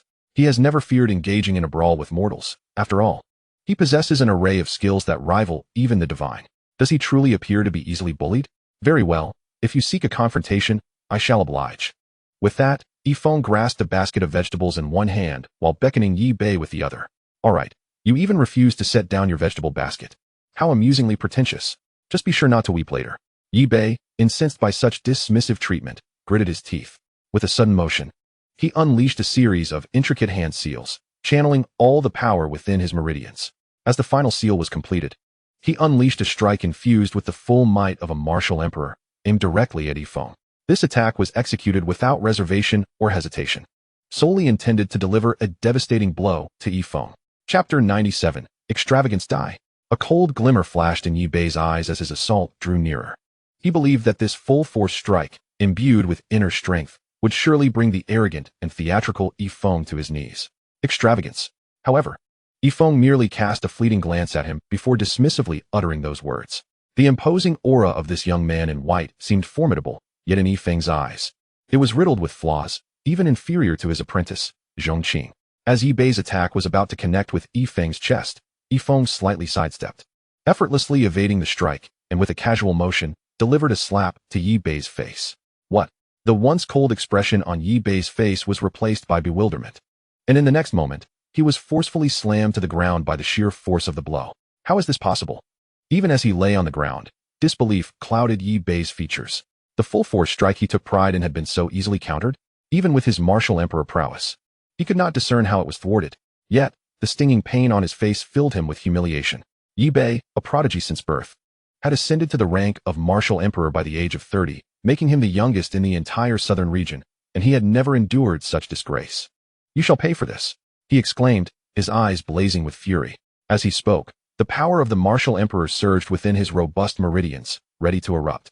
However, a basket of vegetables struck him on the head, crashing him back to the ground, forcibly suppressing his aura and martial emperor cultivation. Uft! Under the force of reversed power, Yi Bei's meridians became disordered, and he abruptly spewed forth a mouthful of fresh blood. With such meager strength, you cannot even contend with the butcher Wang from next door. What audacity do you possess to challenge me here? Yi Feng declared condescendingly, while holding a basket of spinach. You shall pay for this. The voice of humiliation echoed in Yi Bei's ears, leaving him feeling utterly disgraced, trembling all over, unable to rise. With a flick of his hand, he summoned a transparent treasure orb. Heavenly Soul Orb, heed my command. A fierce glint of murderous intent flickered in Yi Bei's eyes as he unleashed the Heavenly Soul Orb, directing it towards Yi Feng. This was his ultimate trump card, and this orb, a rare treasure of the sect, would surely be capable of vanquishing Yi Feng. However, with a single step, Yi Feng crushed it underfoot with a resounding crack. Yi Bei, filled with murderous rage, stared in disbelief at Yi Feng's foot. The Heavenly Soul Orb, a treasure of the sect, was shattered so easily? He felt as though a fishbone had lodged itself in his throat. Did he truly believe that such a worthless orb could take a life? Yi Feng's derisive words only intensified the pallor of Yi Bei's face. How could he have deemed the treasure a mere trinket?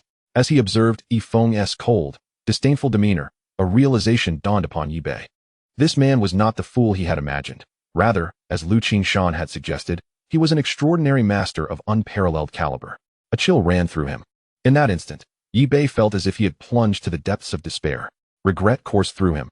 He had indeed kicked a piece of iron. He wished to flee, but before he could even rise, Yi Feng's foot came crashing down onto his chest. With a sickening crunch, Yi Bei's ribs shattered, the excruciating pain rendering him speechless. Yet, Yi Feng showed no intention of sparing him. Despite Yi Bei's ineptitude, he could not be excused for his insolence. After all, he had come here to provoke a confrontation, transforming their encounter into a matter of life and death. Compassion was not an option. While Yi Feng might hesitate to kill a chicken, taking a life in this otherworldly realm was something he had secretly done before. Thus, Yi Feng seized him, and in the face of Yi Bei's terror, he ruthlessly snapped his arm before casting him heavily to the ground. Yi Bei lay there, his spirit extinguished. Even if he summoned all his cultivation, Yi Feng's blows brought tangible pain, leaving him gasping for breath on the ground. Senior, I was wrong. Please spare me, he croaked, his face a mask of regret as he pleaded for mercy. Spare you? Yi Feng approached coldly, delivering 2 more kicks to Yi Bei. As he felt his anger dissipate, he contemplated a way to resolve this matter without spilling blood when a sound of something crashing to the ground came from within the house. Disciple? Upon hearing this, Yi Feng's expression shifted to one of urgency. After casting a glance at Yi Bei and then surveying his attire, he hesitated momentarily before speaking in a low voice. Zhatian, very well, I shall remember this. For the time being, I will spare you, but in a few days, I shall personally pay you a visit. With that, Yi Feng disregarded Yi Bei and hurried into the inner chamber. After all, one might escape the monk, but not the temple. Since this fellow had come to challenge him, he would undoubtedly make time to retaliate. However, at this moment, compared to this useless individual, Zhongqing was of far greater importance. Indeed, upon entering the inner room, Yi Feng found that Zhongqing had already regained consciousness, though his awareness was still somewhat hazy. And he tumbled off the bed. Yi Feng, filled with concern, swiftly lifted him and returned him to the bed. Meanwhile, upon seeing Yi Feng leave, Yi Bei felt as though a weight had lodged in his throat. Ignoring his injuries, he bolted away. However, due to the severity of his wounds, he barely leapt before crashing down to the ground. Yet, after a brief moment, he soared into the air once more, fluctuating as he fled towards the outskirts of Pingjiang City. When he returned to the Zhatian gang, even with his formidable martial prowess, he was on the verge of exhaustion. Hastily swallowing 2 medicinal pills to regain some strength, he disregarded the need for recovery and made his way towards the location of the Grand Formation. Master, you are truly powerful. At that moment, 3 figures approached Yi Bei's direction. They were the 3 martial spirits of the Pingjiang Merchant Association, having escaped calamity under the tutelage of the elder Qing Shan through secret techniques. They had returned to the Zhatian gang and undergone reincarnation. Although they appeared visibly weak, they had indeed been resurrected. Observing the disheveled state of Lu Qingshan and his companions was quite gratifying. Haha, indeed. Once they are tormented to the point of being unrecognizable by the Grand Formation, I shall take immense pleasure in torturing them further. Certainly, especially upon hearing Lu Qingshan mention a certain Yi Feng, who instigated this incident. This grudge must be avenged. Should the opportunity arise, I shall certainly savor his flesh and blood. Nevertheless, they were truly grateful to their master. The 3 bore sinister smiles, unabashedly revealing their hatred, while simultaneously praising Yi Bei, who stood nearby. Come forth, capture those 3. Yet, suddenly, Yi Bei erupted in fury. Master, Why are you doing this? The three martial spirits' expressions shifted dramatically, gazing at Yi Bei in disbelief. However, having just been reborn, their strength had not yet been restored, and they were swiftly apprehended. How could this happen? Upon hearing this, Yi Bei's anger intensified, his dark gaze fixed upon the three as he spoke in a deep tone. Had it not been for their instigation, he would not have recklessly ventured into that small martial arts school only to suffer humiliation and nearly lose his life. Yet, what troubled Yi Bei the most was Yi Feng's final words. Soon, he would come seeking him. Should that occur, the Zhatian gang would cease to exist. The more he thought about it, the angrier he became. With a wave of his hand, he tore at the hands of the three. Allowing their anguished cries to echo as he commanded, temporarily detain these three and bring them to me later at my command. With that, Yi Bei hastily made his way towards the grand formation.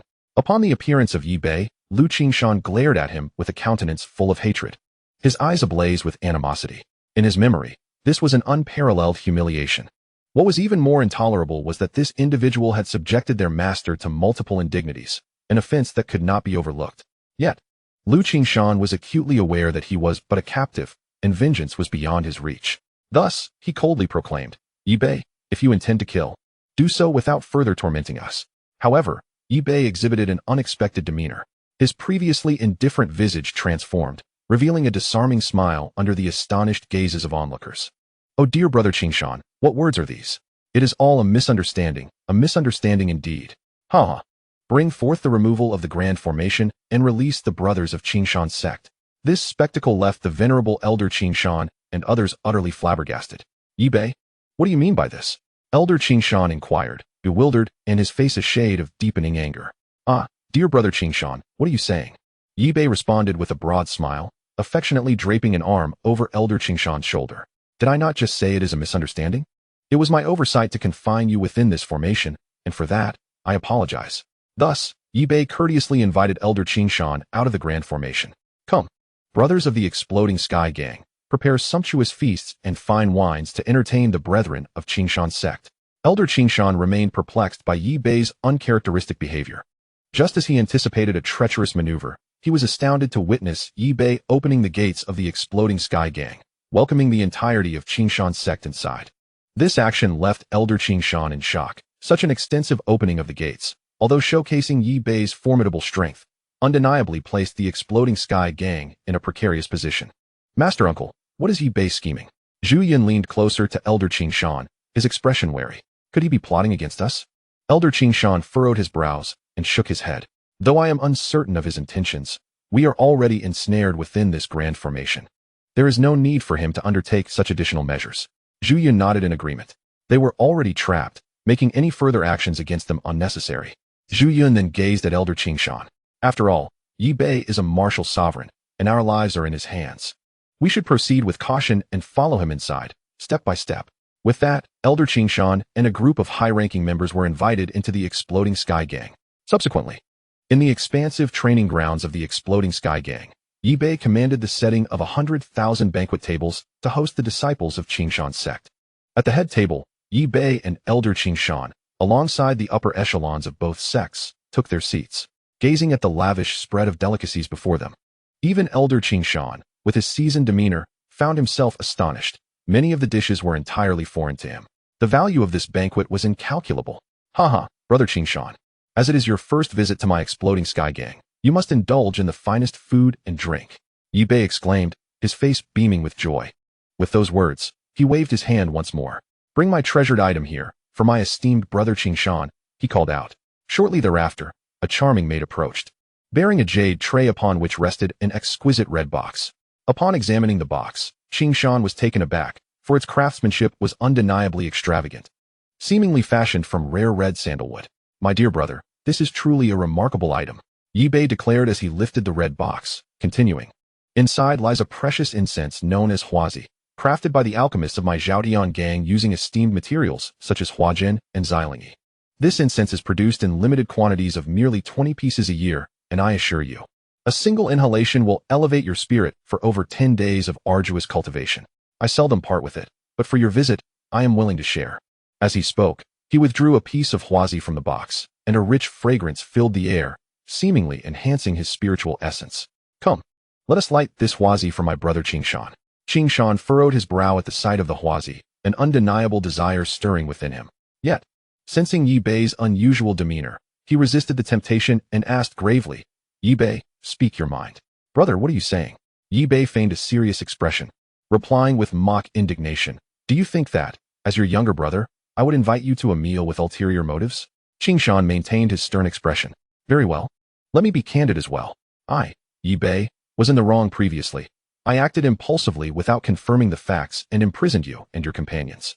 Upon further investigation, I discovered that those three rascals had deceived me and engaged in unsavory conduct. Alas, I am deeply ashamed. Shan looked at Yi Bei's righteous declaration with a hint of surprise. Summon those three rascals to me, he commanded.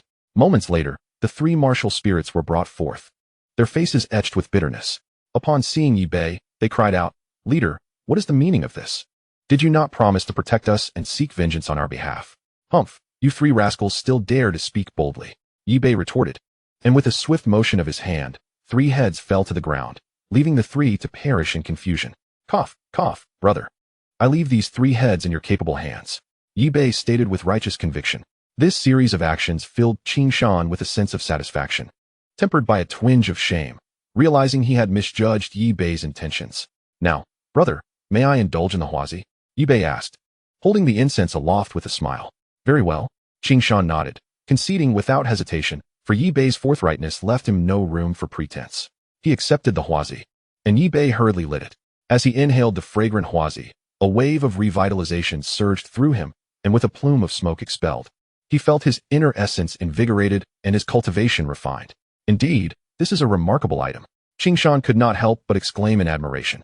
Haha. Since you like it so much, you can take this entire box, Yi Bei said generously. This is too much, Shan Laozu replied, feeling a bit embarrassed, yet his hands acted contrary to his words, as he stealthily tucked the red box into his embrace. Such a fine treasure could save him a year of arduous cultivation. Soon, it was time for merriment and indulgence in drinks. This wine was specially brewed for martial cultivators. And within less than an hour, Shan Laozu and the others began to sway, their steps small and unsteady, their faces flushed with warmth. Someone, escort my brother to rest, Yi Bei promptly commanded. In no time, a few individuals came forth to assist Shan Laozu and the others towards their quarters. Observing their departing figures, Yi Bei couldn't help but smile softly. Achieving the rank of martial emperor at the tender age of 30 and becoming the leader of the explosive Sky Gang was not solely reliant on talent. It was also due to a nimble mind capable of adapting to circumstances. Those who recognize the flow of affairs are true talents. This was a belief he held dearly. Leader, here is the information on Lu Qingshan, Zhu Yun, and various elders from the Qingshan sect, detailing their dispositions, preferences, and personalities. An elder approached Yi Bei and presented a dossier. As Yi Bei perused the documents, a smile graced his lips. Very well, I trust you know what to do next. I understand, the elder nodded, but hesitated before departing, adding, but leader, it is merely a small Qingshan sect. Is it necessary for us to treat them with such gravity? At this, Yi Bei's expression darkened. Taking a deep breath, he solemnly replied, it is indeed necessary. For he is the lifeline of our explosive Sky Gang. Chapter 100. Yi Bei's scheme. Shan Laozu had returned to his room, slightly inebriated. He felt an increasing sense of unease. Even if Yi Bei discerned right from wrong, the most he should do was hand over the 3 martial spirits to him and release the Qingshan sect from the formation. There was no need for such grand gestures of apology, especially not to the extent of presenting treasures like those from Huazi. After all, Yi Bei was a martial emperor. There was no reason for him to act so deferentially towards a mere martial king. Just then, Yi Bei had someone return the unmatched divine sword, and as Shan Laozu carefully held the blade, his discomfort only intensified. The path of martial cultivation was fraught with deceit. Especially in the presence of precious treasures, no one could guarantee their integrity. And Yi Bei's willingness to return such a priceless artifact was most unusual. Could it be that he had already met with the elder? Suddenly, Shan Laozu's thoughts coalesced. He vividly recalled the moment Yi Bei had searched his soul and then hastened towards Pingjiang City. While drinking just now, Yi Bei had concealed it well, but Shan Laozu still sensed that Yi Bei bore injuries, and they were quite severe. When these events were pieced together, it became evident that Yi Bei had indeed visited the elder and was likely beaten half to death before returning, only to adopt an unusual demeanor towards the Qingshan sect, repeatedly addressing him as Brother Qingshan. Clearly, Yi Bei sought to leverage Lu Qingshan for his own survival. Upon this realization, Master Qingshan suddenly struck his thigh, and the intoxication that had enveloped him dissipated instantly. How careless of him. Regret washed over his face. What was he, Lu Qingshan, in the presence of his master? If his master truly intended to take a life, what role could he possibly play? He feared that he might inadvertently attract fatal misfortune due to Yi Bei. Cursed be Yi Bei, with his cunning heart. Master Qingshan cursed in frustration, his mind racing to devise a way to return Hua Zi to Yi Bei while hastening the departure of the Qingshan sect disciples from this perilous place. He understood all too well that he could not remain on this treacherous vessel. Just as he resolved himself, the door was suddenly thrust open. Frowning, Master Qingshan lifted his gaze, his eyes widening in shock. Two fair-skinned maidens stepped inside, youthful and petite, their faces still bearing a hint of baby fat. Their attire was particularly eye-catching. One wore a white dress with a small foxtail peeking from behind, while the other donned a tight-fitting black outfit, complete with cat ears adorning her hair. Master, we are here to serve you on behalf of the leader, the two girls chimed in unison. As they spoke, the maiden in white pouted at Master Qingshan, while the one in black playfully crawled on the ground, exuding feline charm to the fullest extent. This scene made Master Qingshan's blood surge, and despite his rank as a martial king, he nearly lost control, feeling as though his nose might bleed. Damn Yi Bei! How did he know I had a weakness for this? Master Qingshan's eyes widened, but he quickly comprehended that this was a sugar-coated ambush from Yi Bei. Should he fall for it, he would undoubtedly find himself ensnared in this treacherous game. Steady yourself, steady yourself. What storms had he not weathered over the years? He must remain composed. With reluctance, he cast a glance at the two maidens, then tightly shut his eyes, settling cross-legged on the ground while murmuring his cultivation mantra. Master, what troubles you? Why do you ignore us? They teased, their voices enticing. Those delicate hands slowly glided down towards his ears, sending shivers down his spine. And beads of cold sweat began to form on his forehead. Shoo! The two girls whispered enticingly in his ears, their fingers drawing circles on his chest. This nearly sent Master Qingshan into a frenzy. Cursed be Yi Bei! How despicable! Master Qingshan cursed vehemently, his body surging forth as he smashed through the wall, transforming into a streak of light as he dove into a nearby pond not far from the Zhaotian gang. Chapter 101. Becoming in-laws? What has transpired? At the back mountain of the Zhaotian gang, Yi Bei stood with his hands clasped behind his back, reporting to the sect leader. Things are not going smoothly with Lu Qingshan, an elder behind him remarked, furrowing his brow. Indeed. Yi Bei narrowed his pupils and spoke in a solemn tone.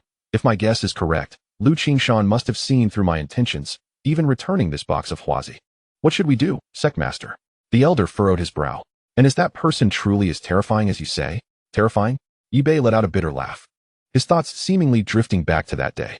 His expression twitched before he solemnly replied. The term terrifying hardly suffices to describe him. Alas, I, Yi Bei, have always acted with caution, yet never imagined I would fall into such a predicament. Regret fills my heart. What, then, is his true strength? The elder asked, taking a deep breath, tension evident in his voice. At least a martial emperor, perhaps even a celestial. The elder's heart sank, and regaining his composure, he respectfully stated, Sect Master, I understand your heartfelt concern, but what should we do about the stubborn Qingshan elder? Continue to have Xiao Zhua and Xiao Yu use any means necessary to launch an offensive against Qingshan with their allure techniques, Yi Bei commanded gravely. But Qingshan is a martial king. While he indeed has a taste for such things, the outcome may not be favorable. The elder said gravely, have no fear. Even if we cannot sway Qingshan, does he not have others in his sect? Yi Bei replied with a smirk. For instance, those elders and the sect master, Zhu Yun.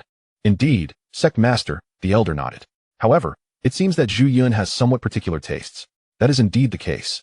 Yi Bei concurred, nodding his head. Yet, no matter how particular, we must satisfy him. It appears my sister must take the field herself. Understood, sect master. The elder swiftly descended and vanished from sight.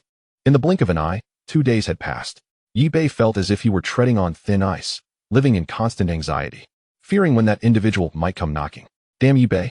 At that moment, Elder Qingshan flew over, cursing vehemently. He had been tormented to the brink of despair over the past few days. The two women from the Zhaotian gang clung to him like leeches, refusing to be shaken off despite his attempts to drive them away. Confronting them was not an option. After all, there were still many people from Qingshan's sect present, and it seemed the two women held a significant position within the Zhaotian gang. If a confrontation ensued, the situation would undoubtedly escalate. Thus, he could no longer endure and decided to confront Yi Bei for a clear explanation. Yi Bei, stop hiding. I know you're lurking in this back mountain. So come out. In a fit of rage, Elder Qingshan could hardly care whether Yi Bei was a martial emperor or not, unleashing a torrent of curses. Cough, cough, brother. What's going on with you? Yi Bei emerged with an awkward expression, inquiring. Well, Yi Bei, you dare ask me what's going on? Do you think I'm oblivious to your schemes? Elder Qingshan retorted furiously. I ask you, have you offended an elder and intend to drag me onto a pirate ship? Brother, I didn't expect you to see through it. Yi Bei chuckled, rubbing his nose. But let us not be so harsh with the words. It's not about dragging anyone onto a pirate ship. I merely wish for you to speak a few kind words on my behalf before that elder. Humph. Kind words or not, I will not offend that elder for your sake. The venerable elder of the Qingshan sect, with a flushed face, exclaimed in anger. I shall leave my words hanging here. Whether you choose to kill me or torture me is of no consequence, but you shall never compel me to submit. The Qingshan sect shall never conspire with your Zhatian gang. Dear brother, Yi Bei remarked, stroking his nose with a knowing expression. This is not solely up to you. After all, if you refuse to yield, there will inevitably be someone from the Qingshan sect who will. What do you mean by that? The elder's eyes widened in disbelief. Brother-in-law, come forth. Yi Bei called out languidly. Brother-in-law? What brother-in-law? The elder stared in astonishment, and soon, under his incredulous gaze, Zhu Yun emerged, his head bowed in embarrassment. Accompanying him was a woman of imposing stature, standing 8 feet tall and weighing over 300 pounds, who nestled affectionately against Zhu Yun's shoulder. What is the meaning of this? The elder's eyes bulged as he hastily inquired. Zhu Yun, still with his head lowered, said apologetically, Master, Uncle, I am truly sorry, Allow me to speak on his behalf. Yi Bei interjected with a smile. Sometimes, fate is inescapable. During his stay at our sect, Brother Zhu Yun encountered my sister, and a spark of love ignited between them. Hence, our Qingshan sect and the Zhatian gang are now bound as in-laws. What? Upon hearing this, the elder nearly spewed blood in disbelief, furiously pointing at Zhu Yun as he shouted, You, how could you, as the leader of the Qingshan sect, be so utterly inept? To be ensnared by someone like this? As he spoke, the elder inadvertently cast a glance at Yi Bei's sister, immediately covering his eyes, unable to continue his words. It was simply unbearable to behold, an affront to the eyes. Chapter 102. Yi Bei, you despicable fiend. Yi Bei, you are base. The elder bellowed in outrage. Now, dear brother, you cannot lay the blame solely at my feet. Yi Bei raised his hand earnestly. I swear by heaven and earth, their union is purely born of love. Uncle, it is indeed love that binds us, Zhu Yun added. Silence. The elder roared, his fury palpable, veins protruding on his forehead. Zhu Yun dared not utter a word. Seeing this, Yi Bei quickly interjected, Oh dear brother, while this situation is quite unexpected, it is better to dismantle a temple than to break a marriage. Our two sects becoming in-laws is a splendid occurrence. Indeed, uncle, I share this sentiment. Although there were minor frictions before, we have witnessed the sincerity of the Zhatian gang's apologies. Turning enmity into friendship and fostering closer ties is surely a favorable outcome, Zhu Yun chimed in. Not just myself, but many disciples and elders of the Qingshan sect have also found their own matches. What do you know? The elder shouted, his dark gaze fixed intently on Yi Bei. It seemed the entire Qingshan sect had succumbed to Yi Bei's sweet machinations, leaving him alone to endure. Yi Bei's tactics were indeed formidable. Yet, at that moment, despite being the elder, he found himself powerless. He could intervene for Zhu Yun, but what of the others? Now, the hearts of the entire Qingshan sect have gravitated towards the explosive gang. If their venerable ancestor were to disrupt this, it is likely that not only would he fail to win their allegiance, but he would also tarnish his own reputation. Thus, he could only bow his head in resignation, sighing in silence. This ship of thieves, he was now firmly aboard. Cough, cough, my dear brother, it has come to this, so there is no point in harboring resentment. Since we cannot prevent it, we might as well accept it. Wouldn't you agree? Yi Bei approached with a smile, raising an eyebrow at the Qingshan ancestor, while gesturing for Xiao Zhua and Xiao Yu to come closer, leaning against the ancestor. Well then, the Qingshan ancestor had no choice but to acquiesce. Unable to change the circumstances, he could only passively accept them. Under the teasing influence of the two young women, he darkly remarked, Let us discuss future matters later. I require a day of seclusion. As he rose, he addressed the two ladies, You two, assist me in guarding my retreat. With that, he departed with the two women in tow. At the martial arts school, Feng furrowed his brow while preparing medicine for Zhongqing. Though Zhongqing had awakened last time, it was not long before he fell unconscious again. It seemed he truly needed to ascend the mountain for more herbs. Feng completed the concoction, sighing. He had considered sending Zhongqing to a medical facility for treatment, but he trusted his own skills more, having been trained by the system in this area. Realizing the urgency of the situation, Feng did not delay. He called for a carriage to take Zhongqing to the Baofeng Chamber of Commerce, entrusting him to their care. After returning to the martial arts school, with a small bamboo basket on his back, he prepared to ascend Mount Mofu once more. However, before leaving, he glanced at the wooden guitar in the corner, now covered in cobwebs. Remembering the scarcity of medicine and uncertain when he might return, he decided to take the guitar with him. Its sound quality was mediocre, a product of Feng's idle moments while guarding the shop. In the past, he would sit at the entrance during twilight, strumming a few tunes and attracting a few young admirers. Although not particularly handsome, he had managed to garner some fans. However, as time passed and the need for survival grew, Feng gradually set aside this passion. Now, on this journey, especially during the long nights, he could only bring this instrument along to pass the time. The days of travel were often monotonous and dull. Yet, after 2 days, Feng finally reached the foot of Mount Mofu. Of course, he was not searching aimlessly. He had a clear understanding of the medicinal herbs and knew where to find them. The heavenly heart herb, for instance, likely only grew within the Great Canyon, flourishing in the sunlight and fresh air. Holding the map he had purchased in the city, he identified a specific location and set off towards it. Chapter 103. Sir, be cautious, there is a formation. Old Wu, how are you holding up? In the drizzling rain, Chu Guangshi and Sun Zhuge expressed their concerns. Ever since they had been trapped here by Li Mos, the three of them had been in dire straits. Due to the large formation, they could only tread carefully, inch by inch. While the two could rely on their cultivation for a time, Wu Yonghong, whose powers had been crippled, was now akin to an ordinary person, lying on the ground in a precarious state. As Wu Yonghong's consciousness began to fade, Chu Guangshi and Sun Zhuge exchanged glances, silently transferring the scant power they had left. What are you doing? Wu Yonghong exclaimed, feeling the energy flowing into his body, his awareness returning somewhat, yet he spoke anxiously. This great formation not only seals your cultivation, but also obstructs your ability to absorb the spiritual essence of heaven and earth. Your strength is already limited. Why go to such lengths for a useless person like me? At his words, both Chu Guangshi and Sun Zhuge sighed in resignation, but their transfer of energy continued unabated. If it weren't for you, old Wu, I, Chu Guangshi, would have perished long ago during the Guandu secret realm, Chu Guangshi declared. Why speak of such things, brothers? Though our days are numbered, we shall not abandon you until the very end. Indeed, old Chu is right. There is no need for such formalities among us.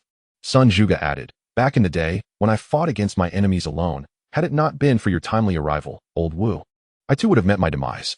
Even with Wu Yonghong's resolute heart, at this critical juncture, tears brimmed in his eyes as he gazed gratefully at his two old friends. Alas, our deaths may not be in vain, but I worry for the master, Sun Zhuge said, having finished transferring his power. Upon hearing this, Wu Yonghong's expression darkened considerably, a profound sense of guilt washing over him. I have brought trouble upon my seniors. If only I had seen through Li Mos earlier, I would not have caused such distress, he lamented. It is all my fault. Do not fret, for the master is destined for greatness.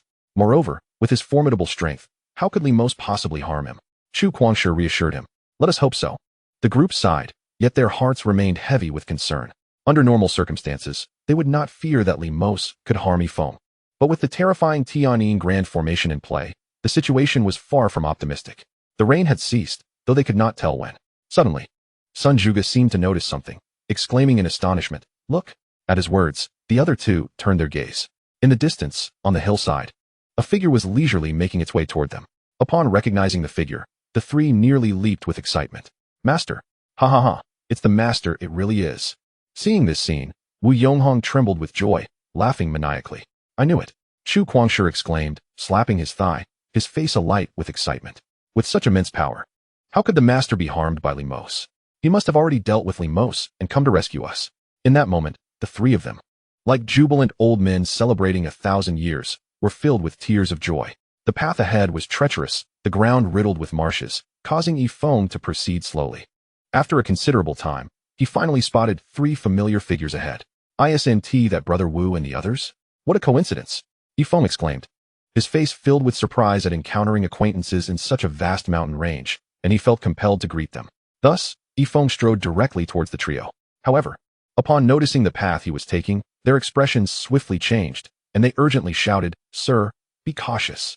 There's a formation ahead. Please do not approach directly. In their desperation, the 3 flailed their arms, fearing Feng might not grasp the gravity of the situation. Yet, at this distance, Feng found it somewhat far. He could hear their calls, but could not discern their words. Perhaps they were merely offering greetings. How warm-hearted they were. With such thoughts, He approached them with a beaming smile. Alas, witnessing this, their faces drained of color. It should be known that not only was there the formation set by Limos, but due to the terrain and the ancient battlefield, there existed a natural grand formation along with countless ancient arrays. Although the Sir possessed formidable strength, a careless misstep could lead to dire consequences. In that moment, the trio felt as if their hearts were lodged in their throats. Yet, Feng remained oblivious to their warnings, leaving them feeling utterly powerless. Surprisingly, it seemed as though the formations were immune to him, as he walked straight through without encountering any issues. This scene left the three in a state of astonishment, their minds momentarily blank. It wasn't until Feng stood barely half a pace away from them that they exchanged glances, inhaled deeply, and revealed expressions of shock. It turned out that they had underestimated the Sir. His terror surpassed their comprehension, to the extent that he could disregard the ancient formations. Alas, we have encountered the Sir. The trio respectfully greeted Feng, their excitement palpable. There is no need for such formality, Feng chuckled, accustomed to such reverence throughout his life. He had always acted with integrity, earning the respect of many, whether they called him Master, Sir, or Grandmaster. Sir, we have been trapped here for quite some time. The three said, tears brimming in their eyes. Thank you for coming to our aid. Trapped for quite some time. Feng frowned, glancing at the ground beneath them, where the earth was muddied and a sizable puddle lay. However, this was not a swamp. Could they truly be unable to escape due to just a puddle? How overly sensitive these three were. Yet, recalling that they were elderly men, he could understand somewhat. Very well. Since our paths have crossed, I shall lend you a hand. Come forth, Feng said, extending his palm and speaking softly. Observing his gesture, the three exchanged puzzled glances and said, Sir, you may not be concerned about such perilous ground, but we are ensnared within it. Is it truly so simple to emerge? It seems. Is this not a bit too hasty? The Sir ought to unravel the grand formation first, no? But Feng furrowed his brow, feeling displeased.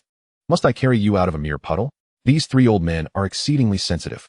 Upon encountering Feng's displeasure, the three instantly comprehended that their doubts had provoked the master's discontent.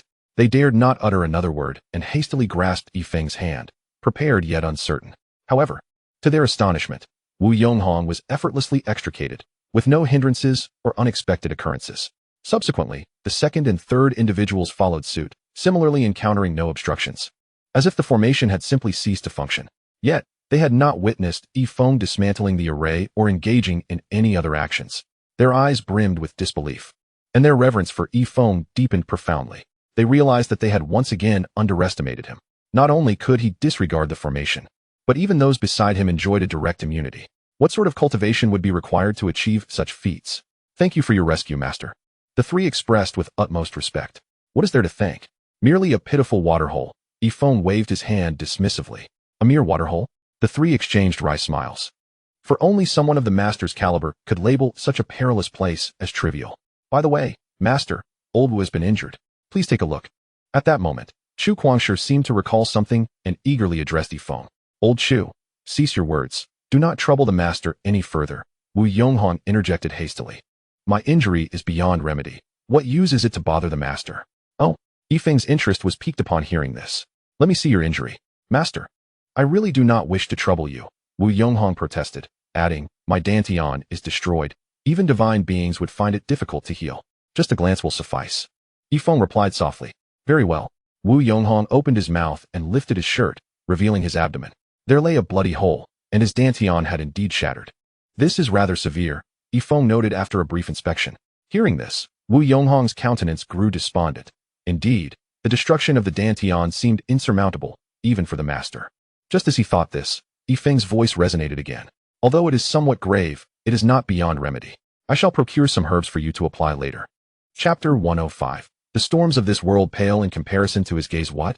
Feng's words caused Wu Yonghong, who had appeared so forlorn, to widen his eyes in disbelief, his face alight with hope. Master, do you mean to say my injury can still be healed? His voice trembled as excitement coursed through him. Of course, it can be treated. While it is serious, it is not insurmountable. Rest assured, it is nothing to worry about. Feng reassured him softly. Feng's statement left the three present in shock. They had never heard of a shattered dantian being reparable. Indeed, there was a saying in Xinjiang continent, reviving the dead is easy, but repairing the dantian is as difficult as ascending to the heavens. Yet, in the Master's words, it was nothing of great concern. At that moment, the three were utterly in awe of Feng, especially his detached demeanor and serene approach to life, which commanded their deep respect. With that, Feng removed the bamboo basket from his back and retrieved several herbs. Subsequently, the herbs were kneaded together and with a sharp sound, were pressed against Wu Yonghong's abdomen, covering his wound. All right, you can hold it with your hand. After casually completing the task, Feng continued to hoist the bamboo basket onto his back. Is this truly effective? Wu Yonghong, in a daze, covered his stomach, harboring a hint of skepticism. It was not that he doubted Feng, but could these incomprehensible herbs genuinely heal his shattered dantian with a mere slap? Yet, in the next moment, his eyes widened in astonishment as his entire body trembled violently. The herbs began to emit a gentle warmth, which transformed into a pure force, coalescing towards his broken dantian. In a matter of moments, a trend of restoration emerged in his previously shattered dantian. Observing Wu Yonghong's state, Chu Guangshi and Sun Zhuge exchanged looks of astonishment, for the fact that Wu Yonghong exhibited such a demeanor clearly indicated that the medicine was taking effect. Is it truly healing? They inquired in unison. Wu Yonghong nodded solemnly. Hiss. The two exchanged glances, instantly gasping in awe as they cast reverent gazes towards Feng. This method was unprecedented. Bang! In his excitement, Wu Yonghong knelt on the ground, trembling as he earnestly declared, "The kindness of the gentleman is something I, Wu Yonghong, will never forget. It's merely a small matter. There's no need for such formality," Feng replied, shaking his head as he looked at the kneeling Wu Yonghong, thinking to himself that the old man must be feeling as if he were on the brink of death to react so emotionally. However, Wu Yonghong was unwilling to rise. For a martial artist to have their dantian destroyed was akin to suffering a fate worse than death. Feng's actions, in his eyes, were more significant than saving his life. "Sir, you bestowed upon me the divine rake at a low price last time, and now you have granted me such a great favor. I, Wu Yonghong, am at a loss for how to repay you. Please allow me to serve as your humble servant. I would willingly traverse mountains of blades or seas of fire for you." Wu Yonghong trembled as he spoke, his forehead touching the ground. "You are being far too courteous." Feng attempted to help Wu Yonghong to his feet, but as soon as he lifted him, he knelt down again, which left Feng quite moved. The gratitude exhibited by the people of this other world was indeed commendable. After all, it was merely a rake and a handful of herbs, yet they expressed such profound gratitude. Sighing at the sight of Wu Yonghong, who remained on the ground, Feng said, "How about this? In the future, you can assist me in my endeavors. I happen to have a piece of barren land behind my martial arts school that I plan to cultivate and plant some things." Thank you, sir. I am willing to serve you to the utmost." Wu Yonghong's eyes brimmed with tears, and he finally rose in excitement. Meanwhile, Chu Guangshi felt joy for Wu Yonghong, but also a tinge of jealousy. The advantages Wu Yonghong would gain by following the gentleman would be inexhaustible. "Well, I must continue into the mountains now. You two should return to Pingjiang City." After exchanging pleasantries, Feng spoke softly and proceeded deeper into the forest with his small bamboo house on his back. "Sir, may we accompany you inside?" Wu Yonghong promptly suggested. "This way, we can help carry your belongings along the way." Yes. Chu Guangshi and the others also looked at Feng with hopeful eyes. However, Feng furrowed his brow in response. The three old men, unable to climb out of a mere puddle, still dared to accompany him into the mountains? Was this not a deliberate invitation to suffer? To avoid their entanglements? Feng bluntly stated, "Enough, you should return. Your presence merely burdens me." At these words, the faces of Wu Yonghong and the others flushed crimson. Although Wu Yonghong's cultivation had been temporarily incapacitated, Chu Guangshi and Sun Zhuge were indeed formidable martial masters. Yet they were regarded as mere encumbrances in the presence of this individual. Had anyone else uttered such words, the three would have retaliated with a slap. However, before him, they felt nothing but embarrassment and profound shame. For in his presence, their status as martial masters truly amounted to little more than a hindrance. Feng chose to ignore them further, shouldering his bamboo basket and departing slowly. Watching his retreating figure, the three were momentarily entranced. Transcendent, extraordinary, seemingly untouched by the world's storms and tribulations. Chapter 106. Tianxin Dan. Feng descended the canyon with his little bamboo basket, while Wu Yonghong and the others obediently returned to Pingjiang City as instructed. Tianxin Dan. After a long day of travel, Feng finally spotted his target. A solitary plant thriving on a barren cliff, akin to a plum blossom blooming in winter, strikingly unique. Feng set the bamboo basket down, retrieved a small shovel from his waist, brushed off his hands, and began to climb the cliff, intent on plucking the precious Tianxin Dan. Not far away, upon an old tree entwined with withered vines, a raven, cloaked in black feathers, perched with a large centipede crawling beside it. The eyes of these creatures shimmered with an almost human-like intelligence. "What news of the Tianxin Dan?" Suddenly, the raven spoke in human tongue. "Reporting to you, Lord Blackfeather. The Tianxin Dan is ripe. It awaits the arrival of the Demon Emperor for harvest. The centipede added, indeed, the Demon Emperor has been in seclusion these past few days. He will come to personally collect it once he emerges. The raven solemnly remarked, this Tianxin Dan holds great significance for the Demon Emperor. You must guard it diligently in these final 2 days, ensuring no errors arise. Yes, Lord Blackfeather. The centipede responded respectfully. Seeing this, the raven nodded in satisfaction. Its gaze instinctively drawn to the Tianxin Dan. Caw. To its shock, it discovered a human had already climbed beside the precious plant during their conversation. Hurry. Stop that accursed human. The raven cried out. The centipede was equally startled, followed by an intense fury as its countless legs swiftly ascended the tree trunk towards the Tianxin Dan.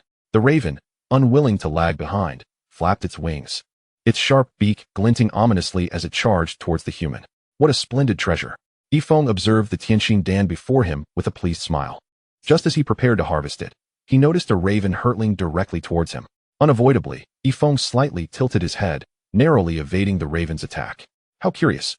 The raven, taken aback, could hardly believe that this mere mortal had effortlessly eluded its strike, especially upon witnessing the human's palm hovering near the elusive Tianxin Dan. The raven's fury ignited. With a powerful flap of its wings, immense demonic energy coalesced between them, unleashing a series of shockwaves directed towards Feng. What nonsense! Is this wretched raven out of its mind? The incessant flapping of its wings irked Feng, prompting him to sweep his hand dismissively. What? With that singular gesture, the colossal shockwave of demonic energy was effortlessly dispersed, leaving the raven in a state of profound disbelief. It has encountered a formidable opponent.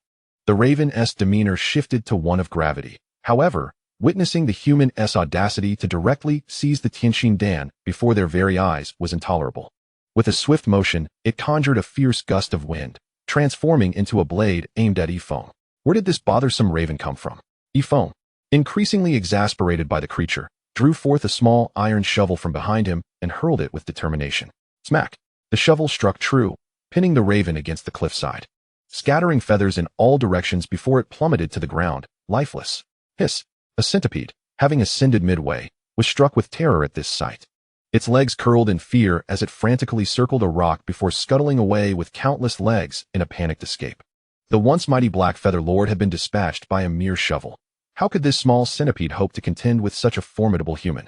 This human was no ordinary mortal. He was utterly terrifying. Moreover, he dared to seize the Tianxin Dan.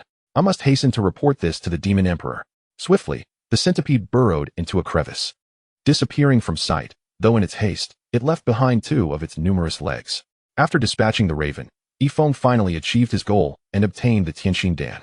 With this precious item in hand, he considered his quest accomplished by a third. The next target, Shui Ling Chao, could only be found near water sources.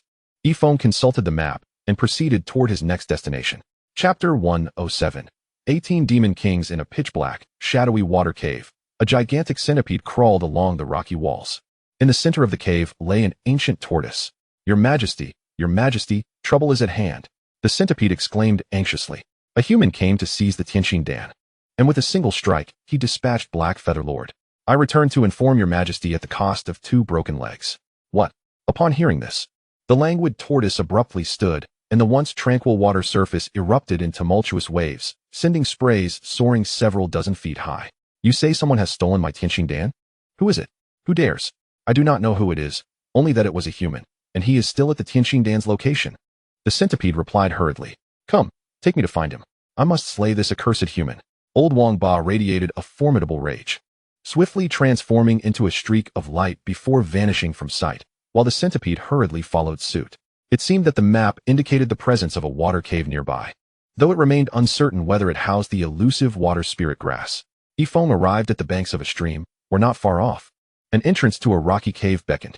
Following the stream, Feng journeyed upward and ultimately discovered the entrance to the water cave. Stepping inside. Inside the cave, an eerie chill pervaded the air, rendering visibility to a mere 5 fingers in the pitch blackness. Only the sound of numerous tiny droplets cascading from the rock walls could be heard, falling onto Feng's shoulders and bringing with it a sense of cold. Shivering slightly, Feng retrieved a flame pearl from his pocket. The moment the pearl was revealed, it illuminated the entire cave, enveloping Feng in a comforting warmth. Upon gaining clarity inside the cave, Feng was astonished to spot the water spirit grass. Indeed, fortune smiled upon him. However, its height suggested that some effort would be required to procure it. Nodding in determination, he set down the bamboo basket on his back and began to ascend towards the water spirit grass with a small shovel in hand. Meanwhile, Old Wang Ba and the centipede had arrived at the site of Tianxin Dan, only to find it deserted. Aside from the lifeless black feathered body that lay crushed, no other traces remained. The great demon emperor, when I left just moments ago, he was still right here. The centipede spoke with urgency. Humph! How dare a mere human tread upon my head? Old Wang Ba, consumed by rage, transformed into an elderly man bearing a turtle shell on his back. His visage twisted and fearsome, evoking terror at first glance. Where are the 18 demon kings? He bellowed, and his voice summoned a tempest of demonic winds around him. Soon, a man with a leopard's head descended, followed closely by the 18 demon kings, including the demon monkey, demon pig, demon wolf, and demon eagle, who all knelt before Old Wang Ba. Great demon emperor, what urgent matter do you summon us for? They inquired in unison. With a darkened expression, Old Wang Ba declared, a human has entered the mountains, not only plucking my Tianxin Dan, but also crushing Black Feather. I command you to find this human's whereabouts within half an hour and bring him before me. I shall feast upon his flesh and blood. Yes, great demon emperor. With this command, the 18 demon kings transformed into gusts of demonic wind and vanished into the distance. Do not be angered, great demon emperor. This Muffa mountain is our territory, and he cannot escape far, the centipede said with a grin. As demonic energy surged, he morphed into a humanoid form with a centipede's head, though his many limbs remained. He offered flattery. While you await here, allow me to massage your shoulders. With countless hands working in perfect unison, he began to knead Old Wang Ba's shoulders. Oomph, you are but a useless creature. And for the mere incident of losing the Tianxin Dan, I could very well feed you to the Eagle King, Old Wang Ba retorted coldly.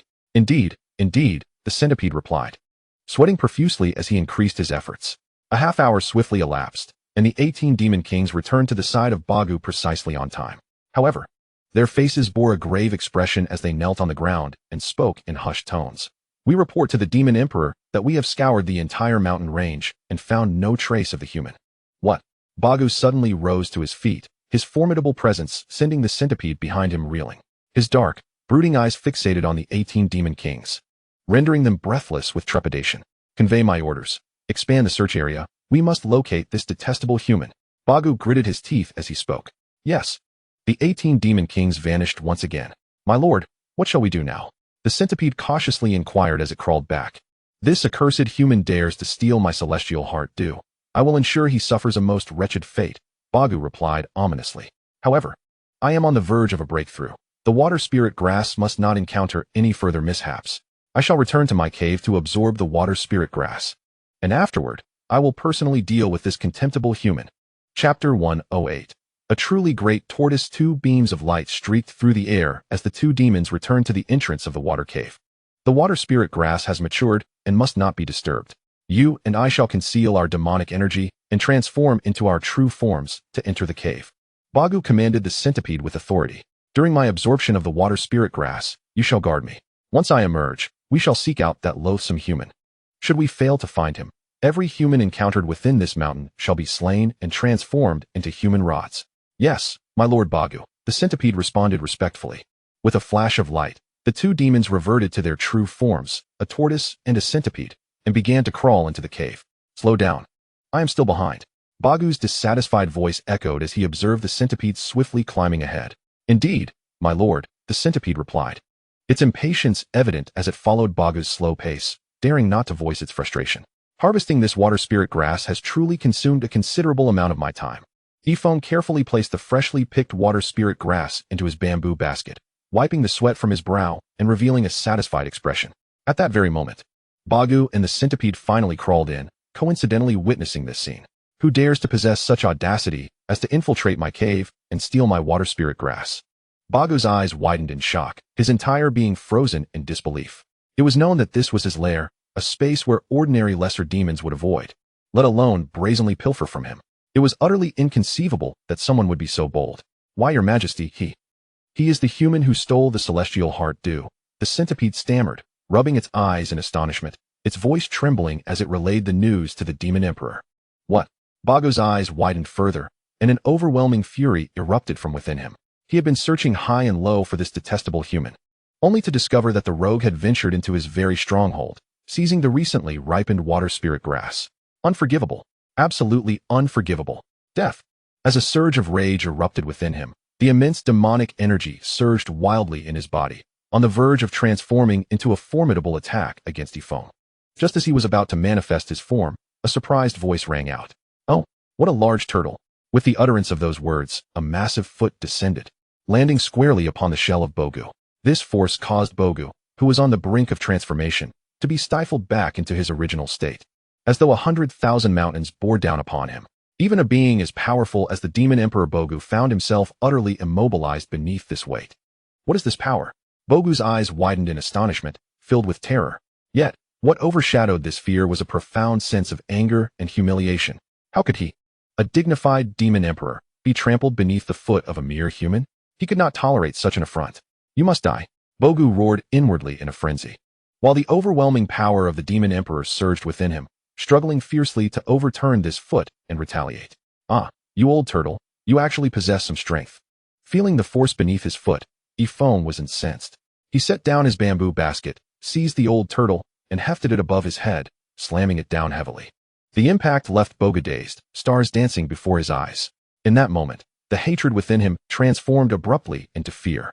He could hardly believe that his colossal demonic power was utterly ineffective against this human. Such an astonishing and unfathomable phenomenon was unprecedented in his experience. Could it be? A sudden thought struck him. Was this person a master among humans, perhaps a martial saint or martial emperor? Otherwise, how could he possess such extraordinary capabilities and audacity to disregard the authority of Bogu, the demon emperor, and intrude upon his lair to harvest the water spirit herb? Gasping at the realization, Bogu felt a chill run down his spine. If that were true, this individual could rival the holy or emperor demons of his realm. Under such circumstances, what chance did he have? Panic enveloped Bogu as he faced the gravest crisis he had encountered since becoming a demon emperor. As he pondered a strategy amidst his turmoil, Feng's gaze casually fell upon a nearby centipede. Is there really such a large centipede? Feng frowned. Centipedes were quite repulsive. Yet, the centipede, sensing the fearsome presence of this human who had slain the black-feathered creature and subdued the demon emperor, trembled in terror. With no desire to confront such a formidable opponent, it flipped onto its back, feigning death. Feigning death? Bogu's eyes widened in disbelief at this scene. "You wretched night-wind centipede. Instead of coming to my aid in peril, you dare to pretend to be dead before me? This is infuriating." Yet, this did serve as a wake-up call for Bogu.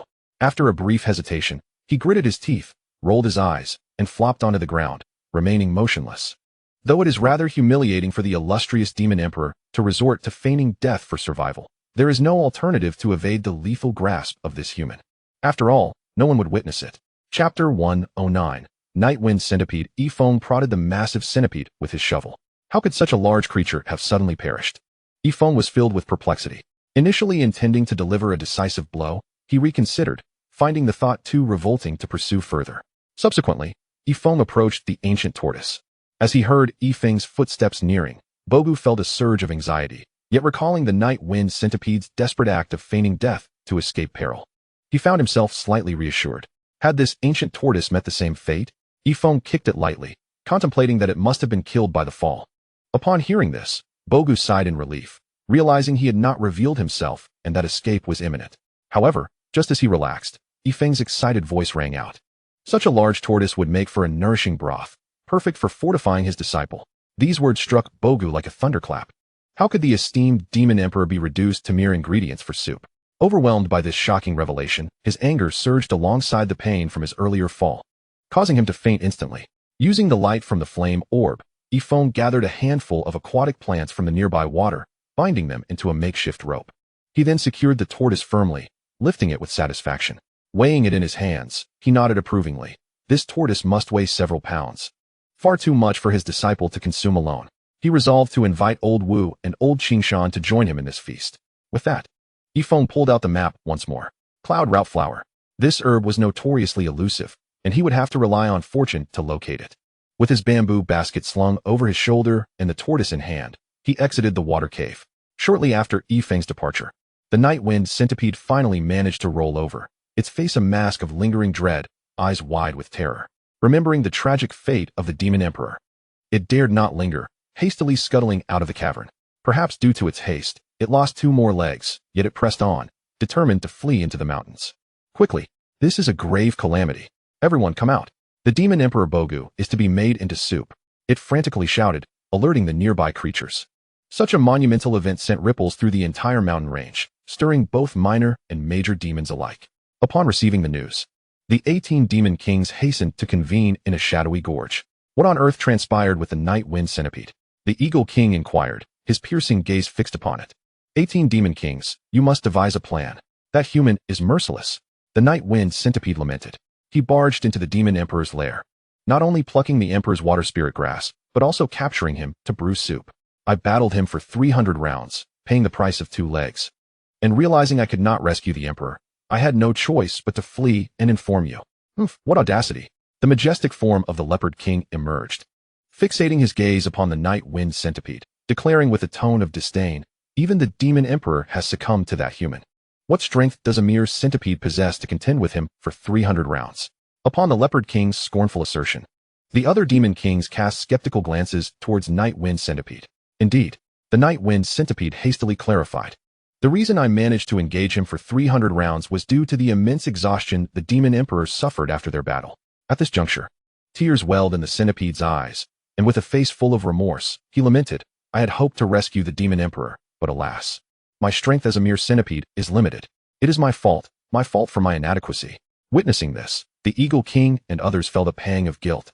Realizing they had misjudged the centipede, they promptly approached, placing a reassuring hand on the centipede's shoulder, softly encouraging, Night Wind Spirit, our words were too harsh. Do not take them to heart. We all know you did your utmost. Indeed, your efforts to save the demon emperor have not gone unnoticed. The leopard king added in consolation. Now, focus on recuperating. Let us handle the matter of rescuing the emperor. How could I impose? Night Wind Centipede replied, his eyes shimmering with embarrassment. You have already contributed your share. Now, it is best to rest, the monkey king interjected. Others nodded in agreement. Very well, esteemed demon kings. I shall not be rude. I will return to tend to my wounds for a few days, and once I am healed, I shall return to assist you. The Night Wind Centipede said, touched, before transforming back into his original form and slowly making his way out of the canyon. Upon emerging from the canyon, he hastened to a mound of earth, excavating a trove of treasures, and then swiftly made his way beyond the mountains, not looking back. Chapter 110. The Death Order. My esteemed comrades, the capture of the Demon Emperor is a matter of great significance. Let us deliberate, proclaimed the Leopard King, standing at the center to preside over the assembly.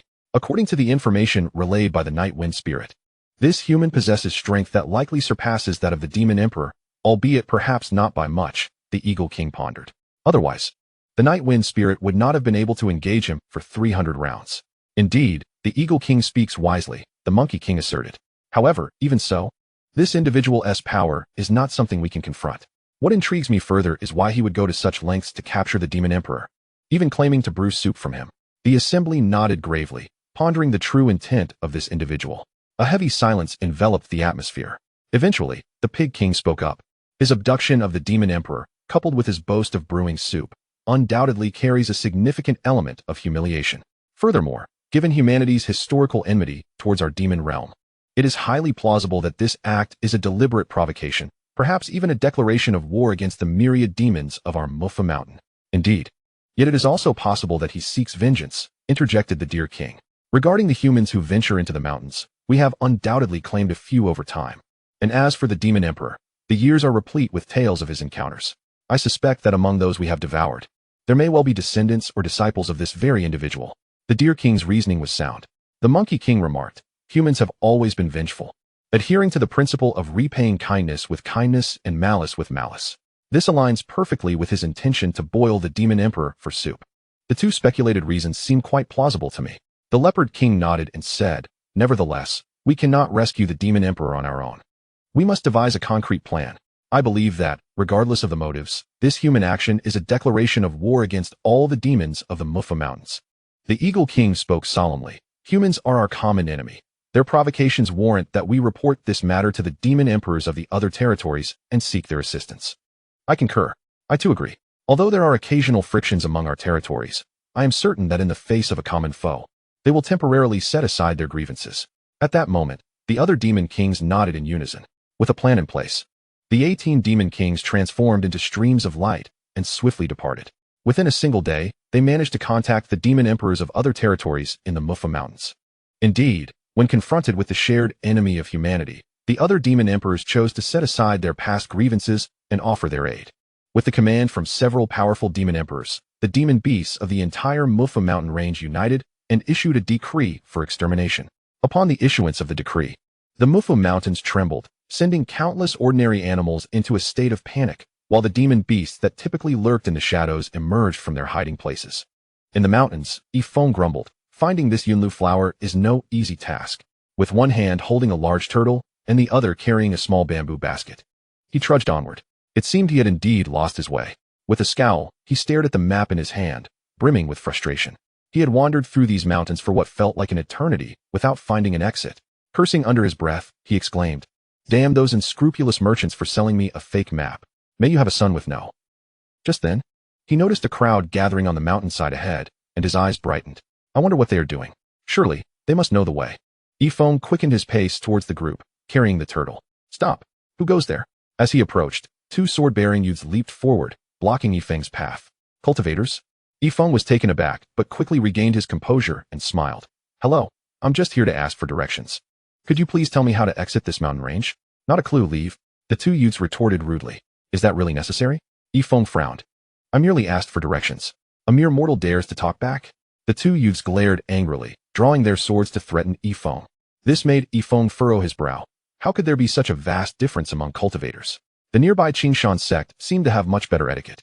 Enough. At that moment, a melodious voice rang out, halting the two youths in their tracks. Miss Li. Upon seeing her, the two youths quickly stepped back and bowed, their eyes reflecting admiration and a hint of respect. Feng turned his gaze in that direction and beheld a young woman, barely 20 years of age.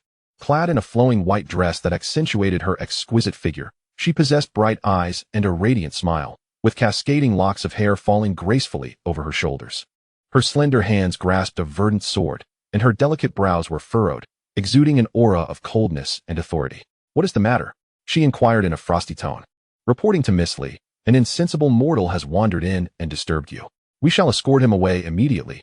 Two young men responded hastily, preparing to drive him off. However, the young woman raised her hand, signaling them to halt. The two youths exchanged puzzled glances, but dared not question her.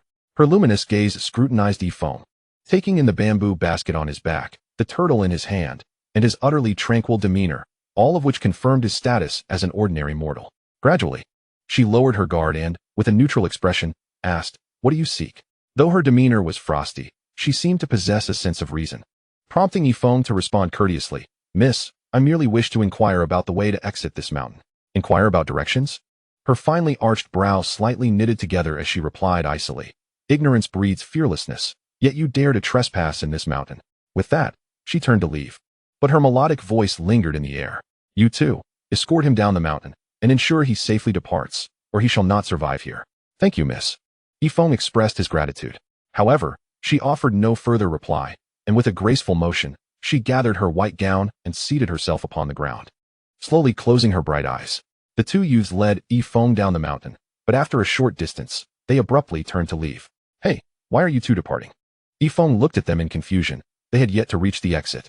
"Humph, be content, boy. Were it not for Miss Li's grace, I would have no desire to even converse with a mere mortal like you. Your fate, whether you descend the mountain or perish, holds no relevance to us," one youth sneered dismissively. "Indeed, you are but a mortal, a life of little worth, unworthy of lamentation," echoed the other, their taunts ringing in the air as they swiftly soared away, clearly indifferent to Feng's plight. "Very well," Feng sighed, pinching his nose, undeterred. Having lived 2 lives, he had cultivated a serene disposition and continued on his way. Clutching the old turtle as he searched for a path, he could not help but ponder why the young woman had deemed the place dangerous. Aside from the occasional wild beast, it seemed relatively safe. Perhaps the practitioners were simply more on edge. Have they escorted him down? Upon their return, the seated woman slowly opened her eyes, her expression unchanging as she queried. They have. The two youths exchanged a glance, lowering their heads in silent agreement. She regarded them for a moment before closing her eyes once more. Yet, in the next instant, a profound sense of danger enveloped her, and before she could react, a dense demonic aura erupted in the surroundings. As a shadow descended upon the ground, a colossal eagle spread its talons, launching an attack accompanied by a menacing declaration. "Leave not a single human among the mountains." Chapter 111. How could such a powerful being exist? As the sound faded, the talons of the Eagle King swept through the air, blood splattering forth as the two young men burst apart. Simultaneously, countless demonic beasts surged from the woods, encircling the group. What? So many demonic beasts? What is happening? Upon witnessing this, the crowd's faces turned pale with panic. The sheer number of beasts sent shivers down their spines. The woman seated on the ground also changed her expression, drawing her longsword, which emanated a rich sword aura as a brilliant beam of light surged toward the Eagle King. Bang! The longsword clashed against the Eagle King's sharp claws, sparking a dazzling display. Human, you shall perish, roared the Eagle King, raising its head and unleashing a fierce cry. With wings unfurled, it ascended like a sword into the sky, then abruptly dove down with immense force toward the woman. Her delicate brows furrowed slightly. The longsword danced in her hand, transforming into countless beams of light that converged into a singular, formidable thrust aimed upward. In an instant, the atmosphere was charged with an oppressive sword energy. Bang! The collision of two powerful forces erupted into a massive shockwave, shattering countless trees in its wake. Dust billowed into the air as the ground trembled beneath them. Humph! The Eagle King let out a muffled grunt. Its massive form sent tumbling hundreds of feet away before it steadied itself, yet its claws were still wounded. Crimson blood dripping from the sky. Simultaneously, the woman took a few quick steps, clearly gaining the upper hand from the clash. However, a grave expression clouded her bright eyes. Despite her advantage, the other disciples were falling one by one under the relentless assault of the vast horde of beasts. In mere moments, half of them had succumbed. What on earth is happening? She knitted her brows tightly. While it was true that numerous demonic beasts roamed these mountains, they had never congregated in such overwhelming numbers before. That eagle that had attacked her must have already reached the realm of a demon king. Such beings do not appear under ordinary circumstances. Roar! Just as her thoughts deepened, a majestic leopard burst forth from the thicket with a thunderous roar. The earth trembled again as the mighty boar king charged forward, its heavy limbs pounding the ground. Two more demon kings? The woman furrowed her brow tightly, looking up to see the wounded, yet still formidable Eagle King swooping back down from the sky.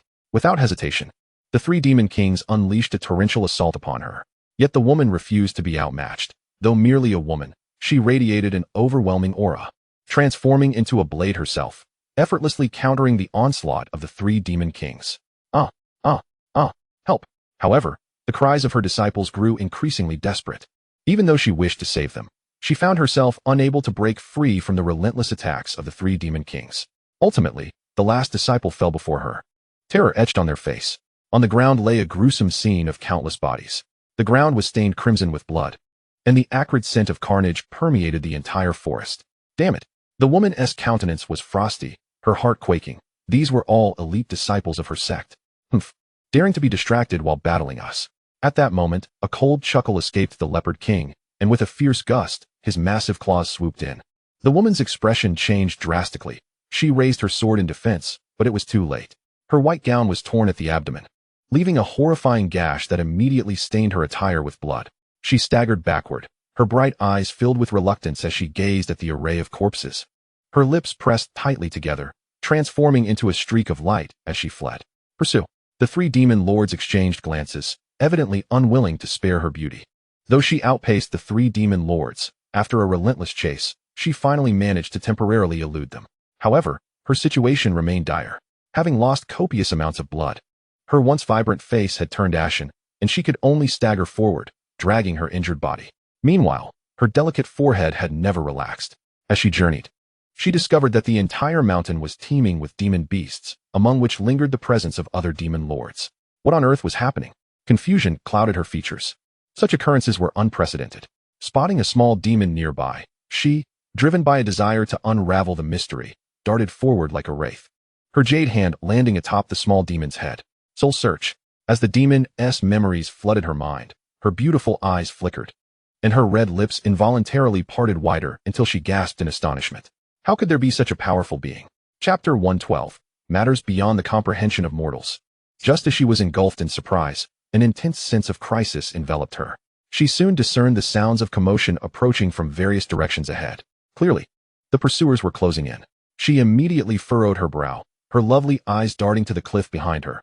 Biting her lip in frustration, she leaped down. Finally, she had escaped that wretched place. Feng strolled lazily, carrying a turtle in hand. Though the temperature within the mountains was not high, he was already drenched in sweat from his trek. Oh, a waterhole. Feng's eyes sparkled as he approached, testing the water temperature and finding it pleasantly warm. Without hesitation, he stripped off his clothes and dove into the water, feeling utterly refreshed. Feng washed himself thoroughly, his feet treading the surface while his upper body remained above the water, waist deep, basking in the sunlight filtering through the trees, a content smile gracing his face. Suddenly, a shadow plummeted from above, creating a splash that soared several feet high. Water sprayed everywhere, drenching Feng and obscuring his vision. Once the surface calmed, he looked around but found nothing. What the devil was that? He continued to tread the water, observing, and even when the surface restored its tranquility, he saw no sign of anything. Perhaps a stone fell, he mused. But the next moment, he felt something swimming beneath his legs. Could it be a snake? Feng's face turned pale with terror. In the next moment, a shiver coursed through him. It seemed that this creature aimed to attack his lower body. In a state of panic, Feng attempted to retreat, when suddenly, a head emerged directly in front of his waist. Her visage surfaced just above the water, revealing a pair of large, piercing eyes that stared intently at him. Was she a woman? Feng lowered his gaze to behold the face so close before him, and he was momentarily stunned. For a brief instant, the two exchanged wide-eyed stares. Suddenly, a jade hand broke through the water's surface and slapped Feng across the face. What the? Caught off guard, Feng instinctively retaliated with a slap of his own, cursing under his breath, "You scared me half to death, and then you dare to hit me?" The force of his counter slap momentarily bewildered the woman. Her frosty countenance was soon enveloped in a thick aura of murderous intent. A long sword appeared in her hand as she emerged from the water, drenched, and lunged towards Feng. Yet, as she prepared to strike midair, she realized that her strength was insufficient, causing her to stumble and crash down atop Feng. With a roar of frustration, both plunged back into the water. A gentle breeze rustled through the trees, their leaves dancing gracefully. It was just before dusk, the flames flickered softly, and whether from the firelight or the evening glow, the horizon blazed in stunning shades of red. The woman slowly opened her eyes, and under the warmth of the flames, her icy form seemed to recover slightly. Shortly after, a young man dressed in blue approached, carrying a turtle in his left hand and a bamboo basket on his back. She furrowed her delicate brows in surprise. "Is it you?" she exclaimed, finally recognizing him as the mortal she had encountered in the mountains. "Yes, it is I." Feng hung the turtle on a tree branch, set down the bamboo basket, and said irritably, "Do you have any idea how much you frightened me just now?" Upon hearing this, the woman's expression turned cold as frost. She had not anticipated that before she could express her grievances, this young man would take issue with her. However, she was not unreasonable. Though initially incensed, she now reflected and realized Feng was not entirely to blame. Nevertheless, recalling the incident at the pond cast a shadow over her countenance, as that moment was indeed difficult to articulate, especially since this mortal had dared to strike her. Yet, looking at the garment draped over her body and the young man, who exhibited no ill intentions, she managed to suppress her rising anger. "Come, have some fish to nourish yourself," Feng offered, extending a roasted fish towards her. The woman frowned and replied coldly, "You are aware that I am a martial cultivator." "And so what?" Feng retorted with a roll of his eyes. "You still need to eat, don't you?" Her brow furrowed. She maintained her impassive demeanor and stated, "Such fare is of no use to me." Feng's eyes widened, and he sprang to his feet, exclaiming, "If fish is of no use to you, then you wouldn't be coveting my turtle, would you?" Reluctantly, he added, "This old turtle is indeed a great tonic, but it is meant for my little friend, Zhongqing." At his words, the woman's expression fell, and she found herself both amused and exasperated by this mortal before her. How absurd it was that a dignified martial king would covet a mere turtle. Observing the carefree Feng, the woman who initially held disdain could not help but inquire, "As a mere mortal, do you not fear entering this mountain range?" "What is there to fear?" Feng replied, casually expelling a fishbone, his confusion evident. The woman's voice faltered momentarily. "Never mind, the thinking of mortals is inherently limited. They will never grasp the gravity of certain matters. Speaking to him is akin to playing music to a cow." Yet, glancing at his attire, she hesitated slightly before continuing. "You should finish your meal and find a way down the mountain promptly." Feng lifted his head. "Because if you do not descend, you shall perish." The woman spoke with solemnity. Without waiting for Feng to inquire further, she added, "A significant event has transpired in this mountain that you, as a mortal, cannot fathom." As she spoke, she slightly raised her chin, memories flooding her mind from the soul search of that little demon. Chapter 113. A familiar figure. "It is unlikely I can descend just yet. I still have herbs to gather." Feng chuckled, shaking his head. "However, I am quite curious about what has actually happened." "Gathering herbs?" The woman regarded him with astonishment, her voice cold. Do you truly fear not for your life? Very well. She grew serious, fixing her gaze on Feng. I shall enlighten you about the vastness of this world, lest you remain oblivious and lose your life. You are aware that there are demon beasts in this world, correct? I have heard of them. Feng nodded. In this expanse of the Mufu mountain range, numerous demon beasts reside, and among them, several have ascended to the realm of demon sovereigns. The woman spoke with a hint of reverence. The realm of the demon sovereign marks one as a lord within the demon world, and a profound incident has befallen the master of our territory, the Bo-gu demon sovereign. Though the Bo-gu demon sovereign was forged from a tortoise, his longevity contributed to his profound cultivation. Feng listened intently. Although he had no clear concept of a demon sovereign, it certainly sounded impressive. Yet, astonishingly, this formidable leader of myriad demons had been captured. The woman continued. Captured? Feng exclaimed in disbelief. Indeed, she affirmed, her tone growing grave, by a human, a remarkably powerful human. As she spoke, admiration flickered in her eyes. A sense of awe evident. This individual possesses tremendous strength, having ventured alone into the lair of the Bo-gu demon sovereign, seizing not only the treasures of this sovereign but also capturing him, claiming he intended to what? Feng's curiosity was piqued. The woman spoke with an air of astonishment. He intends to bring the demon sovereign home to simmer for soup. Simmer for soup? Feng gasped, instinctively glancing at the old tortoise hanging from the tree. He was astonished that this master aimed to capture the tortoise demon sovereign for such a peculiar purpose. Their tastes were indeed quite similar. Consequently, this incident incited the wrath of all demon beasts within the Mufu mountain range. The woman spoke with lingering trepidation, under the alliance of several demon emperors. The entire Mufu mountain range has issued a death warrant against this human warrior. Yet, despite the absence of this human, my disciples from the Swordmaster sect have suffered an undeserved calamity. Nevertheless, this Baga demon emperor has committed numerous atrocities over the years. Although some of my disciples have perished at his hands, ridding ourselves of this menace is indeed worthwhile. Thus, if one were to find themselves in ordinary circumstances, perhaps fortune might allow for survival. However, now, she paused, shaking her head. Looking at Feng with a grave expression, she stated, once discovered by the demon beasts, you stand no chance of survival, especially since you are merely a mortal. Therefore, it is best for you to descend the mountain promptly. This truly placed Feng in a dilemma. We should part ways. The woman rose, saying, I have several demon kings pursuing me, and if you accompany me, I fear I will have no time to consider your safety. With that, she grasped her long sword and prepared to depart. Wait, Feng called out. The woman halted, turning her head. You are still injured. Perhaps you should apply some herbal medicine? Feng offered. I have some herbs here. Your goodwill is noted. She replied with a hint of gratitude, yet she candidly declined. The remedies of mortals hold no value for me. With that, the woman's figure flickered and vanished into the woods. After her departure, Feng remained in place, troubled. However, upon reflection, the mountain did not seem so frightening after all, as he had encountered no dangers during his time here. If there was any peril, it was the previous encounter with a wolf, which he managed to defeat with a shovel, having practiced a few skills. Moreover, he still needed to find medicine for Zhongqing. Although Zhongqing's life was no longer in jeopardy due to prior treatment, significant aftereffects remained. And at such a tender age, he wished for his disciple to avoid any lingering ailments. In a blink, 3 days had passed. In a secluded part of the forest, the sword-wielding woman wore a grave expression, a trace of blood at the corner of her mouth. Just moments ago, she had engaged in a battle, resulting in a mutual defeat with 2 demon kings. Yet, this was not her gravest concern.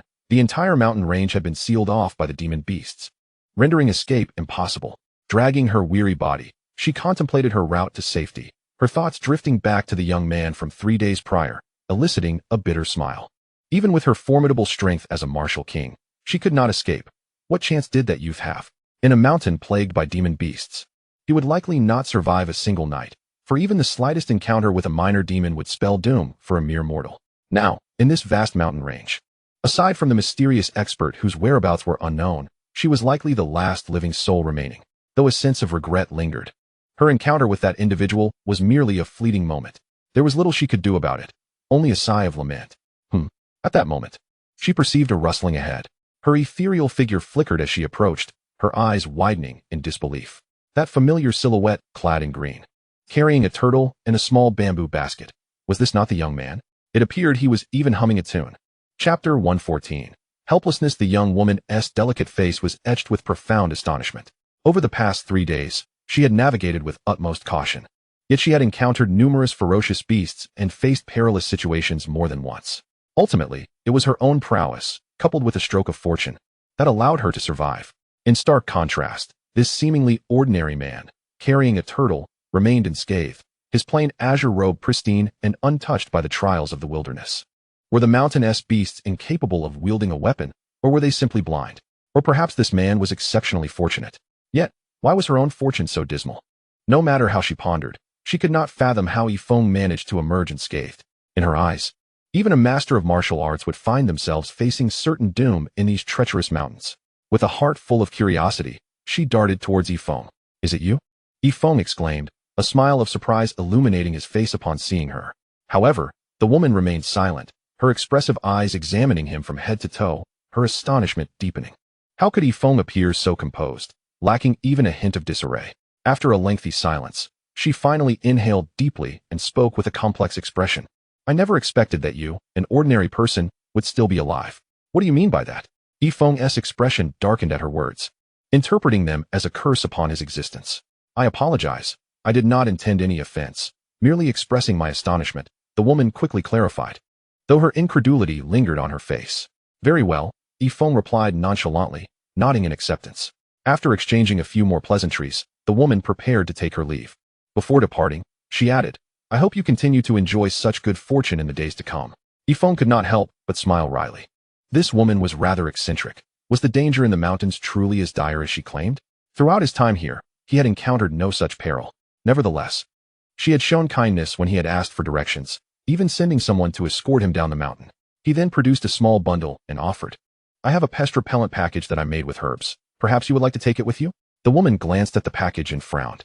"I believe you need this more than I do. It should be of greater use to you." "Perhaps," Feng replied with a languid smile. "But this item is rather inconsequential to me." In truth, he was not mistaken. He assumed that although she was a cultivator, she would likely abhor snakes and insects, while he, as a man, had a far greater immunity to such things. "I need it more." The woman found his assertion amusing. To be candid, such mundane items had long since lost their utility for someone of her caliber. Yet, observing Feng's cheerful demeanor, she accepted the pest repellent package, casually fastening it to her waist. Though he was fortunate, such luck could not be relied upon indefinitely. He was likely a man on the brink of death. So, let this be his final consolation, she thought. With one last glance at Feng, she leaped and vanished into the thicket. As another day drew to a close, in a shadowy gorge, the Eagle King perched upon the rocks. Beside them, a pair of sinister eyes gleamed, and as it flicked its forked tongue, it inquired, "Eagle King, what news?" The Eagle King furrowed his brow and replied, "There is still no trace of the Demon Emperor, under the decree of annihilation. Aside from one human martial king who clings to life, all other humans have been eradicated. However, I have just received word from a lesser demon that another human youth has been discovered.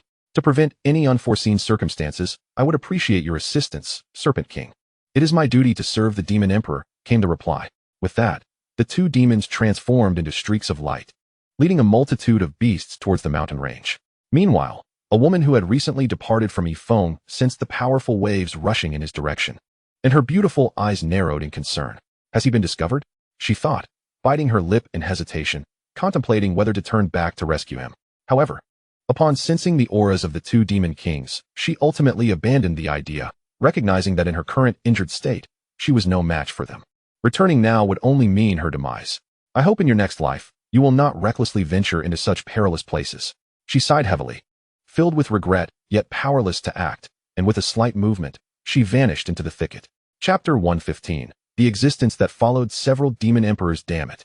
Although there are no beasts as that woman described, the wild animals lurking about lately are indeed numerous.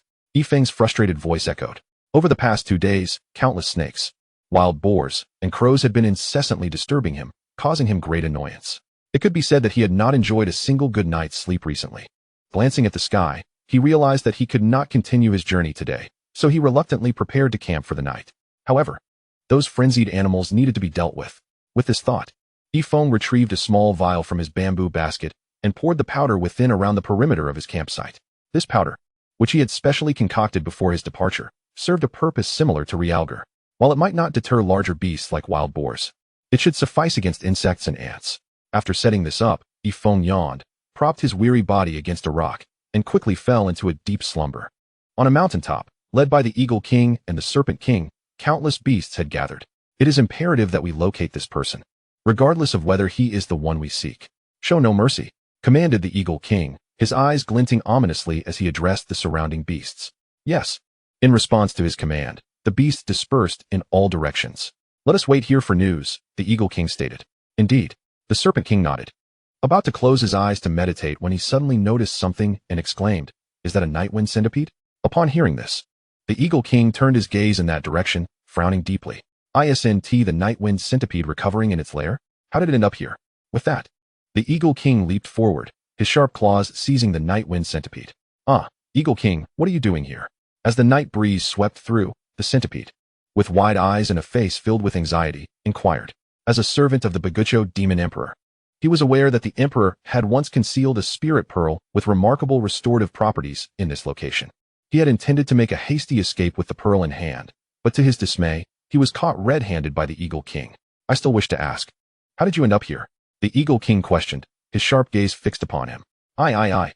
The centipede swiftly concealed the spirit pearl behind him, his small eyes darting nervously as he spoke. With the Demon Emperor captured, I had no inclination to remain in the cavern nursing my injuries. I merely came out to see if there were any traces of that human. Upon hearing this, the Eagle King's expression softened slightly. He then inquired, did you discover anything regarding the Nightwind demon spirit? Discover? Anything to report? The centipede's heart raced, and after a moment of hesitation, he finally stammered, there are indeed discoveries. Moreover, I believe that human is likely in the vicinity. Upon uttering these words, the centipede lowered his head in guilt, unable to meet the Eagle King's penetrating gaze. To his surprise, the Eagle King nodded in approval, saying, you are truly observant, Nightwind centipede. It is no wonder you have served 6 demon emperors. You are correct.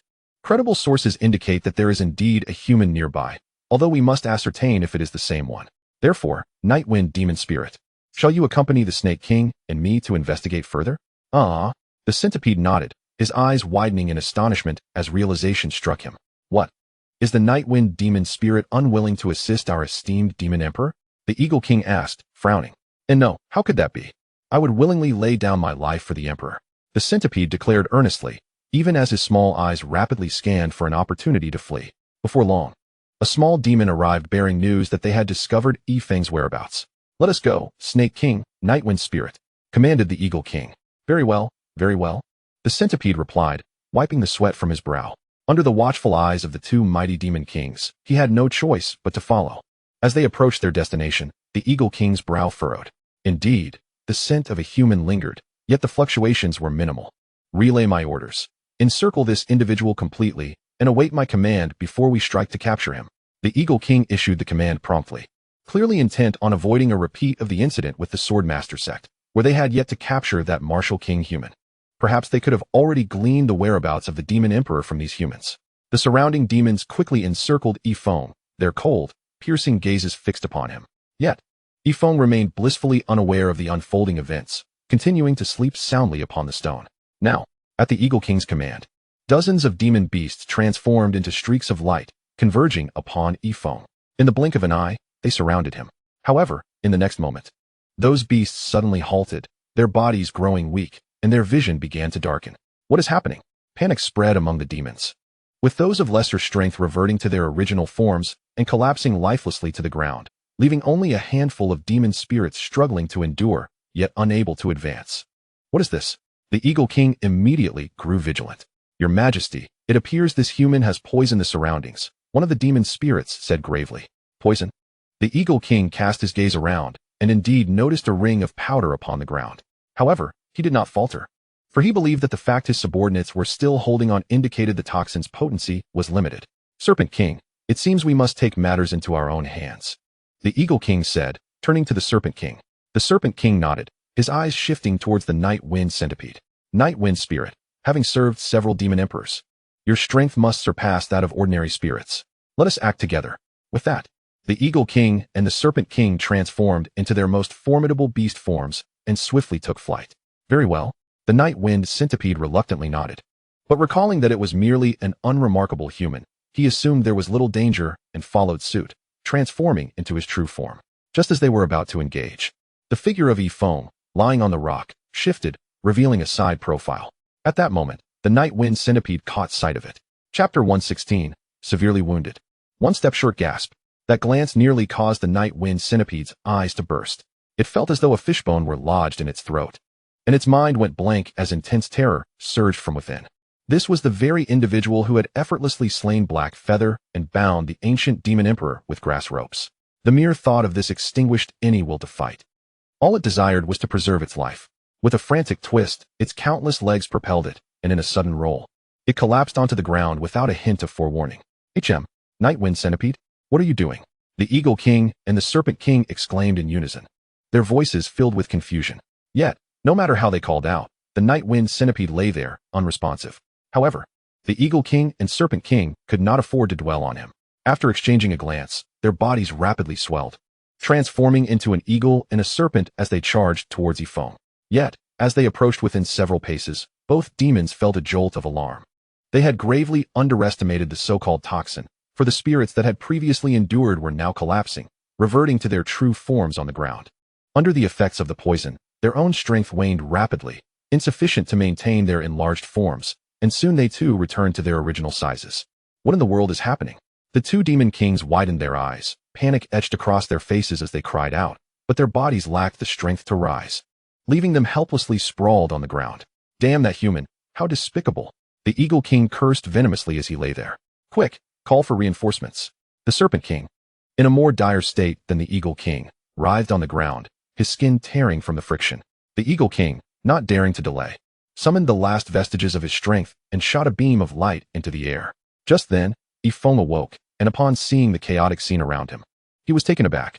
In such a short time, so many beasts have gathered? My poison is indeed formidable. Feng could not help but boast. He initially believed he could merely fend off snakes and insects, yet he was astonished to find that countless creatures, such as roe deer and pangolins, had perished. It was truly a crime. Gazing at the multitude of carcasses strewn about, Feng felt a twinge of compassion, but upon spotting a snake lying feebly on the ground, he could no longer restrain himself. Smacking his lips, he swiftly seized the snake. Having not eaten yet, and tired of daily barbecues that had left his mouth blistered, he thought to prepare a nourishing snake soup to satiate his hunger and quell the fire within. Murmuring to himself, Feng retrieved a small pot from his bamboo basket, boiled some water, and, after preparing the snake, tossed it into the pot. The Eagle King, who witnessed the unfolding scene in horror, felt a surge of rage and humiliation as he watched his companion meet such a tragic fate. Struggling against his own body, he desperately summoned the power within to dispel the venom coursing through him. Yet, in that moment, a glance caught his eye, sending him into a panic. There, by the water's edge and among the rocks, hung the desolate figure of the bogey demon emperor, tied with grass ropes. Was it not the very being they had pondered over so long? It dawned on the Eagle King with a start. Before him stood the detestable and terrifying human who had captured the bogey demon emperor. A shiver coursed through him, and he trembled violently, his fighting spirit waning. Coupled with the effects of the potion, his eyelids grew heavier. Just then, a voice rang out. Look, there's another eagle. Tonight's feast just got better. This proclamation shattered his resolve, and the Eagle King succumbed to unconsciousness. After a rejuvenating slumber, Feng hummed a cheerful tune while he began to tidy up the snake and the eagle. Meanwhile, outside, a centipede's legs stirred before it suddenly scurried away into the shadows. How terrifying! It had raced in fear, haunted by the memories of the Eagle King and Snake King's grim fates, cold sweat cascading down its body. The treasures of the bogey demon emperor, which it had once coveted, now seemed insignificant. All it wished for was to flee the mountains. However, after fleeing for a short distance, a thunderous sound echoed towards it. The source was a group of over a dozen demon kings, who had received the Eagle King and Snake King's distress calls and quickly assembled the beasts from the bogey territory to rush to the scene. The night wind centipede's heart raced, drenched in cold sweat. Should they discover that the Snake King and Eagle King had perished while it escaped, what would become of it? With a decisive glint in its eyes, it resolved to discard 2 of its legs. After a moment's hesitation, it shed another, crawling weakly upon the ground. At that moment, the lead demon king, the Leopard King, spotted the struggling night wind centipede and approached with a stern demeanor. Night wind demon spirit, what has happened to you? The night wind centipede raised its tail, interrupting the Leopard King. Under the weight of countless gazes, it summoned the last remnants of its strength to utter. Do not ask questions. Severely injured. Just barely alive. Chapter 117. Hurry, save the demon emperor. The words of the night wind centipede startled the assembled demons. What could possibly be the matter? The Leopard King inquired with a grave expression. Alas, The night wind centipede sighed softly, lifting its head slightly, as if lost in contemplation of the fierce battle that had just transpired. At the stream ahead, I, the Eagle King, and the Serpent King discovered the trace of that individual. Subsequently, the three of us engaged in a fierce battle with him. This confrontation resulted in the demise of both the Eagle King and the Serpent King. Realizing that I could no longer continue the fight due to my injuries, I exhausted my last ounce of strength, sacrificing 3 of my legs to escape and bring you this news. Upon hearing this, the gathered demons cast respectful glances at the night wind centipede. The battle must have been extraordinarily brutal. The fact that both the Eagle King and the Serpent King perished in the fight indicates that the night wind centipede must have paid a considerable price to return and deliver this message. Nightwind Spirit, it is indeed a blessing for our territory to have such loyalty and dedication as yours. The Leopard King spoke earnestly. You must take the time to rest. We shall handle the ensuing matters. We will rescue the Demon Emperor and avenge the Serpent King and Eagle King. The Leopard King's words were met with agreement from the assembly of demons. No. I truly feel ashamed. Witnessing the capture of the Demon Emperor and the noble sacrifices of the Serpent King and Eagle King, I find myself powerless. I am to blame, the Nightwind Centipede said, lowering its head in deep remorse. Nightwind Spirit, do not speak such words. You, along with the Serpent King and Eagle King, have contributed immensely to our territory. The Pig King interjected hastily. This individual was such that even the Demon Emperor could not stand against him alone, yet you managed to inflict severe injuries upon him.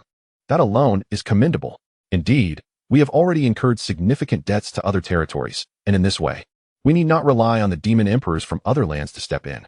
Therefore, the 3 of you are our territory's great benefactors. Leave the rest to us. With everyone in agreement, the command was issued that this severely injured adversary would be pursued with full force to rescue the Demon Emperor and avenge the Serpent King and Eagle King. As the voices of determination rose, the spirits of the crowd soared, setting off with unparalleled morale toward the location of Feng.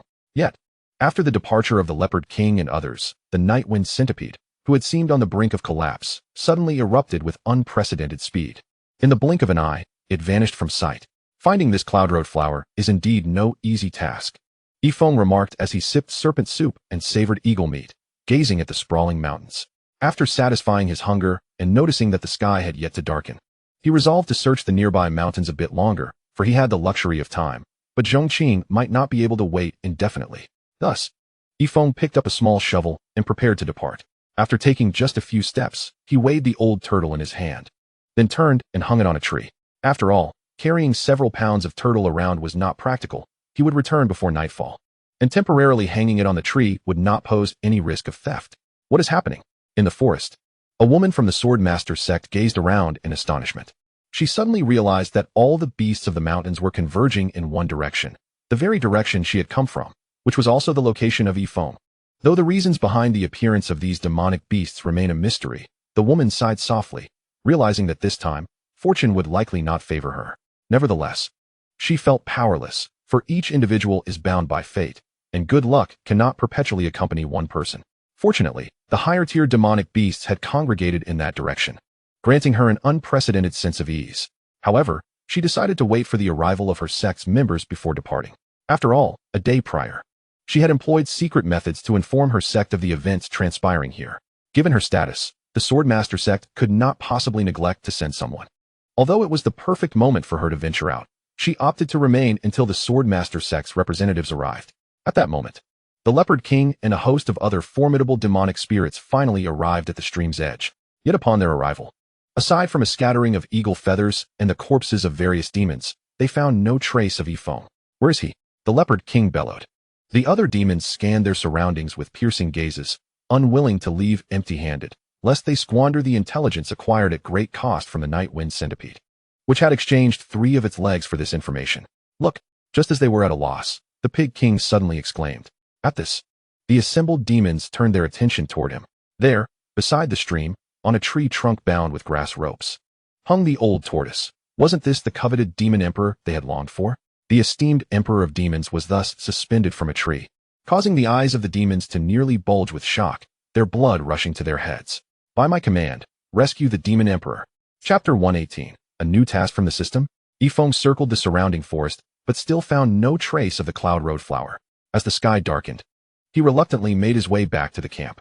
Upon his return, however, he was taken aback.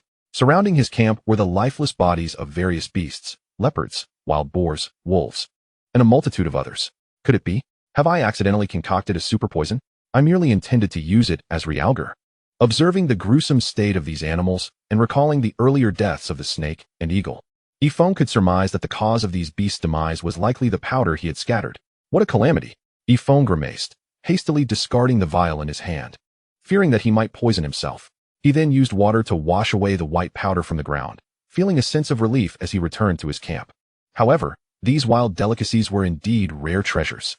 Although the unintended slaughter of so many beasts left him with a sense of guilt, the thought of their meat made his mouth water.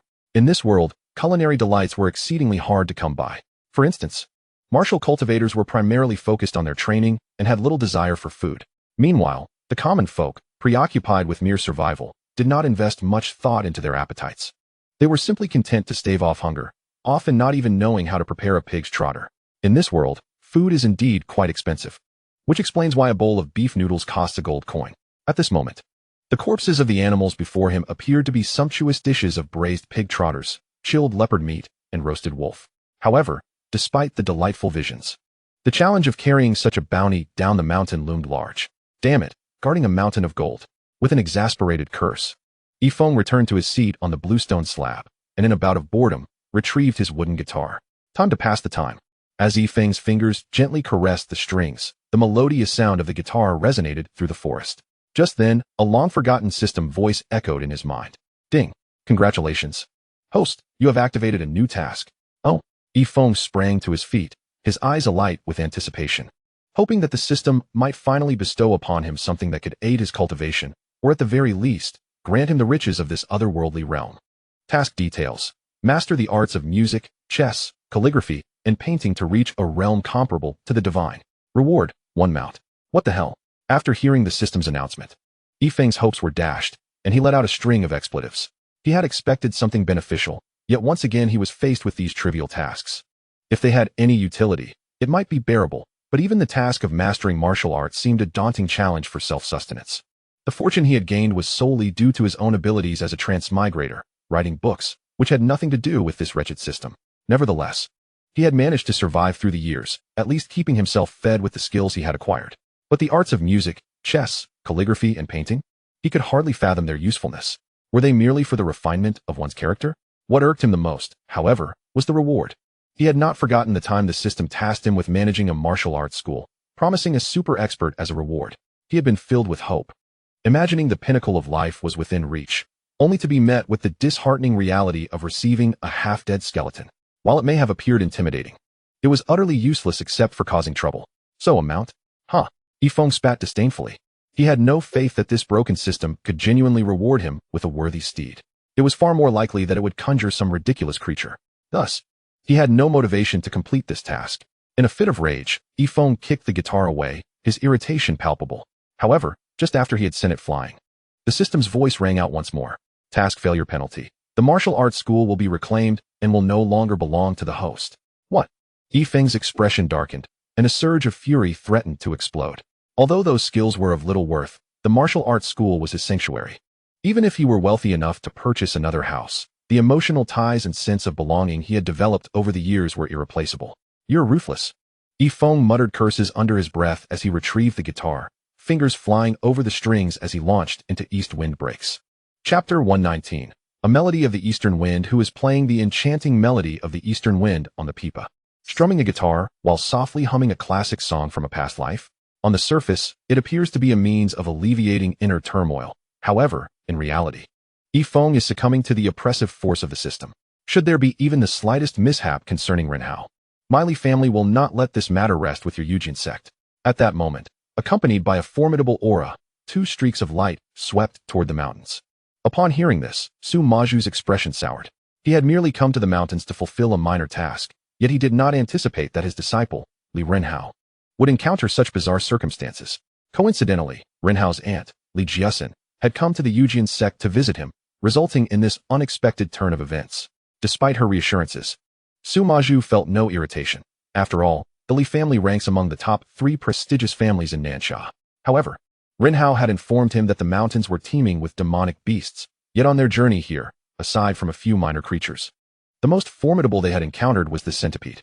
As Li Jiasin surveyed their surroundings, she remarked, "Nevertheless, this centipede is rather amusing. It feigned death upon seeing us. Perhaps we should take it back, as it could serve as a highly valuable medicinal ingredient." Indeed, it seemed that this unforeseen circumstance might turn out to be fortuitous for Renhao. Su Maju sighed, clearly uninterested in the centipede, his heart heavy with concern. Renhao was not only his disciple and the esteemed senior sister of the Yujin sect, but also a member of the Li family. He could not afford any misfortune to befall her. Let us hope for the best. The two continued to observe the movements of the mountains below as they soared through the air. Just then, Li Jiasin abruptly slowed her pace and eventually came to a halt. Upon hearing this, Su Maju followed her gaze, his eyes widening in disbelief, even with his composure. He stuttered, "Is that over 100 demon spirits and more than 10 demon kings' corpses?" Indeed, Li Jiasin nodded solemnly, instinctively gasping in shock. Such a display was utterly terrifying. After all, even she, a martial emperor, would struggle to contend with such a formidable assembly. Moreover, demonic beasts are known for their unity. Did this perpetrator not fear provoking a hornet's nest? She pondered that while she might possess the capability to slay so many demon spirits and kings, she would not dare to undertake such a task. No wonder the demon kings and spirits in these mountains had vanished. They had all perished here. Su Maju regained his composure and spoke in astonishment. But who could possibly orchestrate such a grand scheme? It must be him. Li Jiasin directed her keen gaze toward Feng, surrounded by the multitude of corpses. Him? Su Maju furrowed his brow and replied, "But he exudes no aura. He appears to be an ordinary person. This is difficult to ascertain." Li Jiasin shook her head. Surrounded by so many demon beasts' corpses, wouldn't an ordinary person be terrified? He is most likely someone practicing a unique cultivation method, whose true strength remains obscured. That is a valid point. Su Maju nodded. If he were truly an ordinary person, this situation would be utterly incomprehensible. This individual must also be a martial emperor. Let us proceed to greet him and inquire about the situation, suggested Li Jiasin. Her figure swiftly darting away. Su Maju nodded and followed closely behind. Ding. Congratulations to the host for achieving an extraordinary level of mastery in the Guqin. As he heard the system's voice, Feng remained unfazed, for he knew he was still far from equating himself with the divine. From his past experiences, he understood that there were 7 realms of proficiency: initial understanding, modest achievement, consummate skill, transcendental mastery, unparalleled excellence, return to simplicity, and standing shoulder to shoulder with the divine. He aspired to elevate his skills in music, chess, calligraphy, and painting to the pinnacle of divine comparison, a feat that would require several months of dedicated practice. Fortunately, perhaps due to his previous experience with the guitar, he had swiftly reached an extraordinary level in Guqin after only a few pieces, saving him considerable effort. Let us continue practicing. After all, I am quite bored. Feng rested for a moment before picking up the guitar once more, eager to refine his skills and prevent this troublesome system from reclaiming his martial arts dojo. Moreover, in this moment, he genuinely felt a sense of tedium. However, as the melody filled the air, Li Jiasin, who was hastening toward him, froze in place, her entire being quivering. What was this enchanting sound emanating from his hands? Su Maju, witnessing this, could not suppress his curiosity. Silence. Li Jiasin's icy reprimand cut through the air. Su Maju's expression darkened. After all, he was a martial emperor, and such a blatant disregard for his dignity was intolerable. Just as he was about to retort, he noticed Li Jiasin had closed her eyes in rapture. In a moment of uncertainty, she spoke again. "I did not mean to scold you. Simply listen intently to this piece, and you will understand my fervor." Su Maju frowned, skeptical yet compliant. As he quieted his mind, his casual demeanor transformed into one of profound astonishment. Is there truly a powerful essence of the Guqin embedded within this music? Su Maju's expression turned to one of shock as he grasped why Li Jiasin was so agitated. Realizing the depth of the musical essence, he instinctively silenced himself. Immersing in the profound atmosphere the melody conjured, the sound of the Guqin flowed gracefully, penetrating his ears and transporting Su Maju back to long-forgotten memories. Once he, renowned as the Sword of the Sky from the Yujin sect, was merely a young boy from a humble background, dreaming of becoming a martial artist. Having faced setbacks and endured pain, he always found solace returning to that dilapidated house, where warm meals awaited him, and an elderly woman would mend his clothes and polish his shoes until they gleamed anew. "Maju, I believe you are the best." Those words often echoed in his ears, accompanied by the gradually stooping silhouette, the gentle smile, and the tender concern of his mother. Time has flown, and over a millennium has slipped by unnoticed. Su Maju realized that the figure and voice he cherished had long since faded from his memory. The gentle admonitions had long ceased to echo in his mind, and the once naive youth had finally matured into a formidable giant. Yet she was no longer present. His mother, unbeknownst to her, had silenced the melodies of the zither, while Sumaju found himself ensnared in memories, tears welling in the eyes of the esteemed grand elder of the sword sovereign sect. It seemed that we had underestimated the depths of others. At that moment, a soft voice emerged from beside him. It was Li Jiesin, who remarked that this individual could not merely be a martial sovereign.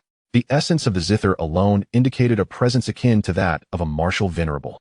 As she spoke, Li Jiesin lowered her gaze, discreetly wiping the corners of her eyes. Unbeknownst to her, they had turned red, and she was oblivious to which memory the zither sound had touched within her heart. A martial sect, no wonder. Sumaju glanced at Li Jiesin, realizing that even a formidable figure like her, a half-step martial sovereign, could be so affected. It was likely that only a being of a higher caliber than a martial sovereign could achieve such a profound impact. Let us go and pay our respects, Li Jiesin said, inhaling deeply, her demeanor becoming considerably more solemn, her tone shifting from a casual greeting to one of reverence. Sumaju nodded in agreement. The two of them leaped into the air, their shadows trailing behind them as they soared toward Feng's location. Ah, there is much to practice. Feng wore a bemused expression as he shook his somewhat sore arms. It seemed he had heard something, and he quickly looked up to see two figures approaching him. More practitioners? Feng felt a flicker of surprise as he observed their graceful flight, a longing stirring within him. If only his flawed system were a tad more reliable, he too might traverse the seas with such ease. Nevertheless, upon encountering practitioners once more, Feng maintained his composure. After all, this was not his first interaction with them. He recalled Luo Lanxue and that sword-wielding maiden he had met in the mountains, both of whom were practitioners. However, he was somewhat puzzled about the purpose of their visit. Finally, the two alighted before him, and Feng set down his guitar, rising to his feet. To his astonishment, rather than addressing him with a request, the two suddenly bowed deeply, their voices resonating with respect. Li Jiesin and Sumaju, pay our respects to the esteemed senior. They spoke in unison, carefully scrutinizing Feng, and were astonished to find that even at such proximity, they could detect no trace of energy emanating from him. They exchanged glances, a tumult of surprise swelling within them. Could it be that he was merely immortal? This was inconceivable. The depths of the zither's sound suggested an artistry far beyond that of an ordinary person. A martial venerable, indeed. Yet, Feng stood there, bewildered, unable to comprehend why two martial practitioners were addressing him as a senior. You must be mistaken, he replied. I am but an ordinary person, merely collecting herbs in the mountains. Ordinary. Feng's words left Li Jiesin and Sumaju equally perplexed. Had they truly misjudged? Was this young man before them truly just a mortal, albeit one with extraordinary musical talent? As the two pondered, Li Jiesin suddenly caught sight of something, her pupils narrowing with shock, while she discreetly signaled to Sumaju beside her. Upon hearing her, Sumaju turned his gaze and shuddered. Chapter 121. Truly a great talent. Gasp. Sumaju's eyes were fixed on the old turtle hanging from the tree, his breath hitching in disbelief. This creature, seemingly a demon emperor, was a sight too astonishing for the mundane world. A demon emperor, one whose strength was on par with his own, hanging from a tree branch?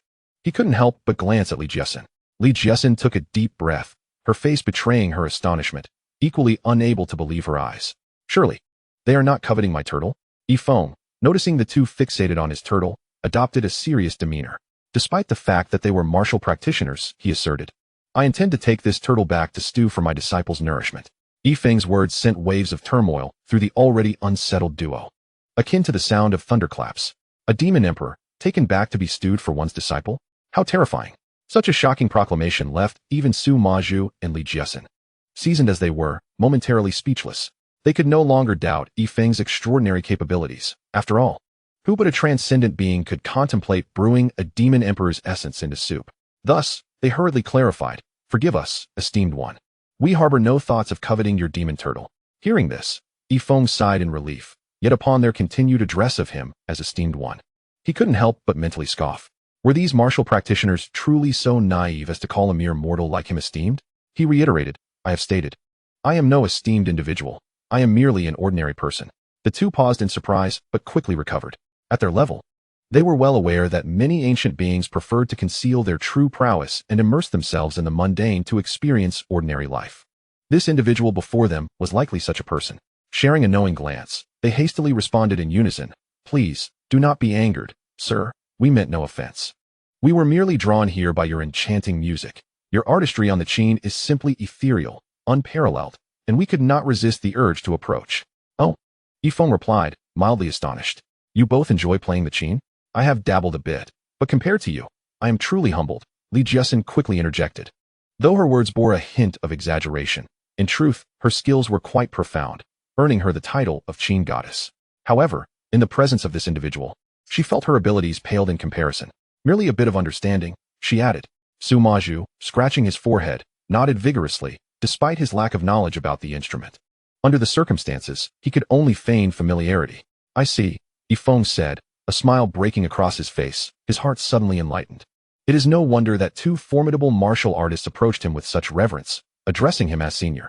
It turns out they were captivated by the enchanting melodies of his guqin. Although his mastery of the instrument has yet to reach the divine realm, he is undeniably regarded as a master in this world, thus rendering the appellation of senior quite understandable. You are too kind.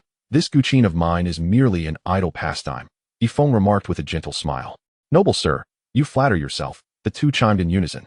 Adding, however, we must admit that the instrument you possess is remarkably unique, one we have never encountered before, and its sound is truly exquisite.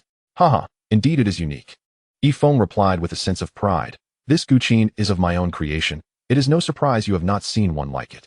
Ah, now we understand. You are truly gifted. They nodded vigorously, their faces reflecting admiration. If you both enjoy it, I shall play another piece for you, Feng inquired with a smile. At his words, the two were momentarily taken aback, their faces lighting up with surprise, casting grateful glances toward Feng. They had not forgotten how his previous performance had benefited them. Though their martial prowess had not increased, their mental state had experienced a significant breakthrough. While the state of mind may seem inconsequential, it often serves as a formidable barrier to their progress. Once they overcome this mental hurdle, their cultivation would advance with remarkable momentum. Previously, they had only heard Feng's half composition. Now, if they could listen to the entire piece, the benefits would undoubtedly be even more extraordinary. Without hesitation, the two quickly took their seats upon the bluestone slabs, holding their breath in anticipation of Feng's performance.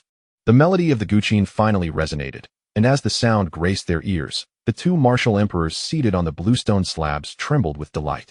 This composition was a stark contrast to the previous one. While the first had drawn them into memories of the past, this one seemed to propel them beyond the confines of time, transporting them to the future. Upon the lofty mountains, Li Jiasin caressed her long guqin, overlooking the world, wielding music to govern all. In the celestial expanse, Su Maju's sword cleaved through the void, obliterating the stars and shattering the cosmos. She composed the finest melodies in existence, while he forged the greatest sword the world had ever seen. In that fleeting moment, the two felt as though they had reached the pinnacle of their lives. Utterly immersed in the experience, time slipped by, and before they knew it, Feng's guitar had ceased its playing. After what felt like an eternity, the two emerged from their reverie, their expressions betraying an unquenchable longing, their eyes sparkling with undisguised astonishment. Clearly, both had derived immense benefits from this piece. Thank you, noble sir. The grace of your performance is something we shall never forget. They hurriedly rose to show their respect, too eager to savor the moment. It was merely a simple tune. You are being overly courteous, Feng replied with a soft smile, for the first time feeling that the pursuits of music, chess, calligraphy, and painting were not entirely devoid of merit. Indeed, it had swiftly garnered him two ardent admirers. While it may have been a simple piece for them, it was a divine gift, Li Jiasin respectfully remarked, her face radiating profound sincerity. Having been on the verge of breaking through to the martial sovereign realm for many years without success, she experienced a sudden breakthrough with this melody. Achieving the long-sought martial sovereign state, an imminent reality. Lu Gu's words rang true. This indeed was a divine blessing for them. Su Maju also displayed uncontainable delight on his face, as he directly advanced from the 5th level of martial emperor to the 6th level with this very piece. He had thought that it would take at least another century to achieve such a breakthrough, thus saving him a tremendous amount of effort. Now, the prospect of reaching the martial sovereign realm in this lifetime appeared hopeful. Therefore, should you require anything, esteemed sir, do not hesitate to ask us. We would go to great lengths to fulfill your requests, even if it means traversing mountains or fording rivers. Both of them spoke in unison. You are exceedingly gracious, replied Feng, feeling somewhat embarrassed. Was it truly necessary to express such gratitude merely for him playing the guitar? This caused Feng to re-evaluate his perception of the practitioners in this world. It turned out that the scheming and disdainful portrayal of practitioners in the media, who regarded mortals as mere ants, was entirely fictitious. In reality, Practitioners were remarkably benevolent, especially in their capacity for gratitude, something that even mortals could not compare to. Observing the earnest expressions of the two, Feng found it difficult to refuse their kind intentions, yet he felt too shy to ask for any form of compensation. As he was not in need of money, after a moment of contemplation, he said, "If you truly wish to express your gratitude, perhaps you could assist me with a matter. Please speak."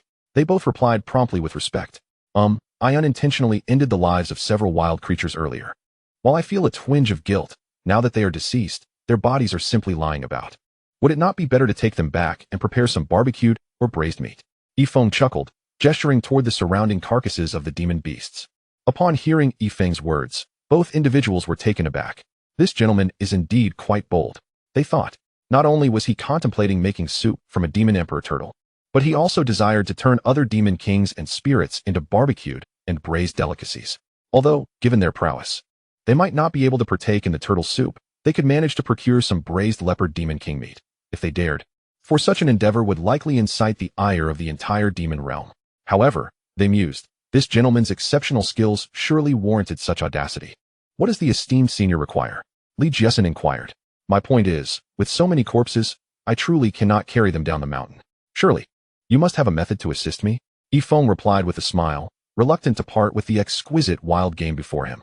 Since he had encountered two practitioners who seemed capable of traversing the skies, this trivial matter should surely be within their abilities.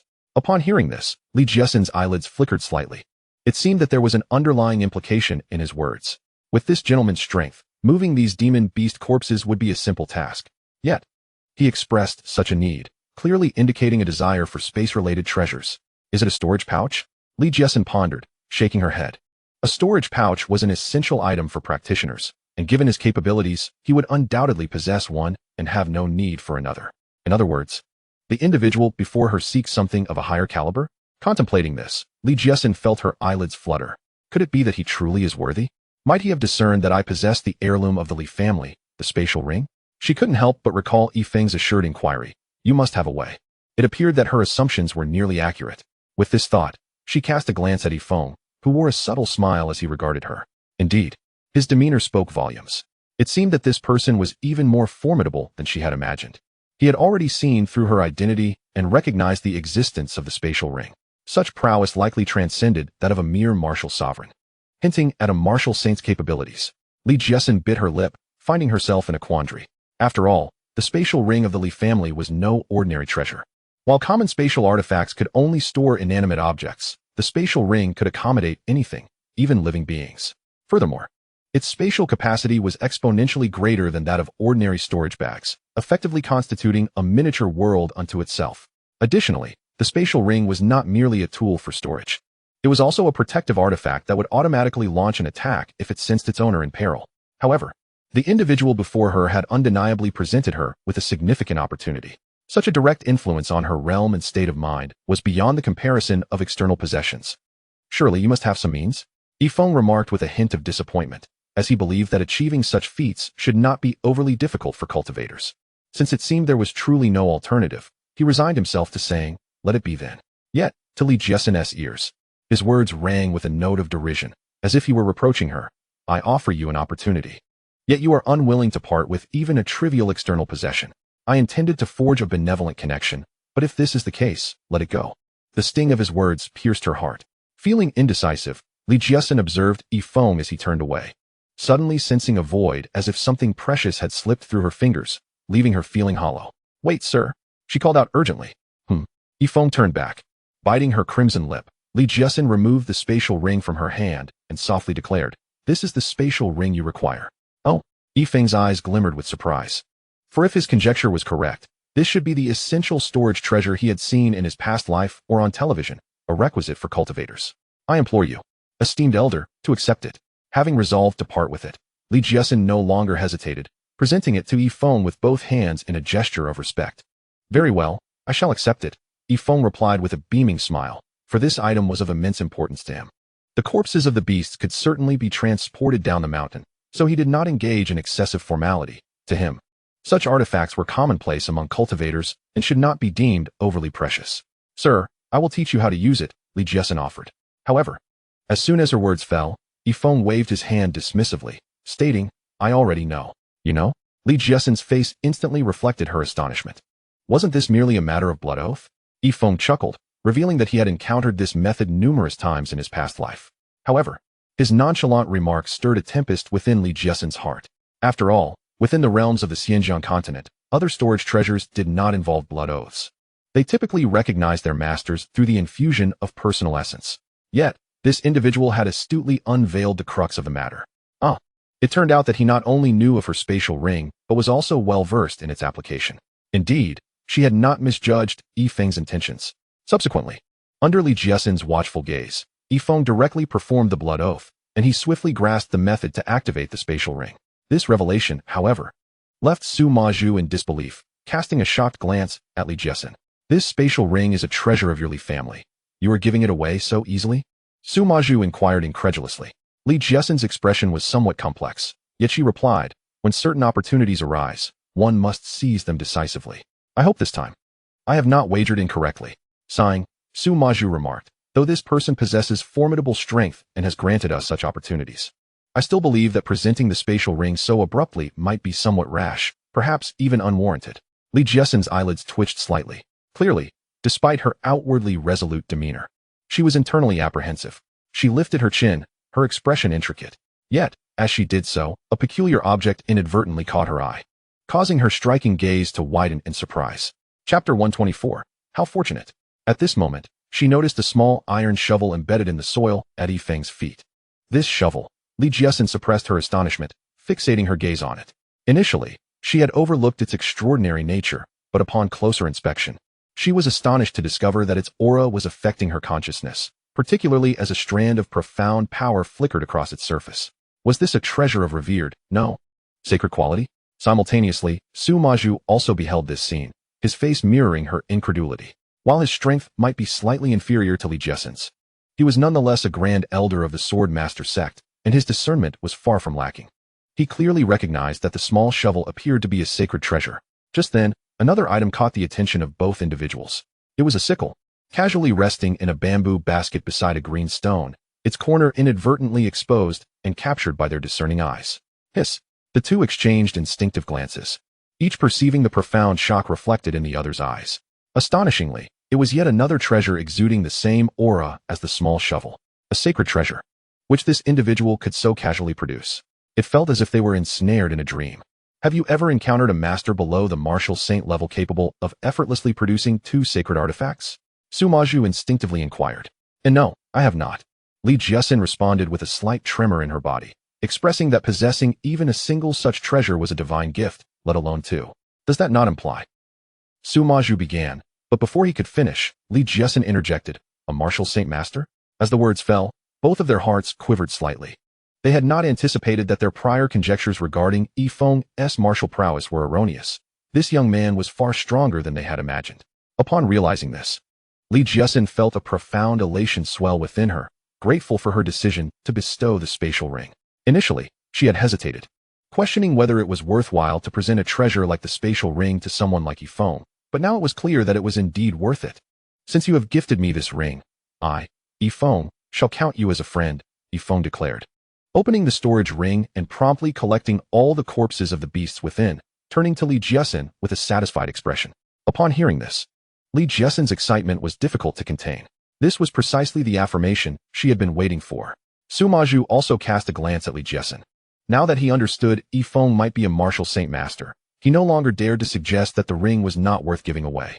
Instead, he was filled with envy for the Li family, having secured such an influential ally. However, Su Maju realized he could not offer such treasures himself. Otherwise, he too would have surely presented something to this remarkable figure. The goodwill of such a master was far more precious than mere material possessions. After a brief exchange of pleasantries, Su Maju and Li Jiesen took their leave. Li Gu, congratulations to the Li family, Su Maju remarked, a hint of envy lacing his words. It was evident that the Li family was indeed formidable. Their decisiveness was not something ordinary individuals could rival. And it was fortunate for them that the Li family had grown so powerful. Regrettably, Su Maju lamented his lack of worthy treasures to offer. Even if he possessed fine treasures, he feared they would not yield the same impact in the aftermath. Li Jiesen greatly appreciated Su Maju's congratulations and felt a sense of satisfaction regarding her earlier decisive action in presenting the spatial ring. Had she not acted with such resolve, the outcome might not have been so favorable. All right, we must find someone quickly, Li Jiesen urged. Yes, I almost forgot about Renhao. He wouldn't be in any danger, would he? Su Maju suddenly recalled, breaking into a cold sweat, realizing that his prized disciple was still in peril. He should be safe now, Li Jiesen replied, her brow furrowing. From what I can see, the demonic beasts in this vast mountain territory, including the demon emperor, have all been utilized for sustenance by that individual. Su Maju then sighed in relief. Aside from some lesser demons that had yet to transform, there were indeed no other beasts in sight, and with Li Renhao's capabilities, he could easily handle those minor threats. Before long, they spotted Li Renhao sitting cross-legged at the edge of a precipice. Renhao, they called out, rushing towards the sword-wielding figure at the cliff's edge. The young woman raised her delicate brows slightly, her lovely face lighting up with surprise as she turned to regard them. Standing up with a graceful motion, Master, she first bowed respectfully to Su Maju, then quickly turned to Li Jiesen and said, Aunt, what brings you here? Li Jiesen replied with a hint of irritation, Humph, my niece is in danger. Do you think I could stay away? Yet. The warmth in her gaze revealed an abundance of affection for Li Renhao. Thank you, Aunt, Li Renhao murmured softly. After some brief pleasantries, Li Jiesen noticed the considerable injuries Li Renhao bore, and her brow furrowed with concern. Renhao, what on earth happened in these mountains? You are a master of the martial king level. Under normal circumstances, unless confronted by a demon emperor, you should possess the strength to protect yourself. How did you end up in such dire need of assistance? Upon hearing this, the joy of their reunion faded from Li Renhao's delicate features, replaced by a profound gravity. Recalling the harrowing experiences of the past few days, which felt akin to dancing on the edge of a blade, she took a deep breath and reluctantly recounted her ordeal to the elders. A few days ago, I led disciples from the sword control sect into the mountains on a mission.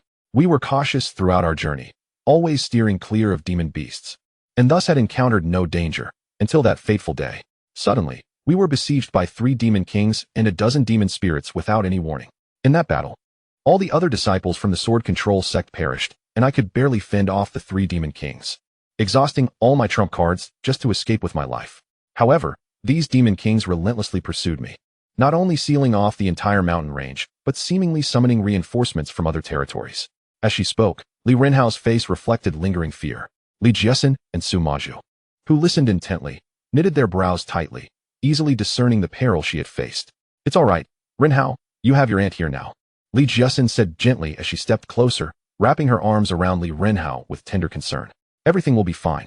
But have you managed to uncover the reason behind the sudden rampage of these demon beasts?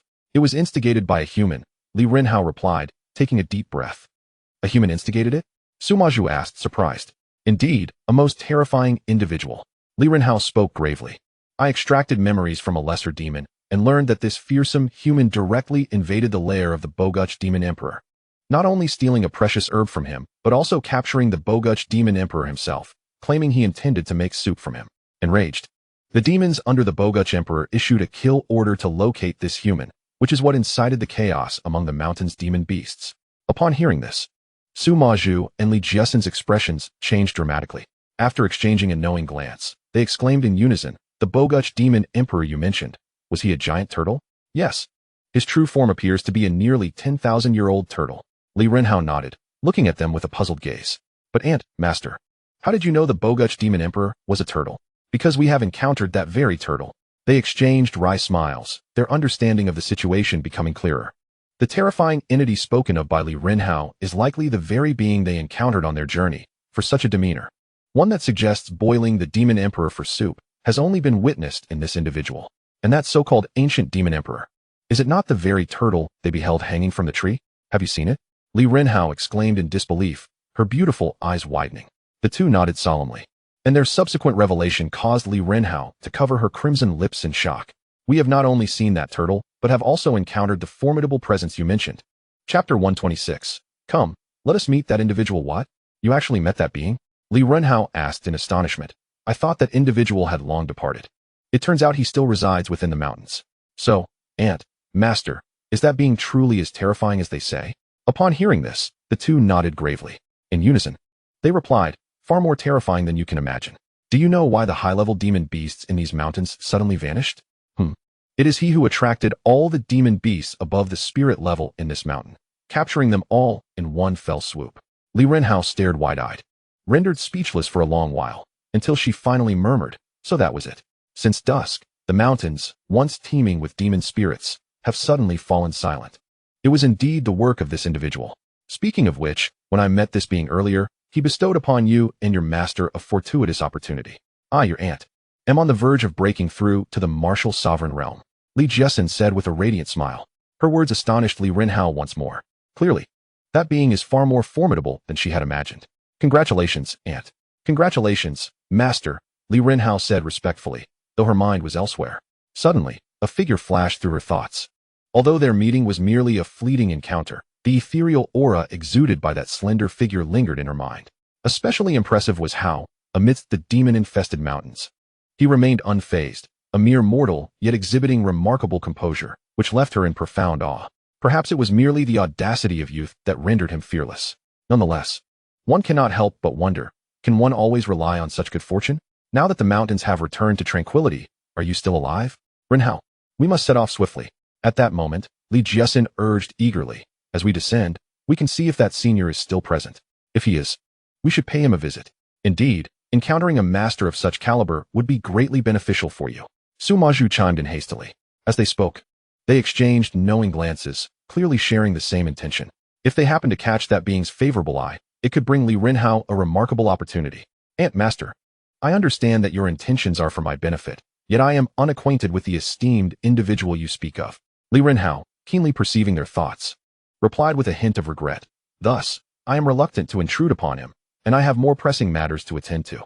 Upon hearing this, the brows of Li Jiesin and the others furrowed instantly. Rinhao, what could possibly be more important than meeting this venerable elder? Su Maju, with a grave expression, earnestly stated, do you not realize that if you could win the favor of that elder, even a mere word of guidance from him could spare you countless detours on your path of cultivation? Should he bestow upon you further blessings, the benefits would be inexhaustible throughout your lifetime.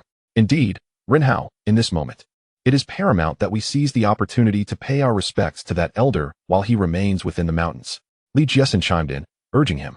I appreciate the goodwill of both my master and aunt, yet you know I have never been one to cling to others for favor. I must respectfully decline for now. Li Rinhao said, her brows knitting with slight anxiety. How obstinate you are, child. Li Jiesin admonished gently, her expression troubled. Moreover, do enlighten us about what could possibly be of greater significance than this. I seek someone, Li Rinhao replied. Whom do you seek? Both Li Jiesin and Su Maju questioned. Filled with intrigue. Immortal, Li Rinhao bit her lip tightly. Immortal? The two almost gasped in astonishment, quickly questioning. What need have you for immortal? She proceeded to recount the serendipitous encounter she had within the mountains with a frail figure. Therefore, I wish to find him, Li Rinhao declared. Alas, the kindness of your heart, dear child. Li Jiesin shook her head, saying, not to mention that the fate of one mere mortal is hardly worth lamenting. Even if we were to entertain the notion, how could he possibly survive in these mountains? He is simply fortunate, Li Rinhao retorted defiantly. Fortunate? Li Jiesin scoffed, her eyes glinting with skepticism. Fortune does not consistently favor one person. A mortal in these mountains faces certain death. Remember, only the strength in your hands can truly alter fate. Yet, I believe in him, Li Rinhao said, though her confidence began to wane. What use is belief? Did you not say yourself that during your last parting, countless demon kings and spirits converged toward him? Do you truly think these demon kings and spirits would overlook a mere mortal? Li Jiesin chastised. At this, Li Rinhao instinctively tightened her grip on the sword, her form trembling slightly, while her gaze dimmed. In truth, she had anticipated such a scenario. She merely wished to see if a miracle might unfold. Do not cling to this delusion any longer. Come, we must go immediately to pay our respects to that elder. Su Maju asserted firmly. Li Jiesin, too, adopted a resolute stance. Clearly, in their eyes, the fate of a mortal paled in comparison to the opportunity to meet that venerable elder, especially one who was likely already destined to become prey for the beasts of the mountain. Chapter 127. Take another look at what that creature truly is despite her profound reluctance.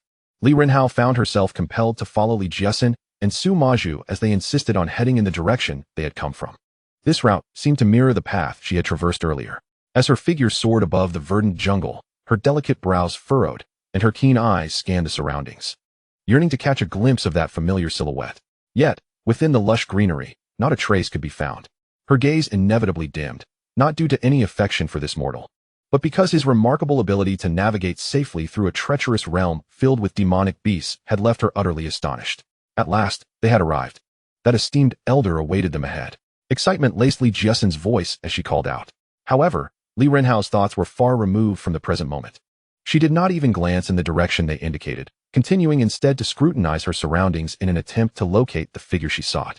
The trio descended to the ground and made their way toward Feng. Renhao, remember, this elder possesses formidable strength. Yet his mind has long transcended to a state of simplicity, even referring to himself as a mere mortal. We must not offend him, Li Jiesen cautioned. As she spoke, they approached within a short distance of Feng, who had noticed them and set aside his guitar, greeting them with a gentle smile. Nonetheless, Li Renhao remained preoccupied, her attention still wandering as she searched the vicinity. Suddenly, her footsteps faltered, her crimson lips parted slightly, and her large, expressive eyes filled with incredulity. This face, this visage, this unmistakable figure-ant, is this truly the esteemed elder you mentioned? Li Renhao stood in stunned silence for a moment before incredulously questioning. What are you saying, Renhao? Do not be rude, Li Jiesen admonished anxiously.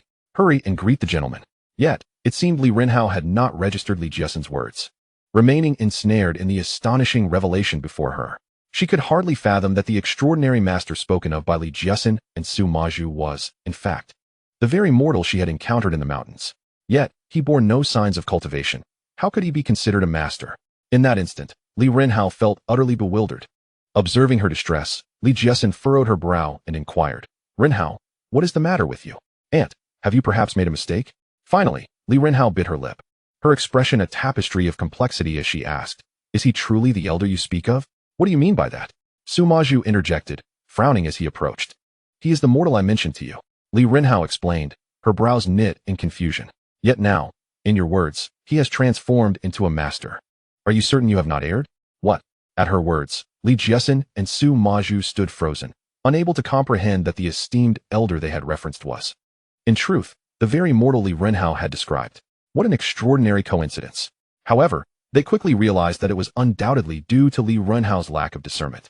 She had failed to see the terror that this individual embodied. Alas, this foolish girl, how could you be so oblivious?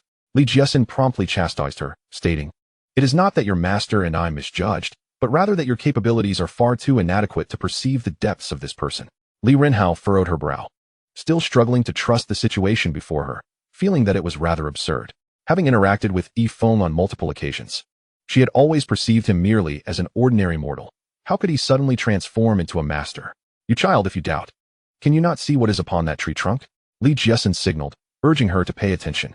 Li Renhao slightly lifted her chin to gaze at the tree trunk. A turtle? What is unusual about that? She was not surprised, for she had seen this turtle before, as it had been held by Feng. You silly girl, why are you being so dim-witted this time?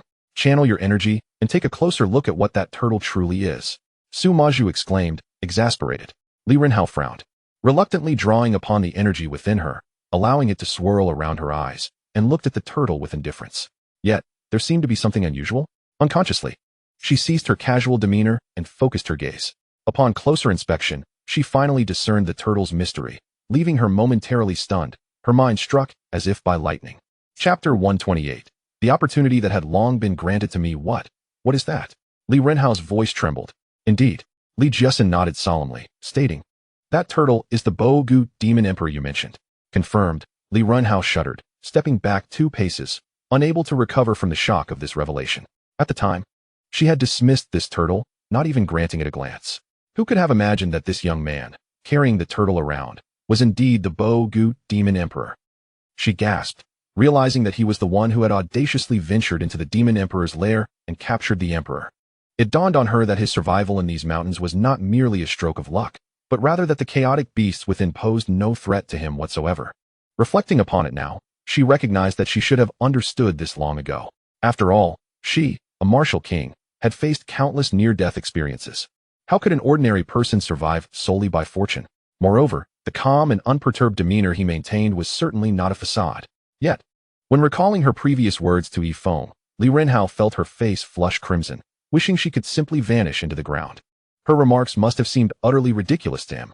Thankfully, her earlier disrespectful comments did not provoke his ire. Otherwise, the thought alone filled her with both shame and dread. Greetings, sir, Li Jiesen and Su Maju said with a hint of reverence. Ah, it is you. Feng smiled gently, shifting his gaze towards Li Renhao, and remarked, I did not expect to see you here. Upon hearing this, Li Renhao's usually frosty countenance turned a shade of crimson. Clearly, in the presence of Feng once more. She had lost the composure she had previously maintained, replaced instead by a palpable sense of awkwardness. After a prolonged moment of hesitation, she finally managed to stammer, "Greetings, sir." Though she felt uneasy, she instinctively stole a glance at Feng, noting his ethereal presence and extraordinary aura. Particularly striking was the perpetual, gentle smile adorning his face, suggesting that he was unfazed by any circumstance that might arise, as if he held dominion over all that transpired around him. Amusingly, she had previously overlooked this quality, merely perceiving him as a pleasant individual to engage with. As for the address of Sir, Feng was not taken aback. It was evident from their features that Li Jiasin bore a resemblance to Li Renhao, hinting at some familial connection. Given that Li Jiasin had referred to him as Sir due to his musical talents, it was only natural for her junior to follow suit. Well, as I mentioned, there is no danger in these mountains, is there? Feng continued with a smile. You see, I am quite well, aren't I? However, his words caused Li Renhao's cheeks to flush once more. Feng's remarks were a clear jibe at her earlier statements, and it was only fair to chastise her for failing to recognize his true identity. After exchanging pleasantries, Feng anticipated that the three would take their leave. To his surprise, Li Jiasin and Su Maju continued to engage him in conversation, particularly showering praises upon Li Renhao. They extolled her exceptional talent and profound comprehension, stating that it was somewhat wasteful for her to be under the tutelage of their master. This left Feng feeling rather irked. Why should her prodigious talent concern him? Did they not realize that he could not cultivate, and were they deliberately flaunting her abilities before him? Exhausted from a day of travel, Feng could hardly bear the prolonged chatter. Stifling a yawn, he finally spoke candidly. It is already dark. Will you not take your leave? The compliments about Li Renhao from Su Maju came to an abrupt halt, her expression faltering as she flushed with embarrassment, swallowing her words. Exchanging a glance with Li Jiasin, disappointment flickered in their eyes. They had hoped that this esteemed individual might offer Li Renhao an opportunity, but it appeared he had no such intention and had even issued a polite dismissal. The weight of his dismissal was not lost on them, and they could only bow respectfully as they took their leave, though they did so with lingering reluctance. If only this senior could present Renhao with a fortuitous encounter. Su Maju sighed softly as they made their way down the mountain. Indeed, Li Jiasin lamented, feeling a profound sense of loss. Such powerful beings were rarely encountered, and to have finally met one and established a connection, only to see Li Renhao miss out on a chance, was truly disheartening. Aunt, Master, let it be, she concluded. Li Ren's eyes flickered, her expression a tapestry of complexity as she spoke. Previously, I spoke disrespectfully to this esteemed elder on numerous occasions. That he can overlook the past is truly a stroke of fortune. With that, she lowered her head. All right, sighed Li Jiasin and her companion, falling into a silence steeped in profound melancholy. Yet, at that moment, Li Ren seemed to recall something, suddenly raising her head and exclaiming, "No, that elder has already bestowed upon me a chance." What? The two, previously engulfed in despondency, immediately fixed their fervent gazes upon her. What is it? They inquired in unison, their voices laced with urgency. It is a sachet, purported to ward off pests, Li Ren replied. Hurry, bring it forth. They urged eagerly. However, Li Ren hesitated, stammering for a considerable time before her countenance darkened as she confessed. At that time, I believed he was an ordinary person, so I did not regard the sachet seriously, and I am unsure when I misplaced it. What did you say? Li Jiasin's fury surged, her entire demeanor radiating intensity as she fixed her unwavering gaze on Li Ren. They could hardly fathom that an opportunity, which others might pursue their entire lives yet fail to attain, had been carelessly discarded by Li Ren. I ask you, where did you lose it? Li Jiasin pressed, her voice trembling with urgency. I do not know. I truly did not mean to. Li Ren spoke, feeling the weight of their wrath bearing down upon her. She realized that the usually indulgent Li Jiasin and Su Maju were genuinely enraged this time. You don't know? How could you not know? Li Jiasin raised her hand as if to strike, but ultimately restrained herself, her face flushed with anger as she glared at Li Ren, exclaiming, Li Ren, how could you, a member of the Li family, be so careless? Do you understand that my master and I sacrificed our family's spatial ring to acquire this opportunity, and you, having received it, let it slip away? You truly are remarkable. Indeed, Ren, this is not mere admonishment. Do you comprehend the magnitude of the opportunity you have squandered? Su Maju similarly chastised, her voice filled with indignation. This esteemed elder is at least a martial saint. During our earlier encounter, we witnessed two treasures of saintly quality, and the sachet he provided you could very well be one of them. Such a priceless item. And you let it slip away. If not for your status as my sole disciple, I would contemplate taking drastic measures. Saintly quality? Su Maju's words left Li Ren utterly bewildered. Despite witnessing the agitation of her aunt and master, she had never considered the sachet to be of such significance. After all, even a treasure of sect quality could incite chaos, let alone one of saintly caliber. In that instant, regret coursed through her veins, and tears streamed down her face uncontrollably. Master, aunt, I truly recognize my mistake.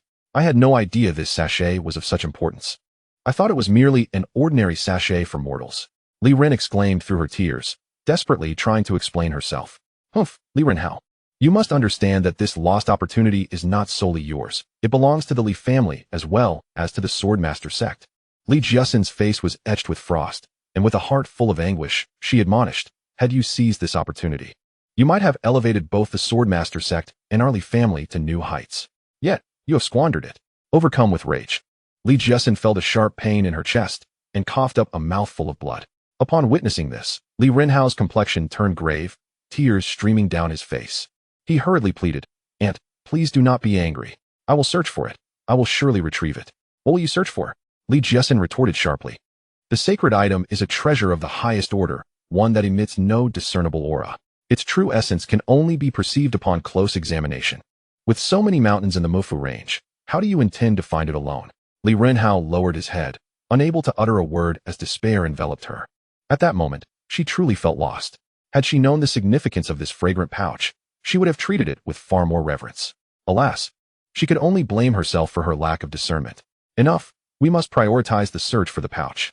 At that moment, Su Maju, her face ashen, declared, I plan to return and mobilize all disciples of the Swordmaster sect to scour the mountains for this pouch. Very well. Li Jiaxin wiped the blood from the corner of her mouth, recognizing that the pouch was of greater importance than reprimanding Li Renhao. She quickly added, I will also return to inform the Li family and dispatch people to search alongside us.